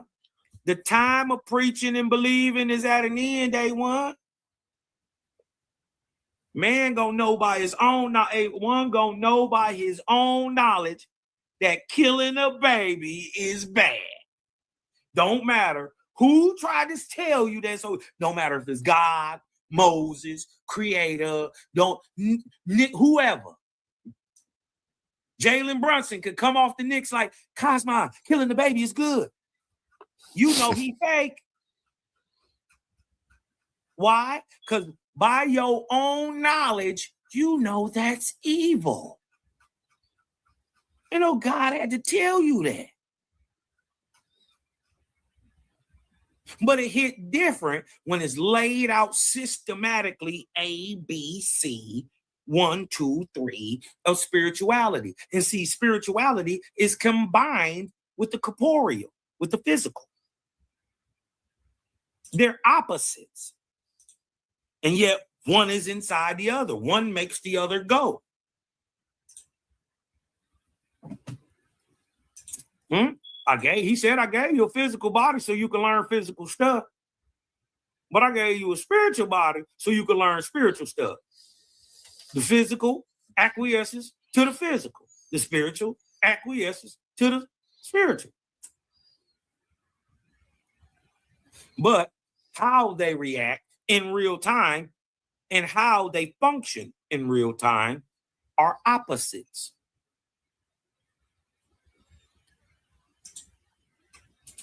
Yeah.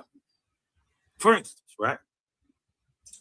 How you get rich physically is the opposite of how you get big or rich spiritually. To get rich physically, you must constantly take in. You must hoard, right? While you're still taking in, you must hoard, right? What more is a rich man than a great watchdog? Right? So that's how you get in. That's how you get big. So it's me, right? It's just the opposite of how you get big spiritually. You got to constantly be giving away. You got to constantly be aggregating. This is why there's no better feeling than doing something good for somebody else. There's no better feeling than that. It is its own benefit. Because that's how you get rich, big. You dig what I'm talking about spiritually.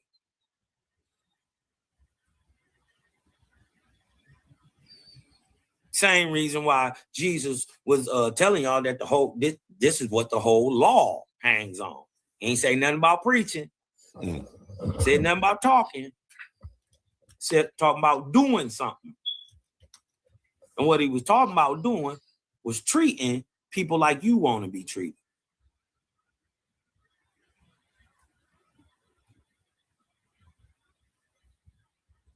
Facts. I don't know why. I don't know. I was about to get into why, how people, it's like do as I say and not as I do. And that's how it is with God. And it's just like, that's evil. Morality don't apply to him. And then, well, you know, they're going to say, well, he created morality. He's outside of all of that. Like, why? Why does he get to be evil? He's jealous. Well, it's not evil if he does jealous. it. Like, when he does anything, it's always good. Even creating evil was good. Like, I don't know, the mental gymnastics that people have to do to, I feel like, make it make sense. You can't justify that. Ain't no making sense of that. How you gonna justify killing the titty baby? Right. How you gonna justify killing her daddy and then you can cut her hair off, killing her whole family, wiping them all out? You see a little bad little chocolate little thing in the mix, you dig what I'm talking about? They got caught up. Long as you cut off her hair, right? Pare her nails, change her clothes. After 30 days, you can get that wet, that gawk 3000. You dig what I'm talking about? That sit and spin. You dig what I'm saying? And dig this, A1. If for any reason it's not good, right? You can't sell her. You just got to kick her out to the street like a dog because you've already humiliated her. Yeah. Huh? The Bible say that. When I bring that up, you know, I brought that up in a debate I had. Does the Bible condone rape? And yeah, they didn't have any explanation for that, you know. Oh, ain't no explanation. It's just evil. They just don't want to, they just can't comprehend that it's, or they don't want to comprehend that it's the God of their Bible authoring it. You see what I'm talking about? But it is what it is.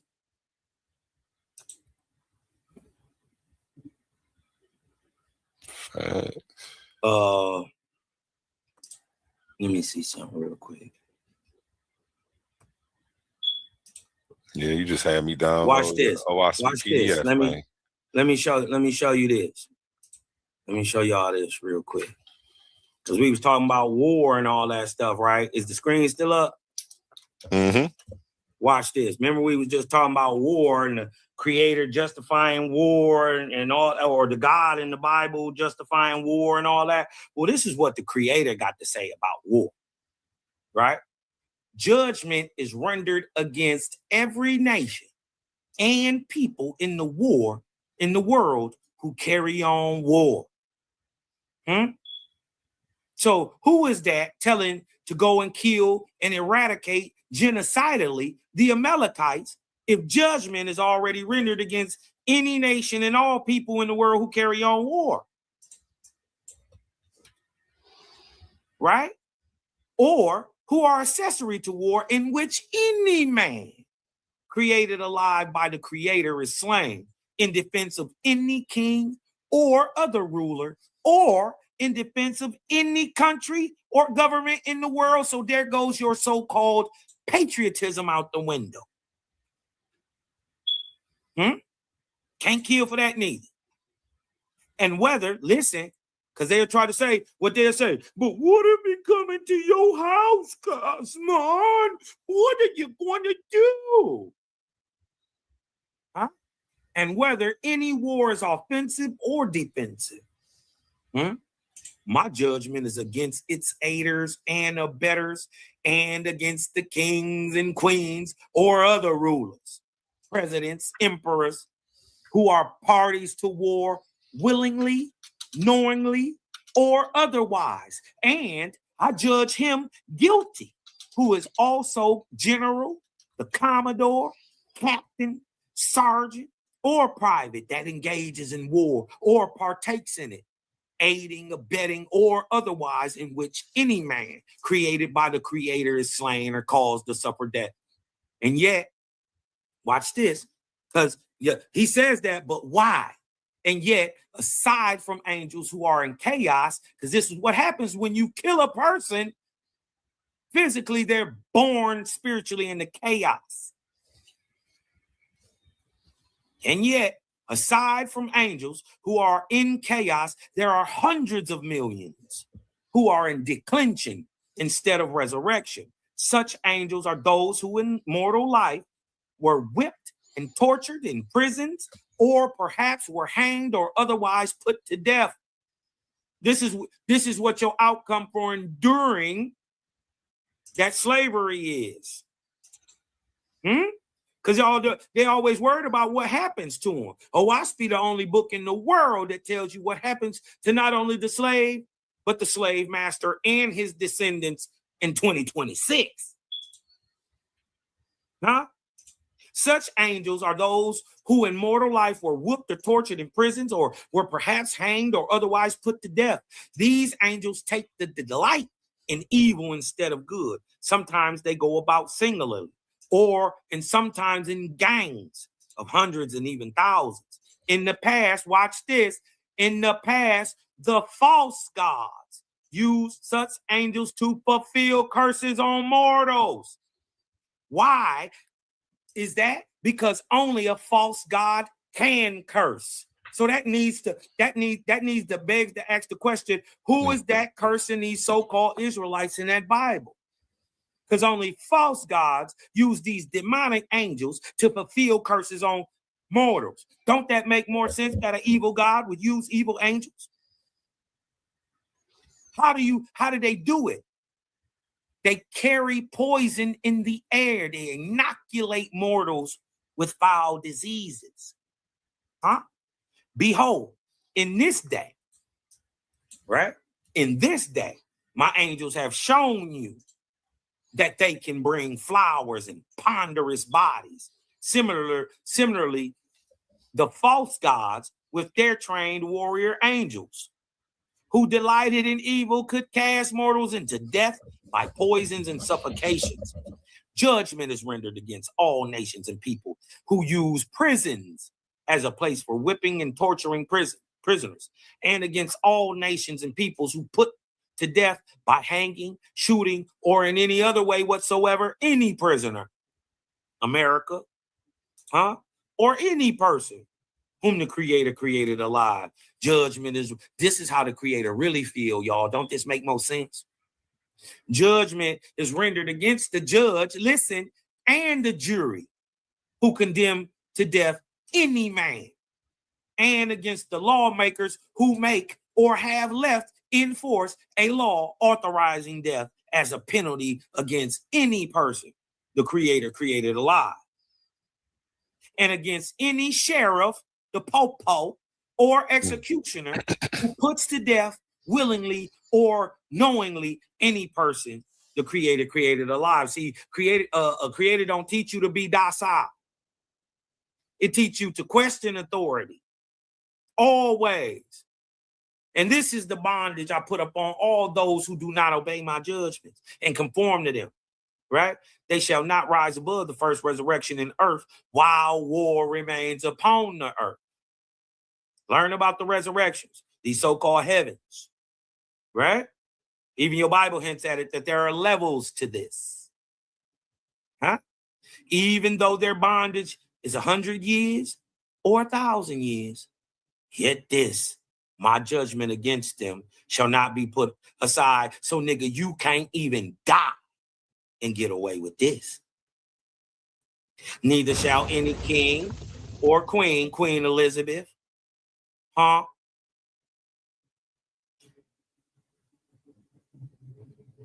Nor any other ruler in the world impress as a soldier any man who is unwilling to engage in war.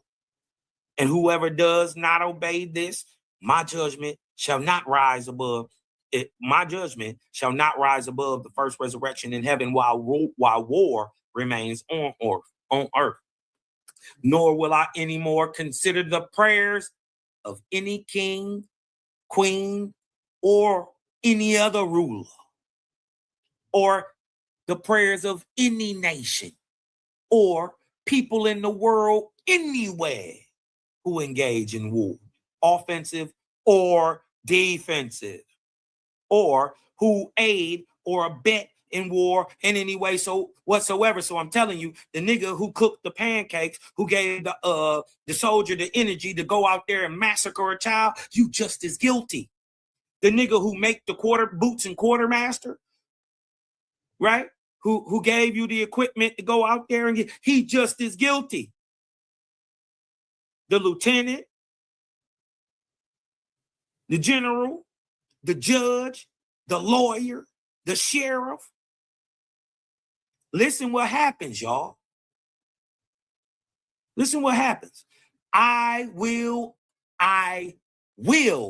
not I might, I could, maybe, hopefully, you know what I mean? You know, in the future, it could, I mean, maybe it might happen, Cosmo, who knows?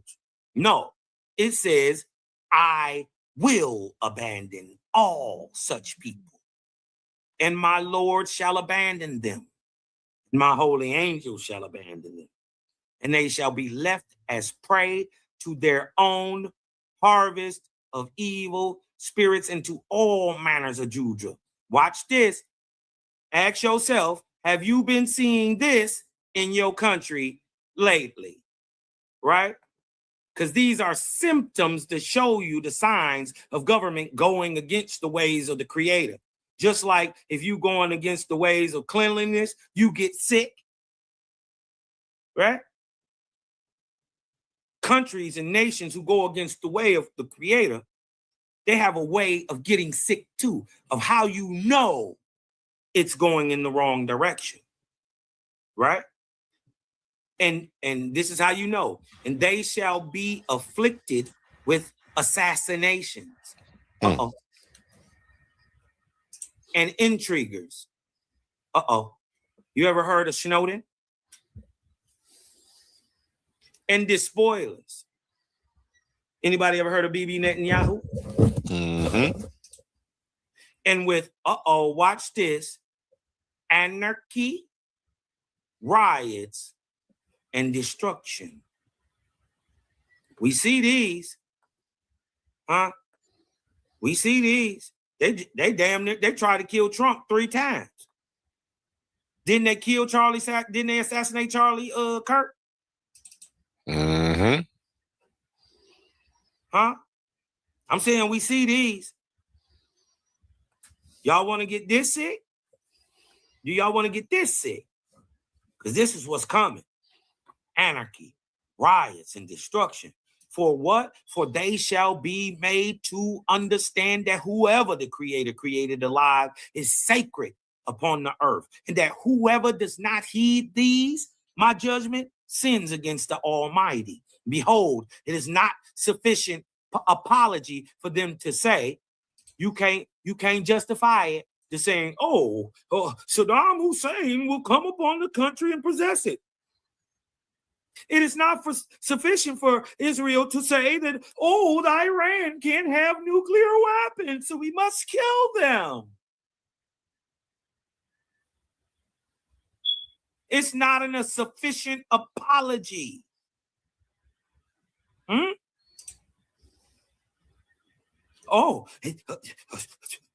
about Osama? They're going to come overthrow our country.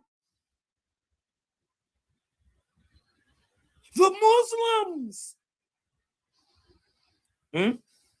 Behold, it is not a sufficient apology for them to say, an evil king will come upon my country and possess it.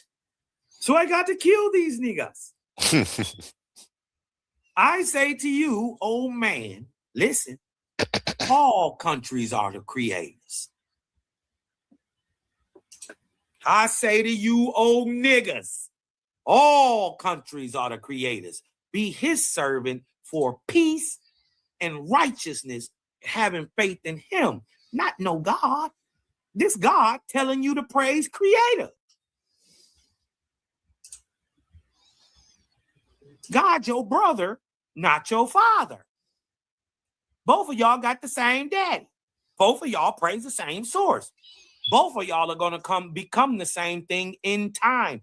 Man, God is just the density of man.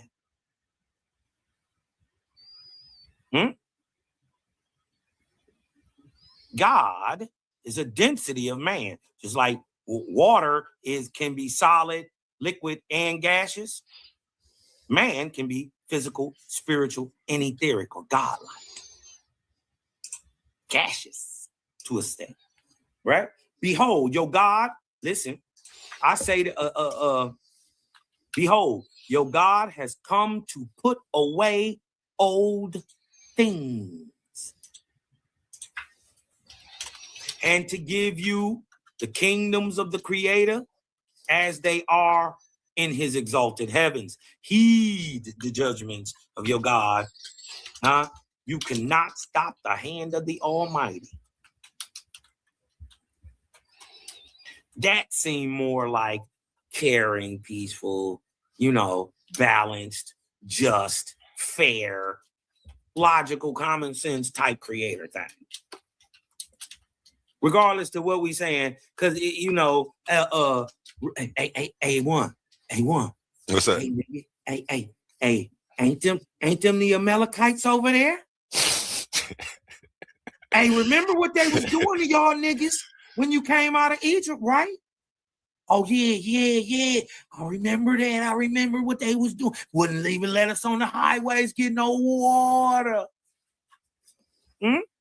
Yeah. Hey, tell Saul, Samuel, tell Saul to go to the Amalekites. Now, even though it's been hundreds of years later, I know they ain't oppressing you right now. I know you already in the land. Yeah, don't worry about that though. Remember what they did back in the day? Yeah.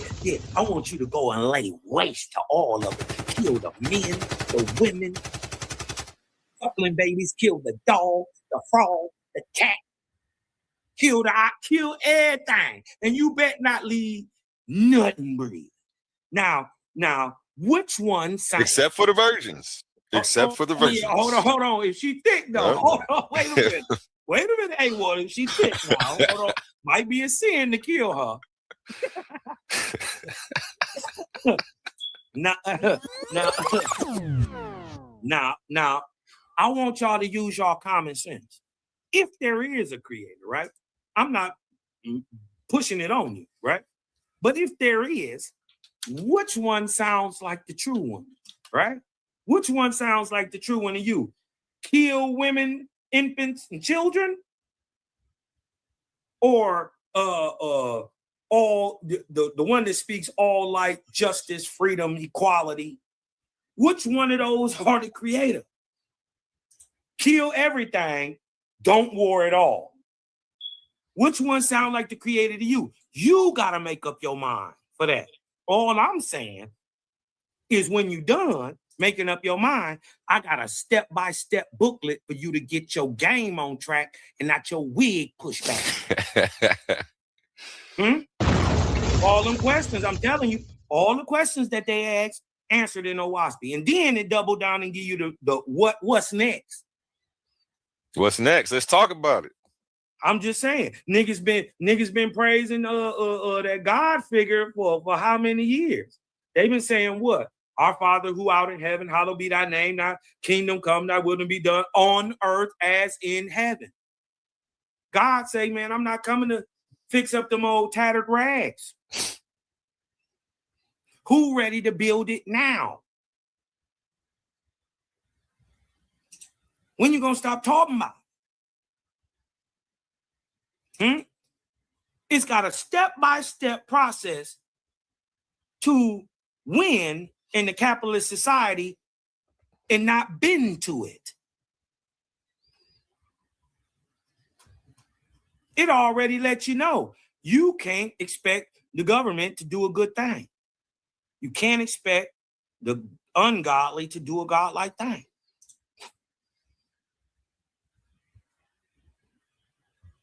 It tell you, don't even worry about the government. They gonna do stuff. When you gonna create your own? Not only do it tell you how to create it, but it give you the process of even how to choose the people to go in to where you're going. It teach you how to write a whole new system of an understanding of how to teach your children. to raise them up with that sixth sense also. That clairvoyance, that clairaudience, that is a part of your genetics. No spooky. It's like a muscle. If you don't know it's there, you don't use it, well, then it don't work in a sense. But how many of us have had deja vu? That's that sense trying to turn on. Well, and what y'all don't know, and what y'all don't know is how to turn it on. Cosmo, I'm gonna tell you that. I ain't gonna never hold nothing back from you. The quickest way to do that, quickest way to get that right is to change your diet. Break that down again. The quickest way to fix what is to change your diet? No, the quickest way to turn that sense on. That quote unquote sixth sense, the clairvoyance, clairaudience, the ability to hear and see the quote unquote supernatural. Or what I know in real time is the ability to see below 350 nanometers or above 700 nanometers. Same stuff is right here. You just can't see it. Right? Because there's a part of the whole creation that is seen, and there is a part that is unseen, correct?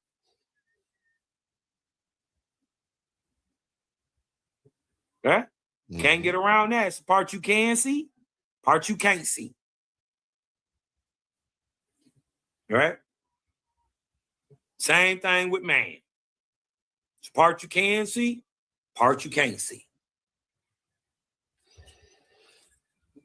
Man, I just found this PDF. Like, while you're over here talking, I'm uploading PDFs to my Discord.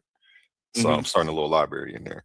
But I just found this PDF. It's a presentation, though. It says, is Nuwapian or Nuwapi foundation based in Mesopotamian religion? And is it based in facts? Or it's called How to Kill a Nuwapian with Right Knowledge, Sound Reasoning, and Proper Understanding. Did you send me this? I didn't send that. I don't think so. It's like it looks like it's a presentation for somebody's debate, but how long have I had this? How to Kill a Nuwapian? That's the name of the PDF, or To Kill a Nuwapian. Wow. I almost want to, I don't know who this is. I don't remember who sent it to me. I didn't put this together. Let me see the date that I got this downloaded. It says, oh, wow, 2025. I wasn't even doing this in 2025. So yeah, this is actually very old. So nobody recently sent it to me. I'm sorry, I didn't mean to cut you off or distract you. I don't know why I thought this might have been yours. This presentation looks so nice. What is he saying? You can't run from my question. What question? I'll put it on the, I think it's on the screen right now. How to read lines 2, 9 to 19. Oh, that's the, hold on, let me go back. That's the Book of Tay. Hold on, and let me go look at it real quick. Because it's probably got something right there to, explain what it's saying. He say 1, what was the verse? Hold on, let me go back and look. It was 1, how to read the 2 lines in 1, 2, and 19. Hold on. 2 and 19. Let me go back and look at it. 2, 1, 2, we at 9, 10. Let's go to 19. Okay, the time of preaching and believing is at an end. Okay, man shall know by his own knowledge and practice that which he knows. In this, my light is being manifested in this day. Right? So let's go to 20 and 21 since you want some explanation behind 21 and 22. It say, this may seem by some to contradict 2:17. Let's go back to 2:17. All right. This may seem to contradict 2:17, It is well that you be believing toward men and angels, but it is better to develop yourself. You have desired to know the mysteries of my unseen worlds and the past histories of the earth. Behold, I will give you a new sense, which will fulfill your soul's desires, and with it you shall read the books in the libraries of heaven. Okay, right? Man shall know by his own knowledge, right? Remember, this is still happening in in his mind, within himself, right? This is a practice, something he's going to have to do, right? Watch this. It says, this may seem to some to contradict, which says believing is on the right road. But the verse also recommends developing beyond belief. Like I kept saying, belief is the problem. Because when you believe, you don't know. And in 2:19, we learn it is because mere belief is insufficient to attain to in our common era, or what is called cosmon. Cosmon means balance, y'all.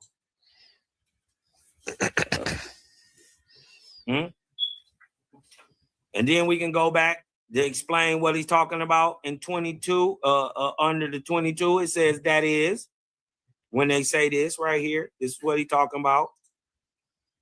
And what he's talking about right here, man shall know by his own knowledge and practice that which he knows. Right? You wanted an explanation, it's right in the book. That is, that knowledge man has, he will have acquired through his own understanding, and so put it into practice, that which he knows. Ain't that logical? Don't that make sense? Like if I was going to prove that to you in real time, right? I would show you that shit. You can't even pay the youngsters to go to church today. Can't even pay them. Why? Because they using their own knowledge. They know that Reverend Jackson punching on Sister Brownlee. You know that the deacons over there, come buy dope from him, soon as church is out. So man gonna use his own knowledge and his own understanding and put that into practice. You see what I'm saying? So no, I don't duck no questions. I just can't see. I couldn't see the chat. You dig what I'm talking about? The two vertical lines at the end of the paragraph. Yeah, he's up here on the panel now. Y'all can talk. He just hit the panel. Okay. What are you talking about, bro? Testing. Yes, sir. Yeah, what you talking about at the end of the paragraph? Yes. Vertical line. Okay, you see day, and then it's a it's a period, then it's two vertical lines. Yeah. Yes. How do you read that? That was how do you read it?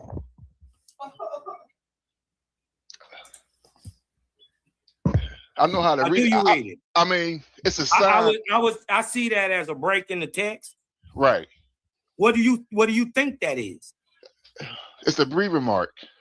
A Hindu breathing mark. And you notice they put that,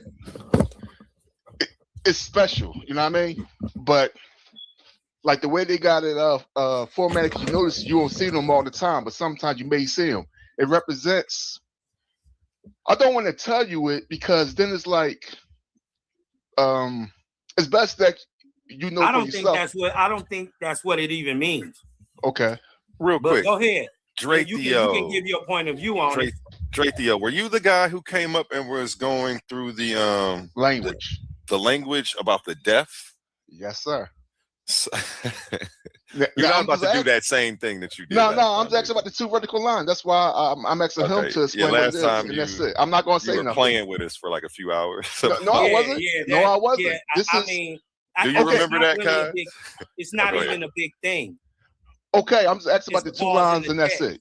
Yeah, it's just a pause in the text. Like all that extra meaning you're adding on to it, that's just your subjective opinion and not real. Okay, that's my only question. That's it. Thank you. Yeah, I remember you brought the sign language book up. Was that what it was? It's about it's about the writing, how the text is written. When you read something, you just don't read it. You got to identify the format, how it's presented. You just don't read anything. Everything have a form. Everything have laws to writing, and the most important laws are the writing laws, because your whole life in existence depends on it and how you interpret it. So when I seen the mark in this paragraph, I just asked him, just how do you read it? And he said it don't mean nothing. I'm not going to expound on it, but it means a whole lot more. Because if you can't read that mark, if you believe so, but I mean, can't. you can Right. apply. Listen, brother, it's 2 lines. It means a break in the text, right? If you want to apply more to it, What's its function? It's got some secret type of old secret handshake and Junior Woodchuck guidebook understanding to it. Well, then that's just something you made up. You dig what I'm talking about? It don't say that in a WASP. Whatever you type, you playing into or no, I'm not going to explain nothing. That's why I just asked. That's all. I'm just saying it. Whatever you saying it mean, you can have that understanding. I'm just saying I know that to be just a break in the text. Okay. Right? What do you think it means? No, I'm not going to give my opinion. I'm not going to give my opinion because then we're not going to jump on you, man. Nah, because it's much more serious than you could ever imagine. And if I'm saying something, well, why would you leave without expounding on it then? If it's much more serious than we could ever imagine. Yeah, it is. But it's a symbol, it's a sign. But it's in his book. I just asked. I'm just gonna leave it like that because it's just gonna lead back to now, brother. You got to teach now. It's on you. What that mean? What them 2 strokes? No, I mean, Cosmo, no, he got the knowledge and everything. He'll find out everything about what it. What it mean? Yeah, I know I got the knowledge. What it mean? Yeah, I know you got the knowledge. That's why I wait for you. So are you saying it don't mean what I saying it means? So when it comes back up, I mean, you can explain it to me. Then I'm saying no. You can just make it up. No, I mean, you made it up anyway. So even if I say what it means, you're gonna come with a different understanding. No, I'm not. I can't do that. Well, what does it mean? It's a symbol. What does it mean? So I can't when do that. I go back and I study it, because if you saying it means something special, I'm gonna go back and study it other than what you're saying. And if it does, right, then I can just say I can agree with you. So what are you saying it is? No, I'm not saying nothing. I'm just asking you, how do you read it? Everybody reads different, so it's someone else. I'm saying it's a break in the text. Okay. And he's not saying anything. So right, he ain't saying because it's far too complicated. When I went back through the whole language thing, you see what I'm saying? Complicated, and I don't want to go back there. That's why I just asked you. But I mean, I'm pretty sure when Cosmo come back on here, he's gonna have an answer for all of us, and he's gonna. I already got an answer. Okay. You just can't accept it.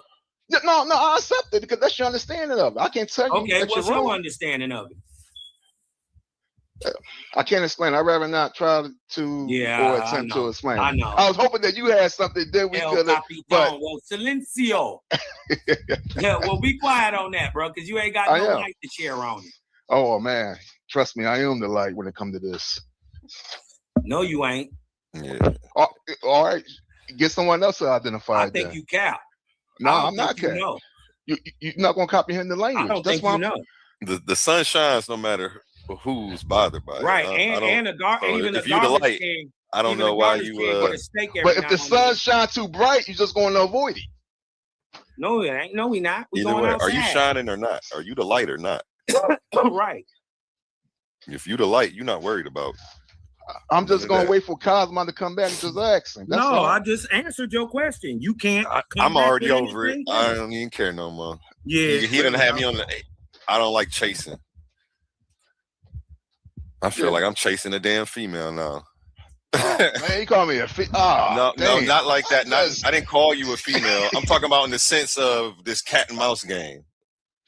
Like, hey, you coming over? I'm not about to be chasing and playing. But you got the information that you don't. You said you don't. Okay, I dropped it. Let's move on. I don't want to get anxiety trying to bring nothing up out of you that you don't want to teach. But that's what you did to us. Hey, I got higher knowledge on that. Oh no, I'm not going to share it with you. No, can't do that. I'm the light though.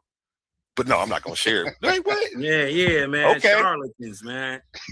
That's like These boys are charlatans, man. Cap. He want to be the groovy guru. I know everything you don't, Cosmo. Shut up, man. Y'all so full of cap, man. I just asked you about that was crazy. That's like a female flirting with me, but not about to let me. Like, go on ahead, girl. Ignorant liars. Get out my face flirting with me, and you ain't flirt. Got no holler from me, for real. That's what you did to me. You flirted some shit to me, like, ooh, dangled it. I'm not about to chase it, though. That's good. I said it was appealing, but I'm not going to chase it. You know where to come when you're ready to teach, though, brother. You are always welcome. Yeah, man. Maybe so. That's why certain people should just stay in the chat. I was in the chat. You should have stayed there. Because you came up here. Yo, if you would have answered my question, I wouldn't have came up. Breathing up A1 good ass air over here on the Titan channel. I put it in the chat like 3 to 4 times. You didn't say nothing. A1. No, he did. He been saying it for a minute. Thank you. I shared it on the screen. You was just into your, but you couldn't see the screen because you was probably reading from the PDF. No, he was ducking it because it was way before the screen. You know that? Yeah. I think he was on his PDF. Yeah, we know he was PD ducking. Yeah, we know that. You the one ducking. You won't tell him. He asked you a question. You're the one up here with your knees. How are you calling him the ducker? Knees up here knocking like a naked newborn. That nigga up here, Cosmo is scaring me. Hey man, this is funny, man. Hey, this July, I'm pulling up. I'm coming out to Detroit, man. We about to make a museum run. So we're going to have to gather up everybody in the D, everybody out there in Detroit or in the Michigan area. We about to do a little event out there, man. Cosmo, you going to help me put it together? Yeah, man. Hit me up, man. I'm definitely about to hit you. I'm trying to get some, I'm trying to get boots on the ground and get us linked up. Because it's a bunch of people who be on this channel out there. So I know Ewok, Sadiq be out there. If we can all come together and link up one day and share some knowledge for the people in person, I think that's gonna be major. So be on the lookout for that, y'all. Come on, Draythio. We got questions, man, and you claim to have the answers. This is Sparta. These boys be getting punched on quiet. Hadouken! Like I was saying, some of y'all should just stay in the chat, man. Stop it, man. You do it too much. You dig what I'm talking about? And look, it's not like this is a hard thing to do. Look, like I told him from it, that 2 or that sign, right? At the very end of a sentence, its meaning depends entirely on context. Here are the 3 most common reasons it appears. Right? Part is a name or suffix. You dig what I'm talking about? It is text-based emoticon or symbol, or as what? A pause symbol. Huh?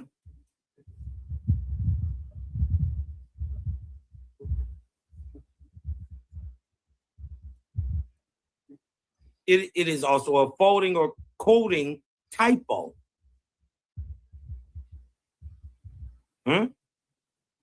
It could be that too, but it ain't. Because we see in the text, it's right on point what it's saying. It's a pause, right? A lot of times, even in different biblical texts, a word is said in there.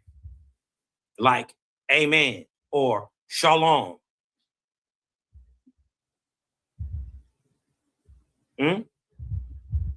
It's a pause. Right? This ain't hard to answer. You dig what I'm talking about? Ain't no secret, nothing. Right? If it's secret, if it's hidden, you got to believe in it. I'm telling you, is already fake. That's why you gotta believe in it, because it can't prove itself to you. Same thing with God, right? If you gotta believe in your God, it's fake. If he ain't made himself overly objective, right? If you got any doubt, your God fake. If you need to believe in, it's fake.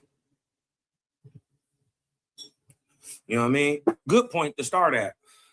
So if your God, your whoever ain't proving itself objectively to you in real time, it's fake. That's the difference between OWASP and any other spiritual text.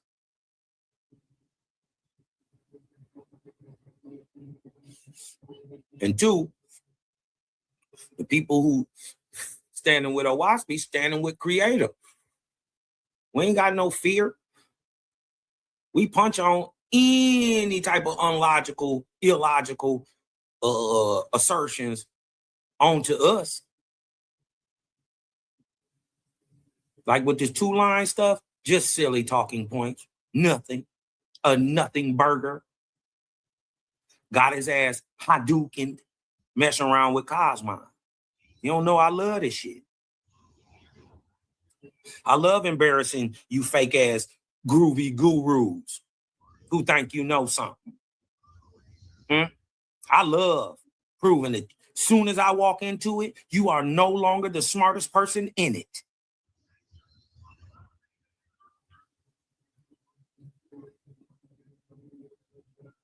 Stop doing all that extra. Hey, shalom.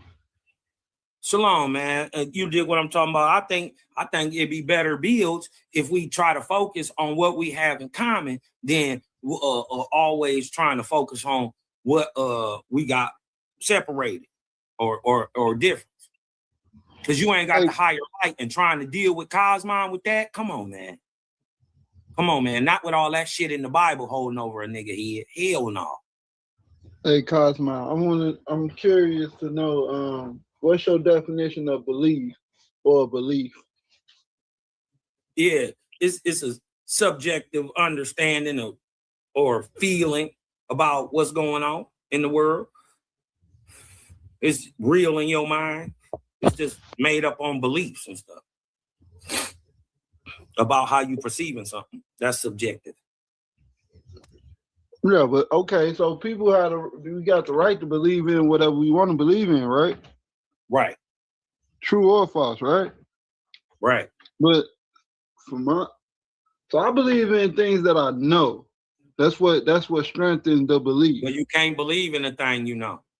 Why not? Because you know it.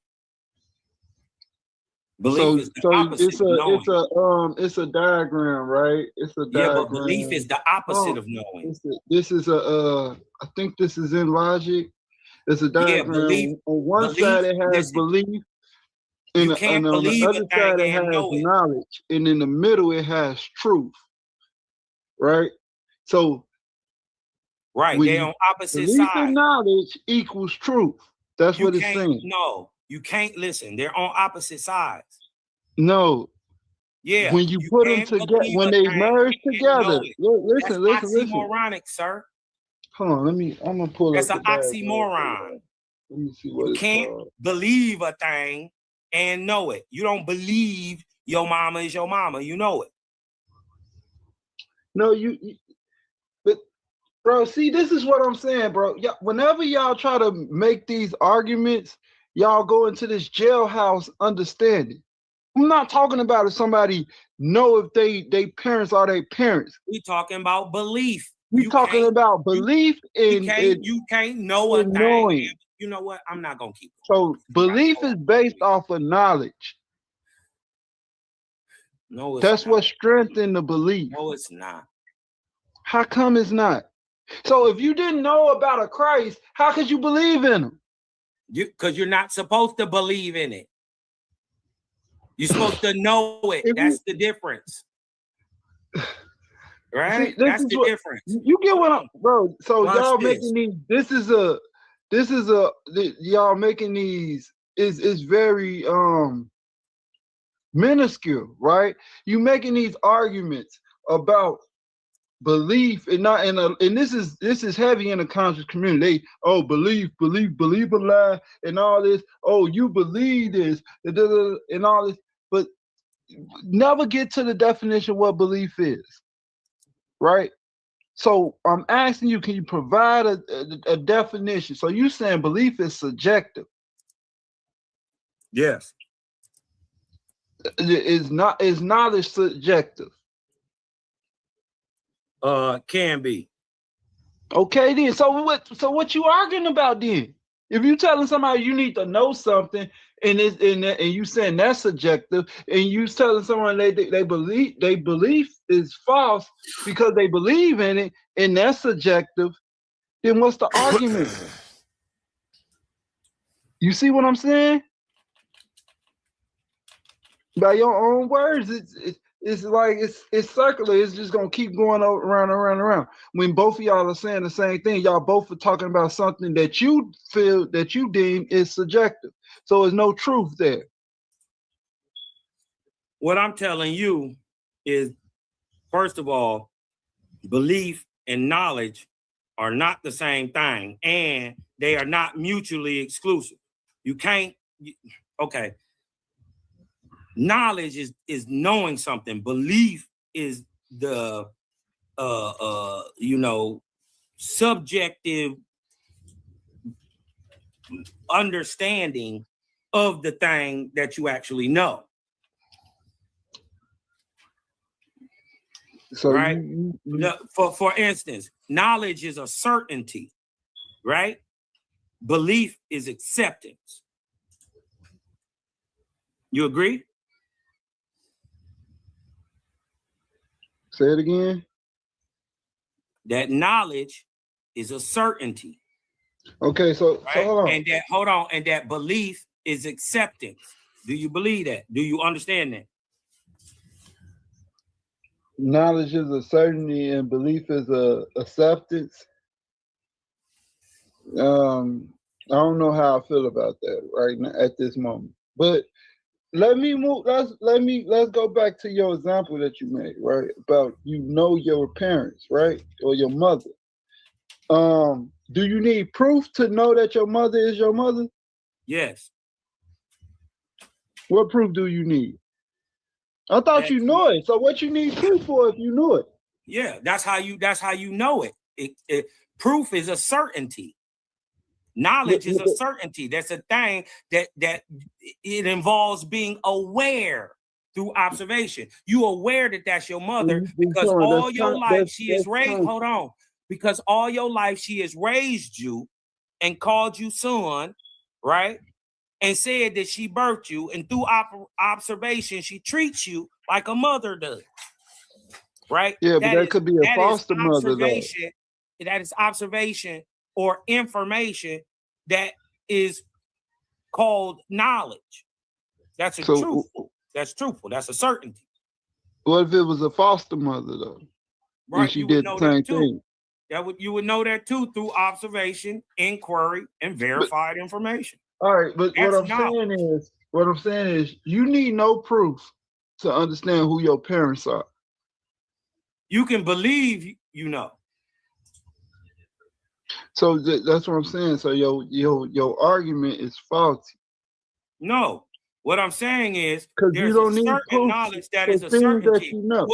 Hold on, your belief about that knowledge is subjective. That's my whole point. You just said knowledge is subjective. My whole point is that you're getting away from is that belief is subjective, always. So it's a belief is the mental attitude that something is true or exists, often withheld without absolute or objective proof. It is the acceptance, correct, of something that is likely true, which can be as a bridge to knowledge. But it's not true, it's subjective. But you just said that knowledge is subjective. No, I said knowledge is a certainty. Belief All is acceptance. Knowledge. That's good. Let's pull up knowledge. Right. That's when you using Knowledge these words out of involves being you're using the two aware words out of through context. observation, So inquiry, or so hold on. verified No, information. knowledge That is a familiarity, awareness, which is consciousness, right? Or understanding of facts, skills, and concepts acquired through the experience, education, and reasoning.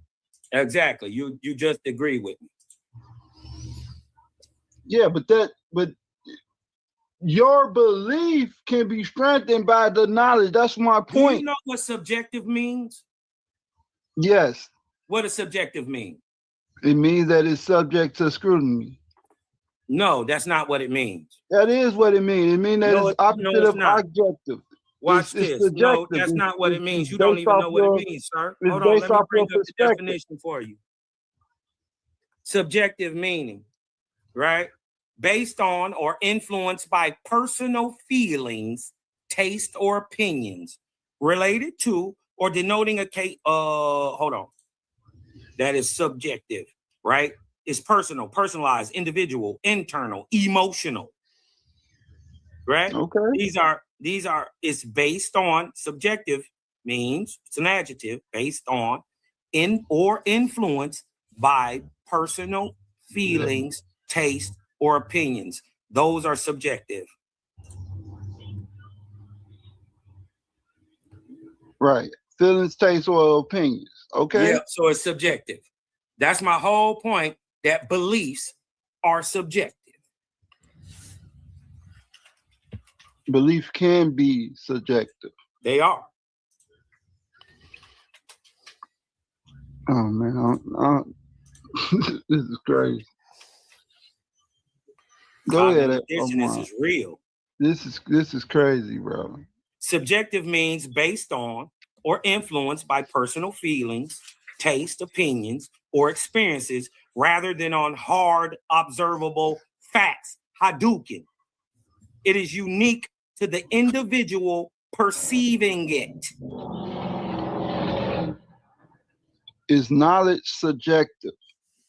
Knowledge is a certainty. So knowledge is not subjective. Right. And whether you know, this is why not knowing is no excuse of the law. So say knowledge is generally considered a mix of objective and subjective elements. Yeah. But y'all can go ahead. Because how you get to objective knowledge many times is through subjective thoughts. So what's the point? Thoughts are subjective, but knowledge is not subjective.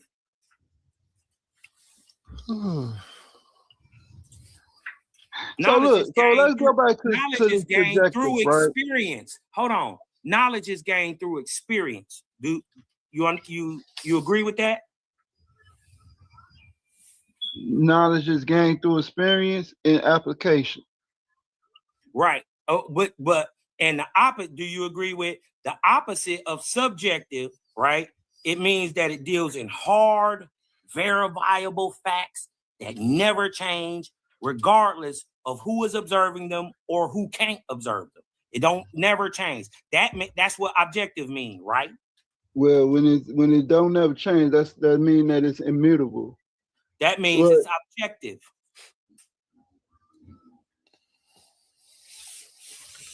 Subjective mean it's based on your feelings. Objective mean it's based on facts that never change. Do you understand that now? Because you was just confused about you didn't know. Hold on. Facts is just that's what I'm saying. Like I understand the definition of these words that you're saying. But you didn't. We facts just could be the facts could be subjective. What are you talking about? The facts is a group of things that's agreed upon, right? Whether they are objective or subjective. If it's agreed upon, then it becomes a fact. For instance, One fact was that blacks, African Americans, was considered 3/5 of a person at one point in time. That was a fact. Yeah, now, but was it, it was also true? a fact that they weren't. They were never 3/5 of a person. They were always one person the whole time. Considered. I said considered. I said No, considered. Listen to the words that I'm saying. I said they was considered.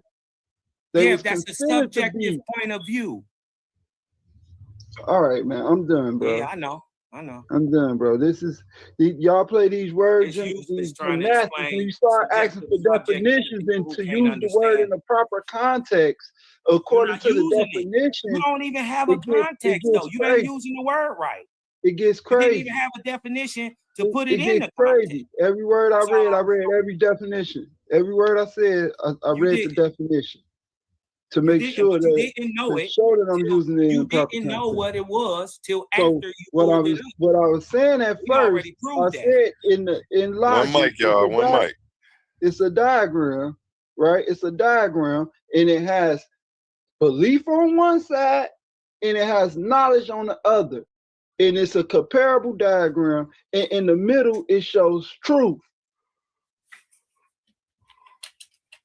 And that's all I was showing, that this is actually a logical or mathematical thing. Hold on, let me concept. All I was showing you was subjective and objective are opposites. They're different. So I can show y'all what I'm talking about. And that belief is subjective. That's all I'm showing. My point has been, hold on, let me just, I can pull it up real quick, right? I'm already got it pulled up, but you dig what I'm talking about. If I gotta show it, I will. Must I? Why not? One time for the one time. One time for the one time. All right, let's just pull up.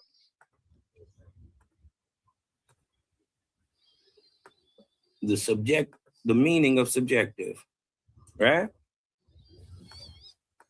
Let me blow it up a little bit so everybody can see it.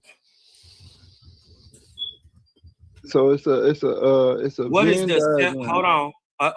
I got you. We got you. What is the simple meaning of subjective? Subjective means based on or influenced by personal feelings, taste, opinions, or experiences, rather than on hard observable facts. It is unique to the individual perceiving it. A simple example is saying that the soup is delicious, right? That is subjective because it is just your personal opinion. The opposite of that is what is objective, right? Which means dealing with hard, verifiable facts that never change regardless of who is observing them, right? Just to put all this to bed, I'm showing you that subjective is opposite of objective, and that any belief and every belief, which are based on personal feelings, your taste, or your opinion, is not an observable fact. So it's just your opinion. So your feelings toward the belief in the God of the Bible, you debunking yourself. These are all your personal opinions. Yes, but I'm saying the belief in the biblical deity is subjective. That's your personal opinion. No, that's real. That's subjective. No, that's your personal opinion. No, that's objective, whether you know it or whether you know it or not. Religions are subjective. Oh, my bad. Your screen sharing though. You didn't know that? Religions are subjective. You got to believe in them. I'm not talking about a religion. Right. So that's what is belief religion, in God. The religion can be subjective all it wants. The belief in the God is subjective too. But hold on. But what I'm saying is that I lost my damn train of thought. Fucking around with you. You said the belief is subjective, and then you lost your train of thought there. Yep. I'm saying the belief is subjective too. Maybe that's what he said. Oh, no, I'm saying something about that's his opinion. That's what I was saying. That's your opinion. I'm just telling you, no, it's not my opinion. That's objective reality. Whether you can see it or not, that is a verifiable fact that a religion must be believed in to be practiced. Yeah, but I'm not talking about a religion. Was religion utilized off this from this understanding? Of course. I'm not talking about a religion. What you just had up on the screen is a religion. You know what I'm saying? I'm not talking about a religion. I'm talking about facts. I mean, not even facts. Not even facts. I'm talking about your opinion being subjective. That's what I'm talking about. But what I'm saying, so you can say all of that. That don't make it true. That's what I'm saying. What aren't you understanding that all opinions are subjective? Right, and that's my point. That's my point. Well, guess what? A belief like Christianity, like religion, is subjective too. What aren't you getting?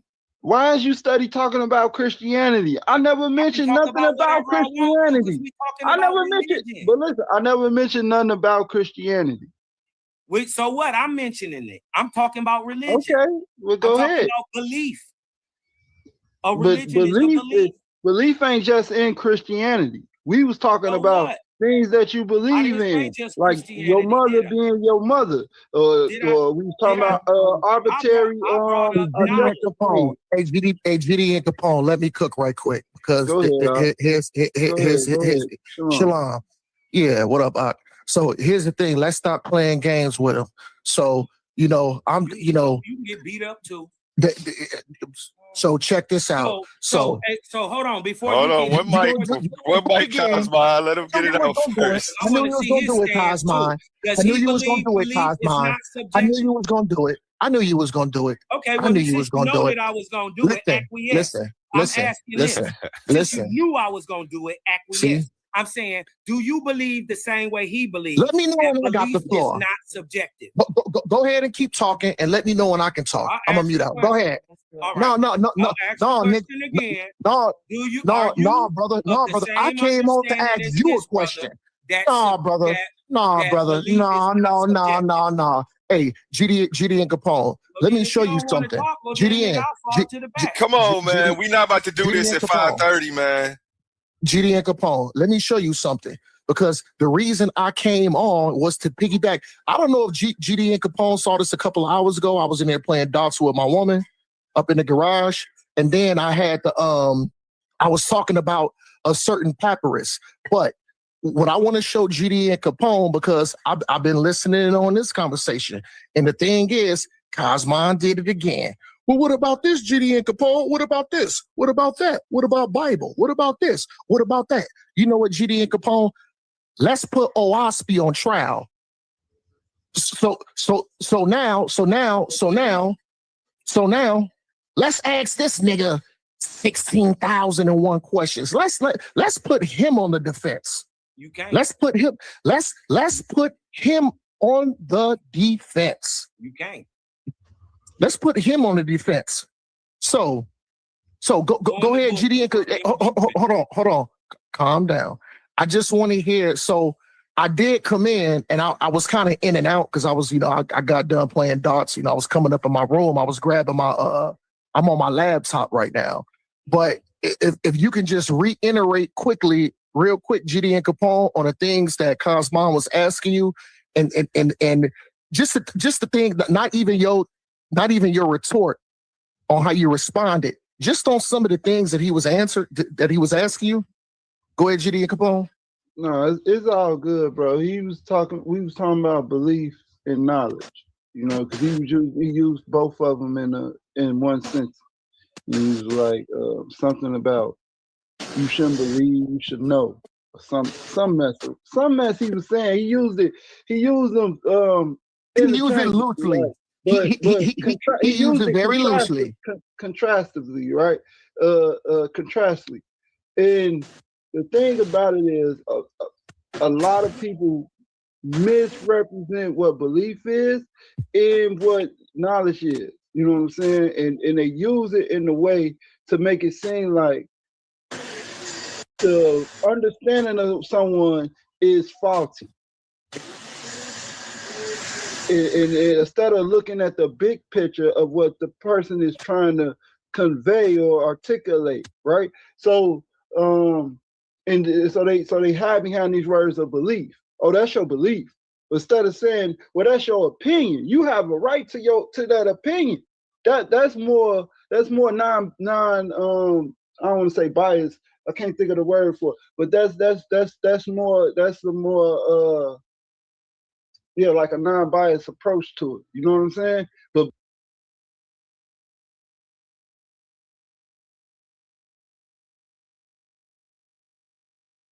What up, what up, what up, man? It's your boy Oli. We back in the Titans Debate League studios. I see there's a lot of people getting busy in that chat. Would anybody like to come up and have a quick dialogue about it? You know, we always open to that. If not, I'm gonna let this play because Cosmon and Omar about to get to the information. So I'm gonna go ahead and play this and we're gonna get it started. by you saying that's somebody's belief, now you are observing that, and now you're dictating that your knowledge is superior to this person's belief, which that's not true, bro. That's not true at all. That's what I'm saying. That everything that people are saying, even me today, right now, these are my opinions, and I can show you facts that strengthen my stance. You know what I'm saying? So saying something is subjective, objective, you don't know what's subjective, right? I got you. Okay, so watch this, GDN Capone, and thank you, brother. Hold on. Let me land. What I'm saying is, land, GDN Capone, and then watch how I operate. Watch how I operate. Go ahead. Could easily become subjective and be wrong, and we thought that it was right, but it's wrong. For instance, for the longest, it was said that it was 9 planets, right? Now there's only 8. So to understand that these things is, you know what I'm saying? Like, bro, things change all the time. That's what I'm saying. Like, the information, the knowledge, the capability of us understanding the natural world, the science. I don't get why you're trying to dance away from the fact that I said beliefs are subjective. Cosmon, you can't do that, brother. I specifically do it. I'm doing it. Look, hey, share my screen, A1. No, man, come on, man. Let him cook. Y'all two just passed it to each other and didn't let him speak. No. Omar, A1. Let him go for a second. You just went. No, I asked GDN Capone a question just so. You know what? I'll wait. I'll wait. Right? So he can pass it back to you? Y'all trying to omit Cosmon from the conversation? I'm trying to figure out what's going on. I barely talk, but you know, I'll wait 30 minutes again. I doubt if it takes that long. Ain't no getting around me. Ain't no getting around me. Let me body bag their whole talking point, because my whole talking point was that beliefs are subjective.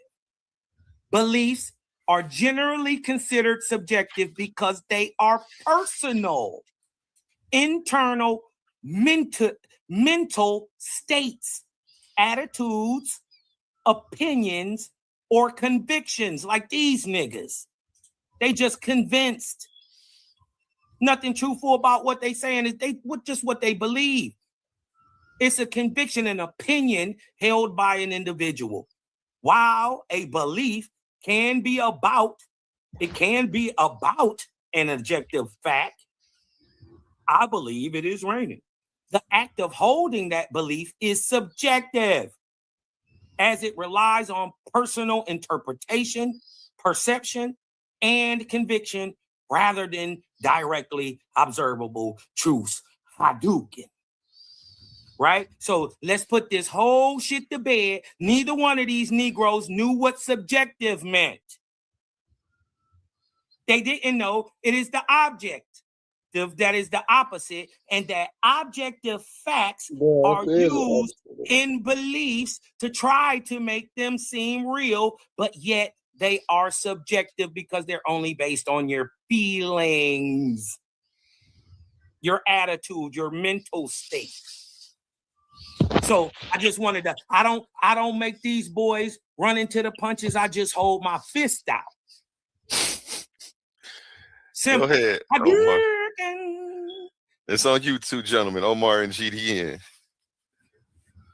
Right. So so my whole thing was, I asked him, was knowledge subjective? Because you said you should know something, right? And he said yes. So that proves my stance. Now you can go through this whole thing about Is belief is knowledge subjective. subjective? Was your question? That was a real question? Yeah. I never heard you say that. I didn't hear that neither. I did say that. I can't even. I don't even. I'm not saying you didn't. I'm just saying I didn't hear it because that on his face sounds crazy. Is knowledge subjective? I would have been like, huh? What do you mean by that? Like so we've been talking about belief being subjective for like 30 minutes. I know that for a fact. But I'm gonna let you go ahead because that one blew me. Is knowledge subjective? So it says knowledge is generally considered a mix of objective and subjective elements.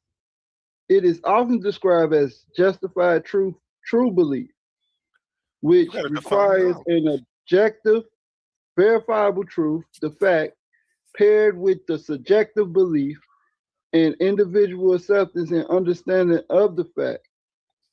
Hold on, I have a problem with what you asked though. Yeah. It's knowledge. What is knowledge? Bro, why would you? Are the facts subjective? That's what I'm saying. These are abstract. What is knowledge? These are abstract. Knowledge isn't a word that you should use when asking is something objective. I don't know. That just blew me right there. What is knowledge? Let me type this in, man. Knowledge is the facts, information, knowledge and skills is the acquired by a person through experience or education, the theoretical or practical understanding of a subject. Knowledge is awareness or familiarity gained by experience of a fact or situation. Why is he trying to figure out if knowledge is subjective? Like, that's crazy. Yeah. I've got the definition on the screen.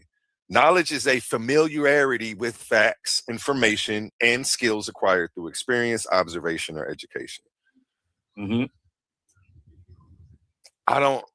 Knowledge of what though? Everybody's knowledge is different. So I don't know why you that's what make it subjective. That was my point. What you were trying to prove to him? You can have. You see how he confusing? I'm sorry. No, go. I'm gonna let you cook. Maybe he's getting somewhere. Go ahead. Because I want to hear what y'all say. Go ahead. I think you were getting somewhere though. You were kind of starting to make sense to me. So that's why I was gonna be quiet and let you go instead. Oh no! So I was starting to see your perspective. You can have knowledge of something, and someone can deem that or disprove that knowledge. It could be faulty knowledge. You know what I'm saying? It could be faulty information or data that you gathered over time. You know what I'm saying? Yeah. Well, then it was just a belief. It wasn't knowledge. But how? If it can be proved false, it's just a belief. All right, man. I don't. Yeah. So was this a response to when he said you either know or you believe, and then you said knowledge can be subjective? But he wasn't talking about knowledge when he said to know. Yeah, like you switched the terms and put knowledge. I told him he switched it up. Like that's not this knowledge and to know. They're two different terms. Yep. Knowledge again has a completely different definition than to know. So to know, we mean that we know. Knowledge and I see what you're trying to do there, but it's just I don't know. It ain't a debate, so it's not like I'm jumping in the middle of nothing. But I don't know. To know is basically the basically the awareness and familiarity that you have with something. So that when you apply that becomes knowledge. That becomes wisdom. When you apply it correctly, comes wisdom. That's why I knowledge used it. applied correctly is wisdom. That's why I can't say is to know subjective. That makes no sense. That's why I say. That's why I used it as a noun, which would be knowledge. And let's now, since we're gonna go into knowledge, the reason it's subjective is because it has multiple meanings and you haven't defined it. There are 3 different types of knowledge that I'm sharing on the screen right here: declarative knowledge, procedural knowledge, and structural knowledge. Declarative knowledge, factual information, and mental models. Knowing that water boils at 100 degrees Celsius. This is something that we know. This isn't subjective. This isn't, you see what I'm saying? So when you played the game, knowledge is subjective. You playing with, I don't know. I'm not the debater, but I wouldn't let you play with me like that. Like I would have been broken down like, we know water boils at 100 degrees. Now that's subjective. That's not subjective. We know that. So knowledge, to define what type of knowledge and then go into that maybe. But if you were to bring that to a debate, somebody could easily break that down. Hadouken you easily again. Because he used it wrong. He used the whole word wrong. That don't make it, bro. That's what I'm saying. It's your opinion. You've been spreading your opinion all day, bro. Hey, I'm not dealing with no opinions. I got a source for everything I'm saying now. Everything I'm saying is on the screen. Now we could type in, can knowledge be subjective? And then I'm sure it'll break down which type of knowledge, but the facts are the facts. Certain things aren't subjective, bro. Like, and you act like you just tried to make the whole world subjective. Is that what every piece of knowledge in existence is subjective? Is that what you were just trying to do to us? Yeah, because things are subject to change because of change. Like it's things that we could consider that we know, but it could change over time. Well, then they're not facts, right? The data could depreciate, whatever. It could. Facts are knowledge. It's objective knowledge that's agreed upon. But it's objective knowledge that fire is hot. Now here's the answer to his question. Not to know that fire is gonna be hot, regardless if you subjectively believe it or not. Now I typed in. This is just the AI overview, but I'm gonna look for some better source, some actual source material on that's this. That's what popped up when that's the same thing that I had that. But I saw it was from Reddit. But But real quick, it just says knowledge is considered both. Let me get an A1. I already had that pulled up. But if you want to go ahead, but I was going to break that down. I was going to break knowledge down, subjective, and then we was going to hop into these scriptures of the OASB Bible. But if you want to go, but the thing is, I didn't. So you go right after me. I'm just about to read the first paragraph. Put the nail in the coffin. Go ahead, brother. I'm about to just read the first paragraph. I don't think you agree with me, so I think you'll still be able to put the nail in the coffin. I'm not about to do it for you. Knowledge is considered both subjective, unless you go ahead. You read it. My bad. Let me fall back and let you do your thing. Let me see where y'all go with it. And if I feel like y'all are way off, I'll play cleanup. It's 5:30. I was quiet all night, so it's my time to shine. No, it's all good. It's all good. It's all good. This is good. So hold on. It's on Omar. Let Omar get it in. No. Go ahead and land, GDN Capone. Go ahead and land. No. I was done. Okay. So hold on. Hey. Remember, I love y'all brothers. I'm what I'm finna do, I'm finna give some breakdowns, but I'm gonna put a little satire to it, just a little comedy to it. So, hey, remember that nigga Kane? Yo, you want to kick some knowledge? Oh, you got a pager too? Oh, you a baller? Hold on. Let's kick some knowledge. So this is the thing. Come on, man, we supposed to be brothers. Come on, man, we supposed. What a mean double So let's just go ahead and kick some knowledge like Kane. So let's break it down. This is a familiar rarity with facts, information, skills, and this is something that's acquired through what? Experience, looking at something, aka observation. What else? Learning, education. So what it is it does, it represents the confident understanding of what A1 said, subjective, subject, ranging from theoretical concepts to making something practical. Okay, let's hop into this now. Because we, you know. Oh, you sharing your screen? Oh, no, I don't know how to share my screen. So it seems like you said you was on your computer, right? It was a debate on Reddit. Yeah. I can show you how to share your screen. Down at the bottom of the screen, hold on. Listen, Omar. At the bottom of the screen, there's something that looks like a TV with a plus sign in the middle of it. Okay. You click that. You said at the bottom that looked like a plus sign? Yeah, right next to the to the camera and the mic. Yeah, it should be a microphone, a camera. Oh, that's my screen sharing. Let me stop my screen. Hold on. Yeah, it should be the third button. A plus sign? Do you see a microphone, a camera, and then something that looks like a TV with a plus sign? Oh, create? No. So hold on.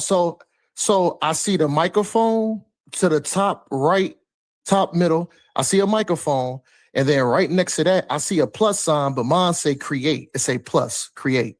Are you at the bottom of your screen, though? No, I'm at the top of my joint. No, you shouldn't be at the top. You should be at the bottom. Okay, man. I know. What are you on? Are you on StreamYard? He's got to be. I'm on StreamYard. No. So I'm talking on my phone, but I have my laptop in front of me. Oh, you got to be on your laptop to share your screen. I thought you were. Okay. I think he can. Wait, are you talking on the phone right now? Oh, that's what you're talking into? Okay, don't worry about it. Don't worry about it. You're not even on here on your computer. I thought you were on here on your computer. No, I'm actually on YouTube on my. I'm on YouTube on my laptop. Start coming on here on stream. Start getting on your computer, clicking that StreamYard link, and coming up here on your computer. Right. Not on the phone. One, your audio will be way better. Well, eventually, and you can share your screen and your sources. You can't. Okay. So this is what I'm finna do. So I can click StreamYard on my laptop, brother. Everybody who's serious never uses a phone because you can't share no sources from your phone. My bad. So anybody who takes this the least bit serious is not using what you're using. All right, man. Remember, no, I'm not saying. I'm not coming down on you. I'm just letting you know, like, I'm used to the Joe. Hold on. I know you take it serious, so you're gonna start putting that phone down and start dropping sources and screen shares on people instead of having to read it to us. You can show it. So it says continue with YouTube. Let me continue with YouTube. I'm gonna go with so I'm gonna talk to y'all through my phone, but I'm finna hop in the StreamYard through my other account, which is Ashley and Omar. Bet. Just make sure you mute your microphone on that account when you come in, so we don't get the double. Okay, Google Stream. Okay, this is like etc. And I'll mute you too. The same way. Turn your computer down so you can't hear it either. Okay. Yep. And the same way you hit the link to come in on your phone is the same way you hit the link in the chat to come in on StreamYard. Yeah, same way. Allow. StreamYard.com wants to use microphone. Okay, allow. Man, I just thought it was confusing because they came up here and used subjective wrong, used objective wrong. You dig what I'm saying? You know, I just had to source that up to show that, you know, we can't even believe in their subjective opinions and beliefs, right? Okay, I didn't use nothing. Here we go. Okay, so all belief is subjective. Okay, so now I'm trying to think. So should I get off on my phone? No, you can. You could talk through the Omar one. Either way, though. Okay. Either way, to share your screen on your computer, though, now that you just hear it, just stay on the phone with me for a second. Do you see the microphone, the camera, and the TV sign with the plus at the bottom of your computer? Yes, I do see the TV sign with the plus. Hit the TV sign. That should be the third button. Okay, it says slide and PDF, video, image, share screen. Yep. Well, you want to go to, what would you go to? Yeah, you're going to hit share screen. And you probably don't even got the tab pulled up yet. But if you go to Google, you can share any tab. Yeah, or you go up on the Chrome tab and tap in what you looking at, and then press share. Okay, I don't. Okay, I'm looking at Microsoft tabs. Okay, hold on. Damn, man, I got all these fucking tabs, man. That's all right. You already got what you got to Did you pull up your source though yet, or did you pull up what you want to show us? Yeah, you got to pull that up first. Okay, that's pulled up as on another tab already. Yeah, but my tabs is up top, but I'm looking at something in the middle. It says choose what to share with StreamYard. And it's showing something in the on your phone. If you flip the camera, show us your computer, and I can tell you what to do right now.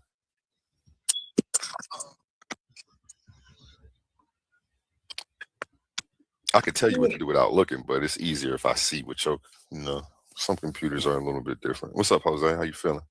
What's up? I'm just listening to the conversation. And I say, let me jump in and say something. People have to understand belief does not mean you know. Belief means somebody told you something and you accepted it as knowledge. That's what belief actually means. Some belief. That's what it says. Some belief don't have to deal with someone telling you anything. We just read that it can be personal conviction. Right. Yeah, you should be able to pick which tab you want to share right there, Omar. Like knowledge, the Google search. Do you see that right there? Like if that's the one you wanted to share, you would click that. Yeah, turn it around. We can't see that weird. We don't want to see you, weirdo. Now, see on the up, nigga. No, help me out though. Help me out, man. No, click on what you want to go on. Click on your source. Which one is your source? I don't. Hold on. So I want to click up here. No, click on ignorant nigga. Just shut up. You click on it right there. You click on it right there. That's the one that you click on it in there. Yeah. Yeah, nigga. God if you wanted to share. Yeah, those are the tabs that you have available. Those are the tabs you have available. Just because you've been doing that shit for 50 years, nigga. Those are the tabs at the top. Click on one. No, don't click on a tab at the top. Oh my gosh, we just told you. No, in the Chrome tab. No, in the box. In the box, click on those are your tabs that you got open. No, he just go back to StreamYard. Let's let just one person. Just let me do it, please. It's too confusing with 3 people. I can do this shit, huh? You got to go back to StreamYard and hit share screen again. I can't find the goddamn. Why do you have so many windows open, bro? No, that's an excessive amount of windows. Bro, you've got over 20 tabs open. You know people don't close their tabs, man, sometimes, bro. It's all good. But yeah, you gotta Oh man, I done lost the god. Hold on, I think this is a StreamYard. It's got a little red dot on it, man. God's mod is funny. You do got a red dot on it. Have some patience, bro. Yeah, let me take a deep I'm back breath. to it. Go right there. Okay. Now click in that right there. Yeah, find the one you want in there. Click any one of them. Not anyone, the one you want. You can click any one of them. Because he want to go back up to the top anyway. He's so enamored with the fucking top. Click any one of them. Oh, nigga. I see what he's saying. No, he's trying to. I know what he's trying to show you now. Yeah, do what Cosmon is saying. Click any one. Oh, there we go. Click any one. Hold on. Yeah, because what Cosmon is saying, you can click any one, and once you share a Chrome browser, you can go to the one you're looking for and click share this tab instead.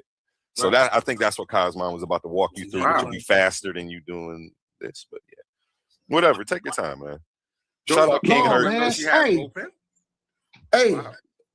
Hey, baby.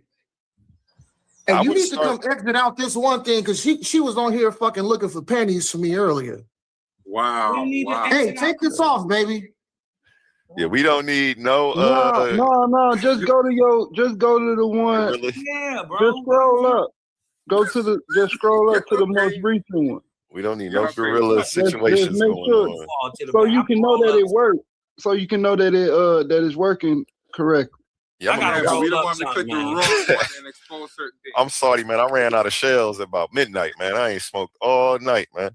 That's why you Man, gotta those- get you some of them zigzag kings, boy. Them bugs. Just for the backup, Nigga, hey, right? A1, A1, Cosmo, y'all niggas, nigga, don't smoke your goddamn lungs out, nigga. Like, damn. Nigga, you need to smoke because you can't Yeah. work a computer. You need to man, hit dog. this shit and Y'all gotta- cold the fuck out. You need to cool out. That's a 'Cause nice you making computer. it act Come like on, it's the Cosmo, hardest bro. thing in the world to do. Nah, shit, I ain't smoked no weed probably in more than 10 years. Well, you man. shouldn't smoke it. I used to smoke like fucking like You can't 20 if blunts you a can't day. get a if All right, you I'm taking can't him off get of God, this. this, one, damn yeah. you should never smoke. Okay, this. hold on. Okay, so hold on. So I'm clicking. Look, I'm clicking on it. Is it showing? Bro, double click share at the bottom now, or double click the one you want. Oh. What up, man? Don't forget, we up in here. OTK, I see you done came in. Shout out. I see Hoodoo in the comments. Max, what up, man? What y'all got going this morning, man? Been running this video, watching some of the Titans and some of the conversations, man. Come on up. If you ain't doing nothing, put this chat. OTK, I ain't talked to you in a minute, man. I ain't had the morning show yet, but we was just talking about getting it started again, man. So we can definitely get the Titans morning information out. Got some good stuff coming, man. For the end of the summer. Holidays over, so I know now everybody got to start saving that money for the kids to get them back to school. There go my man Gideon in the building. What's up with it, Gideon? How you doing this morning? I'm good. What's good, AONE, man? All praises to the Most High in the name of Yahshua, bro. It's good with you. Oh man, I'm good. Yeah. Just in here getting a little information from one of the old videos that we had. Listening to Cosmo talk about some old waspy, and listening to Omar right now trying to get on his head. Yeah. You know, soon as our brother Omar figure out that share screen, he gonna be a fool with it. Man, he got. Hey, I'm gonna tell you one thing. He know how to go find some information. Now, one thing I can say, sometimes he bring the wrong information to the table, and some of the information might be going against his word. But when he have time to look over the information, that's one of the good things and bad things about modern technology when it comes to being able to find information over subjects. Well, you can find information over a subject just like that without even looking for it, which is good. But if you start talking about it without doing an in-depth study in it, you might sound silly as all outdoors. Real easy to fall in that trap and start looking crazy. But yeah, man, I seen the people in the chat, man. Shout out to everybody in the chat. And I seen my fellow Louisiana brother Hoodoo on there. And I heard him say some things about voodoo and hoodoo. I was just wanting to, try to see if I can get some clarification from him on. You know what I'm saying? But, I don't know what he got going on. But yeah, man, because I think he said something to the effect of that, voodoo or, voodoo is two entirely different things, and yeah, that's not necessarily the case. Oh, it's not? Because now these voodoo and hoodoo are two subjects that I haven't done a lot of research on.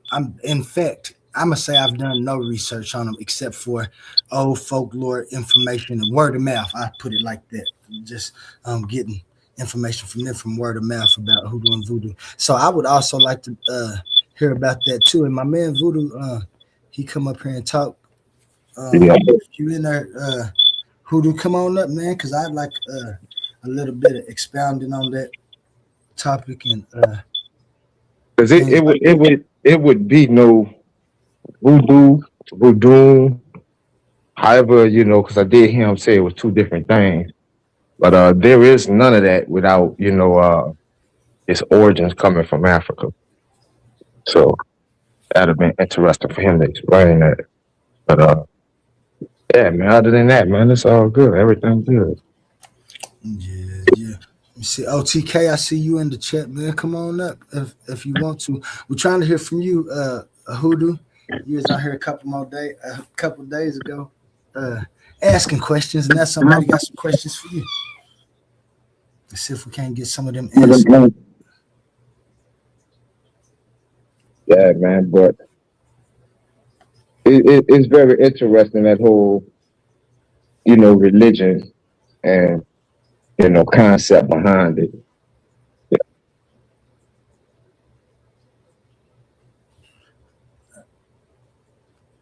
Yeah, I don't know if you. I think you cutting out, Gideon. Oh, I am? Oh, okay. If you're spitting, it was cutting out. Got a little echo. Shalom, Gideon. Oh, Shalom. What's good, A1? What's good, bro? Chilling. Chilling, man. Just saying what's up this morning, man. Trying to see if we can get a conversation on speaking on some of these lowers and orishas, and first thing we got to understand, they didn't go on as far as claiming to have any power over nature or, physical aspects of life. They've been proven to be false, but actually that whole religious system is just a corruption of all the African systems we see that doesn't worship the Most High. They corrupt themselves with other priesthoods, other manifestations of nature, and things like that. When it's only one creator and sustainer and manipulator of all those things that we see in nature. So. Yeah. OTK, what up, my man? Open the knowledge in the building. It's going down. Man, what's going on, man? What's up, Oli? A1, my dog, leader of the Titans, Gideon. What's going on, Ken Folks? Hope all is well with you and the family. You already know. Doing amazing. Peace What's to you. good? What's good? Your mic kind of low. Yeah, you know me, man. Oh, okay, all right. You just came in? Yeah, I've been watching. I've been watching Cosmo and them boys go at it for a second. I've been watching all the reruns. I've been watching all the reruns. One show I thought was live. I'm talking shit to A1 like, damn, dog, I got bad. I can't come up. He was like, nah, this is a rerun. I was like, oh, shit. Good shit, man. Them replays be good because we still moving and growing organically, and so some people don't even know some of the information that be coming across Titans Debate League, man, and it'd be new to them. Even some of it be new to me. I've been here for some months, but he got all kind of content, and it's just good information every time, whether it's live or not. Hey, Gideon, hey, you from New Orleans, right? Ain't you from Louisiana, Gideon? Yeah. Yeah. And I know you know about the hoodoo culture down there, correct? Yeah, definitely. Yeah. You probably have heard about the voodoo culture that's in the Caribbean, correct? Right. But see what people don't see it as, hoodoo is just the name that was put on the American practice of voodoo. And it really didn't have it. Hoodoo, well, I wouldn't say by the French, no. Well, I would have to go ahead. What you about to say? Some of the first to see the spiritual practice when they came down to Louisiana.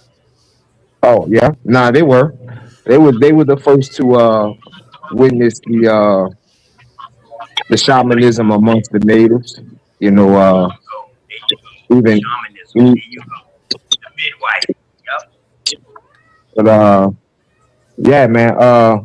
But hoodoo is just like using like stuff that's on the continent, like as far as like for healing.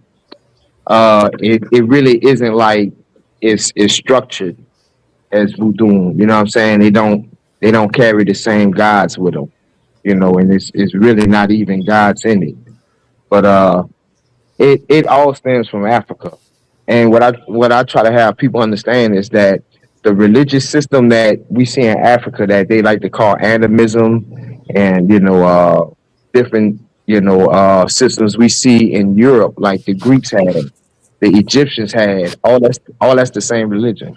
You know what I'm saying? Whereas they worshiping lesser gods, but All right.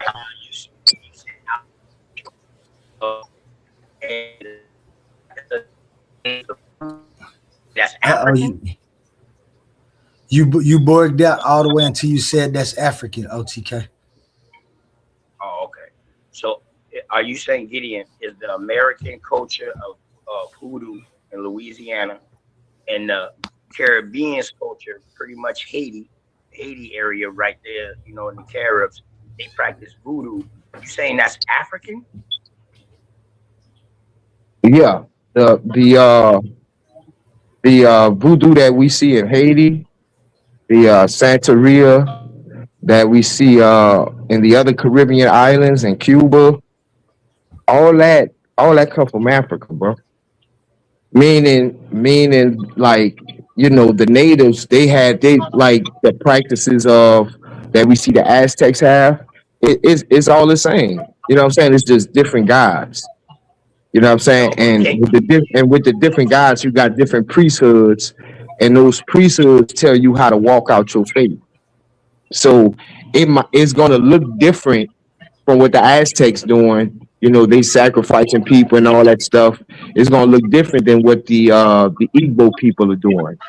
You know what I'm saying? Because their priesthood are two different things, but they still have the same religious system, if that makes sense. All right. So does that make them the same, or that one comes from the other, or could that mean that two different people develop the same type of spiritual? Well, in the cases when the slaves came to the northern hemisphere, they just mixed their religious culture with the natives, but the African culture, their traditions is what prevailed amongst the natives because the natives they basically died out. So it was the No, Africans, that's a lie. That's nah, a they did, lie. bro. That's a lie. Quit saying Nah, that, bro, like Gideon. All of the nah, Indians did not die out, dog. nah, That's bro. more They was textbook fable, man. Come on, bro. If so they died so out, how did they fight to the 1800s, 1900s, bro? How did they fight to the end if they died out? so when you look at the records from like the 16th century, 17th century, that has nothing to do with America, nothing to do with hiding the identity of black people. That's not on their agenda. You know what I'm saying? They are writing and they are saying how the like I have numbers. Like say for instance, they go to Ireland, it's like 100,000 natives there. When they finish doing they want to, and when they establish themselves, it might be like 2,000 natives left. And that what was happening all across the Caribbean with the natives, the Caribs and the Arawaks. And not even when we go to North America, bro. Like when we go to North America, bro, like the colonists, they destroy. If it wasn't if it wasn't for the Spanish Empire, you probably wouldn't have you know what I'm saying, no Mexicans or natives in North America. Like you're really like yeah, bro. They decimated it. No, Like have you like the ever Tunica studied the? people, like the Gideon, hold Tunica on. Have people, you? bro. It's no people. The last person that spoke that language died, I think, maybe 20 years ago. Like it's Gideon, you're nobody talking left. about one chieftain. You're bringing up one chieftain out of thousands, hundreds of thousands of chieftains on the East Coast. You're bringing up one chieftain. You can't take the story of one chieftain and equate it for all the rest. You can't do that, bro. So now, have you studied the book called American Indian Wars from 1492 to 1886? No, I haven't read that book. What's the name of it? Get that book. It's called The American Indian Wars. Dog, we warred for 400 years Is it over written here. by a scholar or a novelist? Brother, it got every war in there, the treaty that came behind the war or the agreement that came behind the war. And you can see that, dog, they did not kill all these people off. They started making agreements with them and started trading with them. Well, Now, later on, in the 1800s is when everybody started thinking about your boy with the Indian Removal Act and all of that stuff like that. But no, bro, their life expectancy of them coming over here was only 1.5 years to 3 years. Not ours. We already had a form of malaria over here, so we could have combated that. That didn't kill us off. Our immune system adapted to that, to where we already had a form of that. Yellow fever. We had these things over here because we was in swamp lands over here down south. We're in the south part of it.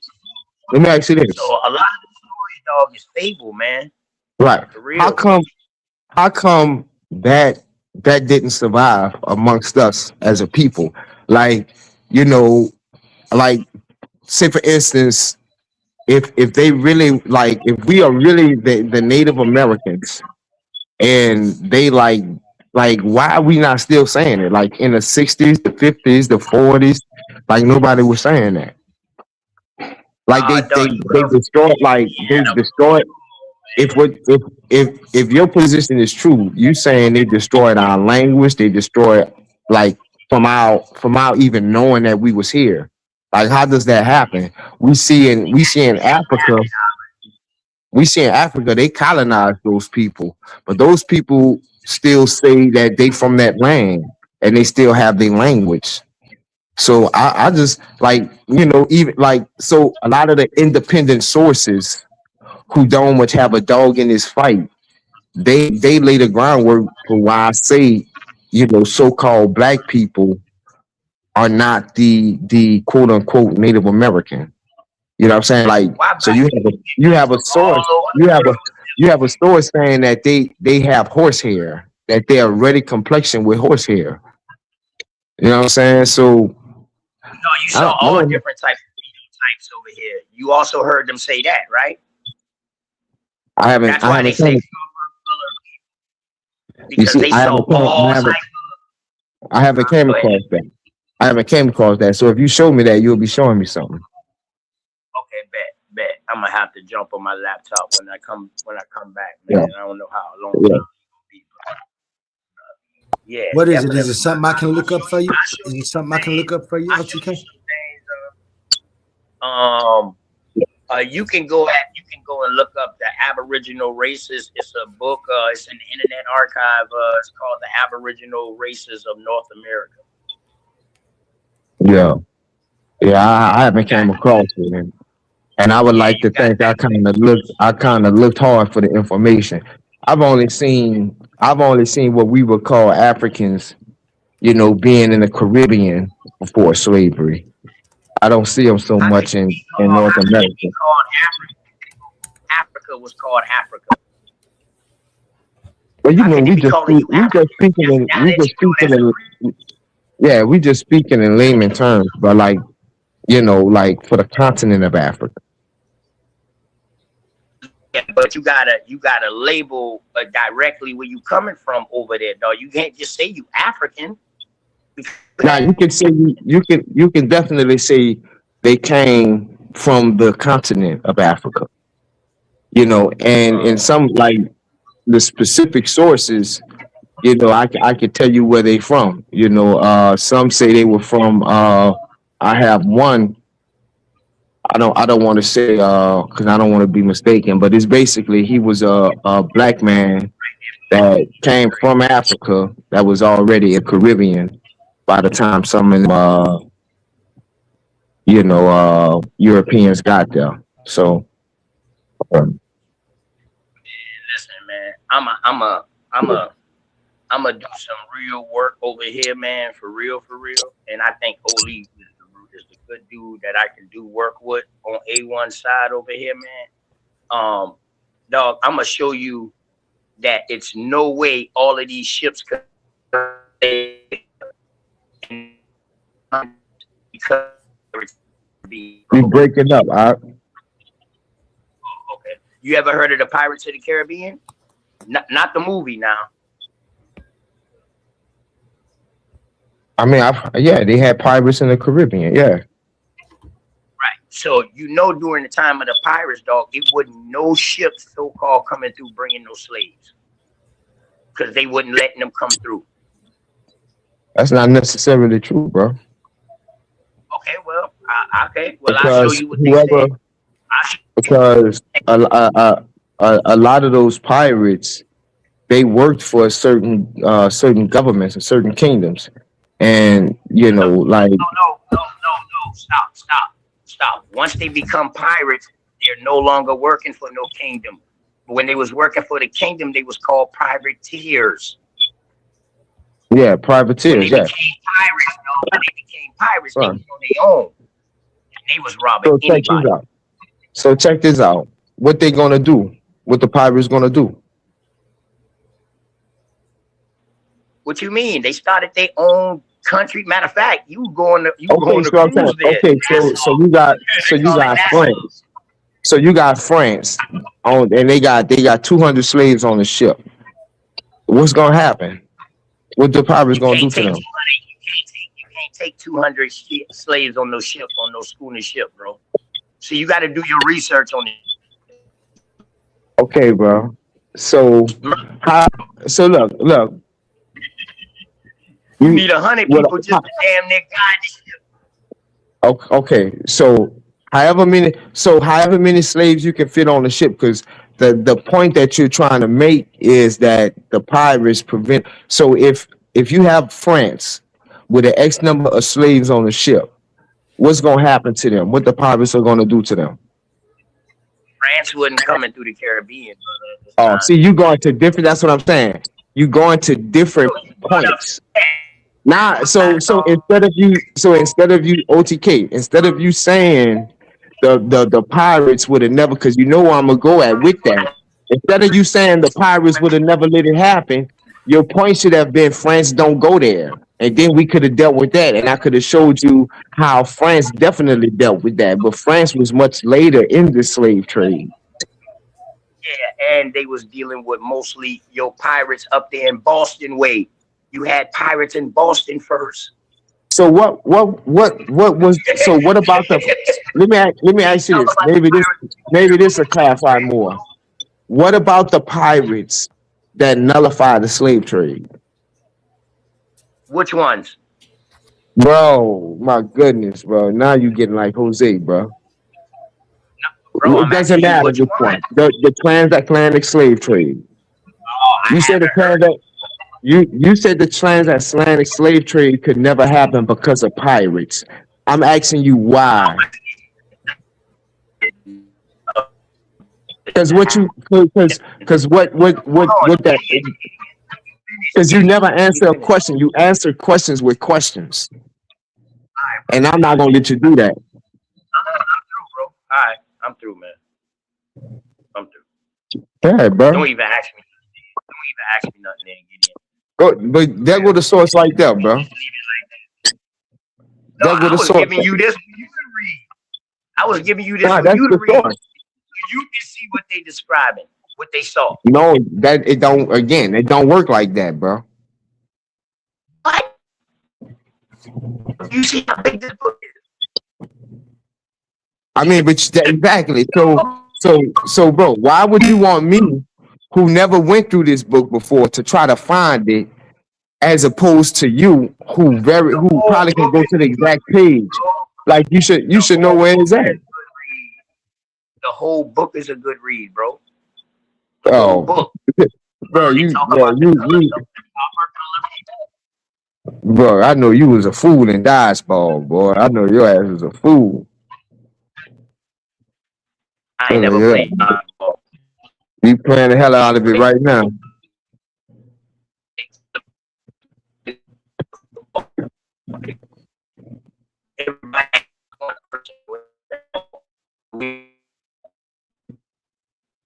Ali, what you could do, you can go like you could search for black. Like if you're not gonna bring us to the source and have a search, but we can't read all this. So go to black. So how they Why would they describe? say black? Are you gonna bring us to the source? Copper color people, bro. Copper color. Bro, we're not, bro. That doesn't describe us. They are all different complexions. That's what they're gonna tell you in this book, dog. Bruh, We I ran can- across all different complexions. That's why I say you need to read the book, bro. I asked you, did you come across this? You said you never came across that. Yeah, but copper I'm color, giving you bro. Copper color isn't doing it though, bro. All right. Nah, for real. Because the Native Americans are called coppers too, right? You had the Washington Redskins. You had the Washington Redskins.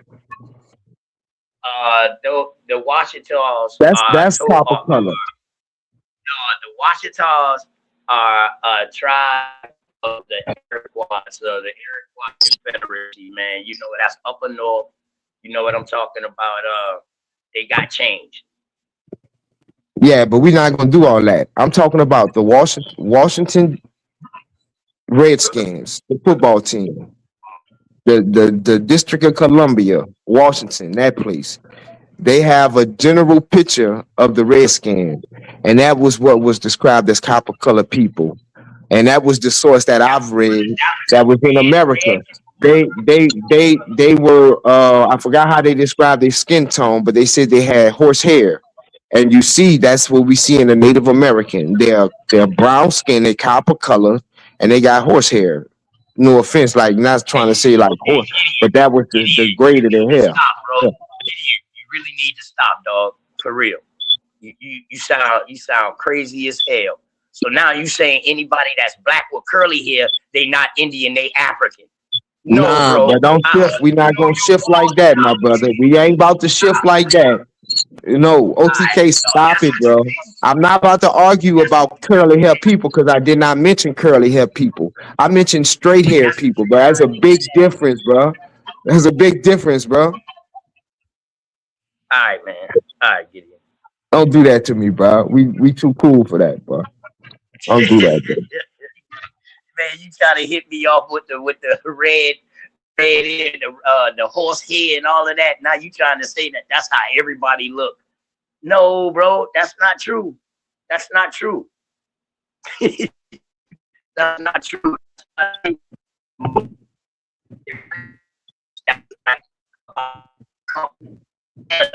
American Indians or whatever they saw in Canada. You got the Spanish priors and friars that was writing about what they saw in the Caribbeans and in Mexico, what the races that they saw in the bottom part of Louisiana, Mississippi, Alabama, and Florida. They wrote what they saw. The Portuguese Now was writing that about what they saw. You know what I now mean? that's good. That source right there on page 28. What is that about? I'm looking at my TV. I don't know if it's linked up all the way, but it's speaking about. It Yeah, go ahead. says, page 28 says, Moors are but the intrusions of Negroes arriving first, Africa, as we generally conceive of Madagascar and the adjoining islands, who retain the same complexion unto this day. But this defect of latitude upon complexion is more remarkable in America. Which, although subjected unto both the tropics, yet are the inla Yet are not. inlayetids, are not inlayetids, blacks between or near or neither or under either, neither to the southward in Brazil, Chile, or Peru, nor jet to the north in Hispaniola, Castilla del Oro, or Nicaragua. And although in many parts thereof there be at present swarms of Negroes or Negios Uh-oh. serving under the Uh-oh. Spaniard, yet were they all transported from Africa since the discovery of Columbus and are not indigenous or proper Native American. Damn, bro, you just died at your source, bro. Let me read that real fast. Let me read that real fast, bro. Moors are but the intrusions of Negroes arriving first from Africa, as we generally conceive of Madagascar and the adjoining islands, who retain the same complexion unto this day. But this defect of latitude upon complexion is more remarkable in America, which, although subjected unto both the tropics, yet are not the inhabitants black, between or near or under either, neither to the southward in Brazil, Chile, or Peru, nor yet to the northward in Hispaniola, Castilla, del Oro, or Nicaragua. And although in many parts thereof there be at present swarms of Negroes serving under the Spaniard, yet were they all transported from Africa since the discovery of Columbus, and are not indigenous or proper natives of America. Damn, somebody wake up OTK, bro. Bro, that's cold blooded, bro. Hold on, bro. Doesn't Let's go on to yet page like 20. Yeah, let's keep going. You yeah gotta read some more. yet Let's yet In the go. same latitude, other Negroes with beards, some of them having wool and some hair on their heads, and among them other animals quite white, having neither hair nor wool, but a kind of wild silk. It does not vary. What is that, dearly? Can you read this? Yeah, let me in the Because same you was putting latitude. them words where they should, like, you know what they say. Because I don't know In if the that's dearly or dearly.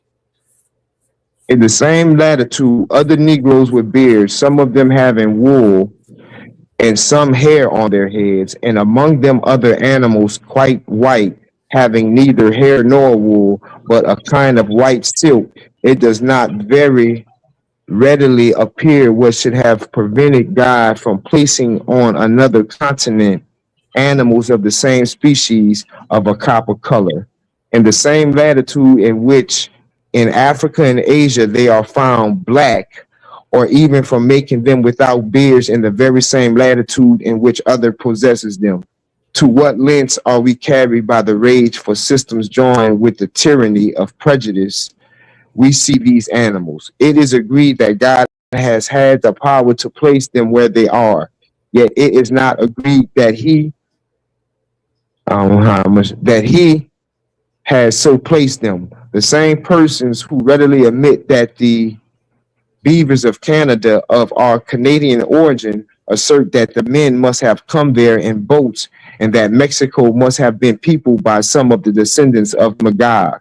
As well might it be said that if there be men in the moon, they must have been taken there by Apollo on his whatever, when he went to fetch rolling censers, which were corked up in a bottle.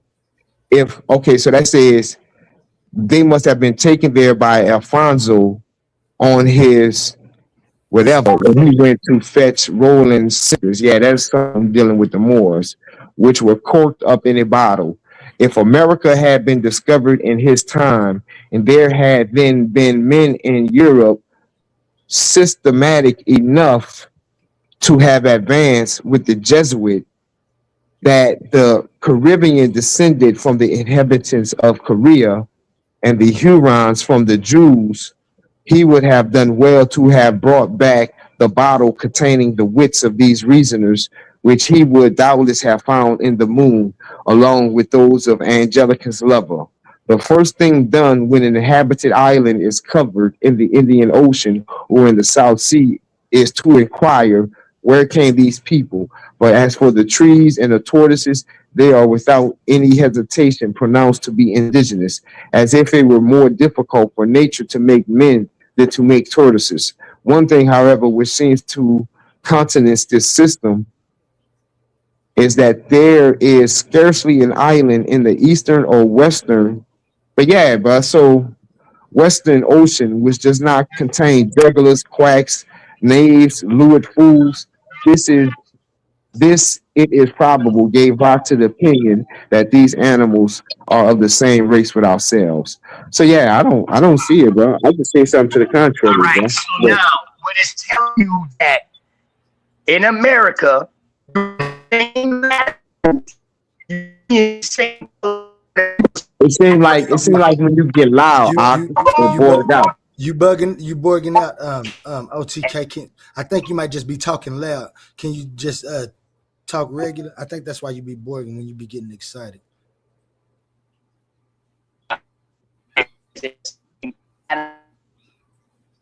people are found in America and the Caribbeans and all of that. That's why I tell you, you got to keep reading, bro, because you got so amped. But yet it say yet.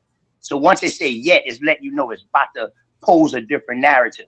And what it's also telling you is not only do you find copper colored people, they got a habit of saying, well, damn, because these people are here, that they had to have been brought by these people, or these people came from this place and they had to be brought by these people. That's why he gave you all the different narratives about different things that was found. That was If they was coming, found. yeah.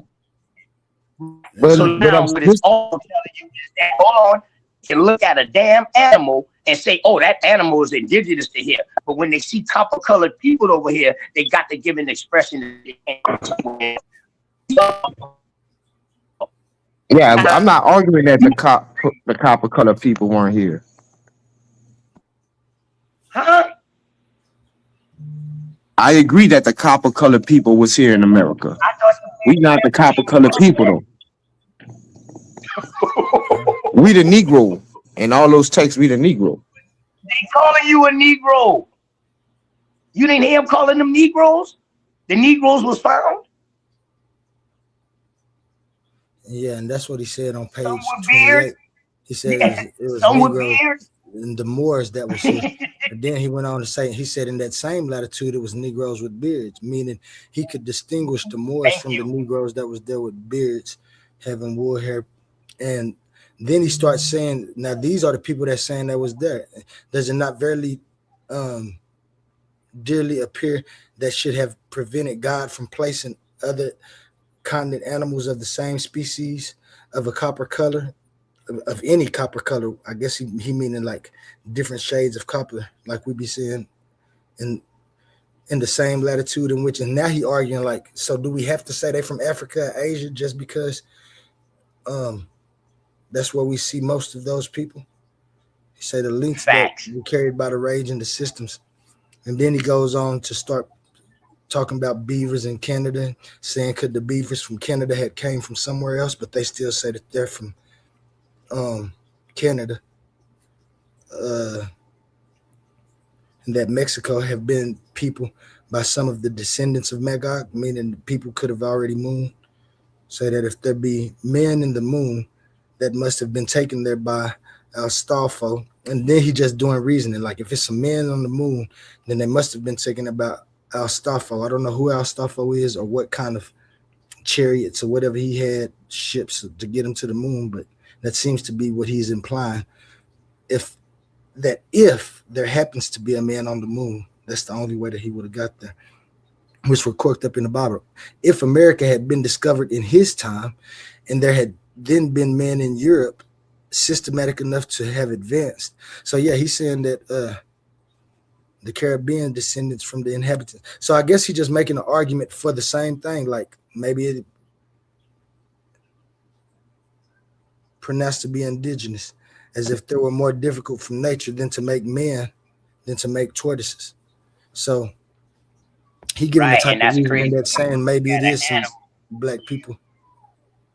Yeah, now we would have to look at that. I would have to look at that at least a couple more times and read the whole thing in context to see what he's even saying. And that's why I say we need to read more pages. But what we read on page 28, yeah, what we read on page 28, that explicitly stated that the Negroes they were not there.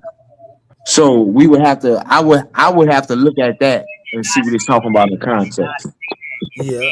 Now, OTK, if you're saying we copper color people, you know, that's something because a lot of them are copper colored, and a lot of them will be considered black. You know what I'm saying? But for the most part, the majority of us, we come from Africa.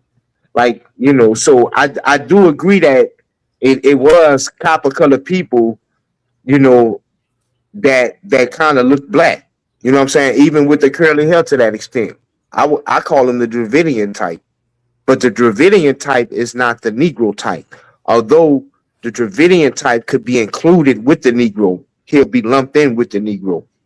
You know what I'm saying? But you can make that. I'll go with you on that argument if that's what you're saying.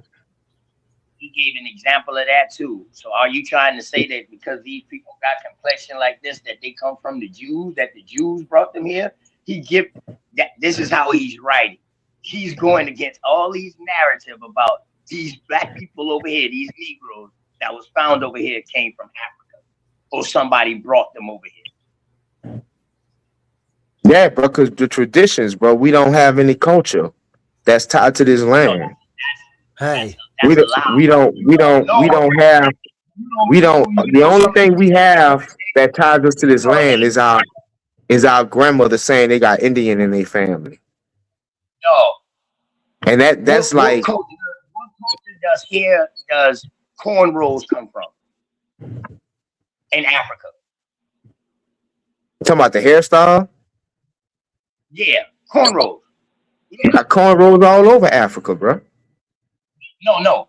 Where was it known for at? Well, I mean, like for it to get its name. Where was it known? Since you saying that's an African culture, that's not our culture.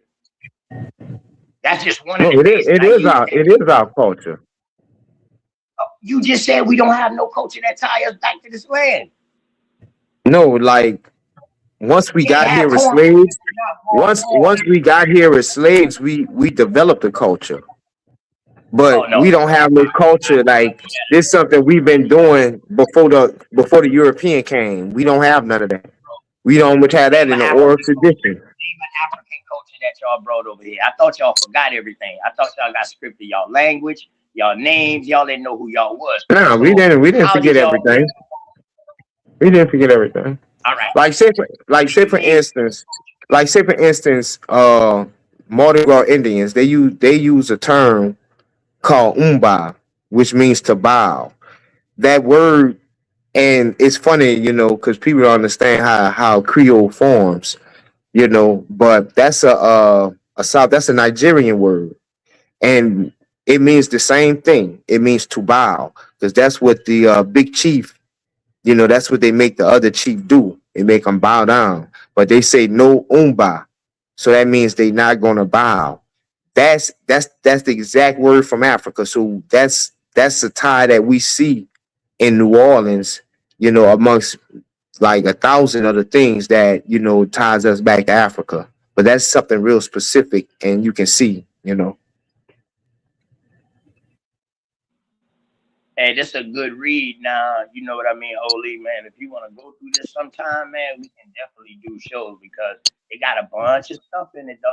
You see, you go all the way back to like 1630 something. So he let you know that they was Indians that they was calling so-called. They calling them black. You know what I mean? But I haven't seen that yet. I haven't seen that yet, bro. I'm just calling them black. I haven't seen no Indian been called black yet. I seen them called copper color. Scroll back up, bro. Yeah, sure. Scroll back up. Go up. Oli. No. Go up. Go back. Yeah, keep going back up. I thought I saw something at the top of that page. Right there. Go stop right up in there. Hold on. Hold. Stop. Go back down. Go back. Go. Damn. Oh, you got a lag.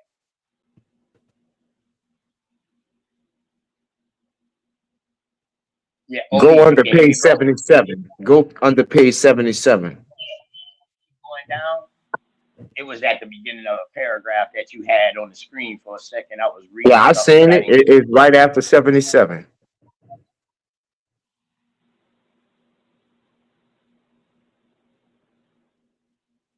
Right there, page 87. No, he wasn't on page 87. It was like page. Nah, go to page 87. He I had I it. seen something. Oh, I ain't even see page 87. Go ahead. You see it right there? Yeah, some black, some red, some yellow, and some white. That's what I seen. But then I would have to see who were they talking about. All right, so right there, page 112. Scroll down a little bit right there. Let's talk about that. Manitoulin, also called Black William, was a saint. I was reading that. I was trying to see what that was saying right there, bro. Was settled by the whites. His father was Swampagoo, and was also a Sagamore, but probably was dead before the English settled in the country. Travel in this room, wood in this room. One of the Blitz, Indian Duke. God damn, that's a crazy ass spelling, boy. You know that ain't American English. Yeah, that's crazy. And like they weren't even spell checking; they were just putting that out.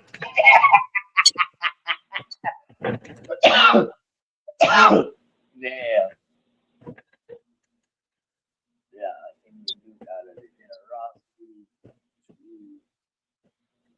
He was a great friend to the whites. So they talking about a black Indian who was a friend to the white right there. That's what it seemed like. This is a mixed breed. I mean, I ain't gonna say a mixed breed, but it seems like it's an Indian who they understood was black, who might have came to his place by his father dying. Mm-hmm. His daddy was What his name was? Black William. Black William, or Black His Evilliam. real name Black Evilliam. Yeah, his real name was Manitaka. Manitaqua. Manitaqua. Yeah, Manitaqua. Manitaqua. Yeah, that was his real name, Manitaqua. Say he was friendly with the I white. noticed now. But once they came across it, they started giving these boys English biblical names now. Because of course, if black people was here, they was mixing with, and they was all mixing, man. So you can't say that. I mean, I ain't gonna say what you can say. You can say whatever, but one can only assume that once blood is mixed, these people are people of this land. These pirate hunters hang black millions, so these are pirate hunters. So this dude right here probably was a pirate. He said it too. I didn't like his wording up at the top when he was talking about the Moors and stuff. Then he said the beasts and how they did something. Mm-hmm. But see, I think a lot of this, man, he's writing in some instances, he's writing like from their point of view, like how they look at it, and he's bringing his alternative view. Like, but no, once we see this, we see that there's different proof of it. I wonder who the Sagamores is. Was these the ones that they knew was mixed with Indian and black? Sagamores? And their number of men on behind, only short before, none on his face at all. He asked for some beer. That's like my homeboy Scholar. My homeboy Scholar, daddy is Native American. His mom is Native American too, but she black. So he looked just like these people talking about. Now the black people in his family, they got that facial hair and everything, but he don't because he does have native. So and no facial hair at all. And so these people, I could only assume that the population of these people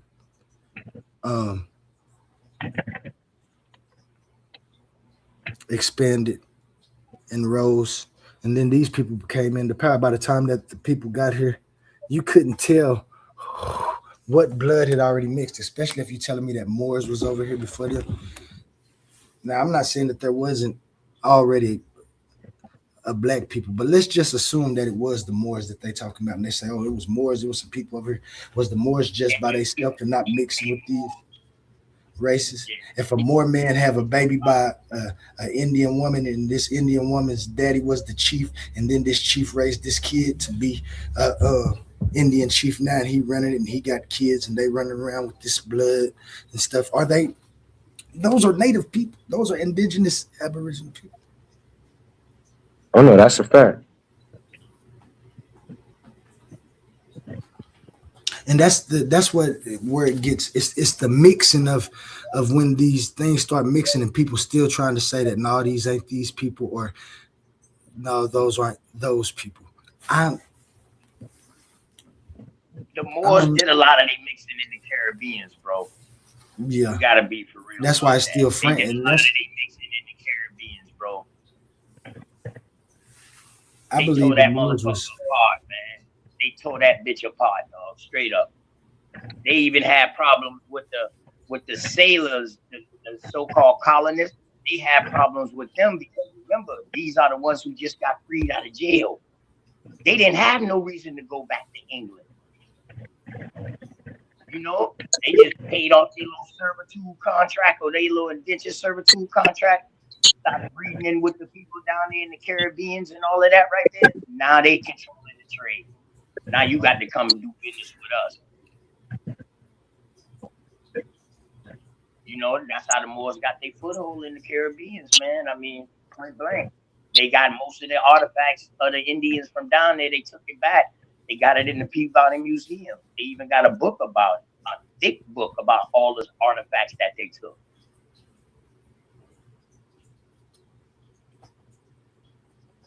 Yeah, all this stuff documented now. You can find it. You just got to know what you're looking for. Some things now you might have to have somebody who in college, or either you got to pay for the subscription, because a lot of stuff now, dog, they putting up underneath these colleges and JSTOR and stuff like that. So you got to have either like a college type access, or either you pay for it.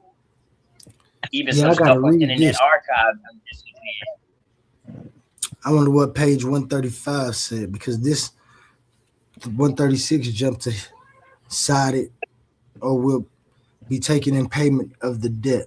Vingard said the governor should do as he pleased about it, and then inquired how much he had sent. It being deposited in he said he had sent 30 fathom of black and 45 of white in value together. I don't know what fathom is. That might be talking about something totally different than peoples was sent for the state. Because you only got black typed in the keyword, so it's gonna skip pages where you look at it. That's all right. Made me wanted to read it even more. Like you said, we can start going over this book. This might be a read. We can do chapter by chapter. Page 1. Just do chapter by chapter, or we can do like 10 pages and then break it down, you know? You gotta do that long of a show with. Yeah. That's how many pages was it? I think it was 799 pages. That Peabody Museum book is like 900 and something, boy. And how to get back to the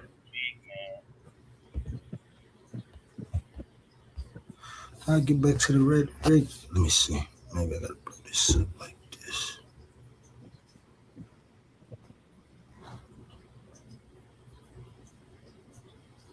Can't even see it like that. I done messed it up, man. But these 799 pages. Be something good to look at. Let me see. I ain't looked at the chat for a minute. I've been reading this. What the chat talking about? Ain't nobody saying that. I can't see it. Oh, that's Babylon. Babylon done. He indigenous Indian too. married into it, and he's part native.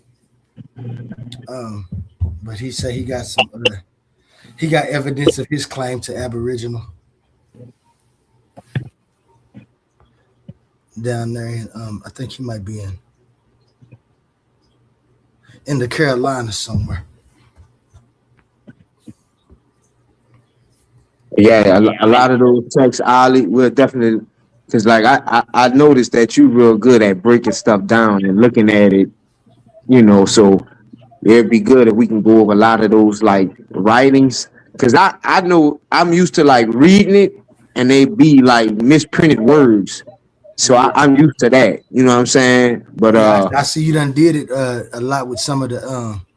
You must have done read some more texts that have that same type of structure where you can tell yeah, a lot of it's the words, yeah. so the words be different. Yeah, That's cool. but I seen how you broke down that second page, and it definitely showed that you definitely know how to break stuff down. So I don't know, man. Maybe we have a symposium on Aboriginals, But yeah, man. I mean, it's gonna always be a topic within existence because, like I said, it's some people who have a rightful claim to the things they be claiming. Now, it'll be people who never even heard that information. So when they do hear it, it might sound outlandish or redundant to them. Like, why are you saying this? Why are you saying this? But then you go look at a whole bunch of other people claiming what they claim, and they have their reasons for claiming it. And so then it comes down to the coherence of the matter. And that's where we got to do what you just said. Like, you got to break it down.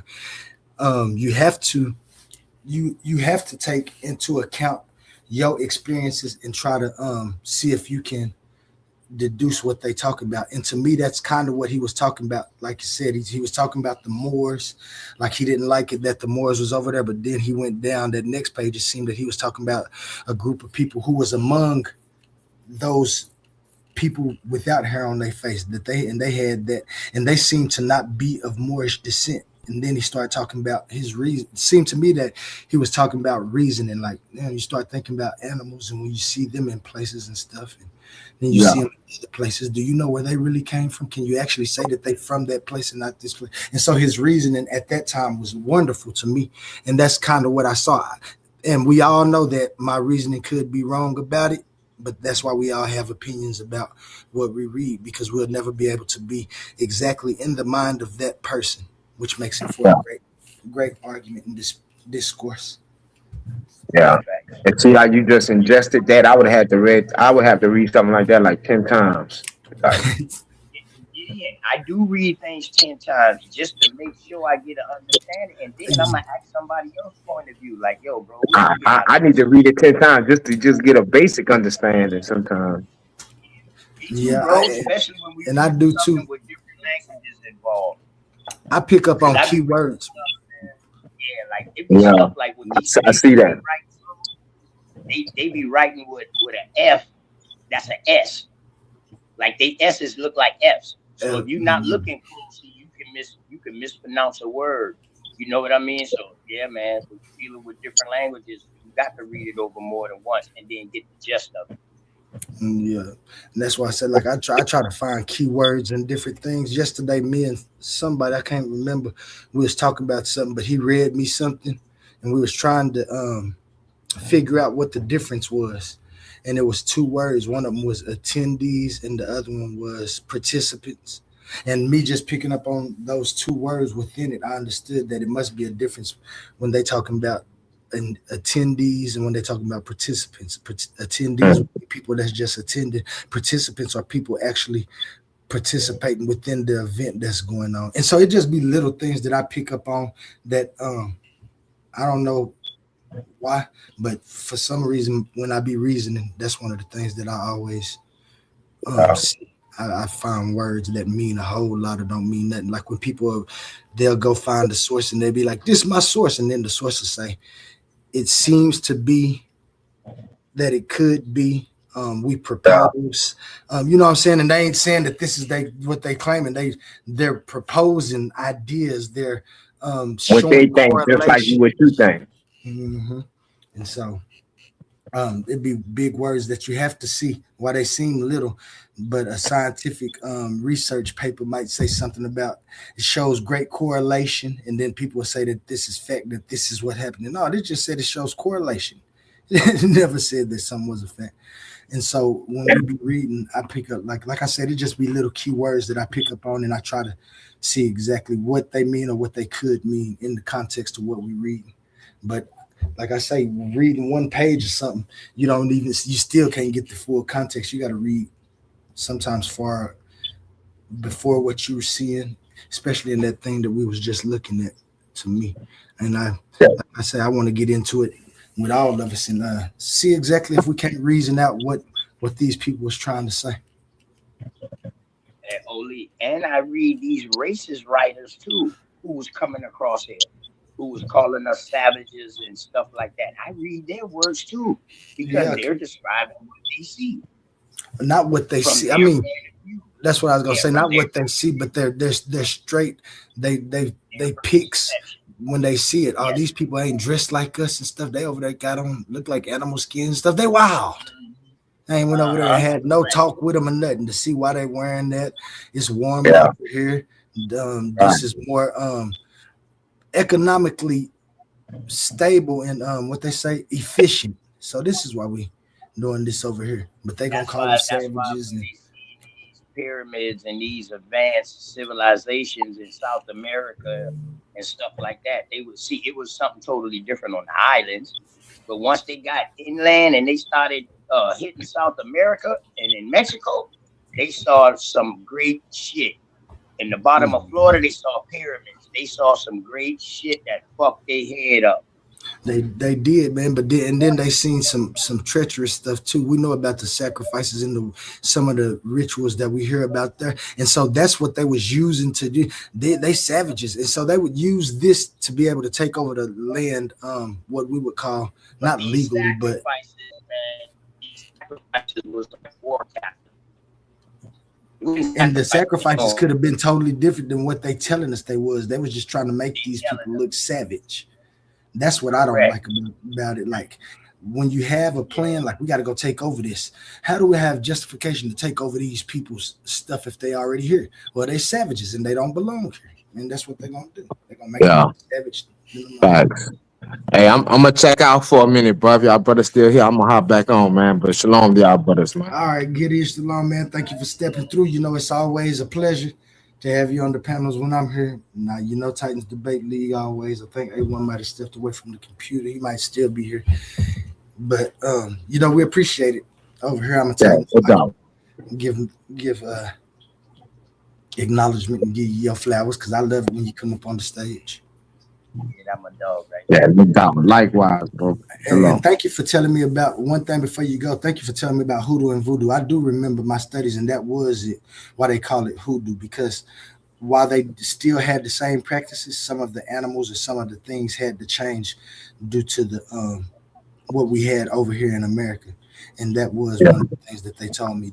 That's why it's known as hoodoo, because there's just some things you do over here that you can't do there, or that they can't do, or we can't do here due to the animals or different things that we're using in the rituals.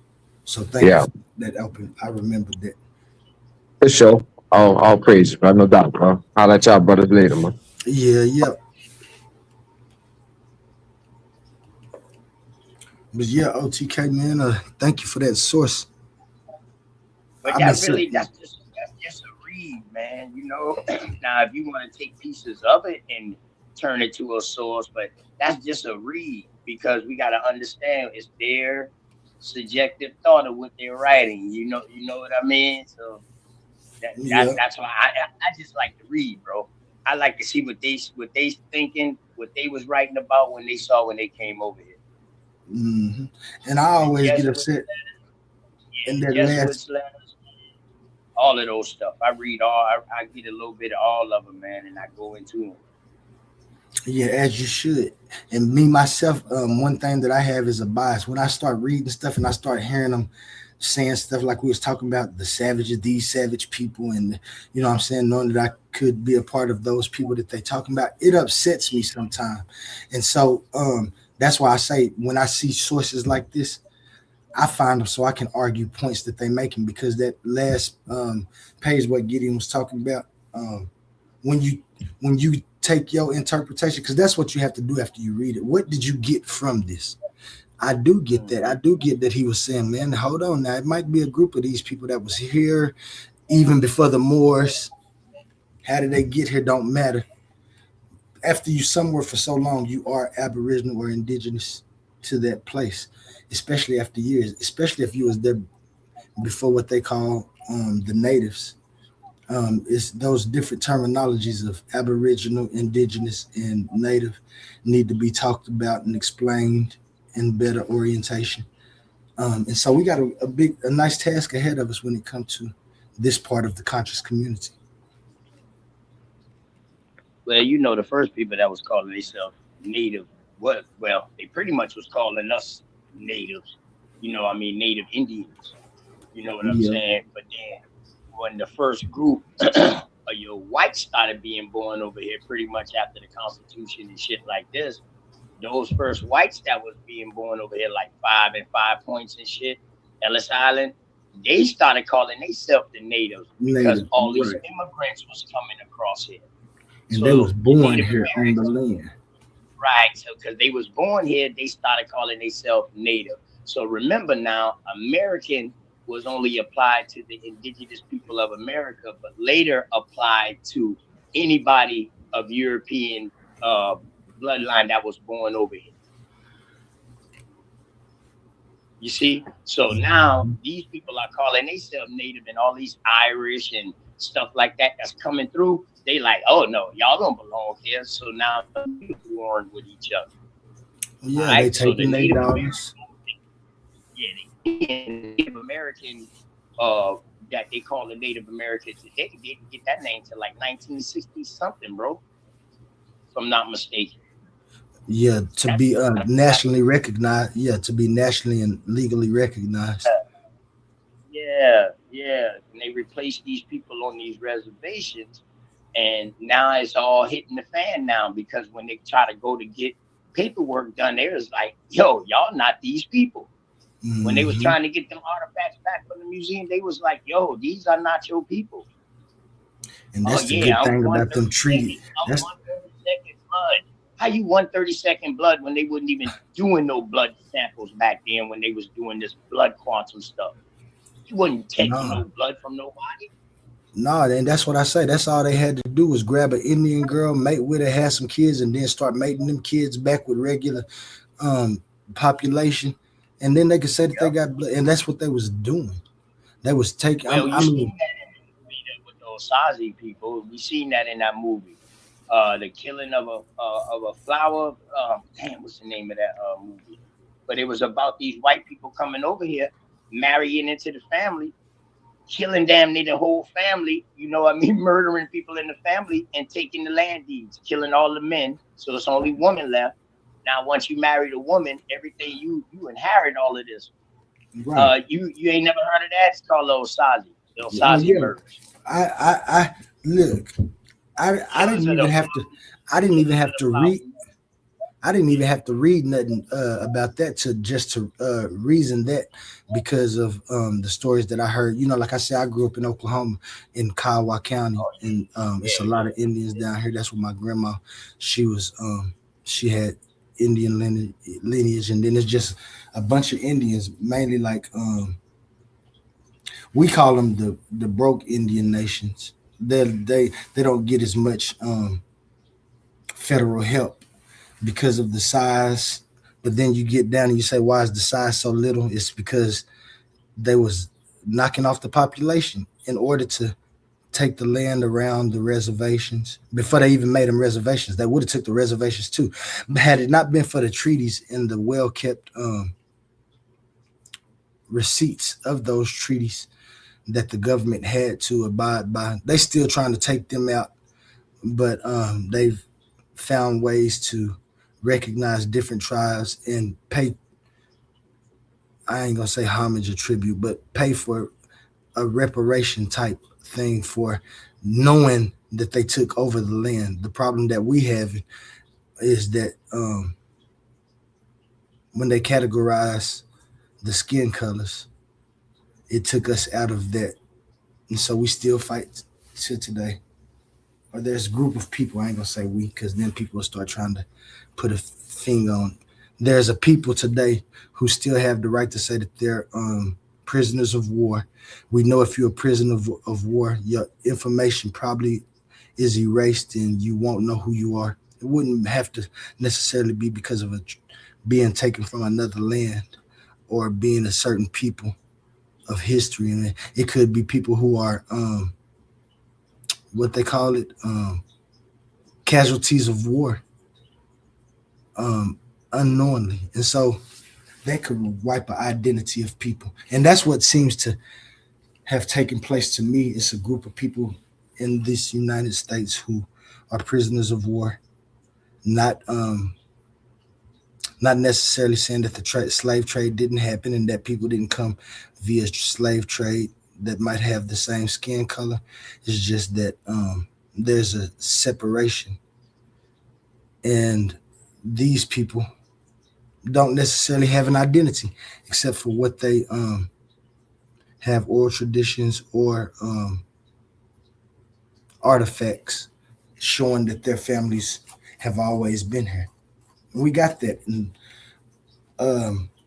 especially once you spread past the 13 original colonies and you get past Mississippi and further west.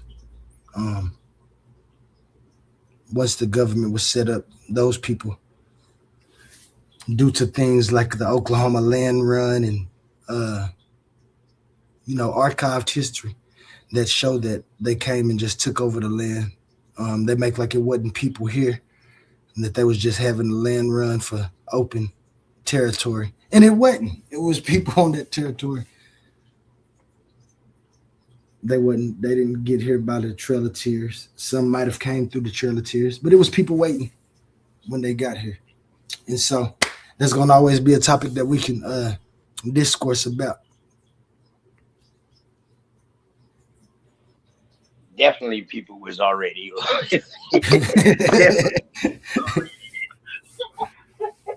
We know that for sure. Yeah, man, and that's another thing people don't know too. See, over here on the East Coast, northeast and southeast, man, we got a lot of history that's written and that started over here, man. Like you said, man, they didn't even know about no other American Indian chieftains on the other side of the Appalachians until like the 1800s. Come on, man. Slavery didn't reach across the entire United States. That's what people got to understand. Right. Once they set that government up, they took the whole slavery thing away because they knew it wasn't going to work. We'd have been here still fighting.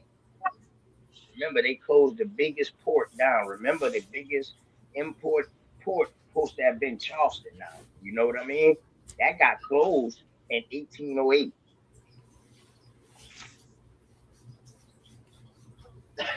That got closed in 1808 now. So what's going on now?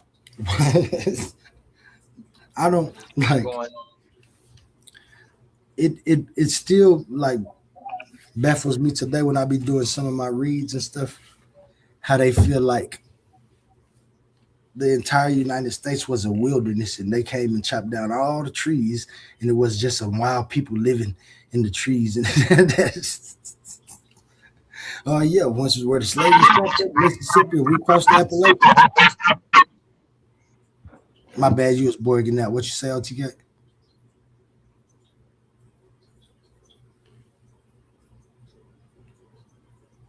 You was breaking up. I don't know if Mike can't hear me. Can you hear me, LTK?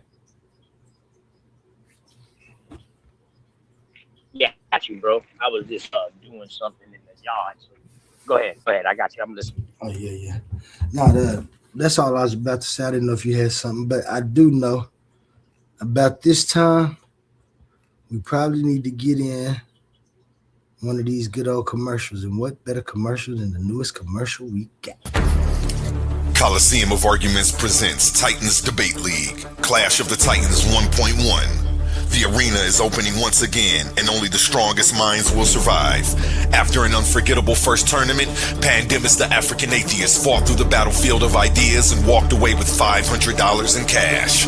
But that was then. This time we're raising the stakes. $1,000, one champion, one title, one chance to prove you're the greatest debater in the league. This isn't social media arguing. This isn't trolling in the comments. This is intellectual warfare, where evidence is your weapon, logic is your shield, and every round is a fight for survival. New challengers are stepping into the arena. Veteran fan favorites are returning.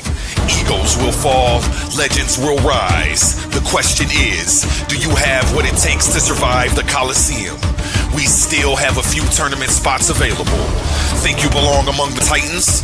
Message Titans Debate League at gmail.com and claim your place before the gates close. Coliseum of Arguments presents Titans Debate League, Clash of the Titans 1.1, where great minds don't just debate, they go to war. Are you not entertained? Coliseum of Arguments, only the brave speak here.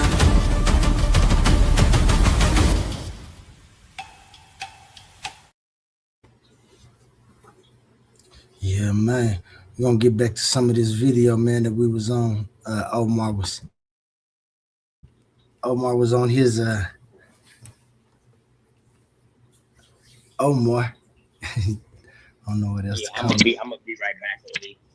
Bet I'll be here, man. We're gonna play some more of this. See if we can get some more topics started. Talk about.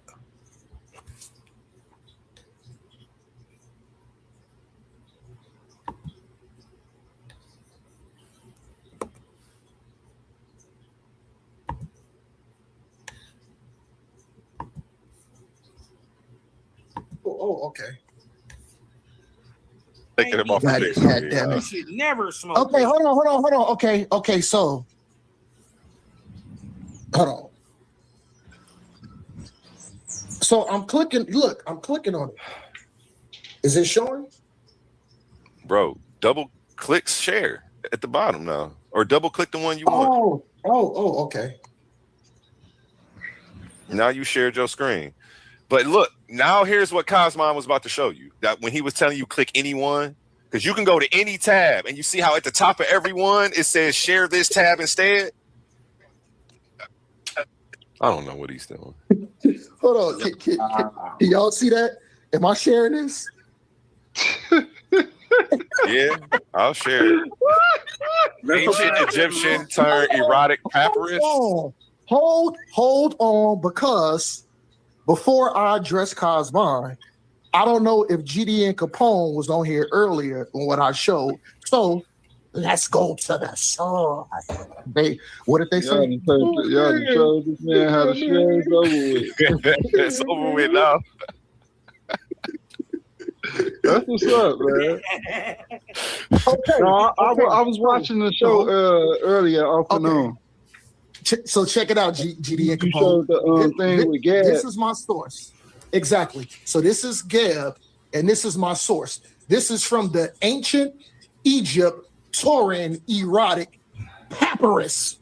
What they say? Oh man, that's not real.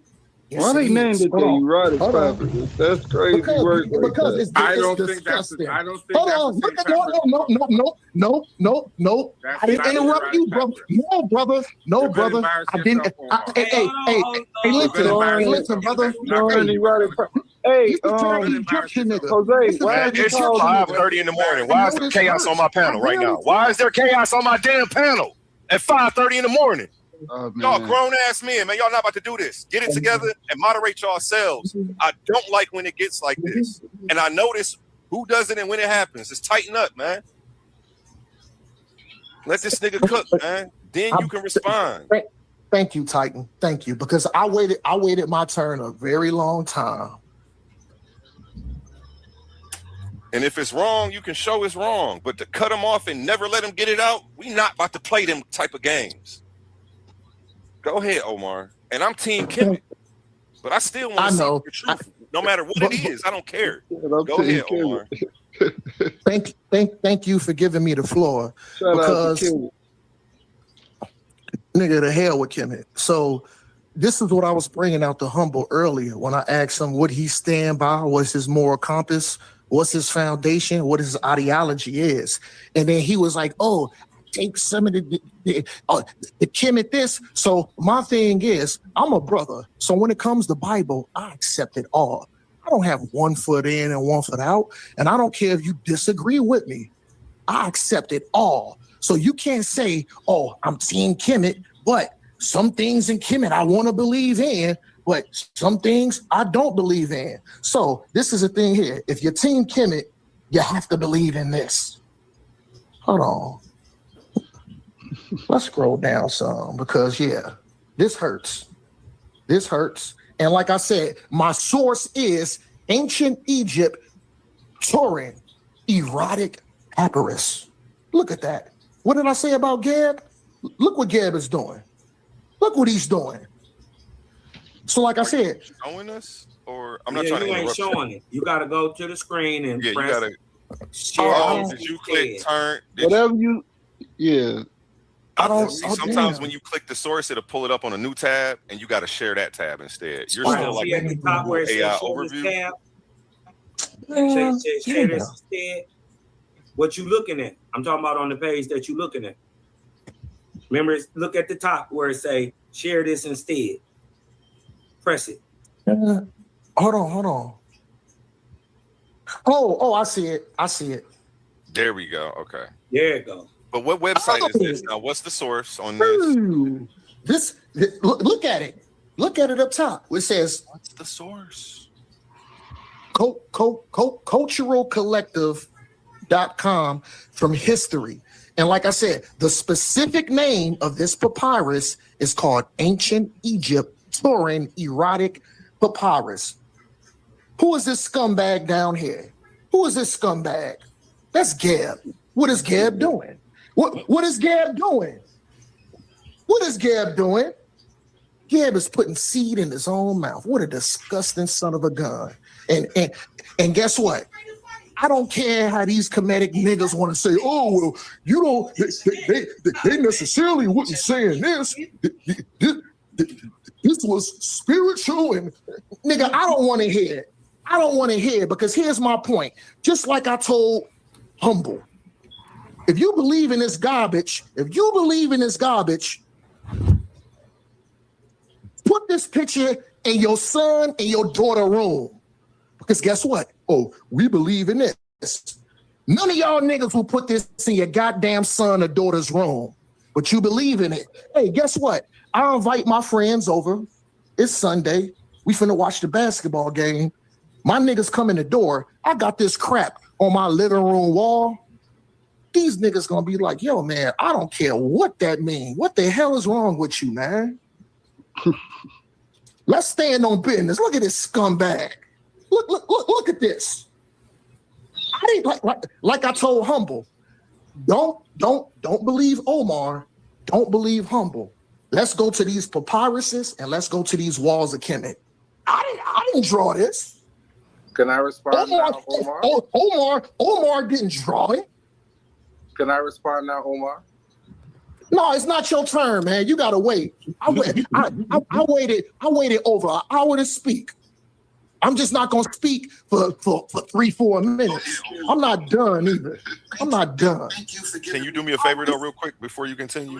Can you go back to the Google page with the AI overview and then click the Wikipedia for where it says the Shroud of Turin, so we can actually see the details and the history instead of just looking at the picture with your commentary? Yes, sir. Hold on. Damn, man. I mean, I could pull it up, but I forgot what you said it was called. Erotic Shroud. Hold on, I got put it. in Erotic I got Shroud it. again. I don't think. Turin Erotic Papyrus. Oh, you know what? Erotic Shroud again brought it up though. That's funny. Hey, and before, dang, it's not fair for me to go before. I'm gonna wait till after. But no. Jose goes before I go because I have a response too. Okay, but remember, A1, I waited for over an hour. You did. I did Take your that. time, brother. I waited for over an hour. Let's move forward, man. Look at this, man. You know what? For any person that believe in this, you know what I'm gonna do? I'm gonna get a professional picture of this, and I'm gonna blow it up like the size of a 100-inch TV. And guess what? I'm gonna send it to your house, and when I send it to your house, if you believe in Kemet, I want you to hang this in your living room wall. Let's move forward, man. Yeah, we cooking. I know it hurts. It hurts, and it hurts bad. Because, like I said, I didn't make this drawing. Let's move forward. Let me figure this other thing to share on the other screen, man. Because now we finna deal with this Owaspy next, boy. Yeah. Don't go to Owaspy before. Hold on, we staying on this before you go to another.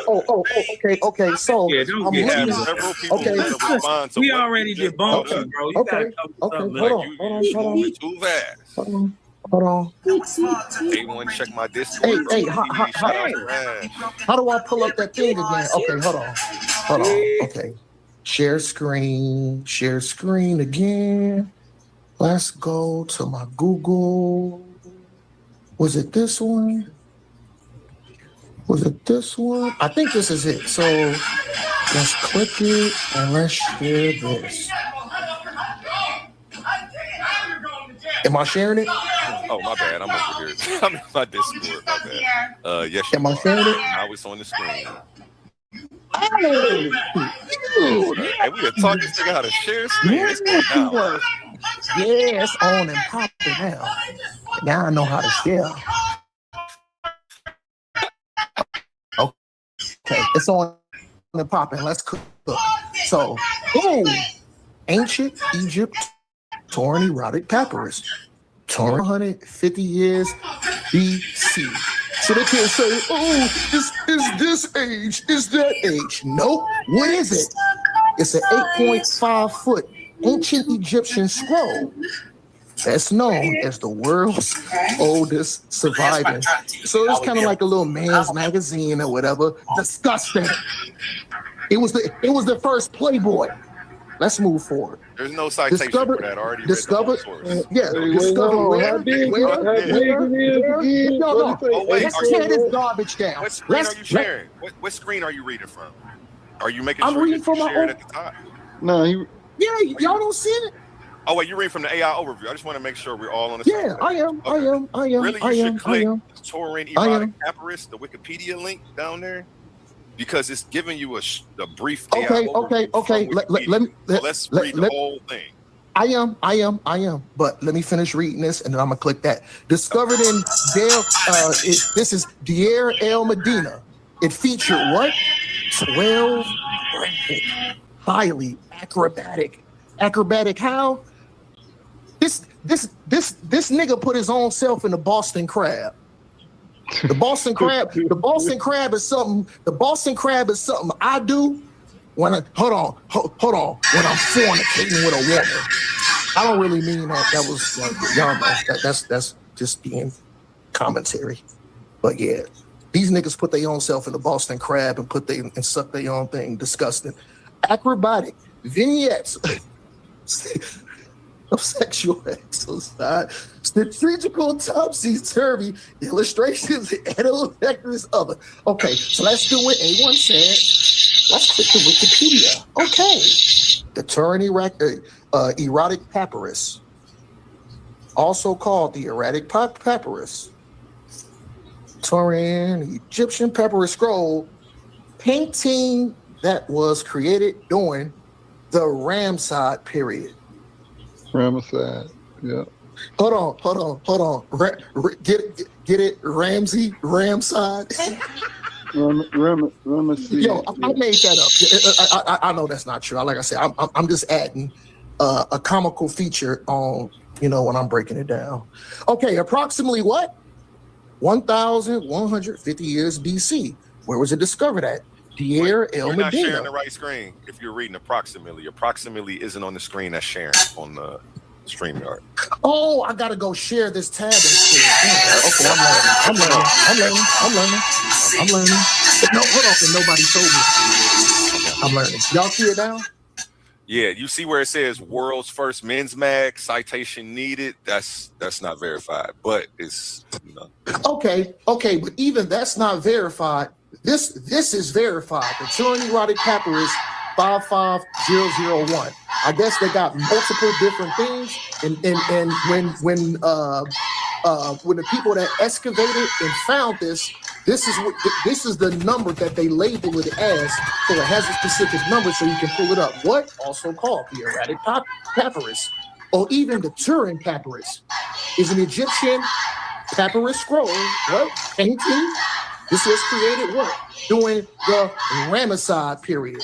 And that's suspect right there, the Ramesside. That's nasty work. What? 1001 BC. Discovered Pierre El Medina. This is nasty work, man. Get your fucking off, man. Because I know Jose about to let you have it. Now you know. That's not what he showed initially, right? You know that's not the same papyrus. Hey, Egyptian nigga, I know it hurts. Hey, do that, man. I'm sorry. Jose, I swear I know it that was my hurts. fault. Hey, That was my fault. Hey, yo, Blame Jose, me, I Omar. know it Blame hurts, me. man. My Thank bad. you. I Blame know me. it hurts, Jose. No, I know it hurts, Jose. I'll let you cook. What is this? Has been dubbed the words First Man's Mag. Okay, let's leave First Man's Mag out. But what does it measure? 8.5 by 10 inch. Is consistent of two parts. One which contains what? 12 erratic vignettes depicting various sex positions. It is currently housed by what? Mussolini E. Enzio, and where? In Turin, Italy. And that's what they call it. And that's why they call it the Turin Papyrus, because Turin ain't in Kemet or Egypt. It was found. It was found in the Valley of the Kings, because I pulled that earlier. It was found in the Valley of the Kings. They took the papyrus and they took it back to Turin in Italy, where they broke it down and studied it. And that's why they called it. But it was found in the Valley of the Dead. Yeah, man. This is yo.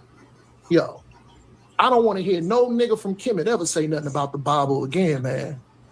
This is absolutely fucking disgusting, man. What is this? The final 2/3 of the Turin Erotic Papyrus consisted of what? A series of 12 vignettes showing what? Men and women in various sex positions. So the thing is, you know what? I give it some props, because I pulled up other ones. I pulled up other ones, and it did show men with men putting women in certain positions too, or what they want to call their netters, because I'm sorry, I can't call them gods, because then if I call them gods, they boxed in with the Abrahamic faith. Stop it. Let's move forward. Yeah. Boom, boom, boom, with extra exaggerated large genitals. Yo, they got the one picture of that one guy. Yo, that nigga was standing up with her. Hold on, this nigga was standing up with an erect penis in front of his own daddy.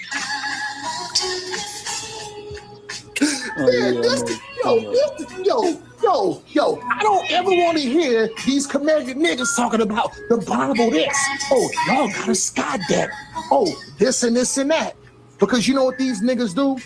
They pick and choose on what they want to take in, and then some of the stuff they throw out. Now, there is a few comedic niggas that I have heard say that they agree.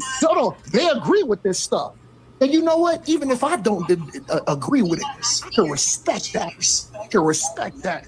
But how dare you? How dare a nigga who stand behind Kemet talk garbage about the Bible? Man, this is obscene. They are even holding items traditionally associated with Hathor, the goddess of love, such as what? The lotus flower, monkeys, and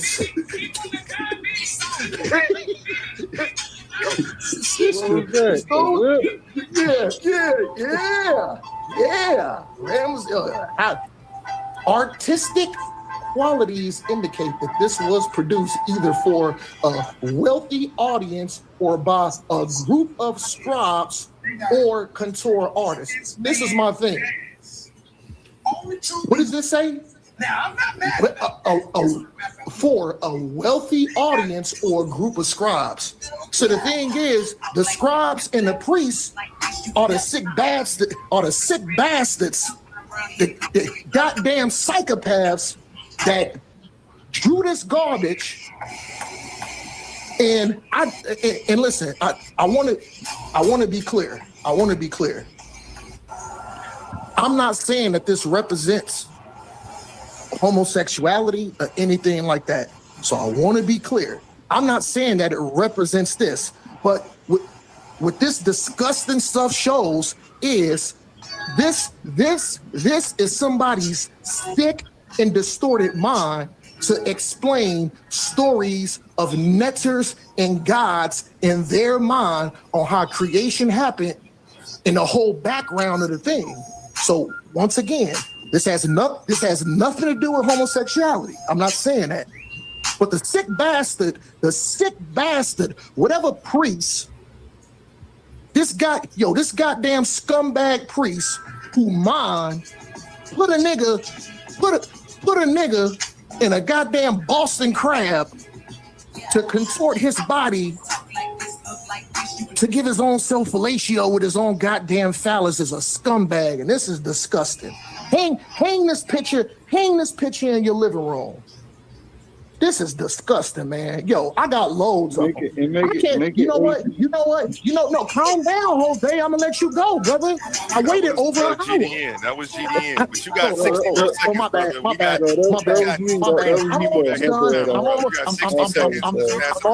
I'm almost done. Yo, I don't even need 60 seconds. Give me 20 seconds and I'll be done. So this is the thing here. When these people talking about, oh, the Bible this, y'all sick. Oh, this and this and that. Oh, Kemetic this. Listen, you know why these Kemetic niggas talk the way that they talk? Because they don't want to be boxed in with religion. I'm going to tell you like this. That Kemetic garbage stuff is so-called religion too. Because what did they do? They did offerings. They deified. They built pyramids, megalithic structures, artwork, paintwork, traditions, scribes, hieroglyphics. Hold on. But it's not religion. These niggas prayed. They gave offerings too. But guess what they say? Listen, I'm going to tell you, this term that y'all need to use, Abrahamic faiths, I'm going to tell you why they use it. Because they want to box us in. Guess what? I believe in only one Abrahamic faith. And that's the Most High, the children of Israel. We're about to extend your time because King Hercules I'm almost done. Read the purpose. Man, I don't give a damn about the purpose. I mean, we read everything else. Listen. He can read the purpose. He can read the purpose. What sick bastard? What all right, sick bastard? Hey, Omar, 60 seconds is up though. Okay, let's pass it around now. I'm done. So 5 seconds. So I don't care who drew it.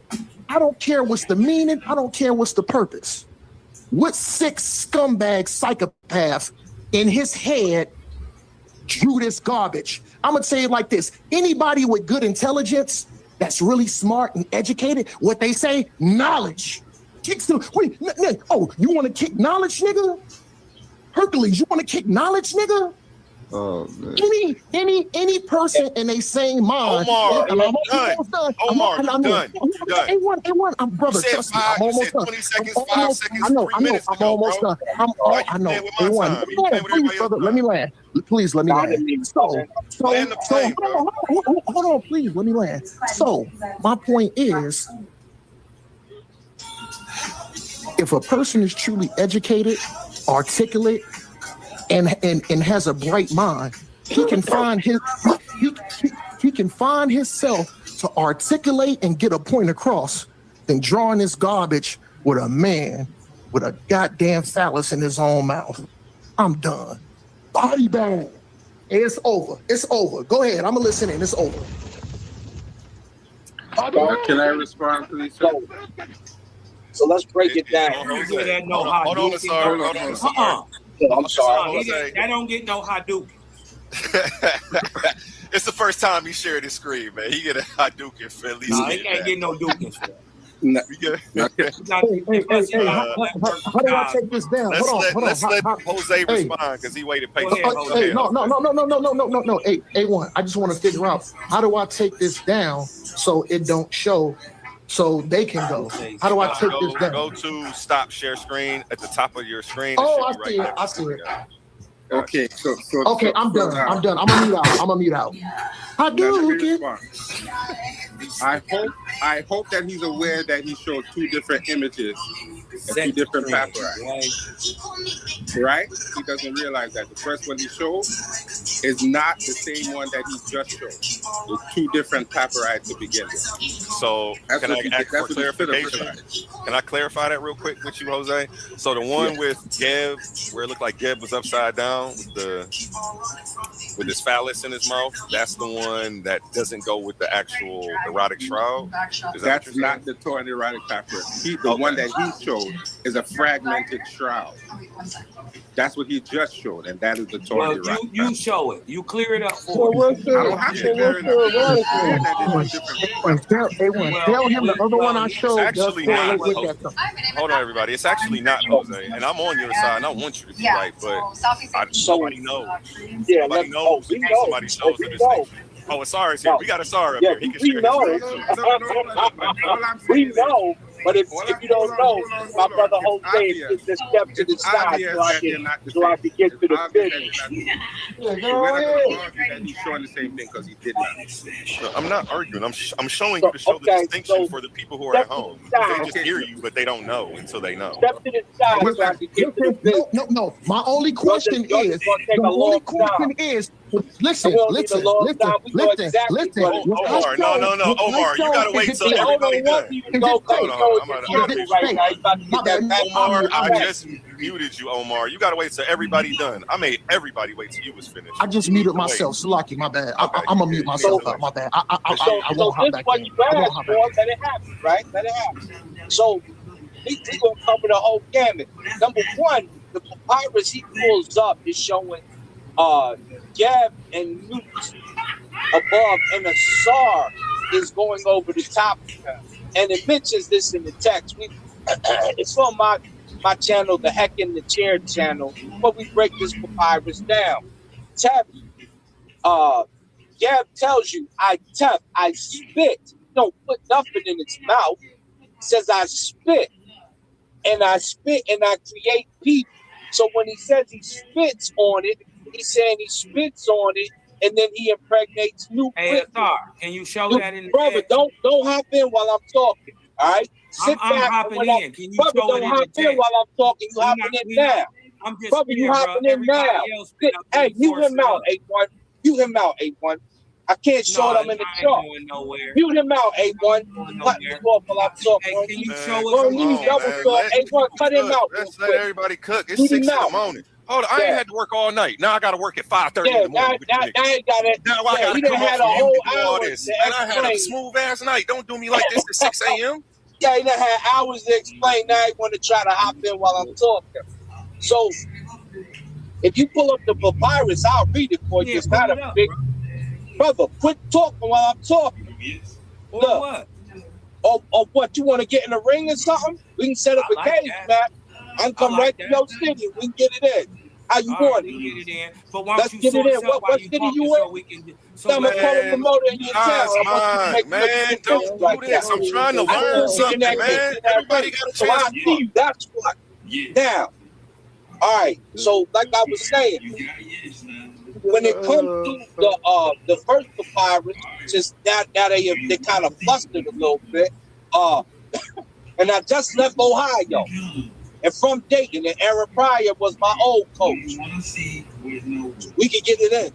Cousins all in Cleveland, Dayton family, Beatbox Clyde, Westmore, Southmore, all that. Now, when it comes to that first papyrus, Gab is telling you, I spit. And when he spits, he's talking about creation. When he's talking about the creation, Luke is right over next to him, and they talk about the sexual act that him and Luke have. Gab and Luke create people, and that's how the world is populated. So that's part of a creation story. So he's not putting any phallus in his mouth. He says he taps, he spits. So number one, you're wrong because you can't read. So it's I think your man was on here bragging about his Hebrew powers, but he wouldn't read for us. But when it comes to the metal nature, we read that. So we see he spat, he didn't suck anything. Number two, the other papyrus where it's got positions of men and women getting busy, they call it the Kama Sutra papyrus because they're showing you that men get busy with the women in ancient Kemet. So you shouldn't be mad that a man got a girl and he's showing you how to get busy. You got Benjamites running all through Israel getting busy with guys, breaking down doors, pressing their butt too hard, breaking down doors to get inside of them. That's your Lot story. That's your Sodom and Gomorrah story, and that's the man and his concubine story. So you prefer to have tough sissies because they beat y'all up 3 times in the Bible when you try to pursue the Benjamites, who are Israelite faction, by the way, and you ain't do nothing about it, but you mad because we blazing honeys and putting it on a papyrus. It makes absolutely no sense. And then the last part, since I got off of here, nobody was brave enough to say anything at that time about Moses. They like, oh, his Hebrew brother, well, no, duh. The Midianites spoke Hebrew too. The Amorites spoke Hebrew too. The Canaanites spoke Hebrew too. You know why? Because Hebrew is a slash part of Canaanite languages. It's one of the lower languages. In fact, it's the last of the Canaanite languages to be made, silly. So you still didn't prove Moses was an Israelite, and Moses is still a Canaanite as far as we know. But he married a Cushite woman. But so Moses you still ain't proved that. Go ahead, the floor is yours now. Moses would have been speaking Metal Netta. I'll leave So about with 12, 15. the first generation of Israelites, well, I think that's like the 3rd generation. They would have all been speaking Egyptian, some type of common Egyptian language, whichever was the lingua franca. I'm sorry, babe. I just wanted to point that out. They wouldn't be speaking. It's Omar. It's Omar. You know what? Asar? That was pretty. Hold on. What's that word that they use? It was what you just said. It was demure. It was demure. It was demure. It was demure. But the question you won't ask, if you stand behind Kemet, I guarantee you ain't gonna put that crap in your home. You're not gonna hang that. You were wrong. Well, you gotta understand. That was here's actually what that picture that you were showing. Nobody hangs that in the wall. It's the papyrus is rolled up. It's I'll play cleanup, and I'll correct the record on everything.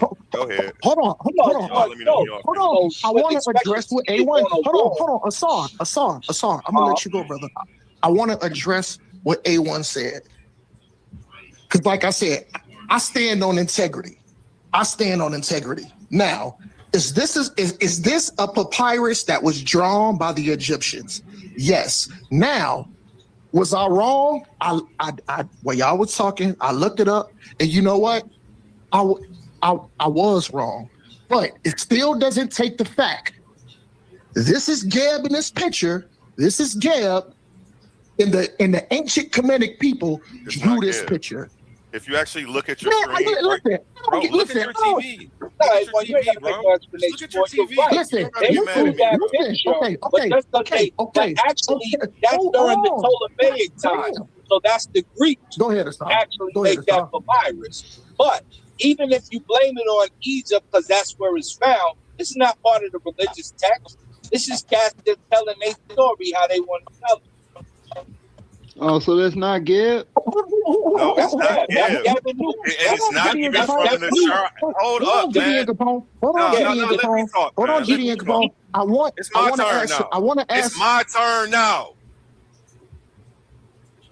The shit ain't from the damn whatever he said it was. And I'm only upset because niggas keep trying to talk over me.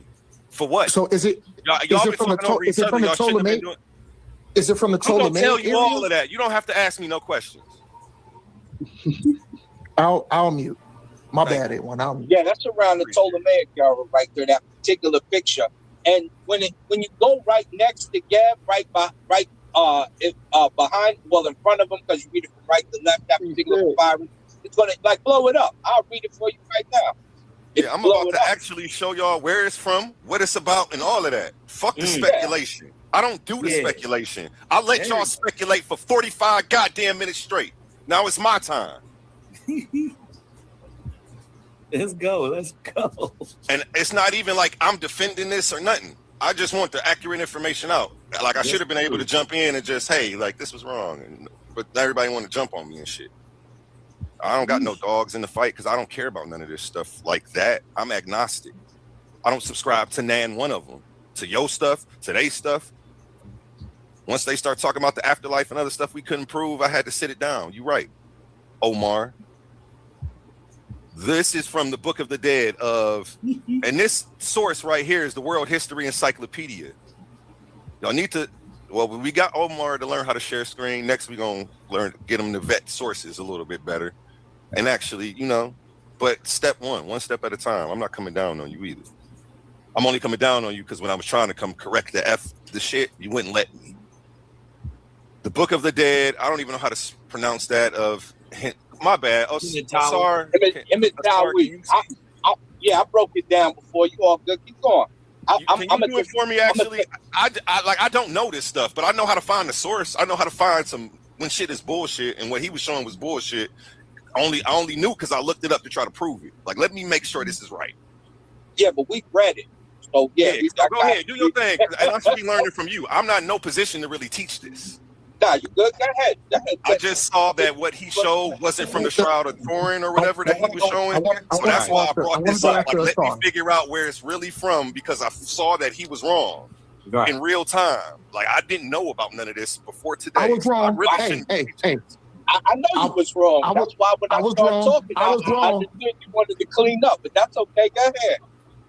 Okay. So hold on. Can I go right quick, A1? Yes, sir. Go ahead. So this is what I did because you know what? I stand on integrity. And the thing is, I'm one of those brothers. You know what? I stand corrected. I was wrong. This drawing was during the Ptolemaic era. I was wrong. But this is also what I did because this is what we do. We pull back up. So what I did is I went to Ptolemaic. It's actually before the Ptolemies. So it's right around that time, though. You could say Persian and Ptolemy either. Okay, so hold on, because I'm looking at some other sources that said that even during the Ptolemaic, the Ptolemaic era, pre-Ptolemaic era, that there was still priests with a bloodline strictly from their ancestors of the first and second dynasty. But this is what you got to do. You always got to have a second source. So this is what we did. We just went to the first kingdom. Let's go to the first kingdom. Wait. Before you go into your second source, can I actually explain what this really is? Because you didn't do that at all. You explained the shroud of. You explained some shroud that wasn't even this. Actually, I was semi-wrong. Before you go into that, let's let people actually see what this really is.